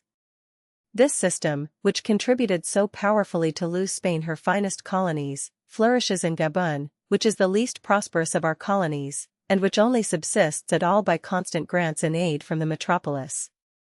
These examples are hardly encouraging. On the other hand, we are able to see that those of our colonies which are developing themselves in the most rapid and satisfactory manner are those where no differential tariffs exist.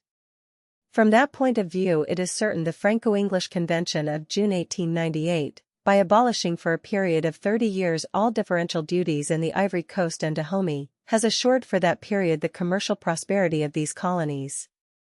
That notable statement and others like it, the truth of which has been amply borne out since, show that experienced Frenchmen engaged in the West African trade realize, as we do, that a policy of free trade is one which in West Africa spells commercial success by the nation which adopts it. The existence of such views in France is a very encouraging sign for those who firmly believe that trade is the greatest progressive agency which can be brought to bear upon the relations between Western Europe and Western Africa.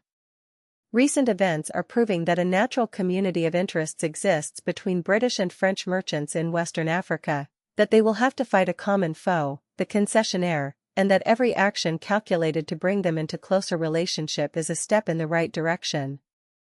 Chapter 25 10 Years of French Action in West Africa. The history of France's action in West Africa during the last 10 years has been so remarkable that it deserves to be recorded in some detail, and where possible her policy may be usefully compared with our own. On January 23, 1892, the Paris Figaro published a literary supplement entitled Our African Domain, in which was set forth by various competent authorities, amongst whom was Captain Binger Wink with a frown 202, Émile Mascaret, the well-known student of Algerian problems, Georges Roland, one of the foremost advocates of the Trans-Saharan Railway, and Harry Alice, the redoubtable colonial propagandist, Lord Cromer's bête noire, whose tragic end will be in the recollection of many, the past achievements, actual position and future aspirations of France in Western and Central Africa. The supplement was divided into 5 parts, entitled respectively Algeria, Penetration towards the Chad, Senegal and Dependencies, Our Position on the Gulf of Guinea, Congo and Chad. At the time this supplement appeared, the revival of colonial ambition in France, which owed its inception largely to the foresight and courage of Jules Ferry, had taken firm root among the elite of French public opinion. But although the seed where it fell gave forth lusty fruit, the sowars were relatively few, and the area under cultivation was still but small in 1892. The Chamber of Deputies was slow to grant fresh credits.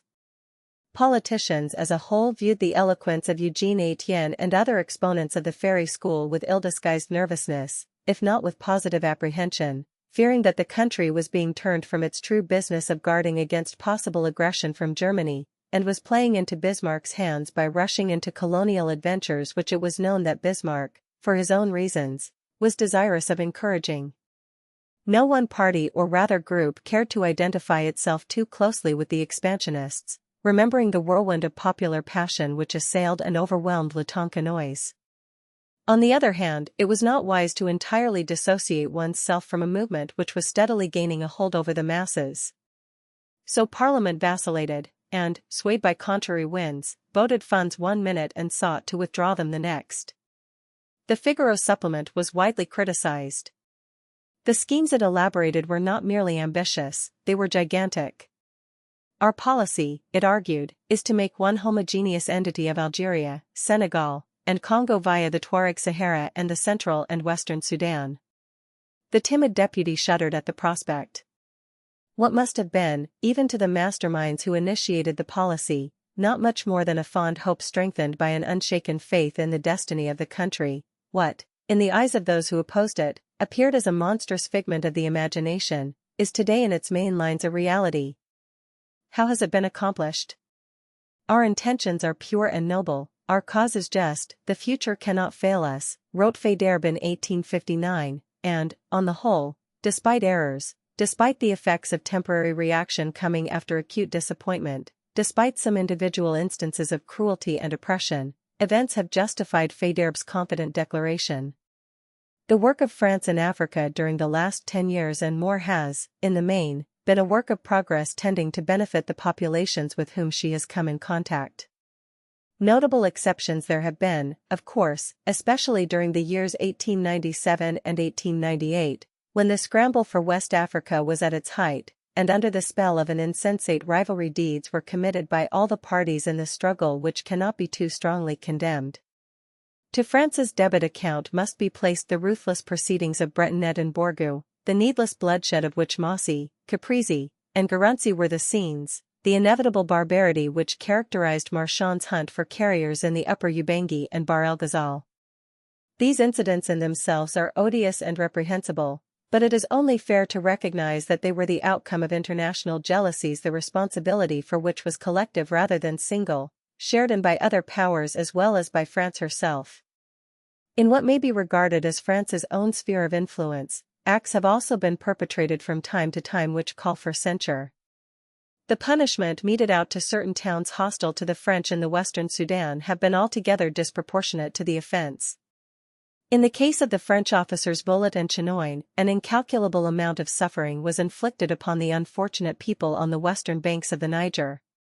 But from these isolated transgressions against the principles of humanity, culpable as they have been, the records of no European power in Africa are free, and they cannot, in the circumstances of France, be held to negative or even weaken the advantages she has undoubtedly conferred upon the population of the Western and Central Sudan, nor yet tarnish the great reputation France has achieved in the emancipation of millions from centuries of tyranny and invasion.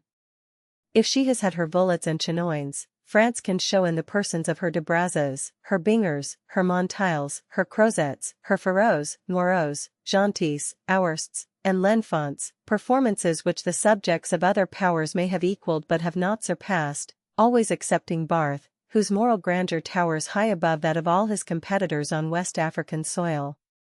From the time when the Sieur de Brou, one of the clearest-headed Frenchmen who ever served his country in Africa, paid ceremonious visits to the King of Caire and the Grand Seratic of the Foulas at the close of the 17th and at the beginning of the 18th century, from the time when raiding bands of Trarza Moors, extending their depredations to the very confines of St. Louis, 1840–60, compelled Faidherbe to take the offensive against them, to the present day, it has been the lot of France to find herself confronted in West Africa with races differentiating in every respect from the true Negro of the coast regions, the people whom England had, up to 1900, been chiefly concerned with.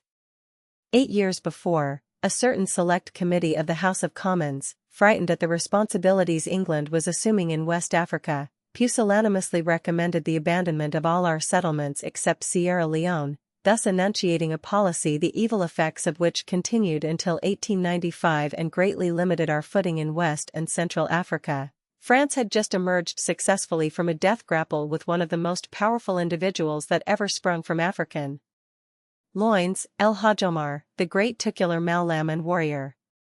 Looking backward at that long vista of years, when France was slowly but irresistibly thrusting her influence into West Africa, via the Senegal and Upper Niger, by pouring out her treasure and the blood of her sons like water, while England remained supine on the coast heedless of the representations of her merchant pioneers, it was not surprising that, awakening almost too late from our lethargy, we should have found the French, having triumphed over their obstacles in the north, forging southwards and cutting off our rich hinterlands in the interior.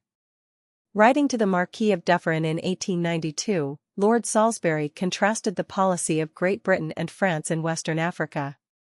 France, wrote Lord Salisbury, from her basis on the Senegal coast, has pursued steadily the aim of establishing herself on the Upper Niger and its affluents. Great Britain, on the other hand, has adopted the policy of advance by commercial enterprise. There was, indeed, on the part of Liverpool, Manchester, and Bristol merchants, plenty of commercial enterprise, but it would have been difficult for Lord Salisbury to have quoted a single instance where that commercial enterprise had constituted a policy of advance. It is due to the type of native inhabiting the chief radius of France's operations in Western Africa, that her task has been rendered so dangerous and so difficult, and its fulfillment so remarkable.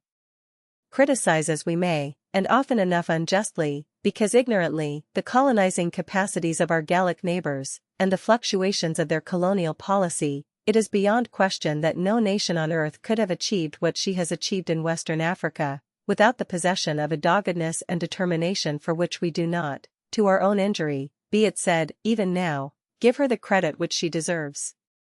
For centuries upon centuries the enormous tract which lies between the edge of the Sahara Desert and the fringe of the tropical forest belt, consisting for the most part of grassy uplands varied by wide plains of amazing fertility, by reason of the yearly overflow of the waters of the Niger, had been the cockpit of Africa.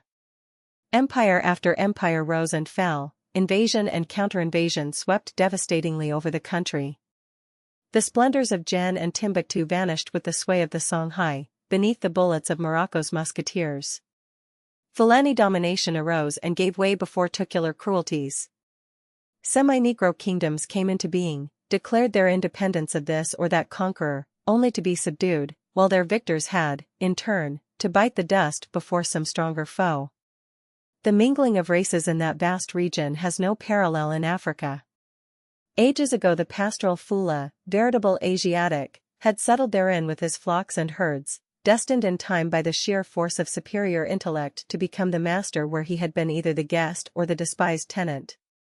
Later came infiltrations of the Moorish element proper, pastorals also these, emigrating from the plateaus of Adur to the well-watered valley of the Niger.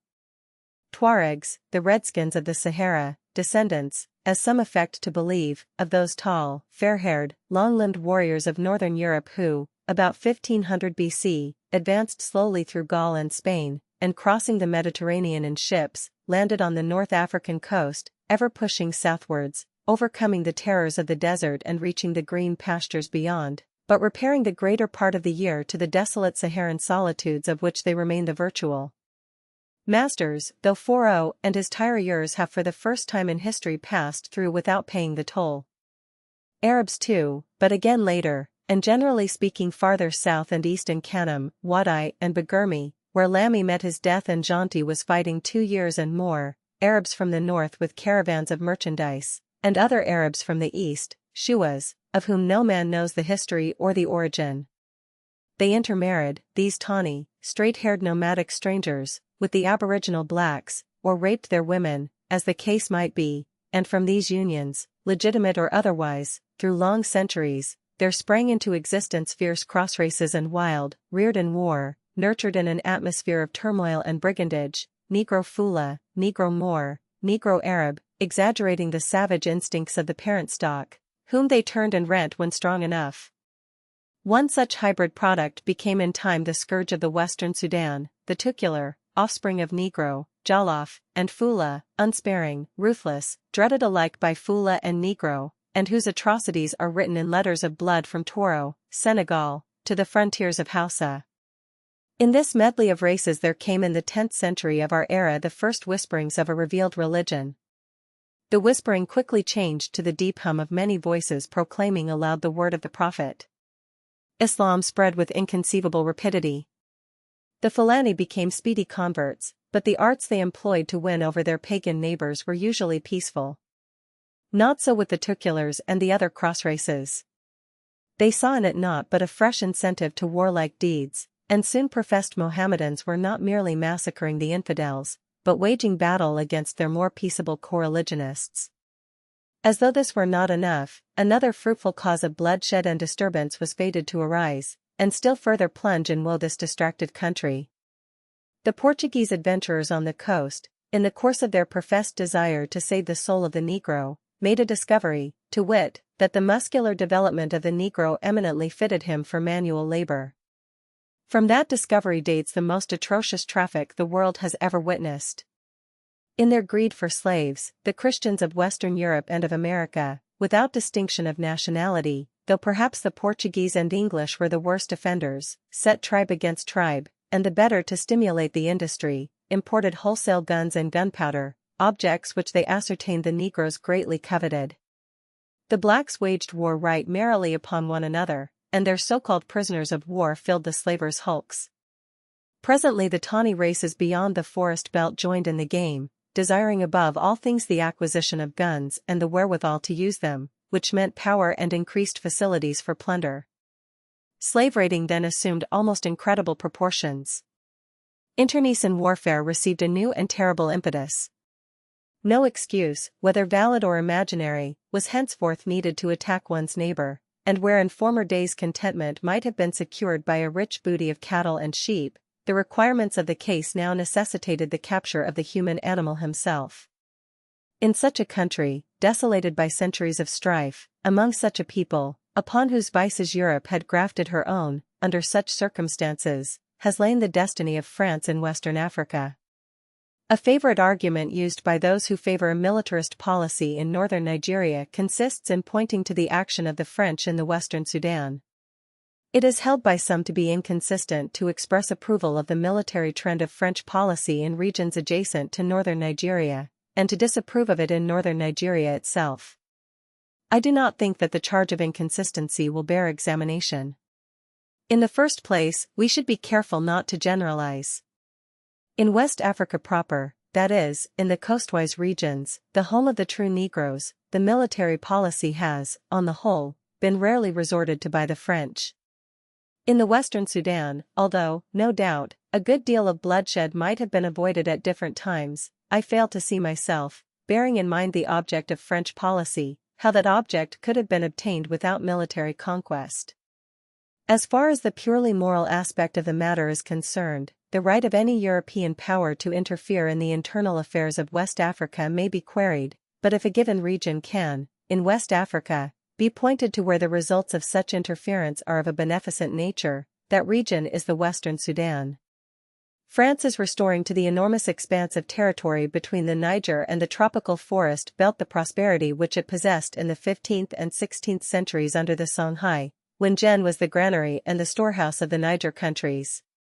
She is laying the basis of a prosperity far greater than in those days, because she is able to bring peace where the Songhais could not.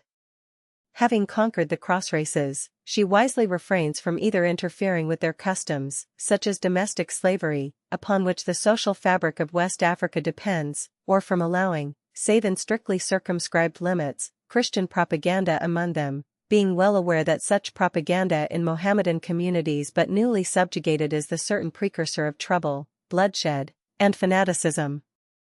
She has hunted down and destroyed the 4 tyrants who successively barred her way to the interior, and who had perpetrated untold miseries upon hundreds of thousands of human beings, El Hadji Omar, Amadou, Samori and Rabah. Had she been able to acquire the services of these men, it would perhaps have been better, but the body of evidence is against the possibility of her power to have done so. But there is a limit to approval of French military action, and if, now that France's political influence is internationally secure in the regions east and north of the Chad, she chooses to embark open-eyed in a struggle with the Senussi, she will be making a grave mistake. Unless deliberately incited by unprovoked aggression, her game there is to sheath the sword and give diplomacy the innings, and those Frenchmen who see the danger of precipitate, immature action in Wadi and Kanem, and are strenuously agitating against it, are wise in their generation. 203, but, taken all in all, the circumstances in which England finds herself in northern Nigeria, and the circumstances in which France found herself in relation to the Western Sudan before the conquest, are widely different. The aims pursued by France in the Western Sudan, and by the English in Nigeria, were not in their inception the same.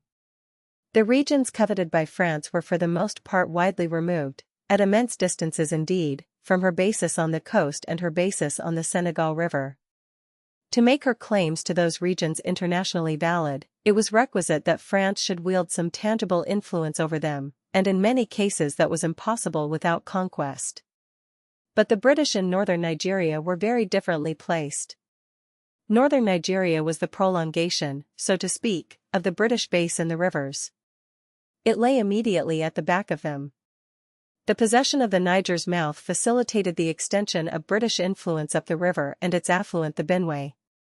Moreover, British merchants and explorers had ascended both the Niger and the Benue many years before. They had paved the way for what was to follow, and for 15 years before the advent of direct imperial control in northern Nigeria, its native potentates had been united in close ties of political relationship with a British chartered company. The government stepped into the shoes of the chartered company, not to play the role of conquistador and initiator, but to reap crops sown for it, to consolidate work already half accomplished. It should, in parenthesis, be stated that France manages the Western Sudan, a territory very much larger than northern Nigeria, and where a state of continuous internecine warfare had existed for centuries, with an army not more than 3,000 strong. Again, if warfare has attended the establishment of French influence in the Sherry region, it has been due to special circumstances. Thus Gentil acquired a protectorate over Bagirmi without firing a shot. It was only when the country which France had placed under her protection was invaded and laid waste by Rabat that military action became a duty. No comparison is really possible between the respective parts of Great Britain and France. Both are distinct, and must be judged according to their antecedents and special features. In northern Nigeria, 204, we have to do with native rulers with whom we have been in treaty relationship for 15 years, and in commercial relationship for longer still. They are our wards, we are in a fiduciary capacity towards them, they are our protégés. We undertook by treaty to subsidize them, we pledged ourselves by treaty not to interfere with the customs of their people. It should be our object, following the precepts of Sir Andrew Clarke, to make those rulers far bigger men than they are, not to break them. They come of a proud race, a capable race, of superior mental caliber, possessed of statesmanship and skill. They have played a great part in the history of Western Africa. Barth, who knew them well, has said of them that they are the most intelligent people in Africa. To reduce them to impotence, to scatter their power, to break the organization they have created into small pieces would be politically foolish, practically unwise, morally unjust, imperially disastrous. To strengthen their rule where weak, to perfect it where oppressive, to assist them, work with them, and through them along their natural lines, to interfere as little as possible with the customs and habits of themselves and their people, to respect their religious beliefs, to work gradually, peacefully, tactfully, for the attainment of the only conceivable objects which have taken us to their country, commercial development, advancement, prosperity. Those should be the political principles guiding us in northern Nigeria. The accomplishment of the colossal plan sketched out by the Figaro in 1892, viz. the unification, if the word be permissible, of the French possessions in Africa by expeditions from north, west, and south, designed to meet on the shores of Lake Chad, may now be briefly given. It is a stirring tale. The first attempt, if we exclude that of Flatters from the north, of which the purpose was limited, was made from the south, by the blue-eyed, fair-haired enthusiast, Paul Crampbell. He fell assassinated by Raba's emissaries at El Kudi on April 15, 1891. Dybowski and Meister, sent out by the French African Committee in Campbell's footsteps, had to retire without doing much more than useful exploring work. Then came Gentil's turn, a modest naval lieutenant who, profiting by Raba's complications in Bornu, succeeded after incredible difficulties in reaching the mouth of the Sherry, after signing a treaty of protectorate with Bagirmi, and floating a small steamer upon the waters of the mysterious lake. But the success was short-lived. Raba recrossed the Sherry, forced the French to retire, and once again swept Bagirmi with fire and sword. France hurried fresh reinforcements to the spot, and these under Bretonnet were attacked by Raba and decimated. A further and more vigorous effort was required. And here the scene shifts to the north. In October 1898 that intrepid explorer, Fourreau, left the oasis of Sadrada, near Ouargla, in Algeria, at the head of a force of picked men, 310 strong, consisting of troopers from the Senegalese and Saharan tirailleurs, than whom there are probably no more splendid fighters in the world, unless it be our own Sikhs. Fourreau was accompanied by 3 civilian friends. Commandant Lamy led the military portion of the expedition, which comprised 4 other officers besides himself.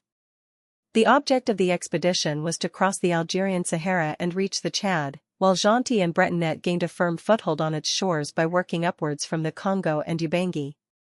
Fourreau and his companions plunged into the unknown desert, and for 10 months entirely disappeared from view. Frequent rumors of a wholesale massacre reached Europe, and remembering the fate of Dowles, de Pallet, Durnot du Père, and Joubert, Flatters and Bonnier, at the hands of the fierce nomads who roamed the desolate wastes through which Fourreau had to pass, France held her breath. If Fourreau fell, it would not only be a frightful disaster, fraught with peril to French policy throughout her vast Mohammedan zone in Africa, it might also mean a revulsion of popular feeling, a hanging up of cherished schemes for a generation or more.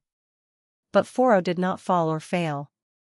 He reached the Aspen oases in safety, and demonstrated to timid minds that the Tuaregs, when confronted by a well-armed and disciplined force, skillfully led and sufficiently numerous to inspire respect, prefer, in the main, to hold themselves at a distance. 205. Again the scene changes. The plan was half performed. The third advance came from the west by the way of the Niger Bend. It was at first attended by the direst results. The gallant Kazemaju met a cruel and treacherous death at Zinder. Bullet and Chinoin, who succeeded him, showed what evil unlimited authority and the disordering effects of the African climate can work upon ill-regulated minds. Denounced by one of their subordinates for barbarous conduct towards the natives, they, having already forgotten the ordinary dictates of humanity, forgot alike honor and patriotism, foully murdered the superior officer who had been instructed to replace them, tore off their uniforms, declared themselves renegades, and perpetrated the wildest excesses. But their shrift was short, and they soon met their fate from the rifles of the native soldiers they had temporarily led astray. The French government, however, did not relinquish its determination. The fragments of the Villechinois mission were got together, and under the joint leadership of Captain Joland and Lieutenant Mainier reached the Chad, subsequently joining Gentil's forces in the lower Sherry. By this time Fourreau had also gained the Chad. The 3 missions, which after so many vicissitudes thus met together in their common goal, were immediately called upon to face a new and most formidable danger. Against the town of Kousri or Kousri, where the French had established their headquarters, Raba was marching at the head of 5,000 men, of whom 2,000 were armed with guns of various patterns. He had also 3 field pieces, captured from Bretonnet. The French disposed of a total strength of 774 officers and men, the latter natives without exception, with 4 field pieces. They were assisted by 1,500 Bagirmi auxiliaries, who do not appear to have been of much use, contenting themselves with looting after the battle was over. Raba pitched his war camp 3 miles from Kousri, and awaited the onslaught of the French. It proved to be irresistible. Raba himself perished. His losses amounted to 1,000 killed and wounded, and his camp, with the whole of its contents, fell into the hands of the French. The French losses were severe. They included the brave Lamy, Captain Cointet, a white non-commissioned officer, and 17 men killed. Their wounded amounted to 60, among them Captain Lamotte and Lieutenants Manier and Galland. But the victory was complete, and Rabba, the noise of whose conquests had filled Central Africa for close upon a quarter of a century, whose destructive strides had left a bloody track from the Bahr el Ghazal to the Chad, Rabba, the last of the great conquistadores, had gone the way of El Hadji Omar, and of Samori. The plan elaborated by the Figaro 8 years previously was an accomplished fact. Since Rabba's overthrow, the French have been engaged in systematically consolidating their hold upon the Central Sudan and the Lower Sherry. M. Terrier, the able Secrétaire General of the French African Committee, explains in the committee's bulletin for April 1901 the procedure which is being adopted. One cannot but be impressed with the grasp, the sagacity, and the statesmanship displayed. The Sherry region has been divided into 2 districts, the most northerly of which abuts on Lake Chad, and includes Bagirmi and the Sherry mouths. It is administered on military lines. The southern district, comprising the upper reaches of the river and its affluents, is administered on civil lines. The population of the southern district is composed of Negroes, whose religion is fetishism, or what it pleases us to call fetishism. The northern district is inhabited by various branches of the Negroid Bagirmis, by the Kodokos, by the Shua Arabs, and by a few pastoral Fulani. The pagans of the southern district have for centuries been subjected to the raids of the Arabist Negroes of Bornu and Bagirmi. It was from among them that the principal supplies of slaves which used to find their way across the desert route to Tripoli before the firman of 1865 were drawn. France, by ridding them of their external foes, claims the right to make them share in her administrative expenses. She is all the more justified in doing so, as for many years to come, and until the Sherry is connected with the Ubangi by a railway, there will be no trade upon which to levy duties in order to obtain revenue. 1/2 of the population is expected to furnish carriers, and the other half pays an annual tax of 4 pounds of rubber per hut, of which 2 pounds is returned to the chiefs as commission. We are assured, on the authority of M. Terrier, that the chiefs are bringing in the tax voluntarily from long distances. In the northern district, which was directly under Rabba's influence, the French found an existing organization which they have in the main retained, but the tax levied by the Emir of Bagirmi upon his subjects being considered too heavy, the French have reduced it by 2/3, thus relieving the population from an undue burden of taxation. The Emir and his chiefs, through whom French influence is exercised, benefit by this reduced tax, that is to say, they keep it for themselves. Contributions of slaves to the Emir and chiefs in the form of tribute by the subchiefs are, of course, suppressed. The revenue of the Emir being thus limited, but nevertheless assured to him, together with the continuation of his prestige, the Emir himself, who owes his throne to the French, and has, moreover, been relieved by them of the necessity of paying an annual tribute to Wadai, is expected to furnish annually to the administration 240 pounds of millet, 500 cloths, and 100 oxen, amounting roughly to 1,680 pounds. Here, then, as in the Western Sudan, the words of Faidherbe ring sound, and M. Etienne, speaking at a conference held the other day at the Paris Colonial School, was only saying what has hitherto been true when he asserted that France can in all sincerity maintain that she has delivered the peoples of inland Africa from an intolerable yoke. She has liberated millions of human beings from sanguinary tyrants who had reduced them to slavery. She has accomplished a work of emancipation, of liberty, and of generosity. It would be sad indeed if, led astray by evil counsels, France should be induced in another portion of her West African domain, viz. French Congo, to tarnish the great reputation she has undoubtedly built up. It may be doubted whether the problems with which France has had to contend in West Africa have ever been rightly understood among us, for Englishmen are usually generous-minded enough to appreciate good work carried out by others, even though the others are sometimes rivals. Certain is it that of the nature of French exploits in West and Central Africa the average Englishman is hopelessly ignorant, and even English writers of repute persist in shutting their eyes to the great, the almost revolutionary changes which experience, dearly bought, has wrought in French colonial conceptions.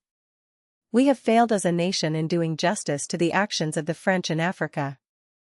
We have underrated their capacity and refused to admit the existence at their council boards of a central plan carefully matured which the frequent shuffling of ministerial portfolios merely retarded but did not alter.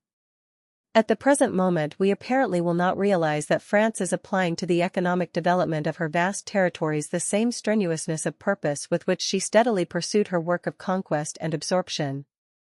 Chapter 26 The commercial and financial condition of the French possessions. The logic of facts is gradually bringing home to Englishmen that the French have within recent years revolutionized the commercial position of their West African possessions, of those possessions, that is, which are at present commercially exploitable.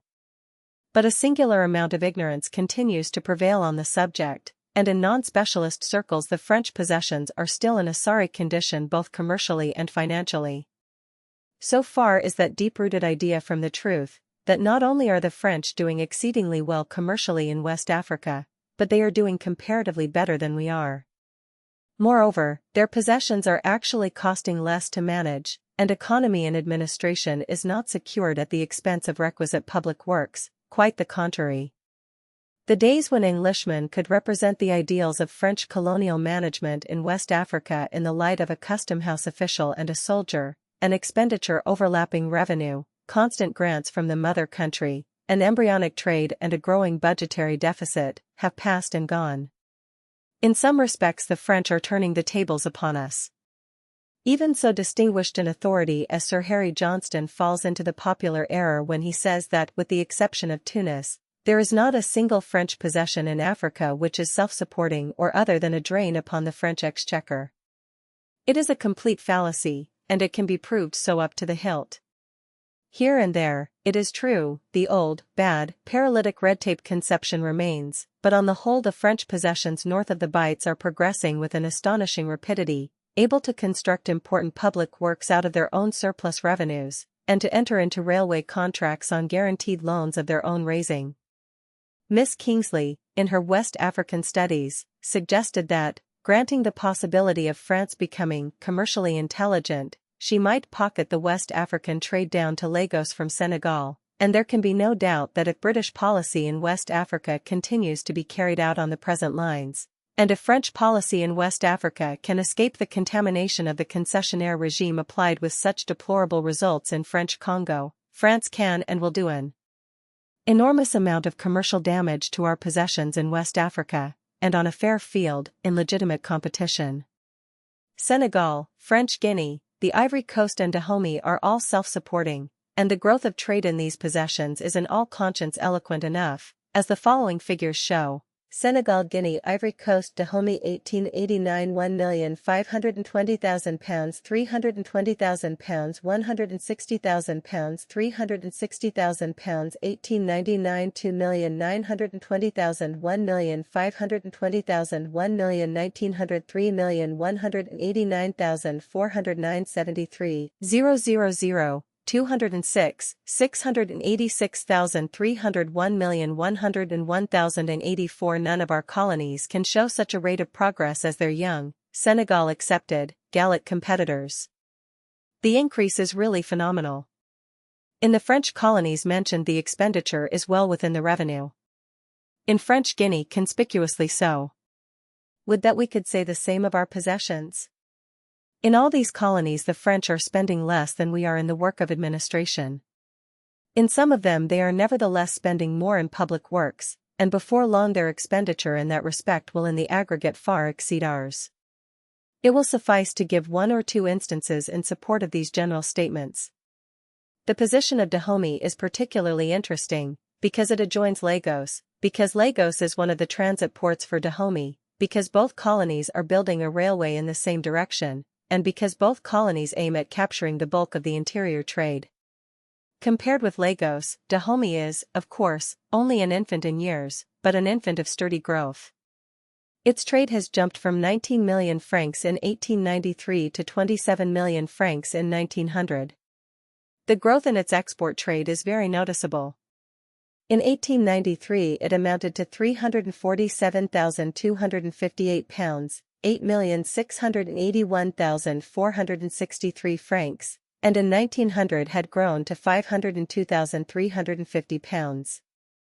In 1893 the export trade of Lagos was £836,295. In 1900 it was £885,111.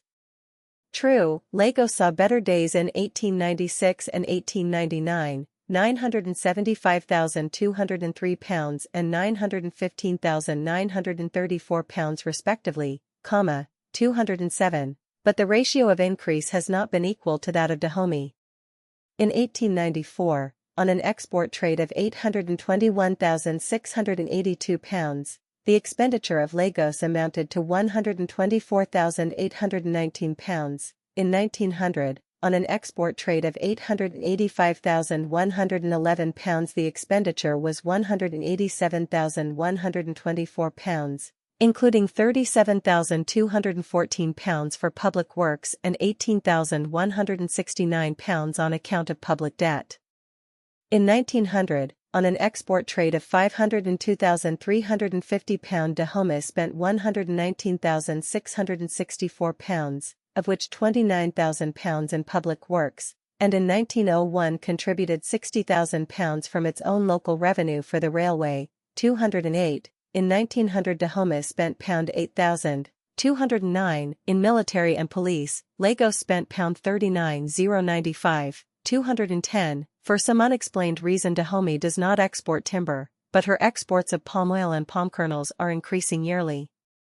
Dahomey is now actually exporting very nearly as much palm oil as Lagos, 211. In palm kernels Dahomey has not yet reached the level of Lagos, but is forging ahead, having exported 24,211,614 kilos, or roughly 24,000 tons, in 1901. Against 21,986,043 kilos in 1900, and 21,850,982 kilos in 1899. Lagos shipped in 1900 to 1901 over 47,000 tons of kernels. Some years ago the French, annoyed at being dependent upon Lagos as the only port of transit for the trade of their colony, Lagos is connected with Porto Novo, the capital of Dahomey, by a lagoon, and the facilities of the Lagos route were, and still are, for certain classes of goods very much greater owing to the bar service, constructed at Cotonou, one of the few wharves which exist on the West African coastline. This wharf, aided by the duty imposed on the Dahomey transit trade via Lagos by the Lagos authorities, has succeeded in its object, and the bulk of Dahomey's trade now passes through Cotonou instead of via Lagos. In this way has Lagos, for temporary revenue purposes, played into the hands of her competitors. The colony is also building a railway, 212, which is likely to prove a most important undertaking. The fiscal policy adopted by France and Dahomey since the 1898 agreement, abolishing the differential tariff for 30 years, has been well calculated to bring about the conspicuous advancement observable, and unless the railway concessionaire, under his agreement with the local government, 213, is allowed to interfere in the territories ceded to him with the freedom of trade, and with native rights of land tenure, the wisdom of Dahomey's fiscal policy will continue to bear fruit. Most people will be astonished to learn that Dahomey taxes her trade, in the main, at a lower rate than Lagos, and it is unquestionable that the circumstance acts in the former's favor and to the latter's detriment. There is so much misconception about on subjects of this kind, which nevertheless have so direct a bearing upon the prosperity and commercial position of our West African possessions and of their rivals, that it has been thought advisable to give in the appendix as complete a comparative table as possible of the duties in both colonies. 214, to that list the reader may be referred. On all articles but cottons Dahomey charges lower duty than Lagos. If Dahomey can manage her affairs, and get a surplus revenue to boot by charging 2d. a pound on tobacco and gunpowder, and 11s. 4d and 4s.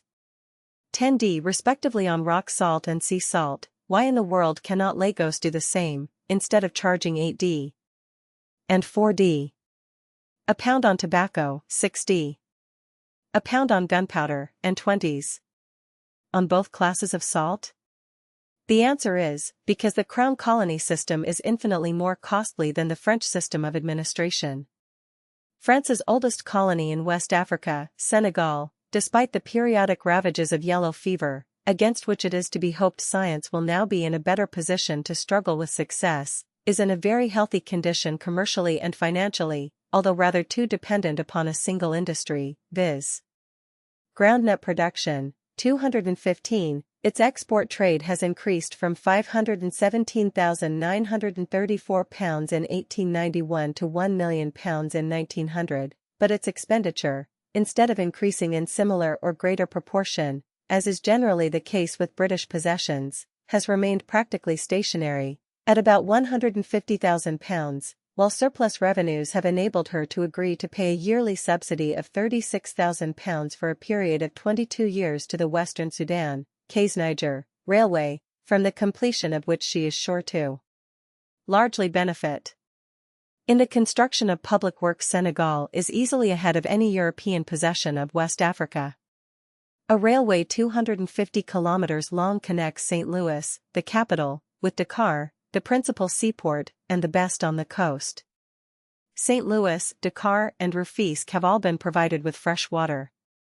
The Faidherbe Bridge is a great engineering triumph, and the wharves at Rufisque and Dakar are well organized. Surveys for another railway through the Salem district, with prolongation to Kays, are being undertaken, and there is a project on foot for improving navigation on the Senegal River. Senegal seems destined to have a brilliant future. The Ivory Coast has come very much to the fore of late as a possible goldfield, to rival if not to surpass the Gold Coast.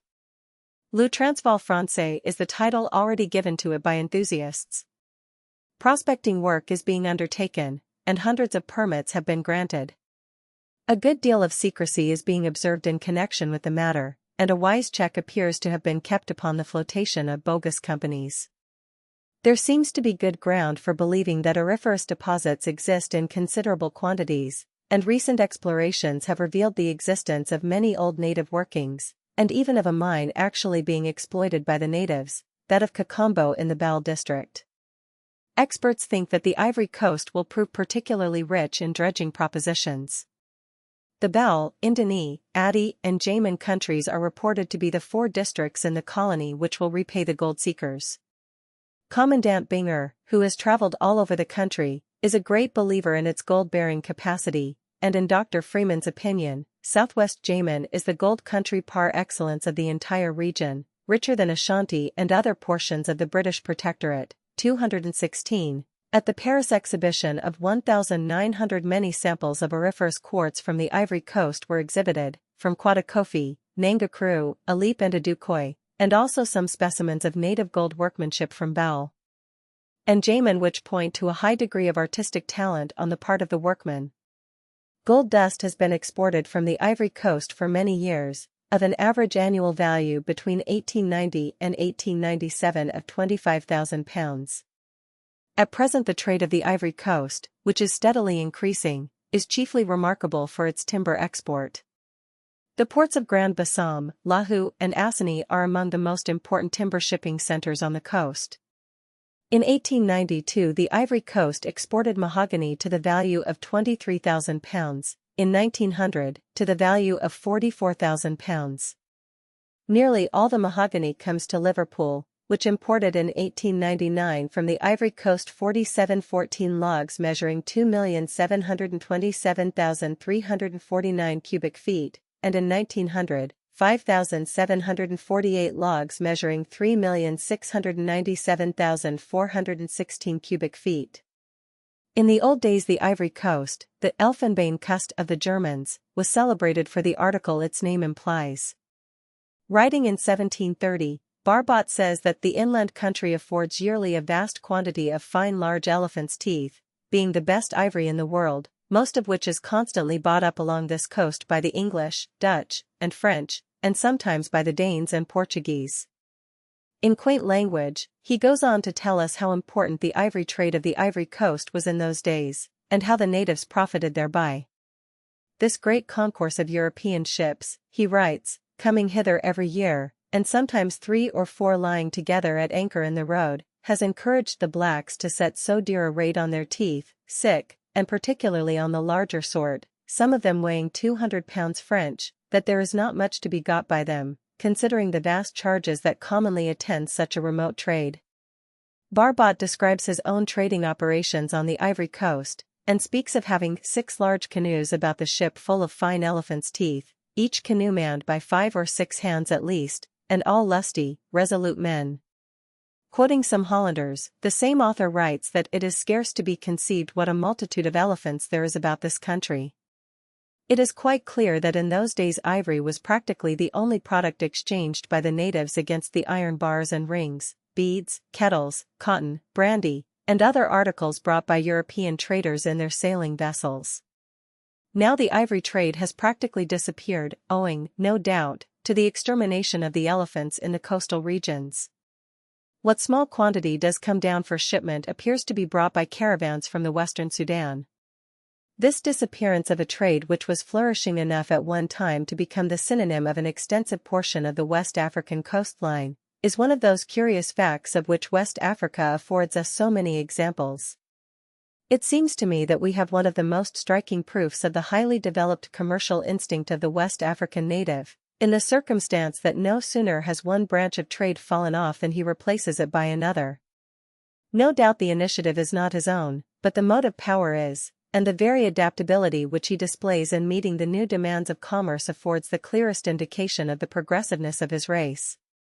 Thus in the Ivory Coast, the ivory trade has gone, and has been replaced by the oil, kernel, and rubber trade, and, of quite recent years, by the mahogany trade. So far, the Ivory Coast is the most backward of the French West African possessions in the shape of public works, although there is a wharf at Grand Bassam, but a very big scheme is in contemplation including the construction of a harbor and railway, the piercing of the sandbank at Little Bassam opposite to the well-known bottomless pit so dreaded by mariners, and the dredging of the Bingerville Lagoon. The future of the Ivory Coast would appear to be in good hands, so far as a very efficient staff of administrators is a guarantee, M. Clozel and M. Maurice Delafosse in particular having distinguished themselves of late in studying the aboriginal tribes, and in laying the basis of an intelligent native policy which, if pursued, will make of that possession a second French Guinea. Just now, however, the military element appears to have the upper hand, and there has been a regrettable collision between the French authorities and the powerful Bowels, which has undone the work of years of pacific endeavor, and which might, in the opinion of those Frenchmen who know the country best, have been avoided. Archaeological discoveries of profound interest have been made in the Bowel country, pointing to former intercourse with a more advanced people, whom M. Delafosse thinks must have been the Egyptians. 217, map showing the locality and nature of harbor improvement scheme in the Ivory Coast French Guinea can serve as a model of what a common-sense, commercial, sympathetic administration is able to achieve in West Africa, and the late Dr. Ballet, its founder and for more than a decade its governor, will rank as the best type of colonial administrator, a worthy emulator of his countryman, Lucier de Brou, and of our own Sir John Glover. The strides which French Guinea has made since its birth in 1889 are really phenomenal. In 1890, Conakry, the capital, was non-existent. Today it numbers 10,000 inhabitants, of whom some 300 are Europeans. The trade of French Guinea, which in 1890 only amounted to £300,000, reached in 1899 and 1900 about £1 million. It is one of the most cheaply and yet most effectively administered possessions on the coast. Its revenue is buoyant, owing largely to the successful collection of a poll tax, and although a railway to Kouroussa, on the Niger, is in course of construction, the expenditure is well beneath the revenue. A magnificent carriage road 137 kilometers in length has been built from Conakry to the foot of the Fouta-Djallon Plateau. Its import duties are, with the exception of 1 or 2 articles, lower than in that of its moribund neighbor, Sierra Leone. On the other hand, there is an export duty of 7% on rubber and gum copal.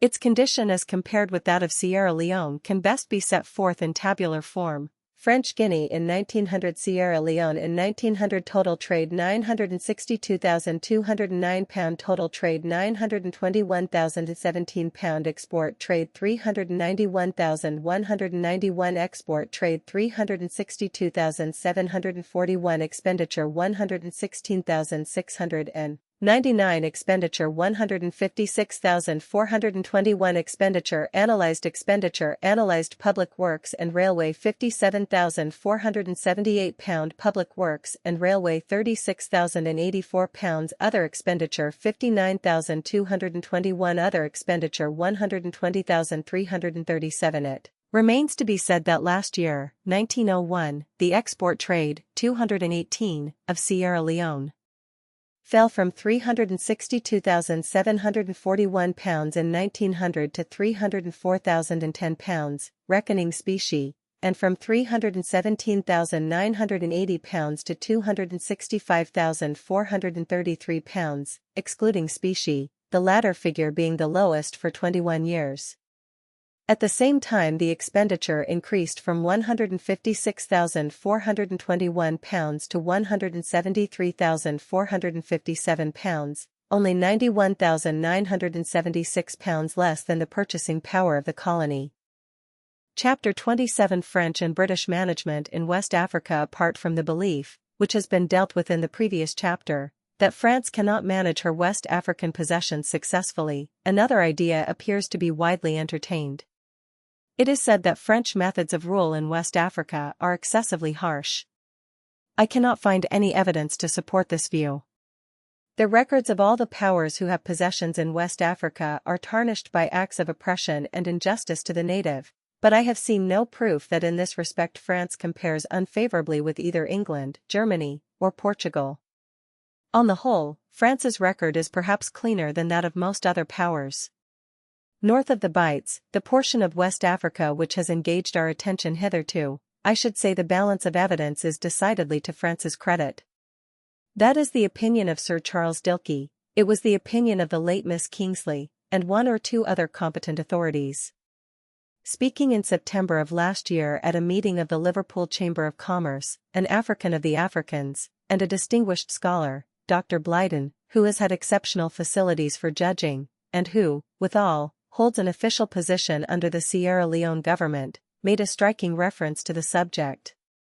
France, said Dr. Blyden, has a peculiar work to do for Africa, a work much needed and suited to the genius of the Celtic race. The contribution of the French to the civilization of Africa evidently springs not only from what they have in common with all mankind, but from what is special to themselves. France is France. England is England. France can do for Africa what England cannot do, and England can do for Africa what France cannot do. This all thinking Africans recognize, and all gladly cooperate with each nation according to the measure in which their systems agree with native ideas and customs and traditions. And there seems to be more of conformity in the French methods than in the more rigid and unimaginative system of the Anglo-Saxon. Whatever there is among the natives of original, racy, or romantic interest is not perishing under French administration. That is a true saying, and it goes far towards explaining the political success of the French in West Africa. It is surely a circumstance which should impress us that the French have been able to successfully apply direct taxation in their possessions without bloodshed or disturbance, while in Sierra Leone we have failed so disastrously. As direct taxation in West Africa is a problem fraught with great danger, one needing the utmost care and discrimination, it seems worthwhile to give more than passing notice to what has already been done by the French and ourselves in the matter. A poll tax was applied in French Guinea in 1897. In 1900 it yielded £90,000, and I am informed on good authority that the returns for 1901 will reach £140,000, and will still further increase, as the taxable radius has not yet been reached. It has been peacefully collected. Was this the result of overwhelming military strength? Not at all, for although French Guinea is now about 3 times the size of Sierra Leone, the military, or rather the police, force of the French protectorate is just a little over half what it is in Sierra Leone.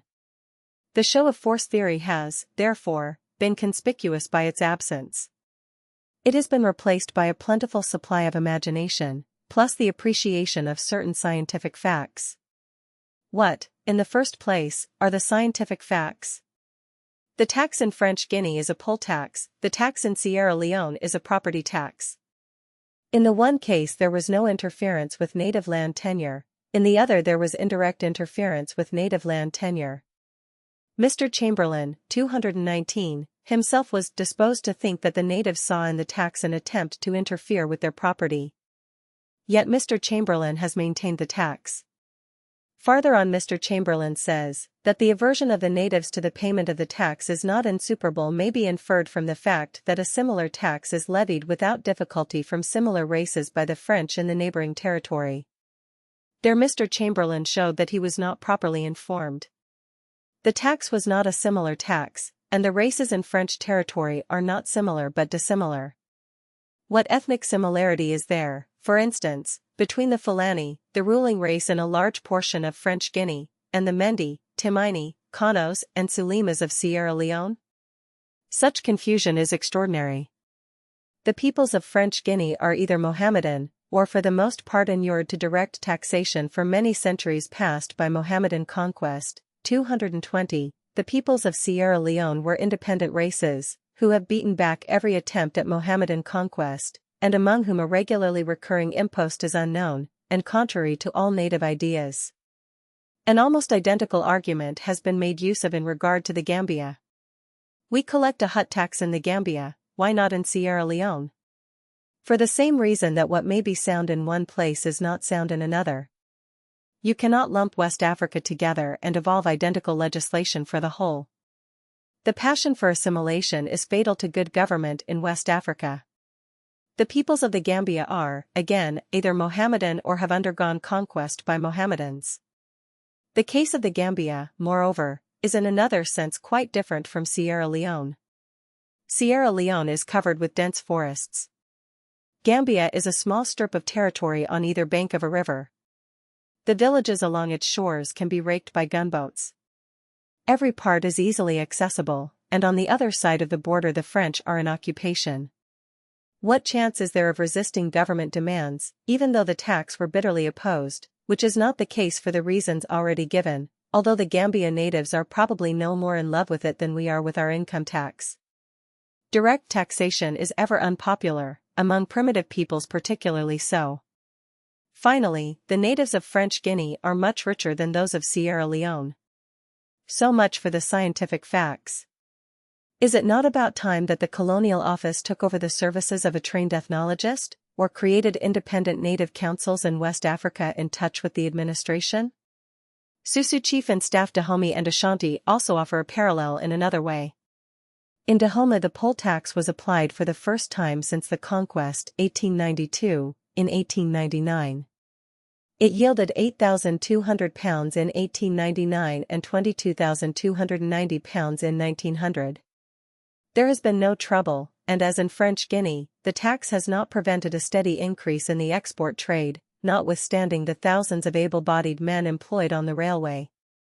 In both Dahomey and Ashanti the people taxed are Negroes, and were formerly subject to an unusual state form in West Africa, viz. a despotism. They have been conquered, and conquest implies a tacit right to levy an impost. But conquest involves great hardships on the conquered in West Africa. Villages and granaries are destroyed, crops burnt, acres of land laid waste, many of those who would be sowing and reaping and gathering produce have been killed, and general distress ensues. That is the time for the conqueror with his higher culture, and the lofty ideals of the religion he professes, to take the conquered by the hand and try to renovate what he has shattered, but on better lines, to act, since he chooses to call the Negro a child, as a parent, who, after administering castigation, makes friends once more with the offender.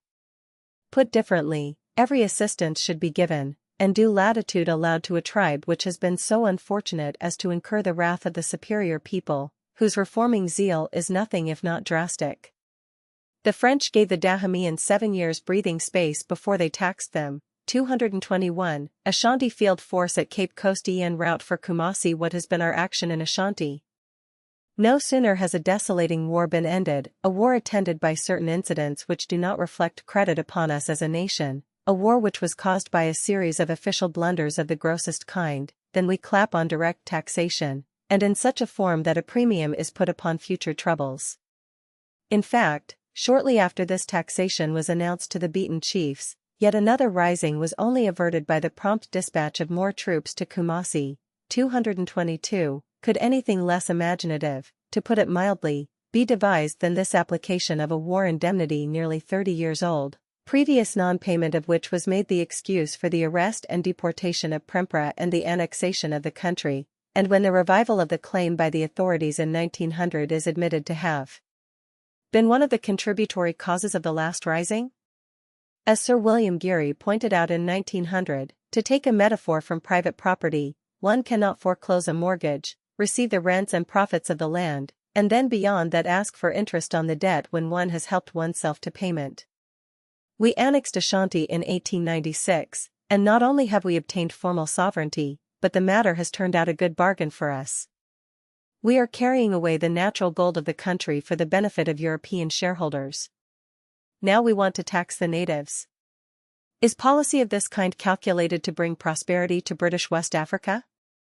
In 1864 the Times expressed itself as follows with regard to the ruler of Ashanti: instead of harboring culprits against his crown, instead of disregarding the treaties between himself and us, instead of trying to sap the foundations of his throne, we should strive to cultivate acquaintance with him by the tranquil arts of trade.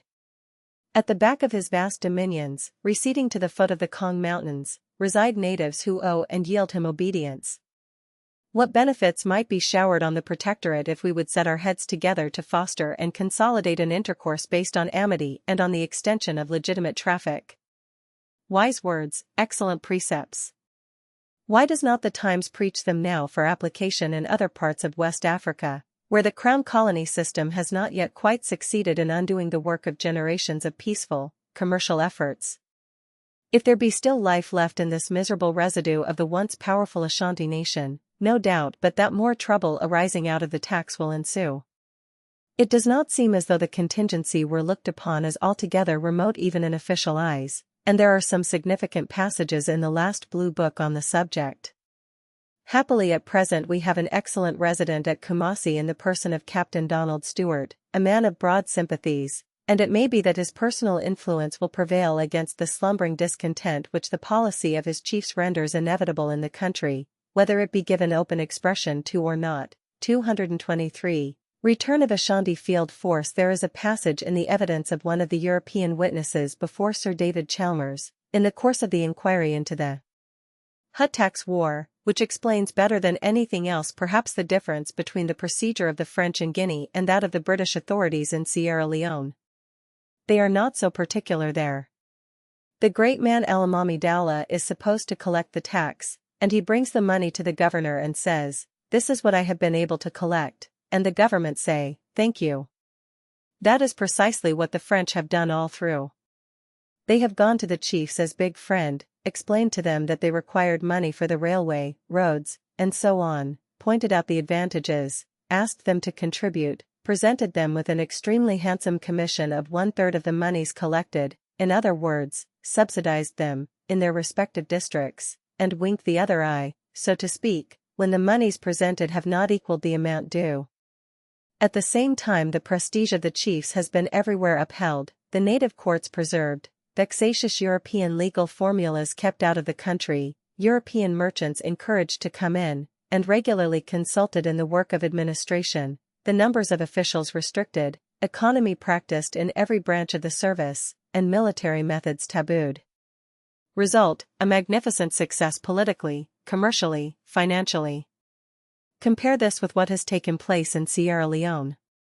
We are taking away the power of the chiefs instead of strengthening it. 224. The hut tax was originally enforced in a hasty, not to say brutal manner.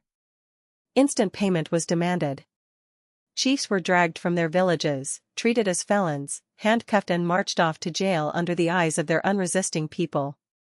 The frontier police, an ill-disciplined force, 225, recruited from the dregs of the Protectorate, committed all sorts of abuses, and, to use the words of the Royal Commissioner, oppressive severity was exercised, and this most delicate business was approached in a general spirit of imperious and uncompromising force. A rising very naturally ensued which convulsed the whole Protectorate. Sir David Chalmers' subsequent report, which condemned the hut tax and recommended its withdrawal, was not acted upon. The hut tax has been maintained, and an expensive civil, military, and magisterial regime set up, unsuited to the country and beyond its power to maintain. Result, the expenditure has risen to about 60% of the producing power of the colony, which is steadily decreasing, and the upkeep of the machinery to collect the tax costs more than the tax produces. The Colonial Office, which exhausted itself in ingenious explanations to disconnect the rising with the hut tax, has recently issued an optimistic statement, on top of many others of a similar kind, containing the report of the new governor's tour in the hinterland. 226. It seems that everything is for the best in the best of all possible worlds. The natives are delighted with everything, the hut tax included. The fall in the exports, the true test of prosperity of a West African colony, which have been on the downward grade since the hut tax was introduced, and were lower last year than they have been for 20 years, the year of the rebellion excepted, is accounted for by want of activity on the part of native producers, and to the action of the French. With regard to the latter, the French have for many years levied a tax upon native caravans crossing the frontier, and the rapid development and the judicious management of French Guinea have killed the transit trade which used to pass via Freetown, and is now concentrated at Conakry. Yet, in view of French competition, the authorities deem it politic to keep up the tax and all the incidental expenses it involves.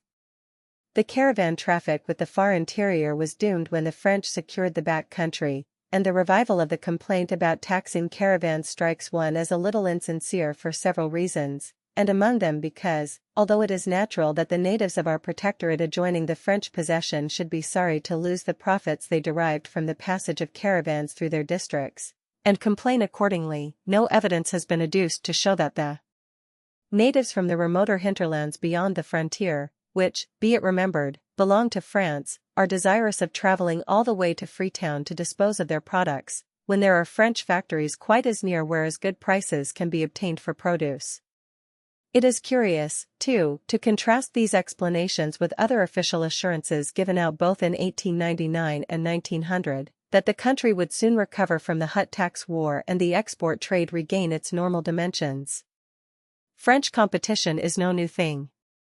To conclude, the export trade of Sierra Leone 20 years ago is given at £366,000 for an expenditure of £72,000. Last year the expenditure was £173,457 including the railway expenses, and £154,210 minus the railway expenses.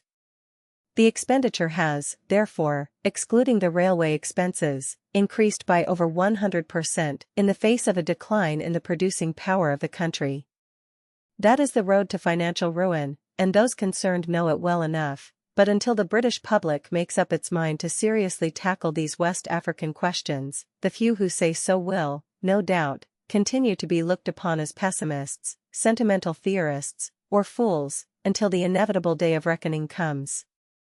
Part 5 Chapter 28 The Concessions Regime in French Congo. What is important in colonial matters is that the governments, in their difficult and uncertain, but systematic, march, should have increasingly before them the ideal which they propose to themselves, and which they never lose sight of in the darkest nights, the star which shines in the heavens, and of which the beams are justice and humanity. M. de Crez, colonial minister in the Waldeck-Rousseau cabinet. We even think that on account of the difficulty, of the impossibility, in which the natives find themselves of making known their feelings and expressing their grievances, the interests of those natives should be the object of special kindness and solicitude. Can we allow these natives to be subjected to the unbridled exploitation, to the economical servitude with which they are threatened? The exclusive right which the concessionaires will arrogate to themselves of buying from the natives living upon their concessions at such prices as they, the concessionaires, choose to impose, the natural products of the soil, or the harvest which their labor has produced, is but a disguised form of slavery. In conclusion, we can but say that this concession regime is antagonistic to the well-being, to the material and moral progress of our natives, and to the responsibilities we have assumed in submitting them to our domination. Memorial of the French West African Company, 227, to M. de Crez. By one of those extraordinary contradictions of which French history affords so many curious examples, liberty-loving France, with her splendid record in West Africa, having proved her capacity to successfully manage possessions in West Africa, numbering among her officials and merchants connected with West Africa men of the highest moral caliber, imbued with humanitarian instincts and earnest advocates of a sound native policy, has within the last few years sanctioned the institution of a regime of territorial monopolies in the French Congo, which has already led to deplorable occurrences, and cannot fail to cause still greater evils if permitted to continue. To explain all the phases of this grave departure from French traditions in West Africa would require a great deal more space than is here available. One can only give its origin, indicate its main lines and the events which have hitherto taken place in connection with it, and briefly discuss how it affects the general relationship of Western Europe with Western Africa and the interests of British subjects in the maritime zone of the French Congo. Some 3 years and a half ago, the huge profits earned by certain rubber companies, so-called, in the Congo state, the enormous premiums at which their shares stood on the Antwerp Stock Exchange, the wild speculations which anything to do with Congo rubber gave rise to in Belgium, the colossal increase in the yearly output of rubber from the Congo state, which from a value of 260,000 francs in 1888 had risen to 15,850,000 francs in 1898, 228, provoked in France, or, at any rate, among some influential Frenchmen, notably in government circles, a desire that similar results should accrue in the French Congo. Here, ran the argument, we have an immense territory as rich in forest products, notably rubber, as the Congo state, which is doing very little, which for years has been a drag upon the metropolis, while the Belgians, these newcomers in Africa, these tyros at tropical colonization, are making fortunes every day. Why cannot we imitate them? The feeling was thoroughly natural. Those who entertained it, however, forgot 4 things, 3 of which may at this stage be referred to, or, if they did not forget them, they at all events brushed them aside in the enthusiasm of the moment. They forgot the causes which had led to the comparative stagnation of French Congo on the one hand and the causes which were molding a state of prosperity in the remaining French colonies on the other. They forgot the political ambitions of the astutest diplomatist in Europe, the sovereign of the Congo state. They forgot how the inflated premiums, colossal profits, and the exaggerated production had been and were being brought about. If the latter point did present itself to the minds of a minority, it was assumed that, under a French administration, abuses such as those known to exist in the Congo state were impossible, and that results in every sense equal to those obtained in the Congo state could be secured in French Congo without them. Swayed by these considerations, the French government and French colonial public, with the exception of a handful of far-seeing and experienced men, sought to carry out the new program without delay. King Leopold foresaw at once the danger and the opportunity. The danger if a sudden influx of French capital into French Congo should lead to the construction of a railway from the French coastline to Brazzaville on the Upper Congo, to threaten the monopoly of traffic with the interior enjoyed by the Matadi-Stanley Pool Railway, the necessity of averting it by placing the financial control of the French concessions in Belgian hands, whereby the construction of such a line could be delayed ad infinitum, and the double advantage of, 1. Fostering the movement in France. On account of the increased railway freight the development of the movement would bring for the existing Belgian line, to say nothing of the increased customs duties on goods and material for the French Upper Congo, whose only practical route was, of course, via Congo state territory, which would accrue to the Congo state for the same reason, and, 2. Of securing for the small but influential Belgian group of which he is the supremely able leader a preponderating position in the possessions adjoining his own, 229, gathering his financiers and co-partners in that vast trust, which is called the independent state of the Congo. King Leopold flung himself into the breach, and with such good effect that French Congo was in an incredibly short space of time partitioned on paper into some 40-odd concessions of all shapes and dimensions, with nominal French heads, but with Belgians on the board of administration, a majority of Belgian shareholders behind, with Belgian capital either openly or in disguised form the controlling factor, with strings pulled in Belgium, ideas borrowed from Belgium, Belgian methods of tropical African development and Belgian methods of rigging the home markets writ large all over them, 230, with what consummate skill the sovereign of the Congo state weaved his nets, flung them forth and landed his fish. Only those who have had a glimpse of what has gone on behind the scenes can describe. It would make a curious story, and not an altogether savory one, and perhaps some day it will be fully told. 231. the clever manipulating tactics of the king were only equaled by the infatuation, the heedlessness, the utter want of reflection which characterized the action of the French government of the day and the noisiest section of the French colonial party. A policy involving the most far-reaching consequences was suddenly adopted with, as a French writer of distinction has said, un insouciance, un désinvolture presque criminels. Seemingly hypnotized, France plunged headlong into an abyss whence she is vainly seeking to emerge, and in which she has already soiled her hands, and as de Brazza rather nobly puts it, compromised her dignity.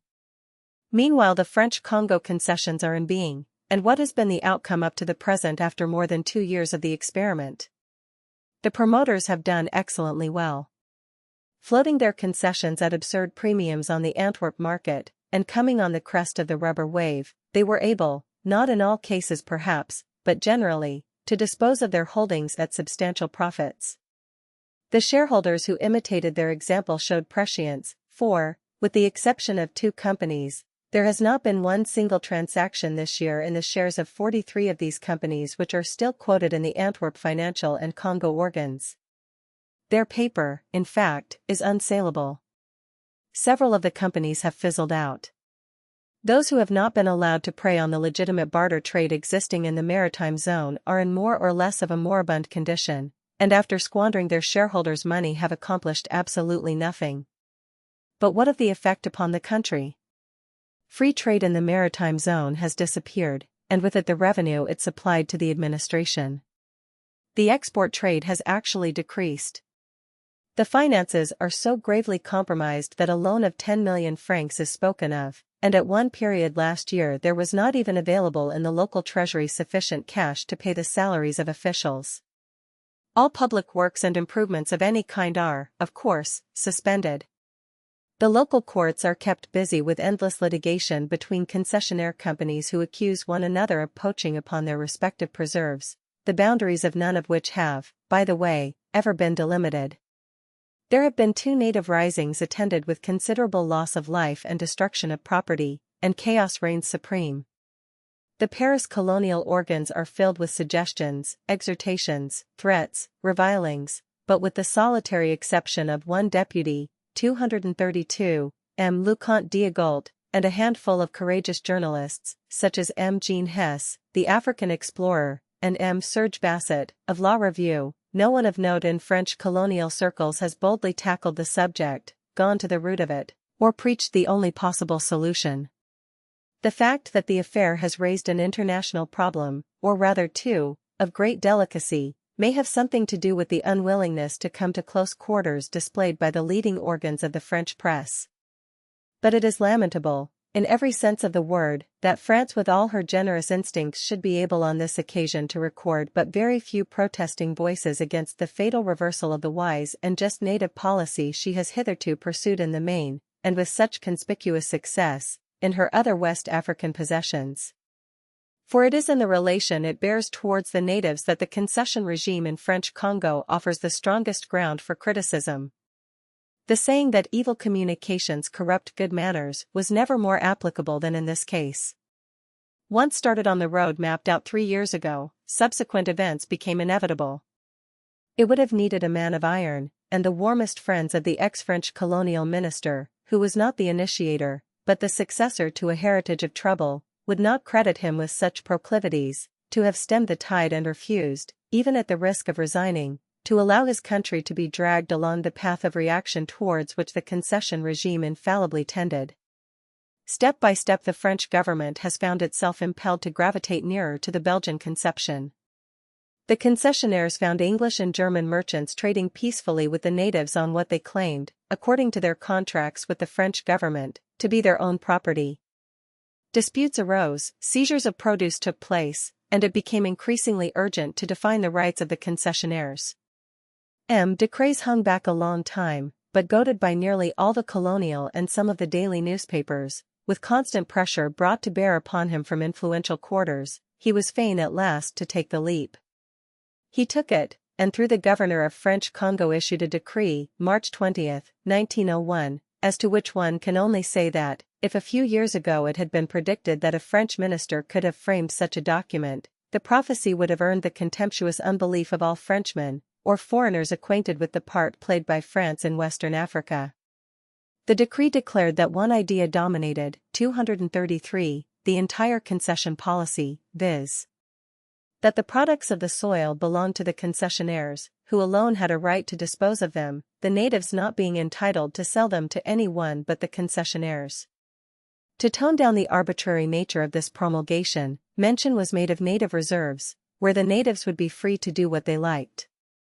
But this apparent modification of the absolutism of the decree is entirely illusory for three reasons. 1. The area of the reserves was not delimited, and in view of the enormous difficulty and expense delimitation would involve, could not hope to be for many years to come. 2. A decision of the local courts had ordained that, pending delimitation of the reserves were legally non-existent, and that the whole country was therefore exploitable by the concessionaires. 3. An antecedent ministerial decree had announced that, when the reserves were delimited, the areas reserved should not include any land producing saleable products. 234. Whatever may have been the difficulties with which the French colonial minister was beset, the issue of the above decree cannot in equity be defended. It virtually handed over the population of French Congo to the mercy of European speculators, of Belgians grown fat on the misery and the degradation of the natives in the Congo state. It left the door open to the grossest abuses, the most cynical outrages against humanity.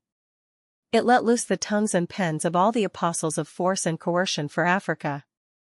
It reduced the natives to the level of servants and serfs of the greedy clique which had fastened its talons in the country, and it strengthened the position of the Congo state in Europe.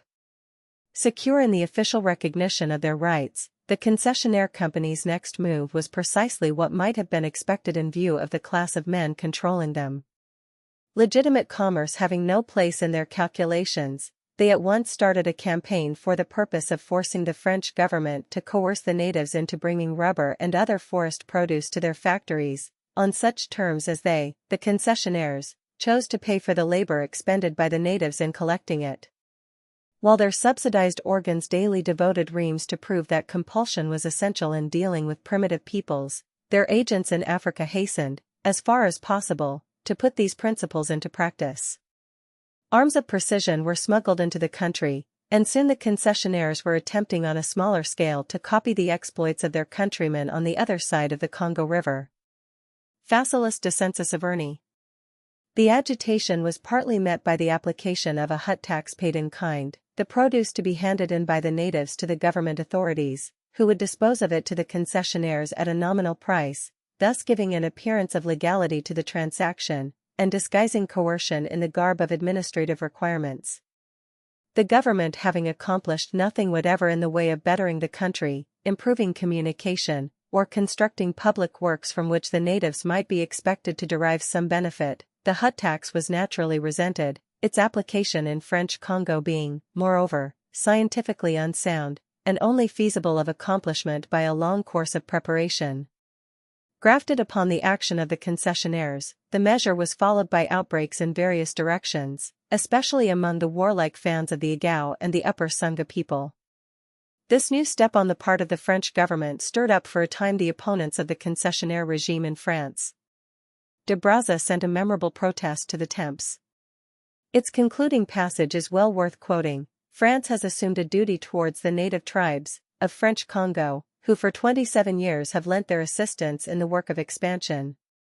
These people have received from us the seal of their future liberties. We must not sacrifice them to the vain hope of immediate results by thoughtless measures of coercion opposed to the generous ideas which our flag personifies. We should be committing a great mistake to discount that result, by enforcing at the present time taxes upon the products of the soil, or by compelling the natives to work in the form of forced labor or military service. It would constitute a great blow to our dignity if such labor and such taxes were converted into a sort of draft to order in favor of the concessionaires. It is to recall these considerations to men's minds, and to avoid the moral bankruptcy to which economic and financial disasters may lead us, that I have emerged from the reserve I had imposed upon myself. 235. Just then, too, one of the very few genuine French concerns among the concessionaire companies, managed by a Frenchman distinguished for his explorations in the country, M. Fondera, wrote publicly to the colonial minister, abandoning his concession, experience has convinced us, he wrote, that, notwithstanding any modifications of detail which your department might suggest, either in the administrative organization of the Congo colony or in the agreement between the government and the concessionaires, the exclusive monopoly of the concessions is a vain epithet. The right to sell his products to whomsoever he may please cannot be denied to the native, because he has always possessed it. Moreover, all stipulations to the contrary notwithstanding, it would be quite illusory to think of taking this right away from the native. That could only be done by force of arms. Shortly afterwards, M. Albert Cousin, also a well-known man in French colonial circles, who had previously been a warm defender of the concessions regime, published a pamphlet to the effect that he had changed his mind, and was now convinced the experiment was a mistaken one. 236. These repeated blows staggered for a moment the defenders of the Belgian conception in France. The newspaper which had the most largely contributed to influence French colonial opinion even went so far as to admit that it could not but be very much impressed by the new ideas which are coming to light. The ideas are not new. They are as old as the hills. They date back from the time when man, evolving from the brute, became a lawmaker, and decided that certain fixed principles of morality should form the basis of social order. That temporary hesitation offered a great opportunity for French statesmanship, but no one came forward to enforce the lesson. And so the powerful influences which had been at work from the first set themselves to destroy the impression created. They partially succeeded, but they could not destroy it altogether, and I rather fancy it is becoming more pronounced and will eventually carry the day. One factor, at any rate, is likely to assist its growth not a little: the extravagant demands of the concessionaires and the violent attacks on the French government on the part of the Belgian organs devoted to the interests of their compatriots in French Congo. The institution of the hut tax was merely a sop. It staved off the clamor for a time, but in the nature of things could not last for long. To feed the army of concessionaires with the proceeds of a hut tax, an army of native levies is required. That is what the concessionaires claim must be organized. And once more the same strings are being pulled, the same arguments put forward, the same machinery set in motion. The French government must do what the Congo state has done. It must raise 15,000 or 20,000 men, arm them with weapons of precision and turn them loose upon the population in order to enforce a tribute on the yield of which the concessionaires shall not only live but run their shares up to high premiums, present respectable dividends to their Belgian holders, and generally make money at the expense of the natives of the French Congo, using the French government as a sort of decoy duck the while. I doubt if it will work. I fancy King Leopold and his friends are going rather too far. But one thing at least is certain. Either the concessionaires, who know nothing of trade and are not concerned with mere matter-of-fact commercial considerations, who have never looked upon commerce as an element in their business, will themselves be compelled to throw up the sponge, or they will compel in one shape or another the French government to give them physical means to establish slavery in the French Congo, as it has been established in the Congo state. To suppose the latter is almost an impossibility, notwithstanding all that has happened, and it is perhaps not displaying too great an optimism to hope that the concession regime in French Congo may perish from its own internal corruption. Meanwhile, it remains to be seen how that regime has affected and continues to affect British interests, and the part it plays in the international situation created by the proceedings of the Congo state. Chapter 29: International Interests and Monopoly. As to the ground on which we contend for the rights we have in the interior of Africa, they have really been our own guiding principles throughout. It is not territory, it is freedom of trade, and on that ground we are strong and shall do our very utmost. Extract from a speech by Lord Salisbury to a deputation of Chambers of Commerce, 1898. Speaking at Manchester in 1884, Sir H. M. Stanley prophesied, as a result of the creation of the Congo state, an export of British cotton goods to the Congo state of £26 million annually. According to the same speaker, one firm on the Congo River alone imported, in 1879, British goods to the value of £185,000. After 17 years' existence, the total imports of British goods to the Congo state is far below that figure, viz. £133,200 in 1901. The importance of British trade interests in French West Africa may be estimated from the fact that in 1900 the French possessions absorbed British goods to the value of £709,900 and sent £534,727 of produce to British ports. In the cahiers de charges or agreements between the French government and the concessionaire companies, the latter were held to respect the acquired rights of third parties and the general rights created by the Berlin Act. Who were the third parties? What were their acquired rights? What were the general rights created by the Berlin Act? When in the early part of the 19th century the European nations put a stop to the export slave trade, Great Britain, having led the way in securing this reform, entered into treaties with most of the chiefs and headmen along the west coast, giving some of them subsidies and, by means of consular and naval visitations, encouraging them to give their attention to the gathering of their forest products for sale to Europeans in exchange for the merchandise of Europe. In this way the trade in palm oil was stimulated in the Niger Delta and windward coast, whilst in Gabon it took the shape of barwood, ebony, and ivory, and in the river Congo palm oil and ivory. At that time there was no European government established on the African coast between the Gold Coast and Ambras. The Europeans who settled along the coast traded from their vessels. After the introduction of steam, the European traders, chiefly British, traded in hulks in the Niger Delta, and built houses and stores at various points along the whole coastline down to Ambras. Small sailing vessels plied between these trading places and the terminus of the ocean steamers, then Fernando Po, or Cameroons, and sailing vessels from Europe sailed regularly to and fro, bringing their goods and taking home their cargoes of vegetable and animal products. Soon after the establishment of steam the French government made a treaty with the chiefs of the Gabon River, by which ground was ceded for a coaling station for the French men of war then plying on the African coast to put down the foreign slave trade. Shortly afterwards, an American citizen established in Fernand-Vaz discovered a vine, of which the sap, when exposed to the atmosphere, was found to yield India rubber, and in course of time this new industry was fairly started and gradually spread over the adjoining territory. It was a slow process, but in a few years the gathering of rubber became general in that part of the coast, and in Gabon the French naval officers saw that there was a trade to be taxed, and forthwith a custom house was built and duties placed on imports. When British merchants first established themselves in Gabon the political authority of the French government was confined to the Gabon River estuary, and the upriver trade was carried on at our merchants' personal risk. In order to induce the natives to collect rubber, European traders had perforce to let the natives have goods on credit, as those natives near the coast had to go far into the interior to buy from other natives, who, in their turn, had to be given credit wherewith to buy from natives still farther inland, and induce them to seek the vines and make the rubber. In this way the credit system, as it exists today, was created. In the pursuit of this rubber trade, fostered by British merchants, the natives of Gabon, crossing their country to the south, struck the Igao River, which gave them easy access to a wide field from which to collect produce. In course of time the European traders followed the natives across country, and meeting the river, 237, lost no time in tracing its course to the sea and at once establishing sea communication between Gabon and the Igao.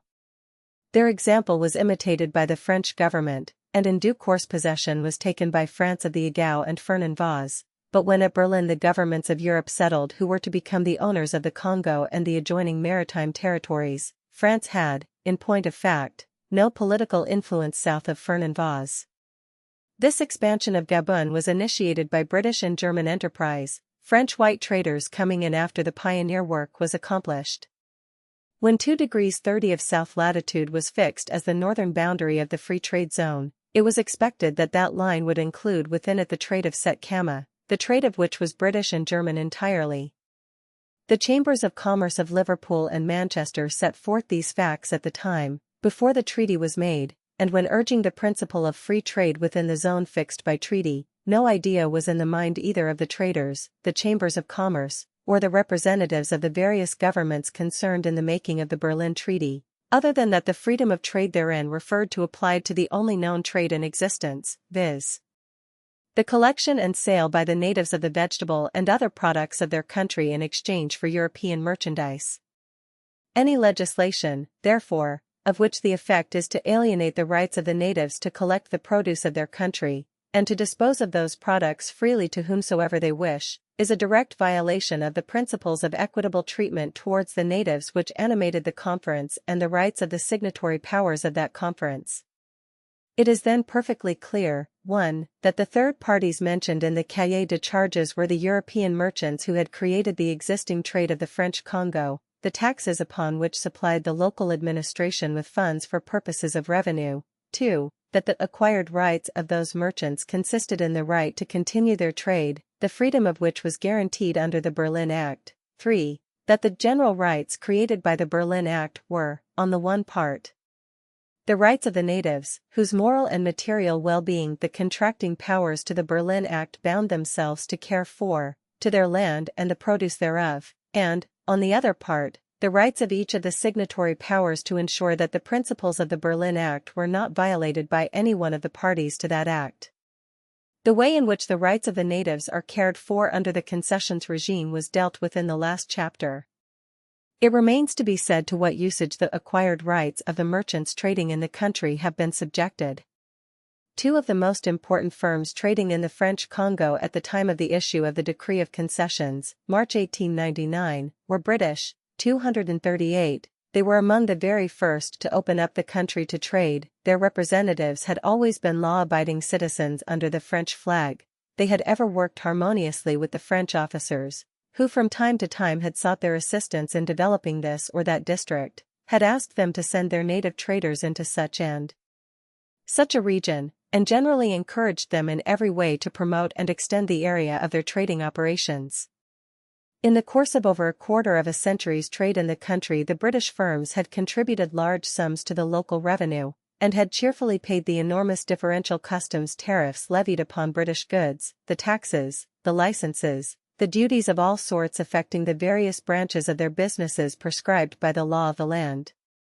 Their standing was, of course, well known to the French government, and in a secret letter of instructions, 239, communicated to the concessionaires by the French colonial minister, the former were required to pledge themselves to leave entire latitude for 2 years to the existing foreign firms for all the commercial undertakings which they may perform in the territory conceded to them, and further, that they should propose to the said foreign firms at the end of the 2 years, and in the event of difficulties arising with the latter, to buy up their establishments. The pledge was duly given, but it was not carried out.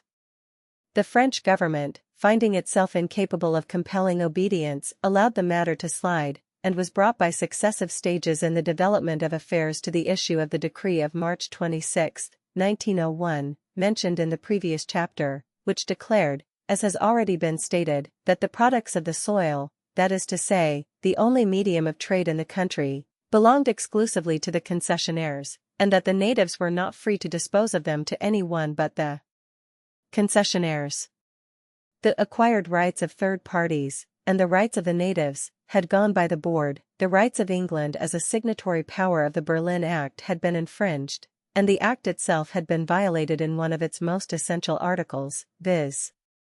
Article 5, which says that no power which exercises, or shall exercise, sovereign rights in the above-mentioned region shall be allowed to grant therein a monopoly or favor of any kind in matters of trade.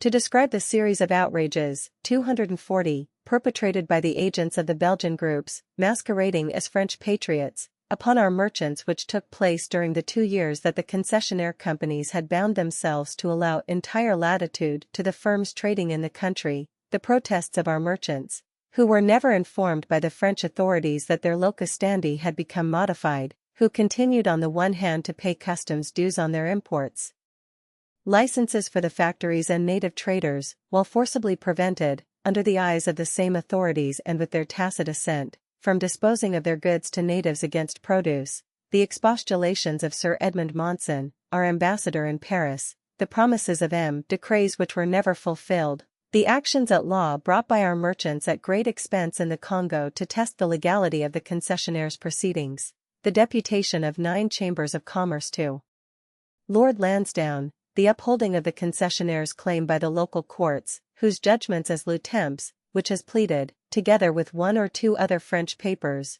241, for justice to our merchants, has pointed out, was based not upon law, but upon the decree of March 1901, which the judges could not go beyond. The persecution of our merchants by the concessionaires for purchasing produce from their concessions on the strength of the said judgment, the infliction of heavy fines upon our merchants, the entire stoppage of their trade, the seizure of their produce at African ports and even at a French port. Wink with a frown. 242, the evacuation of our merchants which is now proceeding, the renewed representations of British chambers to the Foreign Office, above all, the unaccountable lethargy of the British government. 243, and, with one or two honourable exceptions, 244, the indifference of the British press. To adequately describe these things would require a couple of chapters at least.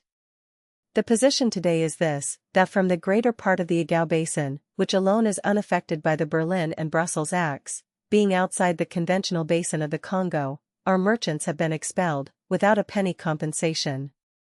In the conventional basin of the Congo, where, as in the Egao, our merchants have been established for upwards of 20 years, where their rights to trade freely with the natives are solemnly guaranteed by international treaties, British subjects are being expelled, not only without compensation but with ignominy and insult, after suffering heavy losses, the trade which they brought into being ruined, the trading stations they have built deserted, themselves arbitrarily removed from regions where they have labored for so long. 245, it is a shameful, a discreditable episode. But if it be true that out of evil good may come, there is still some hope that out of the treatment which to those who know all the details is beyond the reach of parliamentary language to characterize, meted out to British merchants in the French Congo may come the liberation of the peoples of the Congo state from the Belgian yoke, and an international understanding binding upon the powers whereby a rational, common sense, and just native policy may be mutually agreed upon, and the vast region of the Congo Basin thrown open to the legitimate commerce of all nations. The movement against monopoly based upon force in West Africa, against the evil which King Leopold has sown, against the follies as well as the horrors which that evil has engendered, is growing apace. The expulsion of British subjects from French Congo may yet serve as the lever whereby the edifice of fraud and greed and cruelty reared by Africa's self-styled regenerator may be overthrown. And the reason is this. The British government has for years been pressed to inquire into the doings of the Congo states upon humanitarian grounds. The German government, the governments of the United States and of France have been similarly approached. None of them have taken definite steps in the direction desired. The chief reasons in the case of England, France, and Germany are probably three. First, international rivalries in the partition of Africa and the political ambitions which those rivalries have begotten. By a combination of circumstances of which King Leopold took full advantage, the sovereign of the Congo state has been able to intrigue first with France against England, 1892–94, with England against France, 1894, with France against England, 1897–99. When the expedition of Major Marchand, who would never have reached Fashoda but for the reinforcements in men, ammunition, and stores dispatched to him over the Congo Railway, through Congo state territory, was seen to be a political failure, King Leopold turned fawning upon England, and attempted to gain our consent to his appropriation of the Bahr el Ghazal. With his usual astuteness he endeavoured to strengthen his diplomacy at the court of St. James by securing, meanwhile, a fait accompli in Africa. In this he failed, mainly through journalistic enterprise in exposing his carefully laid plans, that also, by the way, would make an interesting little story. After the Fashoda episode King Leopold was again pro-British for a short time, until he became once more France's good friend, and plunged the French Congo into chaos. In the interval of acting honest broker to England and France alternately, he has tried to play Germany off against England in sundry matters, such as the Trans-African Railway scheme. So much for international rivalries on the Western Central African field, in which the sovereign of the Congo state has held most of the trumps. To these must, of course, be added other rivalries on a wider field amongst the powers in question, which tended still farther to paralyze all useful, disinterested, and combined action for humanitarian ends in the Congo. The second reason is dynastic. King Leopold is connected with the royal families of England and Germany. Only those who are in court secrets know the exact extent to which the sovereign of the Congo state has profited by that, to him, happy circumstance.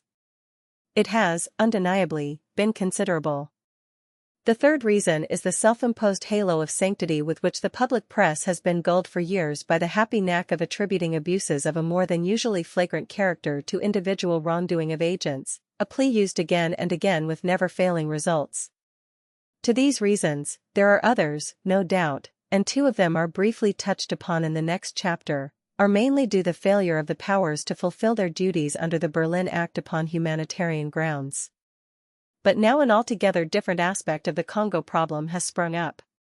So far the Stokes affair, 246, has alone provided what might be termed a material cause of complaint against the Congo state. The effect of this outrage was modified by renewed international rivalries which occurred shortly afterwards, and even the subsequent appointment of Major Lodhare as managing director in Africa for one of the companies in which the Congo state holds 50% of the shares, and of which King Leopold appoints the agents, failed to exercise the influence which, but for the international rivalries aforesaid, it would otherwise have wielded. But the horizon has cleared of late. The scramble for Africa is over. The powers are beginning to think seriously of the immense problems which beset them in tropical Western Africa. And it is precisely at this turning point, as it were, in European policy in Western Africa that the material side of the question has risen. England and Germany have both in their respective ways been sharply confronted with the nemesis of their past indifference to the repeated violation of the Berlin Act by the Congo state. Germany has seen her ivory trade in German East Africa disappear, her protected natives driven out of Congo state territory, forbidden to purchase ivory or produce of any kind from the natives on the Congo side of the German Congo state frontier, because by the laws of the Congo state every product of the forest, whether vegetable or animal, when either is of intrinsic value, belongs not to the native owner of that forest, whose ownership the state does not recognize, but to the state itself. England has seen her merchants expelled from the French Congo by an extension of the system of territorial monopolies involving absolute rights over the products of the soil, inaugurated by the Congo state in 1892. The Belgian conception has thrived upon the powers non possumus. The African cancer has attacked both banks of the Congo, and wherever spreads the fell disease, liberty, legitimate commerce, free trade, alike for white man and black, disappear. The Belgian conception of development in tropical Western Africa is observed a little late in the day to have another side to it. It is not now merely an institution for earning dividends and reducing the African population. It stands forth as a menace to all legitimate European interests in West Africa. What England and Germany could not agree to do when humanitarian considerations alone were in question, they can no longer ignore with safety to their interests in Africa. The tentacles of the Belgian octopus are flung wider and wider. French Congo, Fernando-Pa, the Muni territory, Dahomey, the Ivory Coast and southwest Abyssinia are all alike either threatened, or victims to the insidious embrace which breeds death and devastation to the natives of Africa. 247. The treatment of our merchants in French Congo has given a fresh impetus, and an added motive, to the demand of public opinion that the Congo state shall be called to the bar of international inquiry. For if the expulsion of British subjects from a region solemnly declared internationally free commercial land necessitates specific action on the part of the British government in the form of a request for arbitration, which is the line I have reason to believe our government has taken, there remains the larger question behind, the question of the violation of the Berlin Act by the Congo state, originator of the new African slavery. The Upas tree has thrown up a new sucker, and although the fresh growth may be removed, no permanent good will ensue unless the tree itself be rooted up and destroyed. The whole scheme, the raison d'être, the entire future of European action in tropical Western Africa is involved in this question. If the governments are still slow in realizing it, the people are not. The well-informed press of England and of Germany is unanimous in calling upon the British and German governments to act in combination for the suppression of the monopolistic regime in West Africa, and its fountainhead the Congo state. The German Colonial Society, with its 32,000 members, has held 2 great meetings for this purpose, and has passed resolutions of the most emphatic kind, and at the same time is using its considerable influence to ensure that in the two Cameroons concessions engineered at the same time as the French Congo concessions and by the same means, trade shall be unrestricted and the native free to dispose of his products, to whomsoever he will. 248, in that respect, Germany is trying her best to undo an initial error, committed under false advice, and the full consequences of which are now understood. In England, we are witnessing a happy alliance of genuine philanthropy, of scientific knowledge, and of commerce united in a common aim, testifying to the fact that there never has been a question of African politics where morality and practicability are so closely entwined. 249, and if the British press as a whole still lags behind, it is only fair to remember that England has but just emerged from a great war which has absorbed for 3 years the energies of the country. Indeed, when all the circumstances are considered, we should perhaps be thankful for the amount of attention which the press has given to the subject, while maintaining the view that, in the specific matter of the treatment of our merchants in French Congo, it has displayed singular lack of foresight. In the United States, signs are not wanting that the special responsibility incurred by America, which first recognized the international status of the International African Association, subsequently the Congo State, is beginning, now that the policy of the state is better known, to weigh with thoughtful Americans, who for many reasons ought not to disinterest themselves from West African affairs, and President Roosevelt has been appealed to cooperate with other of the signatory powers of the Berlin Act to bring about a new conference. It is to be hoped that the appeal will be heard. America's position is such that she can act in this matter without a suspicion of selfish motive, and the importance of her moral support at this juncture cannot be overestimated.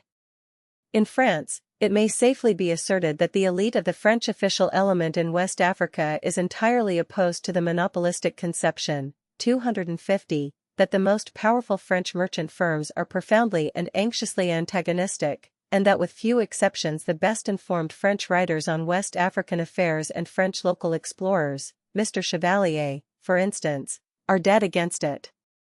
How, then, can we account for what has occurred? Very easily, I think. A grave mistake has been committed. It is recognized, not always publicly, on nearly all sides in France. But the French government hesitates to admit it, and the incident of the British merchants intensifies the difficulty. Every French government dreads the parrot cry of being too friendly to the English, and no one knows better than Lord Lansdowne how that permanent feature in French politics hampers French statesmen. The influence behind the concessionaires is still strong. They have still the majority of the French colonial press on their side, for reasons which need not be too closely inquired into, and King Leopold's personal influence in government circles, which he takes every opportunity of strengthening. Witness, for instance, the dispatch of a special envoy of welcome to President Lubin on his return from Russia, is still conspicuous, as every diplomatist in Europe knows. The truth is that the French government is marking time. The next few months will be crucial ones in the history of the concession experiment. The concessionaires will make a supreme effort to justify their existence, and to force the government to raise a large standing army in the Congo to coerce the natives into collecting rubber. If they fail, the government may begin to gently remind them that they have fulfilled none of the terms of the cahiers de charge, and if England and Germany can succeed in coming to a definite understanding between themselves and the United States, France may be only too glad to fall back upon a joint conference as the best way out of the impasse into which her so-called Fr. Jens, the Belgians, have plunged her. It is possible that this forecast errs on the side of optimism, and, in any case, it is but too obvious that the monopolists are very strong and have great wealth and influence at their back. Meanwhile, all those to whom the continuation and growth of the Belgian conception in Africa appears as a virulent disease spreading wherever it can obtain a foothold, and to be fought without pause or rest, can best be fulfilling what they conceive to be their duty, by throwing more and more light upon the proceedings of the Congo State. Chapter 30. The history of the Congo State. At the present time, the body called the International Association, however startling it may appear to you, is invulnerable and unassailable. All the armies in the world could not reach it. It is impalpable, intangible as air.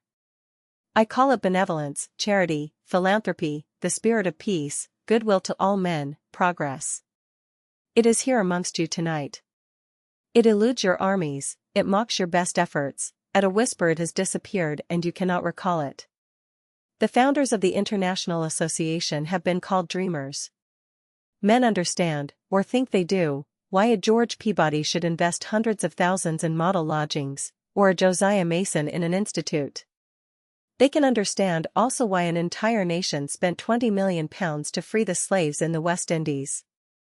Though they understand the satisfaction of a sentiment when applied to England, they are slow to understand that it may be a sentiment that induced King Leopold to father the International Association. He is a dreamer like his confreres in the work, because the sentiment is applied to the neglected millions of the Dark Continent. They cannot appreciate rightly, because there are no dividends attaching to it, this restless, ardent, vivifying, and expansive sentiment which seeks to extend civilizing influences among the dark races, and to brighten up with the glow of civilization the dark places of sad-browed Africa. Sir H. M. Stanley at the London Chamber of Commerce, September 19, 1884. Tous les pouvoirs éminents du souverain que les exerce par lui-même ou par ses delegues.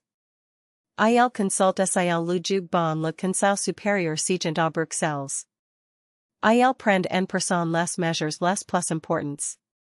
Le souverain manifeste sa volonté sous la forme de décrets contrasignes par le secrétaire d'État.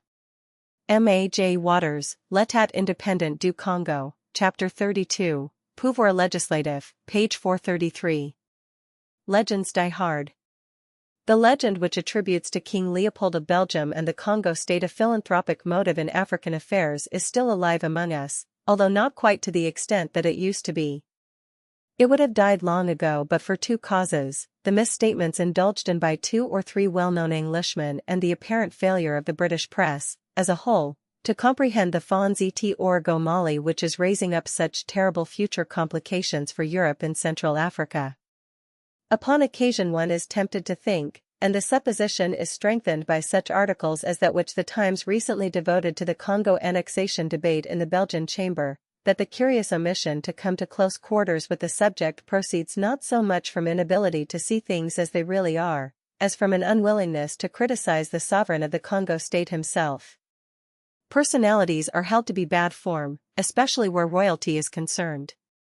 If that be, indeed, the real explanation of the whitewashing of the Congo state which finds favor in many quarters, there is nothing to prevent the process from going on indefinitely. I maintain that it is utterly impossible to arrive at the truth, if the king's personal responsibility in the maladministration of the Congo state is to be perpetually shelved.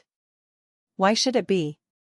The administrative regime of the state, as M. Cadier has truly said, is an absolute despotism. No one who is acquainted with that regime believes for a moment that a Van Eitvelde, a Drugmans, a Liebrechts or a Cuvelier exist for any purpose than that of carrying out the king's instructions and superintending the routine work which those instructions entail. King Leopold is sole master, and must bear the responsibility for the sequelae of measures which he himself has initiated and, through his agents, caused to be applied. The king has openly and repeatedly claimed for himself this position before the world. He has posed, and continues to pose, as the regenerator of the African. He has put it on record, in a letter to his agents, that his only program is the work of moral and material regeneration. He has written of the results achieved by the Congo state as being due to the concentration of all my efforts in one field of action. He has, throughout, loudly insisted upon the purity and unselfishness of his intentions. Adverse comment has been dismissed by him with a loftiness of tone, a simulated consciousness of high purpose, a dignified picturesqueness of expression from which it is impossible to withhold a meed of admiration, as in the case of a play repugnant to one's sentiments but yet so excellently rendered that objection to the theme cannot blind one to the art of the performers. My aim throughout life has been to find the truth and make the truth known to others. I have often been misunderstood and misrepresented, but we must not be discouraged. Let us ever go forward in the path of duty, striving to let the light shine forth. It cannot be a subject of complaint on the part of His Majesty or His Majesty's friends if, under these circumstances, we take the sovereign of the Congo state at his word, if we recognize that in the management of the affairs of the Congo state he has adopted to the uttermost the proud assertion of Louis XIV, L'État, c'est moi, if, making due note that his declared policy has been the regeneration of the African Negro, a policy in the execution of which he shuns not publicity but only desires light and truth. We judge his acts and the consequences of those acts from the standpoint he himself has laid down. It is essential for our purpose to give an historical retrospect of the events which preceded the General Act of Berlin in 1885. On September 12, 1876, King Leopold held a conference in Brussels to consider the best means which could be devised in order to open up Central Africa to European civilization. The barbarism of Africa had already begun to perturb His Majesty, who was careful to place on record the absolute disinterestedness of his intentions. Addressing the assembled scientists and explorers, 251, King Leopold spoke thus: "Is it necessary for me to say that in inviting you to Brussels I have not been guided by egotism? No, gentlemen, if Belgium is small, Belgium is happy and content with her lot, but I should be pleased to think that this civilizing movement had been inaugurated from Brussels." The outcome of this conference was an international association for the exploration and civilization of Central Africa. Its professed objects were exploration, together with the establishment of sundry centers where explorers of all nationalities might refit. Committees for the collection of funds were to be established in all the countries represented, 252, and an executive committee appointed in Brussels to manage the funds. King Leopold, who from the commencement was pursuing his own ends, as he clearly showed later, saw to it that the Belgian committee should be in the forefront of the subscribers, and to such good purpose that ere long the association came to be looked upon as a Belgian organization. The association first of all directed its efforts towards the east coast of Africa, but when Stanley arrived home in January 1878, after having discovered the course of the Congo, the necessity of a change of policy became obvious. The king speedily secured Stanley's services, a committee of studies for the Upper Congo was formed, and Colonel Strauch was dispatched to the Congo as a representative of both the association and the committee of studies. Meanwhile, King Leopold's ambitions were slowly maturing, and the theory of an African state in which he would be the representative head was already shaping itself in His Majesty's mind.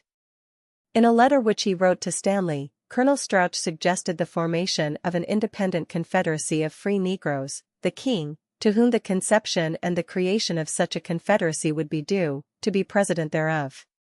"Our enterprise," continued Colonel Strauch, "does not tend to the creation of a Belgian colony, but to the establishment of a powerful Negro kingdom."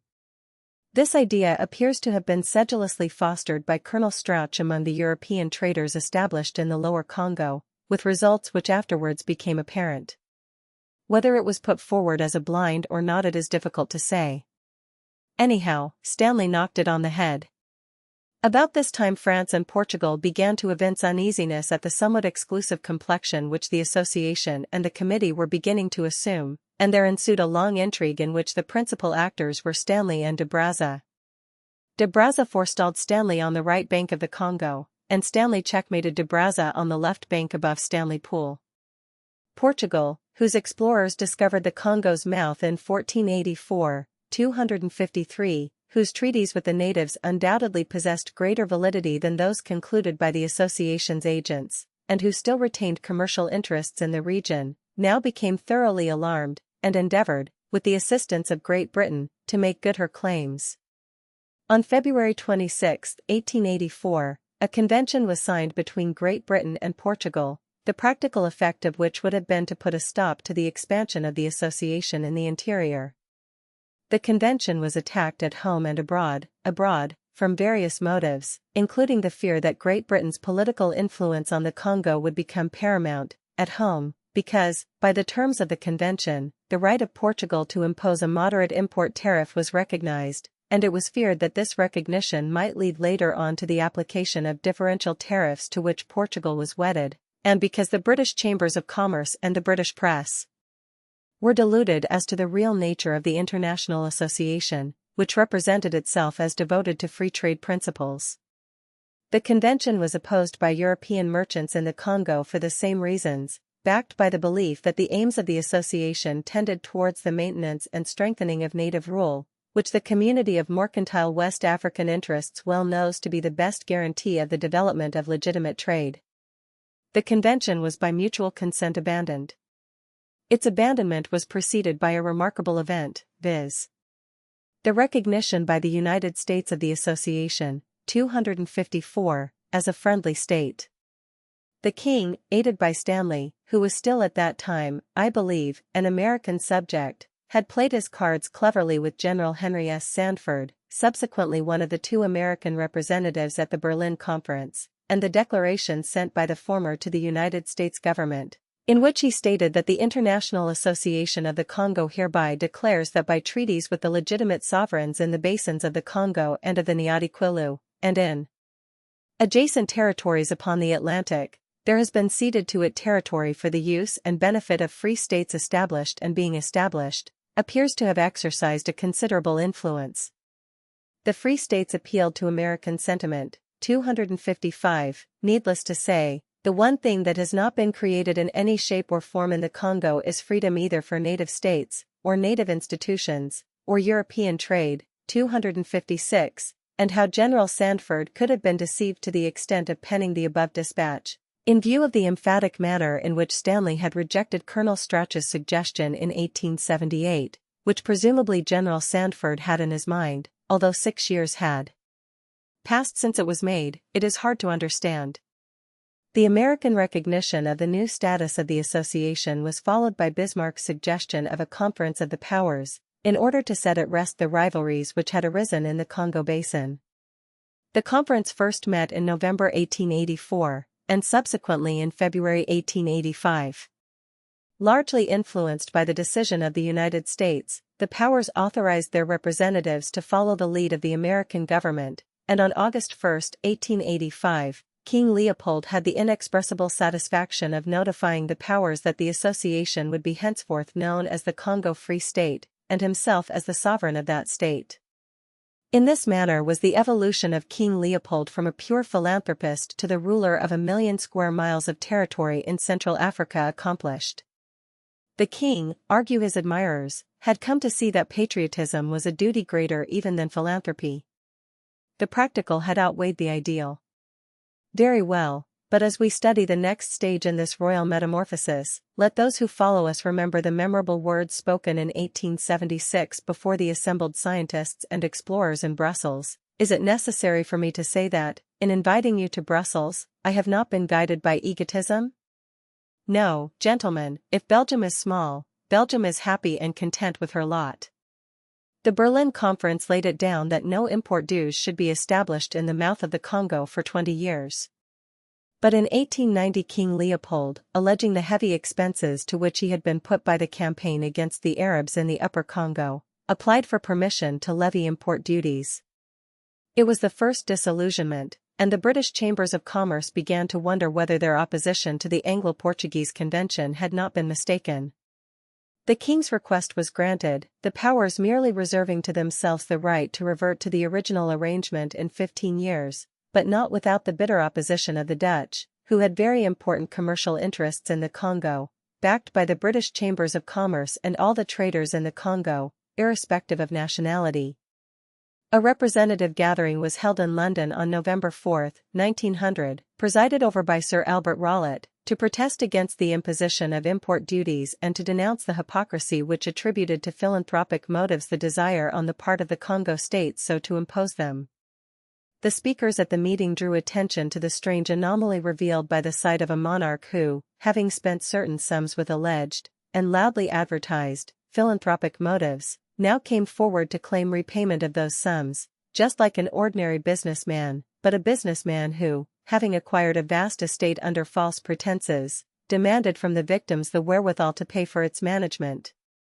They quoted with telling effect Stanley's speech at Manchester on October 21, 1884, given on behalf of the association and against the Anglo-Portuguese Convention, in which he declared that the £500,000 which it, the association, has given away to the Congo, it gave freely, the thousands of pounds which it may give annually it gives without any hope of return, further than a sentimental satisfaction.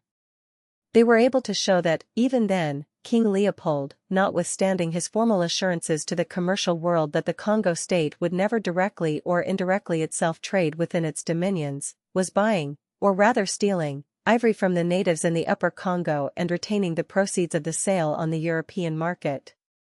They proved that, profiting by the silence of the Berlin Treaty on the subject of export duties, the Congo state had already imposed taxes amounting to 17.5% on ivory, 13% on rubber and 5% on palm kernels, palm oil, and ground nuts, the total taxation amounting to no less than 33% of the value of the whole of the trade. Finally, they had no difficulty in demonstrating that, with all his professed wish to stamp out the slave raiding carried on by the half-caste Arabs in the Upper Congo, 257, His Majesty was himself tacitly encouraging the slave trade by receiving tribute from conquered chiefs in the shape of slaves, who were promptly enrolled as soldiers in the state army, 258.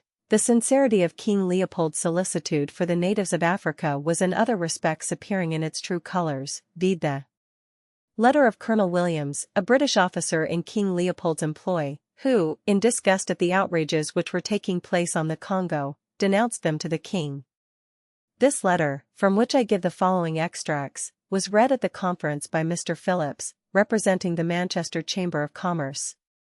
It ran thus: Your Majesty's government has been and is now guilty of waging unjust and cruel wars against natives, with the hope of securing slaves and women to minister to the behests of the officers of your government. In such slave-hunting raids one village is armed by the state against the other, and the force thus secured is incorporated with the regular troops. I have no adequate terms with which to depict to your Majesty the brutal acts of your soldiers upon such raids as these. The soldiers who open the combat are usually the bloodthirsty cannibalistic Bangalas, who give no quarter to the aged grandmother or the nursing child at the breast of its mother. There are instances in which they have brought the heads of their victims to their white officers on the expeditionary steamers and afterwards eaten the bodies of the slain children. 259. The history of King Leopold's action in Central Africa between 1876 and 1890 may therefore be summed up as follows. First stage, inauguration of a movement for the exploration and civilization of Africa from motives, so stated, of pure philanthropy, devoid of any shade of personal egotism or ambition on the part of Belgium. The expenditure of a certain sum of money for this alleged intent. The acquisition of a certificate of high moral purpose. Second stage, the movement takes the form of a state, possibly an independent confederacy of free Negroes, with the king as president. This idea is abandoned, and for it is substituted the theory of an independent state administered directly by the king and his representatives. The theory takes root, and by the Act of Berlin is converted into a fait accompli. According to this act, the king becomes sovereign of the Congo independent state, and undertakes that the state shall grant no monopoly or privilege in matters of trade, shall watch over the welfare of the natives and shall not impose any import duties. Formal assurances are also given to the commercial world that the state will not trade on its own account, directly or indirectly. Third stage, the state promptly starts trading for ivory in the Upper Congo, and wages war against the natives by means of a cannibal army, raised from slaves captured in war and paid by the vanquished as tribute. Its agents begin to be accused of shocking treatment of natives. Fourth stage, the king asks for permission to impose import duties, pleading the expenses which he is incurring in putting down slave raiding, and the Brussels Conference grants the request. It may, I think, be fairly argued that the sentimental satisfaction which in 1884, according to Sir H. M. Stanley, was all that the king required as a reward for his out-of-pocket expenses, had assumed a singularly practical shape in 1890. From a philanthropist to an ivory trader is a long step. No sooner had the sovereign of the Congo state obtained the acquiescence of the powers in the imposition of import duties, which, it is almost unnecessary to say, enormously strengthened the international position of the state, than the plans which His Majesty had conceived for the development of what was rapidly becoming tantamount to a Belgian possession, manifested themselves. What were those plans and what were their leitmotif? So far as the plans are concerned, I will come to them later. But their leitmotif may be briefly stated now. To those who have studied the personality of King Leopold, acceptance of the philanthropic claim put forward by that monarch is simply impossible at any stage of his African undertaking. In any case, the philanthropic claim weakened with every year that passed after 1876. The revelations at the London meeting of November 4, 1890, definitely exploded it. Whoever attributed philanthropy to the sovereign of the Congo state after that meeting was foolishly credulous, although he might still be honest. Whoever, being acquainted with the edicts of 1891 and 1892, from the time those edicts were thoroughly known in Europe, that is to say, towards the middle of 1892, has endorsed the philanthropic claim must have been guilty of gross deceit. I would go even farther than this, and say that such persons have been guilty of conniving and inducing the public to connive at a crime which has been steadily growing ever since, in the extent and heinousness of its criminality, a crime for which Europe will yet pay dearly. King Leopold found himself in 1885 possessed of an enormous territory, in the acquirement of which he had expended a certain sum as an investment. Not being a philanthropist, but, on the contrary, a very shrewd man of business, his next thought was how to get his capital back, with interest. By throwing open the Congo to legitimate commerce, by encouraging and facilitating the trade of all nations as he solemnly undertook to do, by pursuing a common-sense policy towards the natives, the sovereign of the Congo state might have recovered the original capital he had sunk on the Congo, and even have realized a fair percentage upon it. At the same time he would have laid the foundations of a peaceful and commercially prosperous colony for Belgium, a colony with vast resources, a magnificent river system and unlimited future possibilities. That would have been true patriotism, and the ends attained might have justified the not very honorable means employed. King Leopold preferred to adopt another course, which has led him from illegality to violence, and from violence to barbarism. The king's intention all through was to recoup himself for his expenditure at the earliest possible moment. So much for the leitmotif. The measures adopted by His Majesty to bring about this desired result were as follows. 5 months after the termination of the Berlin Conference, King Leopold issued a decree, July 1885, whereby the state asserted rights of proprietorship over all vacant lands throughout the Congo territory. It was intended that the term vacant land should apply in the broadest sense to lands not actually occupied by the natives at the time the decree was issued.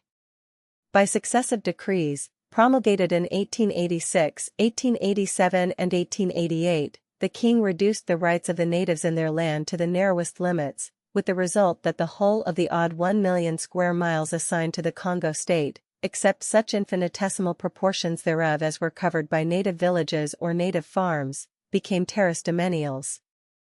On October 17, 1889, the king also issued a decree ordering merchants to limit their commercial operations in rubber to bartering with the natives.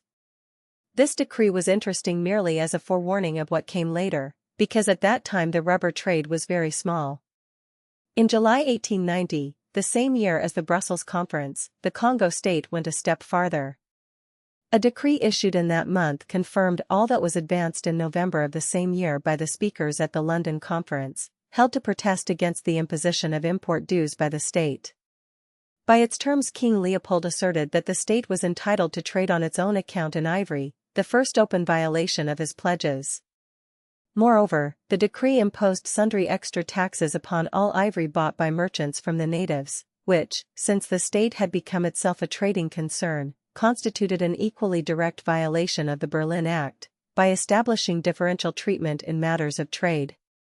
Such were the plans King Leopold made, preparatory to obtaining from the powers the power to impose import duties. 260, everything was ready for the great coup, which should also inaugurate the 5th stage of His Majesty's African policy. The Brussels Conference met. The powers with inconceivable fatuity allowed themselves to be completely hoodwinked, and within a year the greatest injury perpetrated upon the unfortunate natives of Africa since the Portuguese in the 15th century conceived the idea of expatriating them for labor purposes had been committed, and committed, too, by a monarch who had not ceased for 15 years to pose as their self-appointed regenerator. On September 21, 1891, King Leopold drafted in secret a decree which he caused to be forwarded to the commissioners of the state in the Ubangi-Weli and Aruwimi-Weli districts, and to the chiefs of the military expeditions operating in the Upper Ubangi district.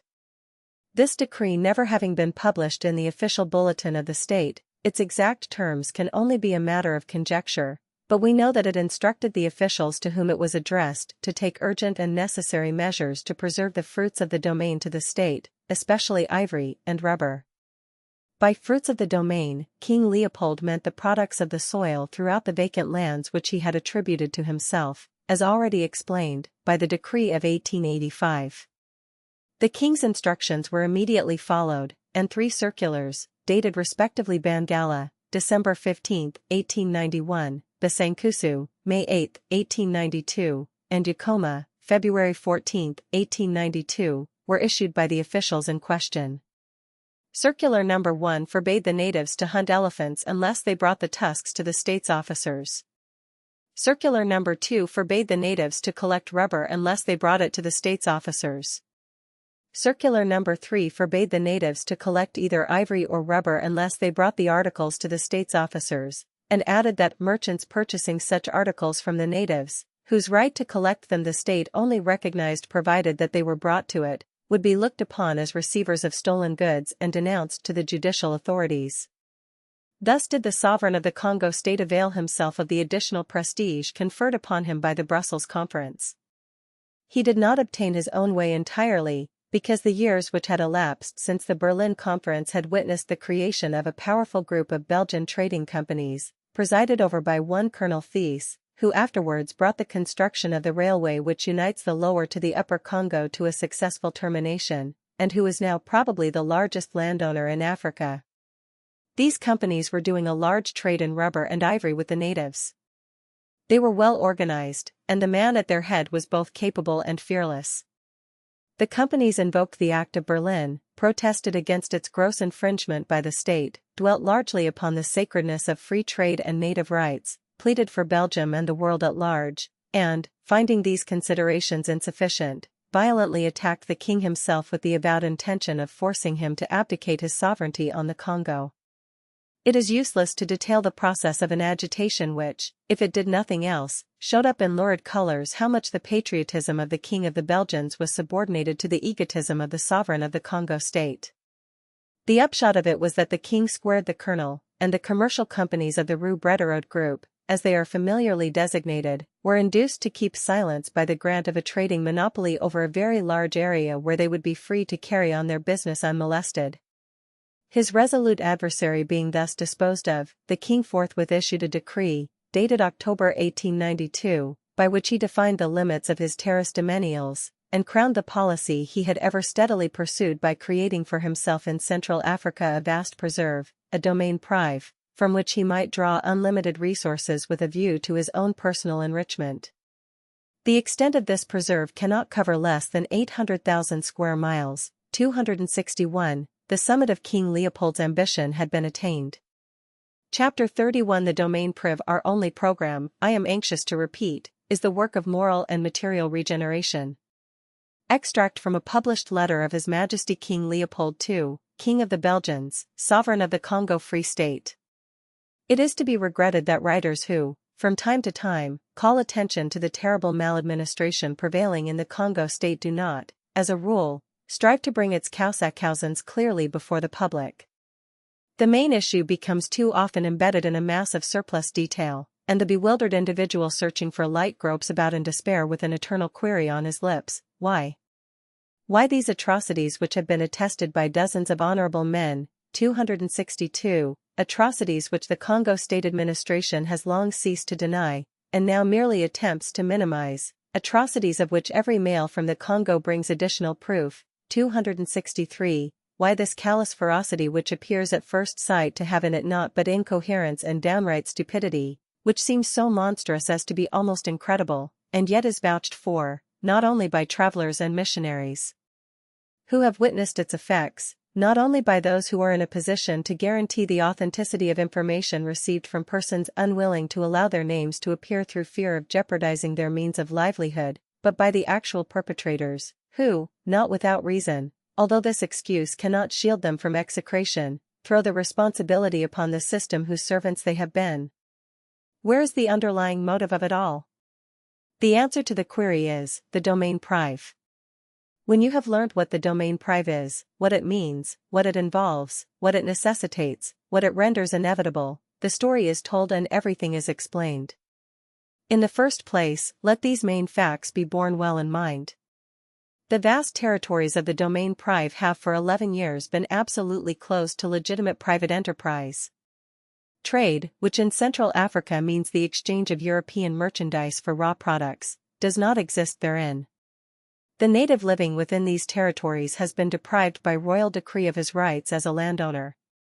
Property held for centuries by well-defined native laws, vested in particular families and tribes, has been appropriated without consulting the interested parties, let alone compensating them.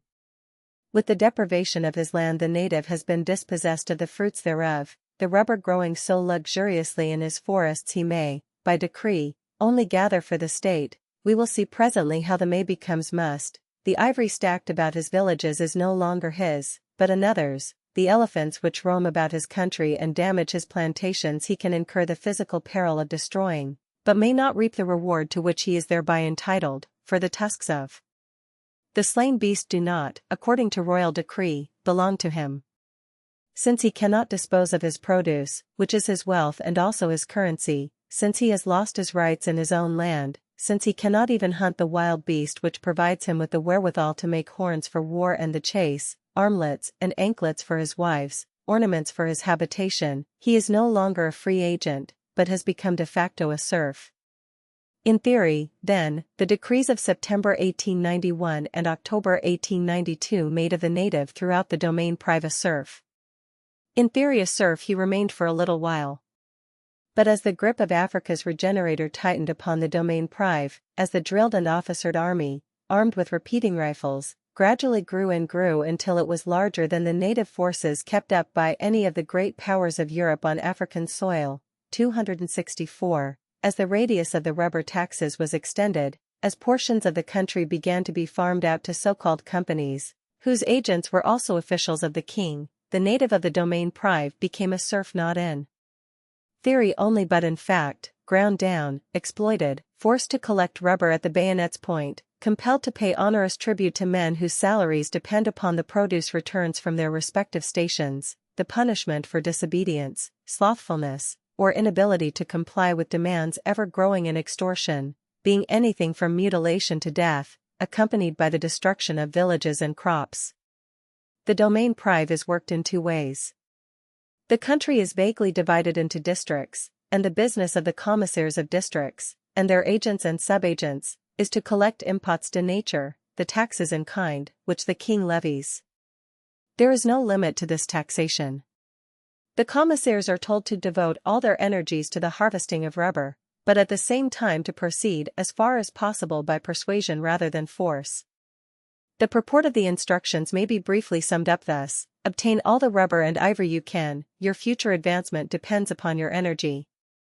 265. Of course, this regime in a country like Africa, where the native is not obliged to work in order to live, would be so much beating of the air, if force were not used to give it practical effect.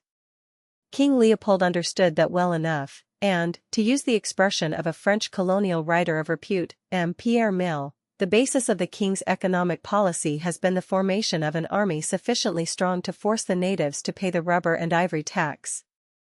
A large army, chiefly recruited from the Bangalas and Batetlas, both cannibal tribes, was raised, and when not engaged in rebelling against its officers, it has proved only too well its value. Side by side with the enforcement of the impots de nature, King Leopold bethought him of another scheme whereby to increase his revenue, and, at the same time, to throw dust in the eyes of European public opinion, by professing to sanction private enterprise in the domaine prive. His Majesty took to farming out portions of his domain to certain financiers with whom it suited him to keep on good terms. Companies were formed, in which the state retained a half-interest. These companies are supposed to obtain the rubber and ivory they ship home in such large quantities by barter, but as more often than not the king's officials and the company's agents are the same persons, and as the companies have the assistance of the force public, or permission to raise their own forces, to facilitate their commercial operations, 266, we may judge of the amount of legitimate barter trade which is carried on. There are 6 of these companies, 267, in existence. The first group of 5 consists of the Société Anversoise du Commerce au Congo, the ABIR, the Compagnie du Lomami, the Comptoir Commercial Congolais, and the Société Générale Africaine. The state holds half the shares of the Ibir and half the shares of the Société Anversoise. It has no shares in the Comptoir Congolais, but receives 50% of the profits. Its arrangement with the Compagnie du Lomami is, I believe, on the same lines as that with the Comptoir Commercial Congolais, and with the Société Générale Africaine on the same lines as the Ibir and Anversoise. The Société, or rather Comite Special du Katanga, is also a domain prive company, but under a somewhat different form. 1/3 of the profits of the latter institution go to the Thiess group of companies and 2/3 to the state. The principal officials of the Comite Special du Katanga, the sixth domain prive company, are Messrs. Drugmans, President and Secrétaire General, Arnold, de Keyser, and Lombard. All these men are highly placed officials of the state. Drugmans is the Minister of Finance, Arnold is Director of the Domain, Director of Agriculture, and of Central Bookkeeping, de Keyser is a Director of the Finance Department, and Lombard is a Director of the Department of the Interior. The Société Anversoise du Commerce au Congo being a typical representative, we may examine its condition. It was formed in August 1892 under Belgian law, but reconstructed in January 1898 under Congo law, quite a unique jurisprudence, of which it may be said summum jus summa injuria, with a capital of 1,700,000 francs divided into 3,400 shares of 500 francs each. King Leopold has conferred upon this company some 12,000 square miles situated in the Mongala district. Within that large area, of course, no one has the right to enter. In that particular, the Mongala district resembles every other portion of the Congo Free State above Leopoldville, in the sense of being a monopoly within a monopoly. The administrative seat of the Anversoise is 104 Rempart de Béguines, Antwerp. Its principal headquarters in Africa are at Mobika. Its president is M.A. de Brown de Tige, nominated under the constitution of the company by the king himself. M. de Brown de Tige is the king's principal financial advisor in Congo affairs, and has several times lent monies to the state. He has a seat in the House.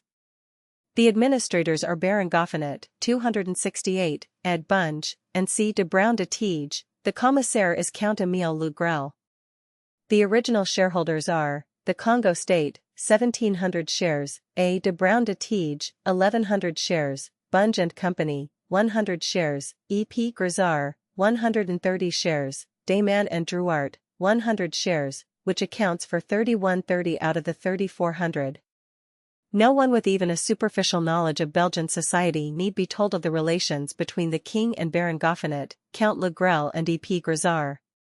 The net profits for the 4 years 1897 to 1900 have been, 1897, 120,697 francs, 1898, 3,968,832 francs, 1899, 3,083,976, 1900, 84,333. Or say a profit in 4 years of 7,275,838 francs. The state's holdings being 50%, its share in the profits would be proportionate. At this point it may be well to remark that the inspired utterances which from time to time appear in the British press, dated from Brussels, to the effect that the sovereign of the Congo state does not hold a single share in these companies, constitute, of course, a polite fiction. In all matters affecting the domain prive the state is the king. The domain prive, let it be reaffirmed once again, is the king's property and is alone.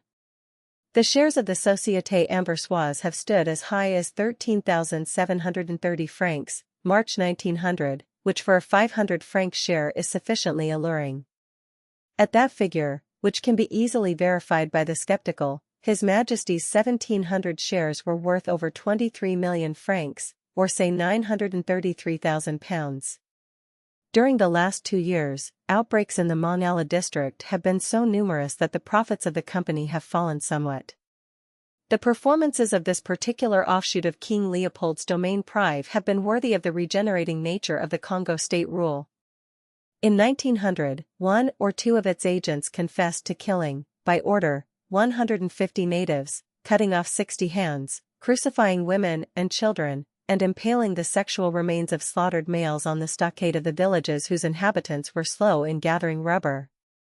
Les scandales de la monnaie led to stormy debates in the Belgian chamber on July 16 and 17 of last year. It may not be out of place to recall their nature. July 17. M. van der Velde, we are not anti-colonial in principle. But we are adversaries of a capitalist colonial policy which entails exploitation, theft, and assassination. You dare not, in the name of Christian morality, defend the exploitation of the domaine privé. Rubber and ivory represent 93% of the exports. The domaine privé produces much more than the budgetary returns. How are these extraordinary results obtained? The Congo state has introduced forced labor, tribute, paid in kind, and a 12 years military service. We protest against this disguised form of slavery. Applause. The greatest names in England and Germany have condemned this system. The premiums given to Congolese agents have been repudiated by the honest ones amongst them. M. de Brown de Tige interrupts. M. de Brown de Tige, who is interested in Congo affairs, must be admirably posted in the Monella lawsuit, which revealed acts of cruelty in his very own district. M. de Brown de Tige, it is false. M. Morel, no doubt, like the stories of the severed hands. M. Laurent, it is so true that, as a result of what I have stated here, the particular officer whom I challenged to deny the facts has written giving me information, in which he admits that these war trophies were brought in. That is Congo civilization. On all sides war, massacres, crimes continue there. How can you possibly defend these things? M. Fernmont, on the coat of arms of the city of Antwerp figure cut hands. M. de Brown, who inhabits Antwerp, no doubt considers the emblem very appropriate. M. de Smet de Neyer, Belgian premier, the exploitation of the domaine privé is conformable with jurisprudence. People criticize tribute paid in kind, prestations de nature. Do they not exist to a certain extent in Belgium? Why suspect the Congo state of cruelty? M. Laurent, we are entitled to do so. Remember the 1300 severed hands. M. de Smet de Neyer, faults have certainly been committed, but the state is applying itself to their disappearance. The disinterestedness of the creators of the Congo state will find its reward in the gratitude of the country. July 18.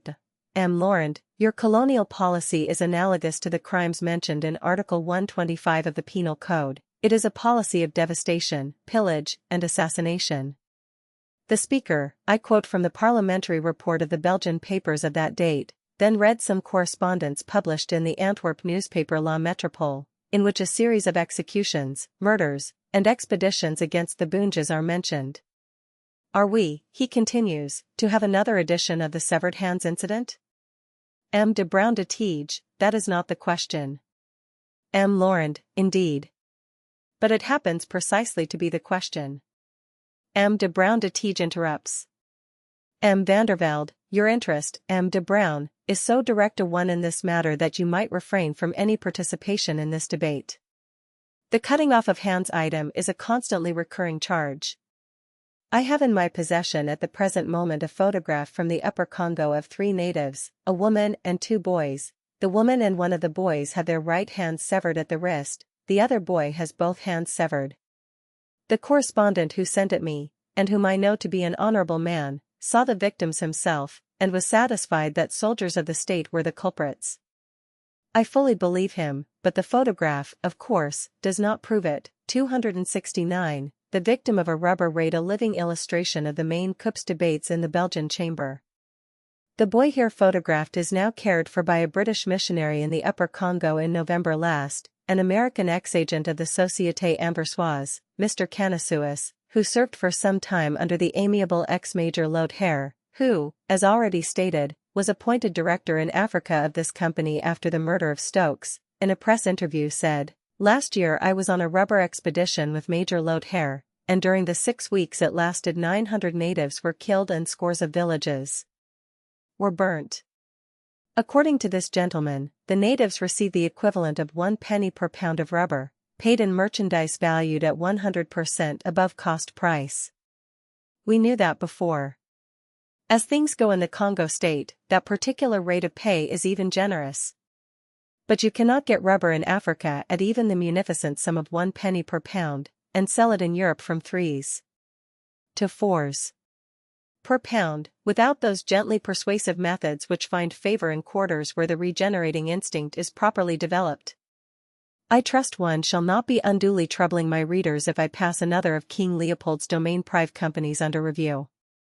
It is not my fault that the whitewash has been laid on so thickly, and the process of scraping is bound to take some little time, and, from the author's point of view, no little trouble. What company could be better singled out than the Ibir, the most powerfully equipped of all, the Queen of Congo companies as it has been called?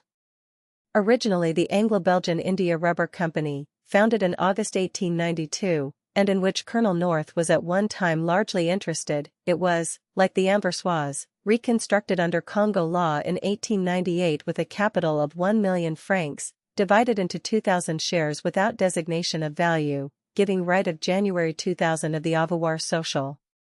King Leopold has conferred upon this company the monopoly of exploitation in the Loppery and Marina districts of the domain prive. The administrative seat of the Ibir is 48 Rempart Klipdorp, Antwerp. Its headquarters in Africa are at Basankusu. The president is M.A. van den Nest, administrators, A. Mols and Count H. van de Berg, commissaires, Jules Stappers and F. Rice, director, C.H. de Weil, director in Africa, C.H. Sturkmans. I am under the impression that the British interests in the company ceased when it ceased to be a company in the ordinary acceptation of the term, viz. in 1898, as aforesaid.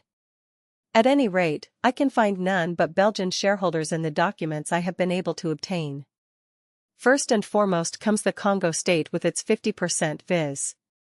1,000 shares, the inevitable M.A. de Brown de Tige being mandataire for the state, then M.A. de Brown de Tige has 60 shares in his own name, and M.C. de Brown de Tige 50, while our old friend the Société Anversoise has 150 shares represented by M. de Brown de Tige, president, and M. Bunge, administrator, Bunge and Company, whom we have seen hold 100 shares in the Anversoise, have 50 shares. Other shareholders are Alexis Moles, Charles de Weil, F. Rice, and c. 270, I have used the word clique to describe the handful of persons who are running the Congo state, and as much more of Africa as they can lay hands on, with the king as managing director.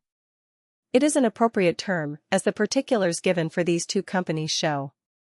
I may add that M.A. van den Nest, president of the Ibir, is the original holder of 120 shares in the Comptoir Commercial Congolais, of which Company M. Alexis Moles is president, while Messrs. Charles de Weil and F. Rice are also holders, the one to the extent of 100, the other to the extent of 60 shares, 271. Baron Goffinet's name crops up again in the Lomami, 272, and so it goes on, 273. These men are the king's bodyguard. I know nothing of them personally.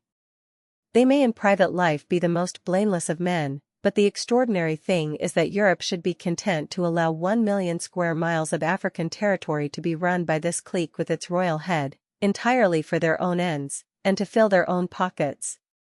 Why, in the name of common sense and common decency, should hundreds, if not thousands, of natives of Africa be slain annually on account of this clique?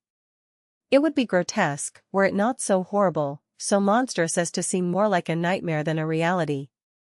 But to return to the Ibir.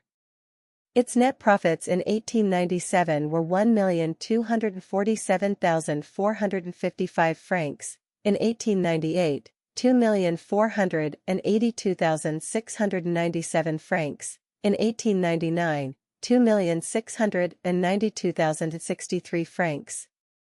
The figures for 1900 I am unable to give, I regret to say. In 1901 the net working profits, benefices nets de-exploitation, were 2,455,182 francs, and the profit and loss account was closed with 2,614,370 to the good. A dividend, 274, of 900 francs was declared on each share, and the state being the possessor of 1,000 shares, it follows that its august sovereign raked in the nice little sum of 900,000 francs, or say 36,000 pounds, for 1 year's working of this eminently satisfactory subsidiary of the domain prive. In 4 years the Ibir's net profits amounted, therefore, to 8,877,397 francs, nearly 9 times as much as its total capital, In June 1899 the shares stood at 17,900 francs per share, and the total value on the Antwerp Stock Exchange of this concern, whose capital is 1 million, was 35,800,000 francs. But since that date the shares have been up to over 25,000 francs per share. In June of this year they had fallen to a little over 11,000 francs per share. For a considerable time past they have been quoted in tenths, that is to say, 1/10 shares are bought and sold, and give rise to a great deal of speculation on the bourse.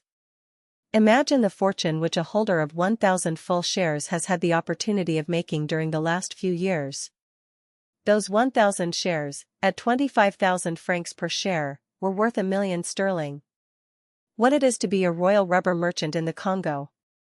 It will have been noticed that the shares of the Abir have dropped.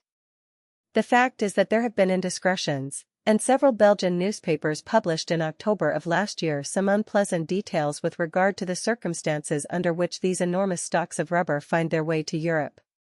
Amongst other revelations published, all of which purported to come from a most honorable and esteemed agent of the Abir, were the following. 1. In September 1897, the whole of the Upper Balambo country was devastated, mise à feu et à sang, by the Daquila factory to compel the natives, with whom contact had not before been established, to make rubber.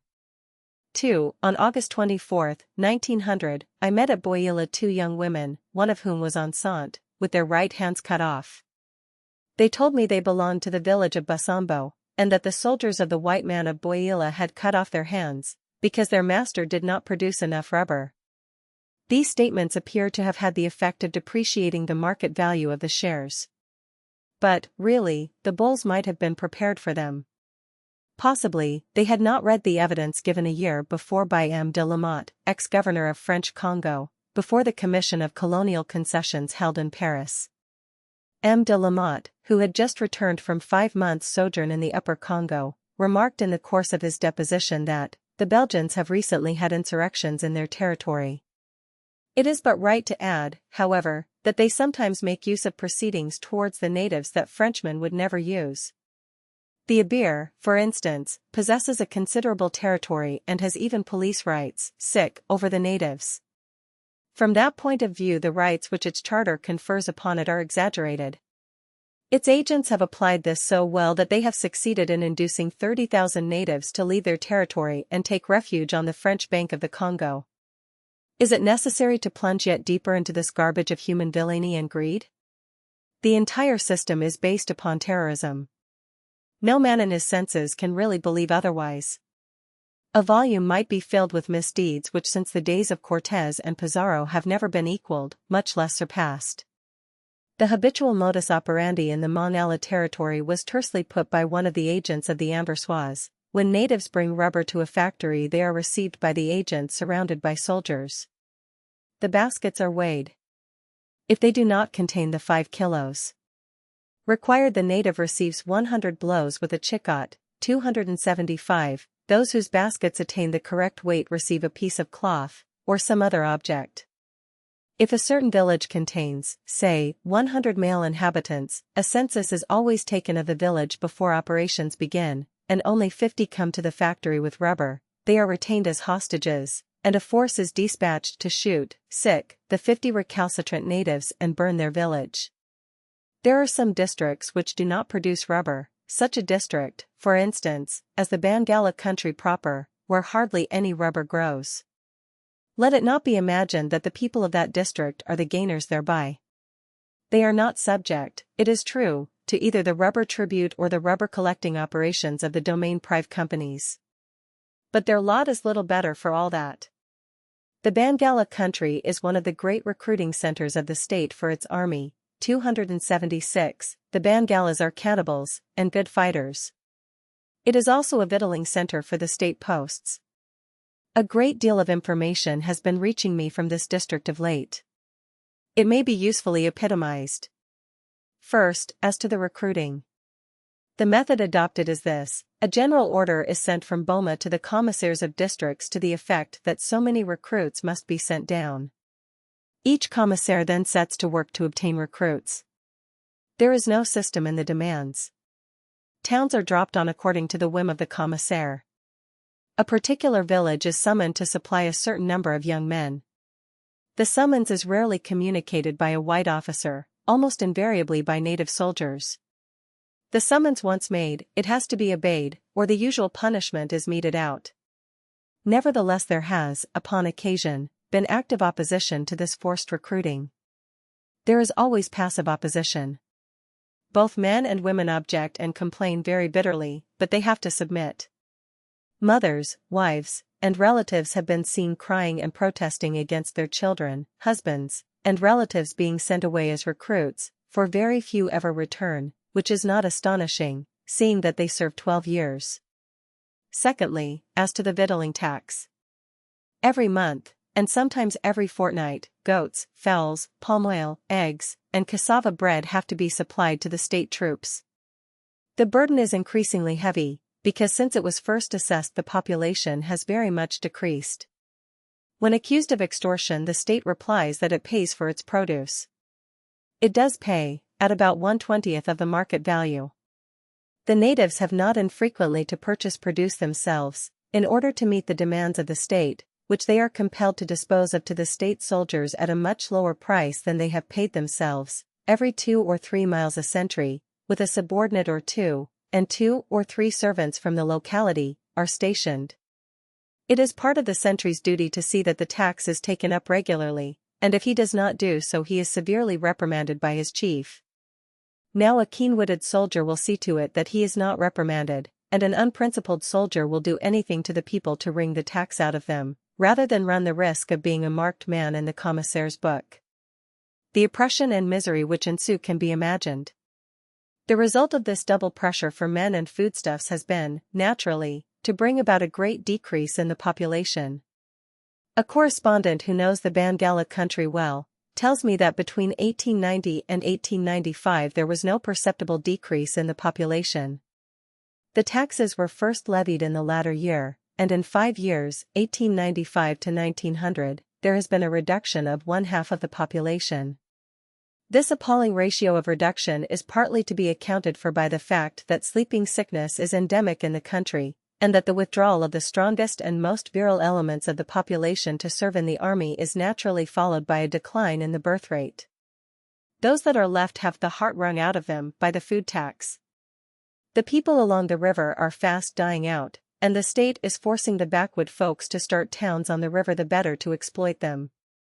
In one relatively small area, my correspondent says, since 1890, one town half a mile long has disappeared, another, 1/4 of a mile long, has also gone, and up a creek where there were 1,500 people, there are scarcely 400 now.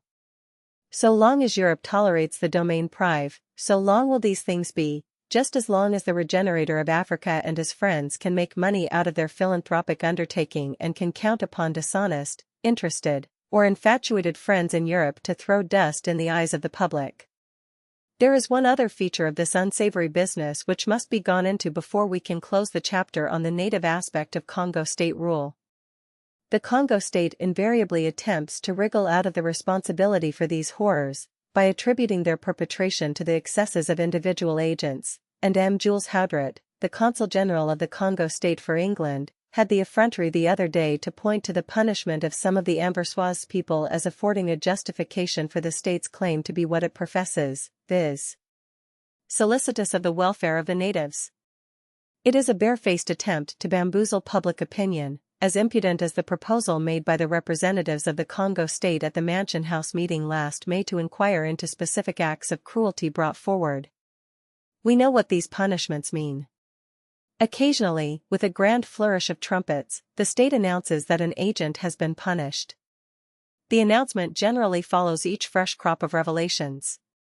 1 or 2 subagents are, for the time being, made scapegoats, and everything goes on as before. How could it be otherwise when the system itself is what it has been shown to be?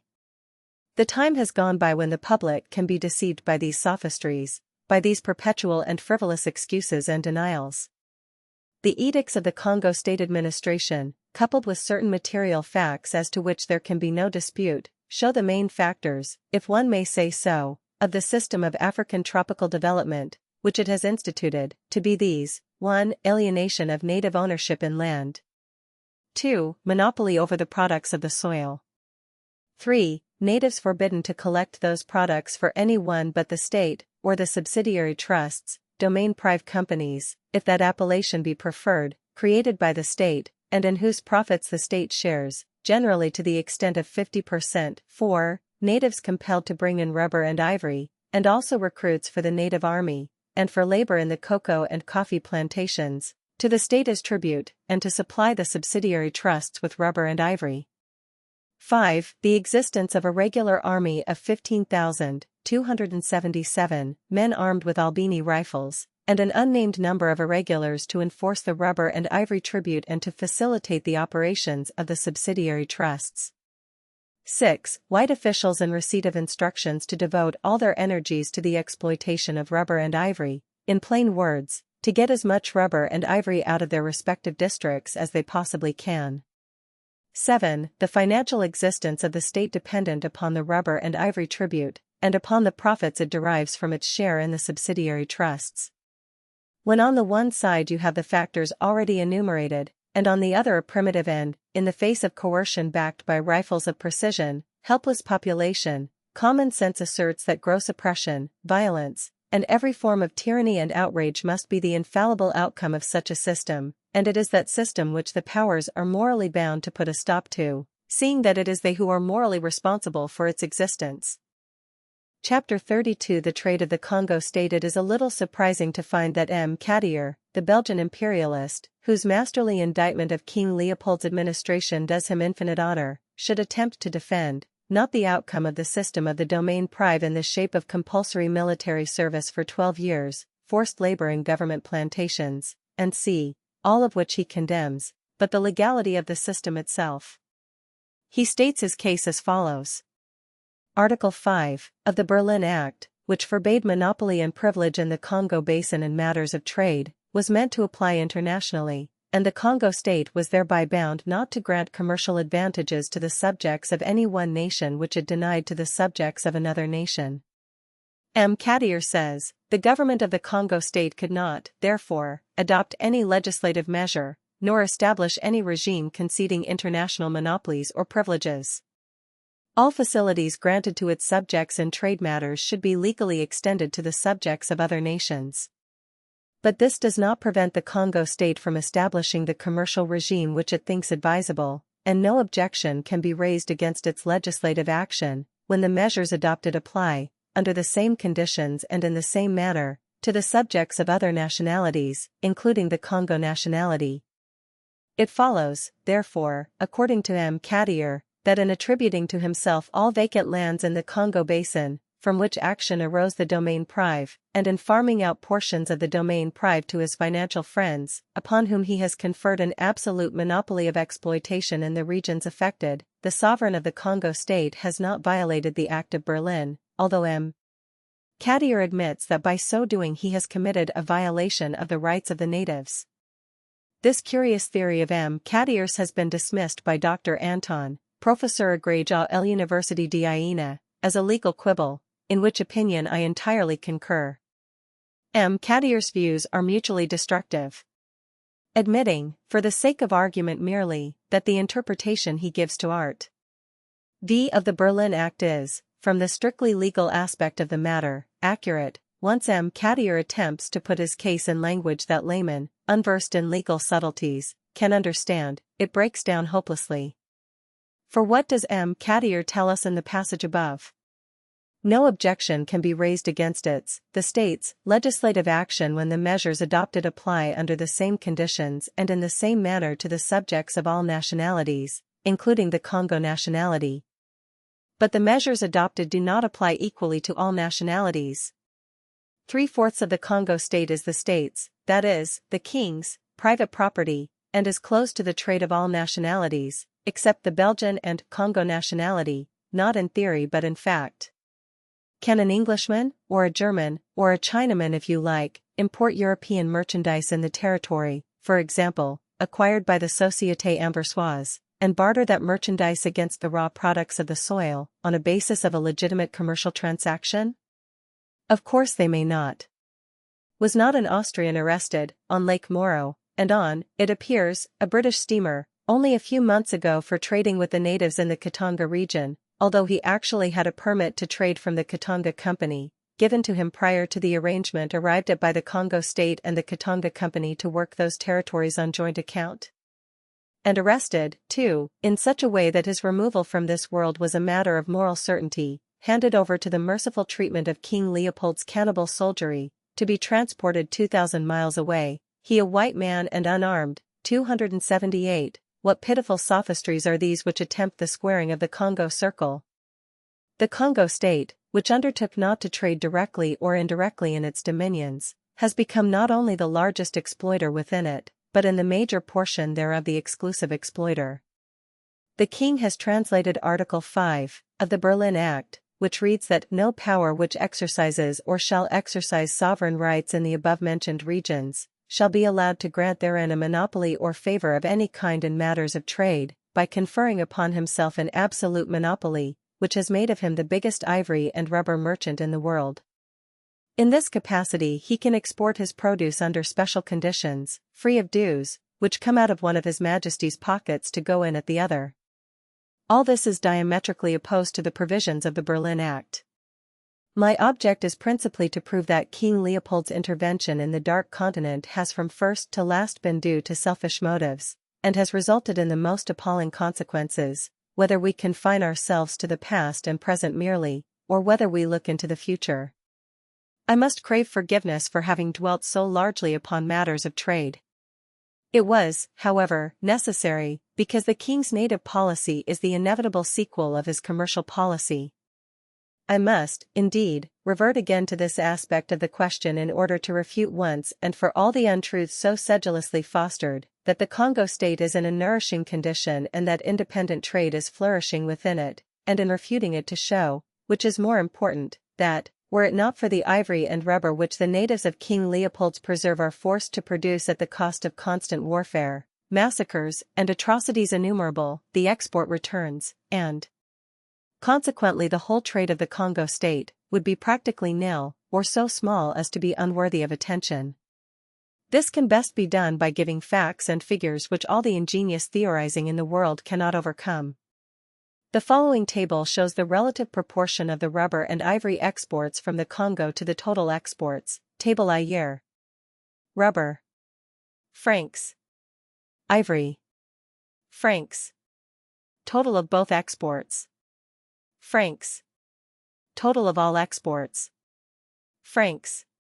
1898 15,850,987 4,319,260 20,170,247 22,163,481 1899 28,100,917 5,800 34,620 33,935,537 36,067,959 1939,874,005 5,253,345,627,305 47,377,401 1901 43,965,954,964,647,930,550 50,488,394 If the rubber and ivory exports are deducted from the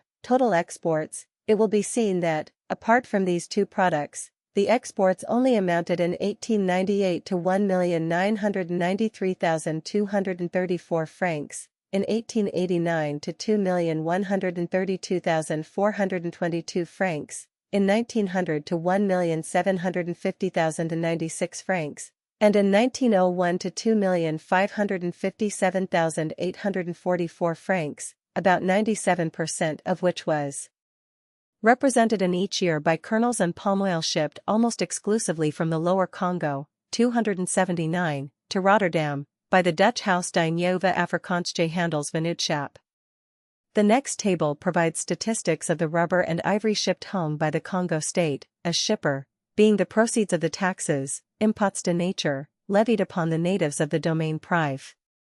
As will be observed, the Congo state is at pains to conceal the real proceeds.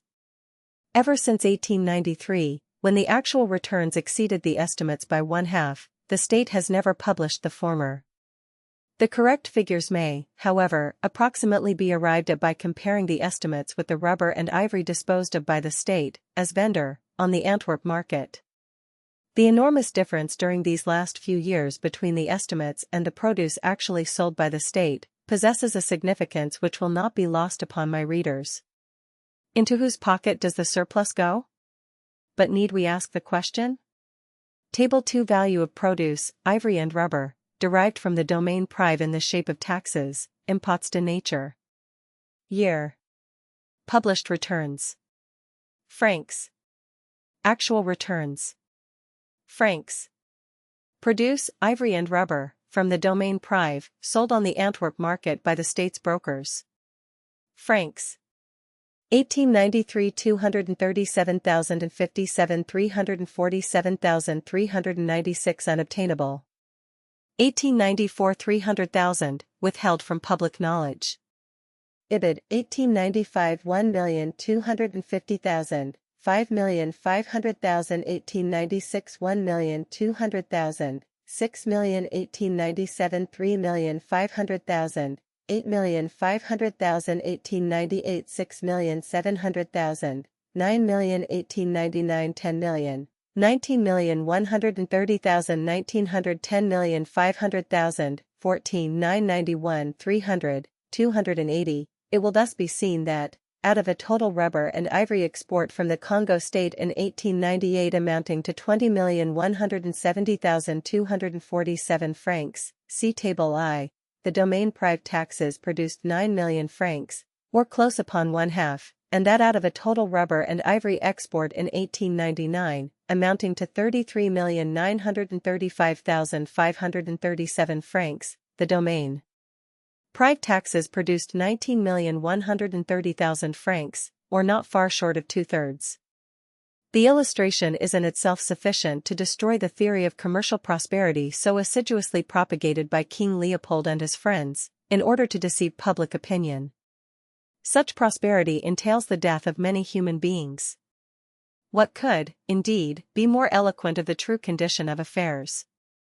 The total exports from the Congo state in 1899 are found, see Table I, to amount to 36,067,959 francs, of which 33,935,537 francs are represented by rubber and ivory, in which the Congo state's share as tax gatherer is no less than 19,130,000 francs. The Congo state asserts that it does not trade. It merely imposes taxes which every civilized power, heaven save the mark, has the right to do, yet it incorporates in its so-called trade figures the yield of its taxes. What becomes, then, of this flourishing trade we hear so much about? On the evidence produced, it sinks for 1889 to 16,937,959 francs, 36,067,959 minus 19,130,000, instead of 36,067,959 francs, which the world is invited to believe. In reality it does not amount to anything like 16,937,959 francs, for the simple reason that there is no trade at all in the Congo state north of Leopoldville, and that, if we extract from the remaining figures the exports from the lower Congo, where genuine trade, sadly hampered by taxation, alone exists, the balance is represented by the shipments of the domaine prive subsidiary monopolies in which the Congo state benefits to the extent of 50% and by the shipments of the Thies Trust, which is a monopoly within a monopoly, although conducted, it is but right to add, on different lines. Such is the trade of the Congo state, the most gigantic fraud which ever came into being to work misery upon mankind. It would be unjust not to recognize that all this sordid history has aroused loathing and distress in the hearts of many honorable Belgians, not confined to the party which opposes colonial policy for Belgium, mainly, as I believe, on the ground that King Leopold, in the course of his illegalities and intrigues, will end by compromising the neutrality of his country. It would be as equally unjust not to express admiration for the indomitable energy displayed by Colonel Thiess in constructing the railway to Leopoldville, as to include in the condemnation of King Leopold's policy in Africa all the Belgians who have been employed at one time or another in the state service. Sir Harry Johnston has recently lent the weight of his name in favor of the Congo state, in respect to the very small portion of the state which he has visited.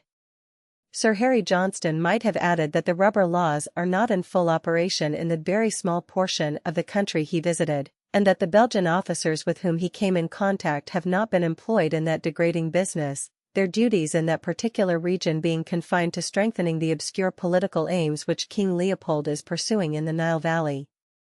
For a description of the state of affairs prevailing south of the very small portion of the Congo state alluded to, Mr. Grogan's volume, and Mr. Robert Codrington's recently published Travel and Trade Routes in Northern Rhodesia and Adjacent Parts of East Central Africa, 281, together with the revelations attending the treatment meted out to the late Mr. Rabenek by the officials of the state, may be consulted with advantage. It would be an insult to Sir Harry Johnston, who has himself condemned the system of territorial concessions, to suggest that he desires in any way to bolster up the Congo state, but it is certainly 1,000 pities that he has committed himself, even partially, to statements which, however accurate in themselves, cannot fail to exercise an unfortunate influence, without making himself acquainted with the general system under which the Congo state is run. When the nature of that system is understood, it becomes an outrage upon common sense and common decency to write one word in extenuation of the system, or of the man who has originated it. M. Cadier, to whose work I have several times alluded, represents the type of Belgian who, convinced of the necessity of a colonial program for Belgium, has sufficient perspicacity to realize, and sufficient courage to assert, that the policy of King Leopold in the Congo state carries within it the germs of death. How true this is, the reader must judge for himself, but it is at least significant that among a section of French colonial writers who think they see in the recent abandonment of M. Bernard's annexation bill, at the King's dictation, the final postponement by Belgium and the consequent assertion, at some future date, of France's right of preemption, are beginning to ask themselves whether the King's ultimate aim is not to continue for some years longer his ruinous exploitation of the Congo state, and then, when uprisings have reached such a scale that the King's cannibal army, however large it may by that time have become, is powerless to cope with them, and when whole tracts of the richest and most easily accessible rubber districts have been irretrievably impaired, to offer the squeezed lemon, for a consideration, to his Gallic neighbors. If the pernicious regime which King Leopold has inaugurated in Africa were confined to the Congo state, it would still be sufficient, one might have thought, to stir the conscience of Europe, if not for the sake of her own dignity outraged in the violation of solemn obligations, if not for the sake of humanity, then for the sake of the future relations of black man and white man in Central Africa. But, as we have seen, the regime is spreading, and with every year that passes it threatens more acutely all legitimate European enterprise in Africa. 282, this accursed domaine prive, and all the evils it has brought with it, cannot last forever. Like all such negations of God, it will perish. But what will remain behind for Europe, when the Congo state has passed away, to deal with?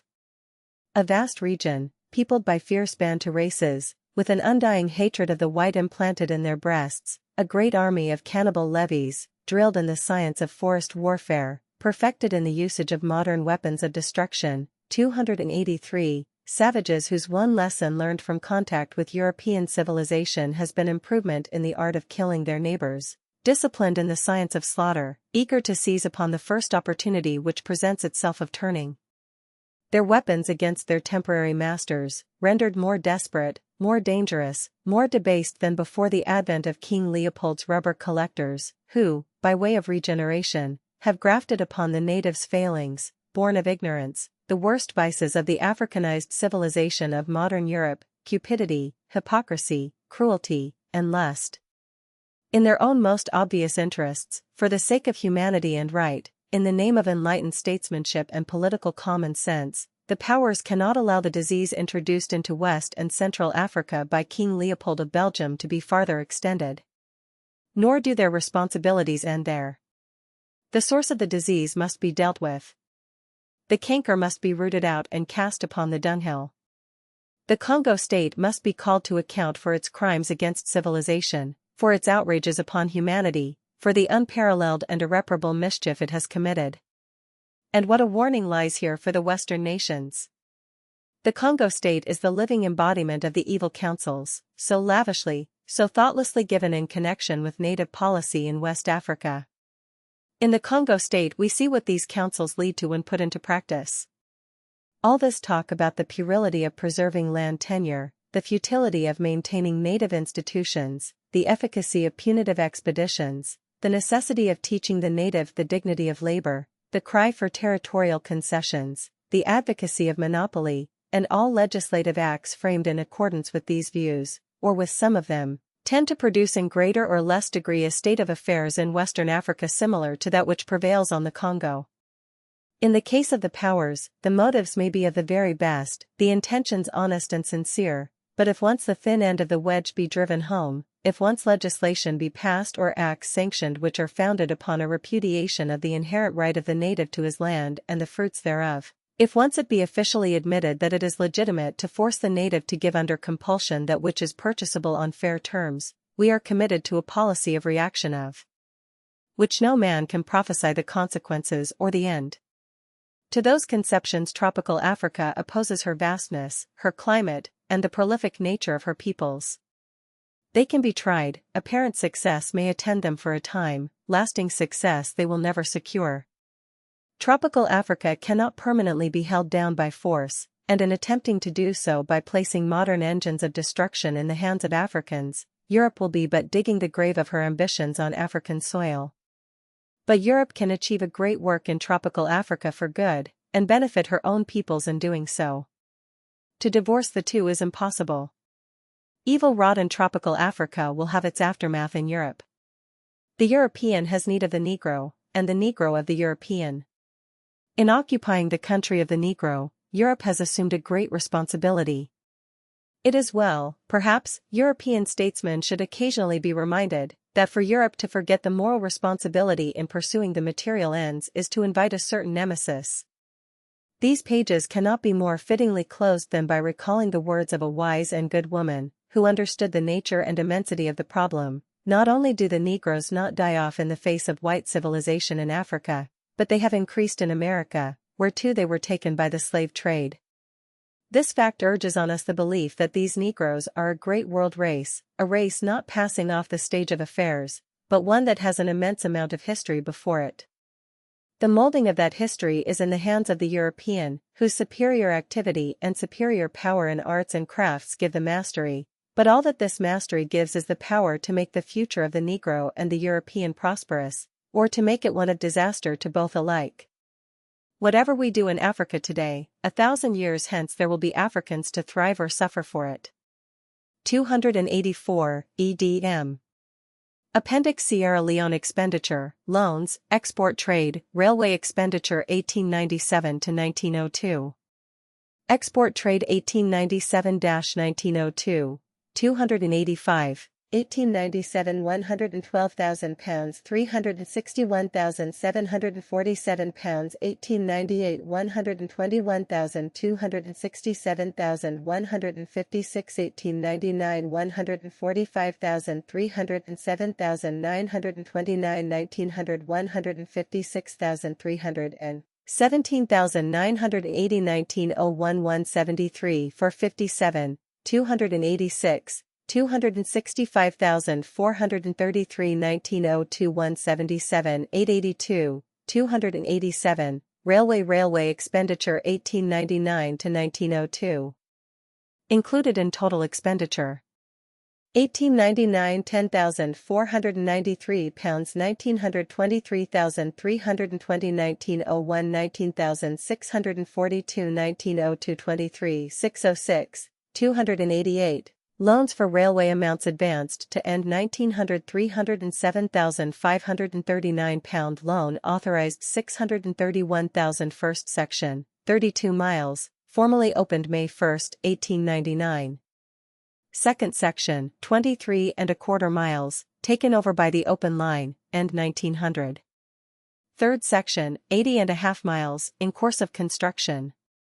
According to the statement forwarded by the local Traders Association of Freetown to Sir A. Kingharman in 1901, the third section of the railway, to Bow, will entail an annual charge on the colony of £11,000, plus a further sum of £6,000 for increased cost of administering and operating. For military purposes, annual charge of £6,000 for 8 years from 1899 on account of the sums advanced by the Imperial Treasury for the Hutt Tax War. The Protectorate expenditure 1898 to 1902. Revenue 1898 to 1901. Civil Military. Total. 1898 £10,455, £20,634, £31,089, £7,754, 1899 £14,124, £25,672, £39,796, £21,943, 1900, £17,023 for 99, £289, $40,499, $33,468, 1901 25 767, 290, 23,707, 291, 49,474, 38,347, 1902, 292, 24,807, 24,911, 49,718. Gold Coast expenditure, loans, export trade, railway expenditure 1897 to 1900, inclusive. 293, liabilities incurred 1897 to 1902. Incomplete. Export trade 1897 to 1900. Inclusive. 294, 1897 £406,370, £1897 nil. 1898 $377,976, 1898 $265,000, 1897 $857,793, 1899 $309,656, 1899 $100,000, 1898 $992,998, 1900 $272,303, 1900 $928,318, 99 $1,111,738, 1902 $1,035,000, 1900 $885,446, total £1,366,305 total. £2,328,300 total. £3,847,975 expenditure. £1,366,305. Liabilities incurred, incomplete. £2,328,300 export trade. £3,847,975. The Gold Coast Report for 1901 has not yet been published. According to the statement made this year before the Legislative Council of the colony by Sir Matthew Nathan, the Imperial Government advanced £400,000 on account of the last Ashanti expedition, but whether this sum includes the £202,300 advanced for the same purpose in 1900 is not clear. Assuming that it does, the liabilities incurred by the colony from 1897 to 1902 inclusive will amount: 1. Loans by Imperial Government, £1,491,000. 2. Gold Coast Government Loan, £1,035,000. Total, £2,328,300. The Ashanti Blue Book, 1901, estimated the total cost of administrating Ashanti at about £60,000 per annum. According to Sir Matthew Nathan's statement referred to above, the expenditure in 1902 may be set down at £107,148. Assuming these figures to be correct, the total expenditure in Ashanti from 1897 to 1902, reckoning an expenditure of £60,000 in 1901, works out at the very large figure of £319,385, entirely exclusive of grants and aid. Assuming the £202,300 in 1900 to be incorporated in the £400,000 advance, amounting to £695,000. Up to and including 1900, the revenue of Ashanti was £3,406.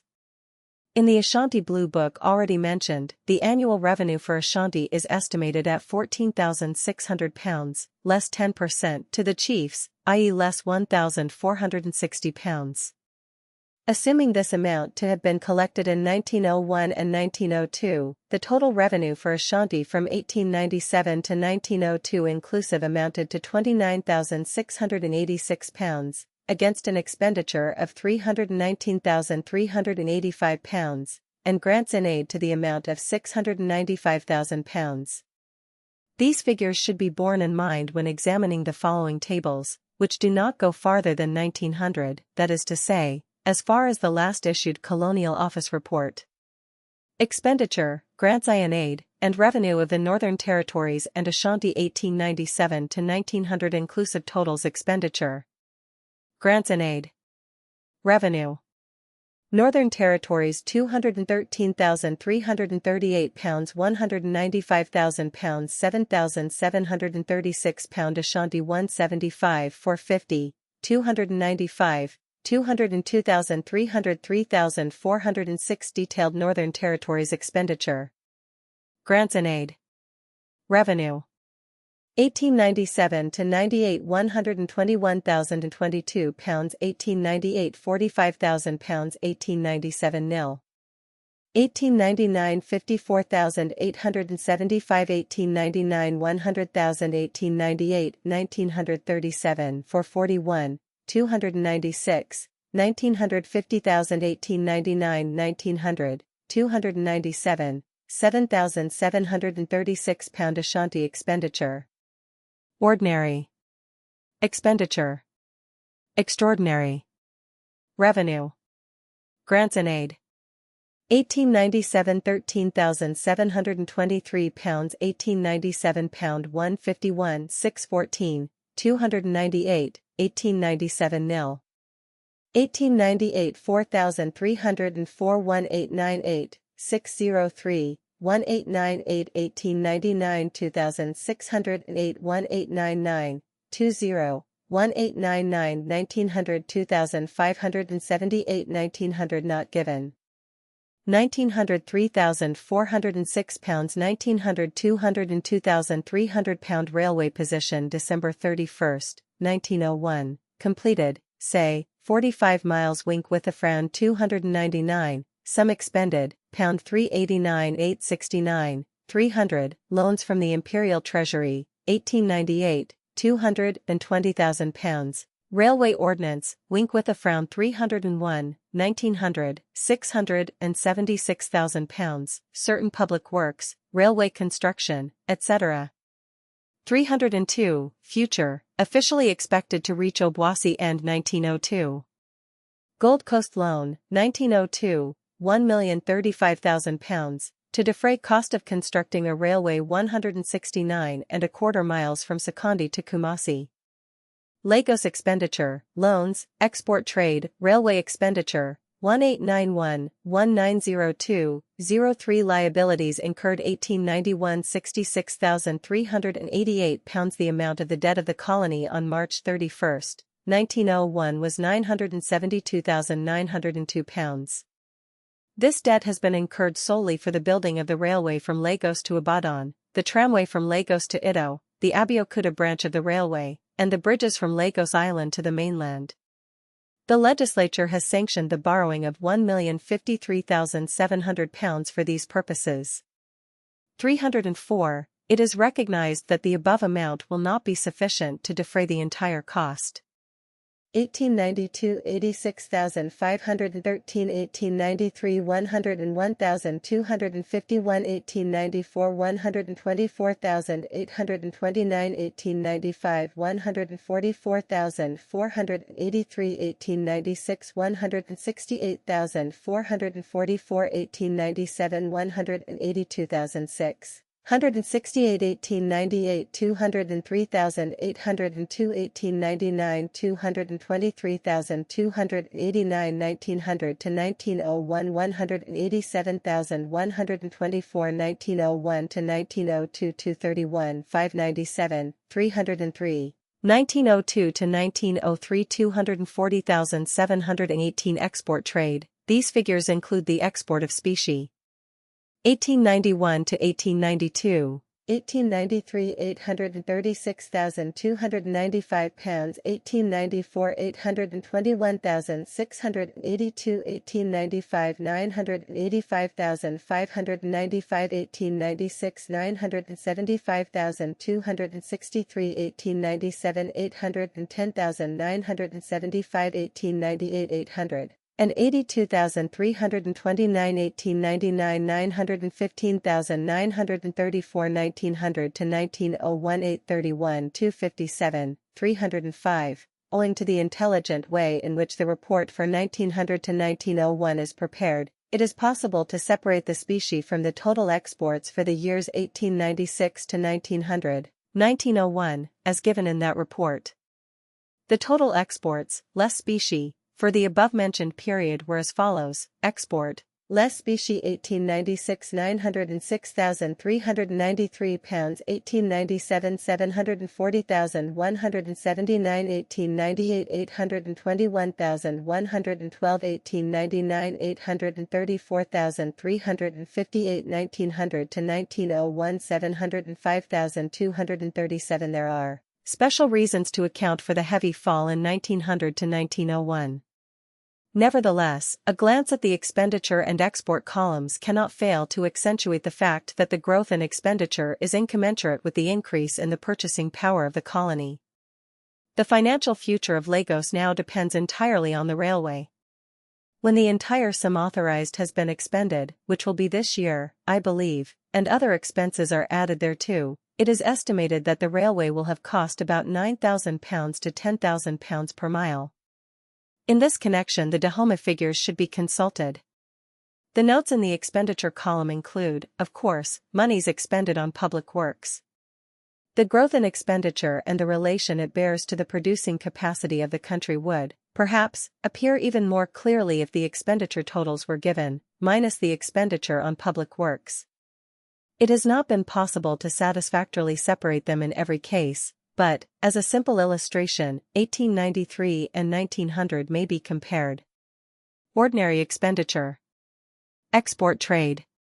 1893 £75,207, £836,295, 1900 £131,742, $831,257. It will thus be seen that whereas, within the period given, 8 years, ordinary expenditure has nearly doubled, the producing power of the country is found, at the close of the 8th year, to be stationary. It may be argued, and justly, that the area of the protectorate has been extended since 1893. But the point is, the way these dependencies are managed. Is not the management carried out upon altogether too elaborate and expensive a scale? Does this increase in ordinary expenditure correspond with an increase in the production, that is to say, in the prosperity of the colony and the people of the colony? If it does not, no special knowledge of political economy is required to predict that, if the system be not modified in the future, the steadily increasing expenditure will, before very long, act as a positive deterrent upon the producing power of the country. In fact, there is sufficient evidence to justify the fear that in some instances this stage has already been reached. Comparative tables of import duties in vogue in Lagos and Dahomey. Lagos. In favor of tobacco, manufactured, 2/16d per pound 8d. Per pound Dahomey. Unmanufactured, 2/16d. 4d gunpowder 2/16d. 6d trade guns 1s. 7/1/5d each 2s. 6d each kerosene 0.38d per gallon 2d. Per gallon salt rock 11s. 4/1/2d per ton 20s. Per ton C4s. 10/1/2d 20s. Lead D per pound 1d. Per pound. Coal free of duty pays duty 10%. Fresh fruit and seeds pay tools of all kinds, i.e. mechanical, agricultural, etc. 306 pay furniture. 307 pays silks, velvets, cottons, and prints. In Dahomey these articles pay duty on their weight. In Lagos the tax is an ad valorem one. How these different duties work out in practice can only be ascertained by giving specific instances. The following examples are taken from actual shipments. Dahomey. 50 C per kilo. Lagos. 10% ad valorem. In favor of pound SD silk shipment of 50 pounds value, 38 kilos weight 0153500 Dahomey. Velvet shipment of 90 pounds value, 384.5 kilos 7139700 Lagos. Cotton shipment of 52 pounds value, 659 kilos 1337,540 Prince shipment of 100 pounds value, 979 kilos 1912,010 Spirits Dahomey. Lagos. In favor of brandy, rum, and C, 18 to 20 under proof, equals 46 degrees trolleys, at 1F. 20 C per hectoliter per degree plus 5 C. For bottles 2s. 1 D per gallon 3s. Per gallon Dahomey. Gin 0 degrees to 20 degrees trolleys 1s. 9 1/2 D, gin 20 degrees to 50 degrees 2s. 8 2/5 D. Gin 57 degrees proof, Sykes, 3s. 1 D Lagos. Alcohol, 68 over proof, 96 degrees trolleys 4s. 2 1/4 D 5s. 0 1/4 D Dahomey. 60, 91 degrees 4s. 4s, 9 3/5 D. The Dahomey Railway length, estimated cost, finance, present position, general remarks Cotonou Chowra, length, 605 kilometers, or 377 miles, in 2 sections. First section, Cotonou Acraib. Second section, Acraib Charu. Length of first section, 186 kilometers, or say 115 miles. Estimated cost of first section, 63,000 francs per kilometer. Estimated total cost of first section, 11,718,000 francs. In English figures, 308, total estimated cost of first section, 115 miles long, 468,740 pounds, or say 4,076 pounds per mile. It is intended to subsequently carry on this line from Charu to Karimama on the Niger. Results as far as at present known. Actual work commenced May 1, 1900. In March 1902, 82 kilometers, or say 51 miles, of embankment, earthworks and overages complete, were handed over to the concessionaire, who was called upon to provide and lay down sleepers and rails, provide rolling stock, and see 50 more kilometers, or say 32 miles, similarly complete, were ready at the date mentioned to be handed over to the concessionaire. The colony, which has itself undertaken the work, has thus prepared in less than 2 years 132 kilometers, or say 82 miles of line. The chief difficulties met with have been in crossing the swamps between Cotonou and Godemy, the marshy streams of Witta and the Paha Lagoon, where the earthworks are 26 feet high. To fill up a depression of 16 feet in the center of the lagoon, 40,000 cubic meters of sand and earth were required. A distance of 12 kilometers between Wagbo, and Tafa required 75,000 cubic meters of embankment. In the crossing of the Lama, 2,500 workmen were continuously employed for 5 months in placing 80,000 cubic meters of gravel. All the labor was found in the colony. The number of natives continuously employed has varied from 3,500 to 5,000, entirely recruited through the chiefs. There has been no trouble with the workmen, and no police force has been employed on the works. The export trade of the colony has not suffered during the process, notwithstanding the withdrawal of so large a quantity of labor from the farms, but, indeed, has increased. 309, a tribute to the wisdom of leaving the recruiting entirely in the hands of the chiefs. Finance. The colony undertakes the cutting embankment, earthworks, and c. everything but the laying of the rails, sleepers, the providing of the same, rolling stock, stations and so forth. It has undertaken to advance for 5 years out of its own local resources a sum of 1 million francs, say 40,000 pounds annually. For 1901 the colony undertook to provide 60,000 pounds, instead of 40,000 pounds. General remarks. The French accurately claim that their railway will carry them much farther inland for a given distance covered than the Lagos Railway with the big curve eastward which it takes from Abeokuta, whereas they are pushing their line almost due north, and at their present rate of progress, in comparison with the time taken over the British line, their iron horse will have penetrated very much farther into the interior than Île-aux-Rens, long before the British line creeps up to that place.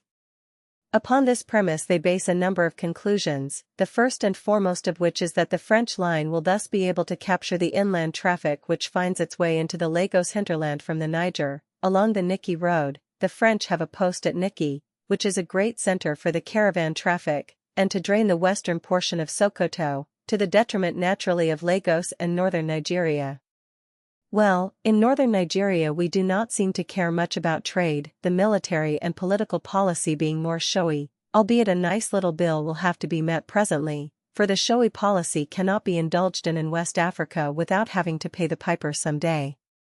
But in the case of Lagos it is a different affair, and the French argument is worth looking into. There can be no doubt that if the concessionaire of the Dahomey line lays his rails and provides his rolling stock at the same ratio of speed as the colony has performed its share of the work, the contention that the French railhead will in a couple of years be carried deeper into the interior is correct. That the concessionaire will do so is, of course, an assumption. He has been engaged in quarreling with his contractors for a considerable time, but now it appears he is seriously setting to work. At least, that is the information I get from Lagos. It is equally true that the French line, when it has reached its terminus at the 377th mile, will plunge into a network of trade roads, branching eastwards to Lagos and westwards to Togo, and will have an excellent chance of diverting the flow of the internal commerce from both those colonies. To that extent Lagos will probably be a loser, because the African is very conservative and will cling to his old trade routes rather than abandon them for new ones. And naturally the French railway will benefit him. But the French, perhaps, forget that the Lagos line, as far as Ibadan, at any rate, as far, that is to say, as it goes at present, does not rely upon inland traffic for its existence. It will be fed locally by the increased production which will accrue along its line of march by the conversion of thousands of carriers of produce into cultivators and reapers of produce. Between Ibadan and Île-aux-Rens, it cannot hope to do much anyhow. Beyond Île-aux-Rens again, increased local production will feed it, Nupe being a rich and well-populated country. If the British line remains stationary at Ibadan for many years, however, the danger from its French competitor, supposing the latter to follow a progressive construction, would certainly become more acute. Here, again, the question of finance comes in, and the French colony is decidedly better off. What greater contrast could, indeed, be imagined? Lagos in debt to the tune of over £1 million, burdened for all time with an annual drain of £50,000, while Dahomey is not in debt to the extent of 1 penny, and cheerfully advances £60,000 in 1 year to the works of construction out of its surplus funds.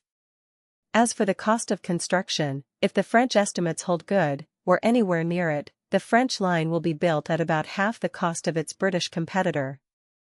Since the above remarks were written, news has been received that 65 kilometers of the railway were opened to traffic in September, and that railhead is expected to reach Abumi in January next. French Guinea railway length. Estimated cost. Finance. Present position Conakry-Kouroussa via Timbo length, 550 kilometers, or 342 miles.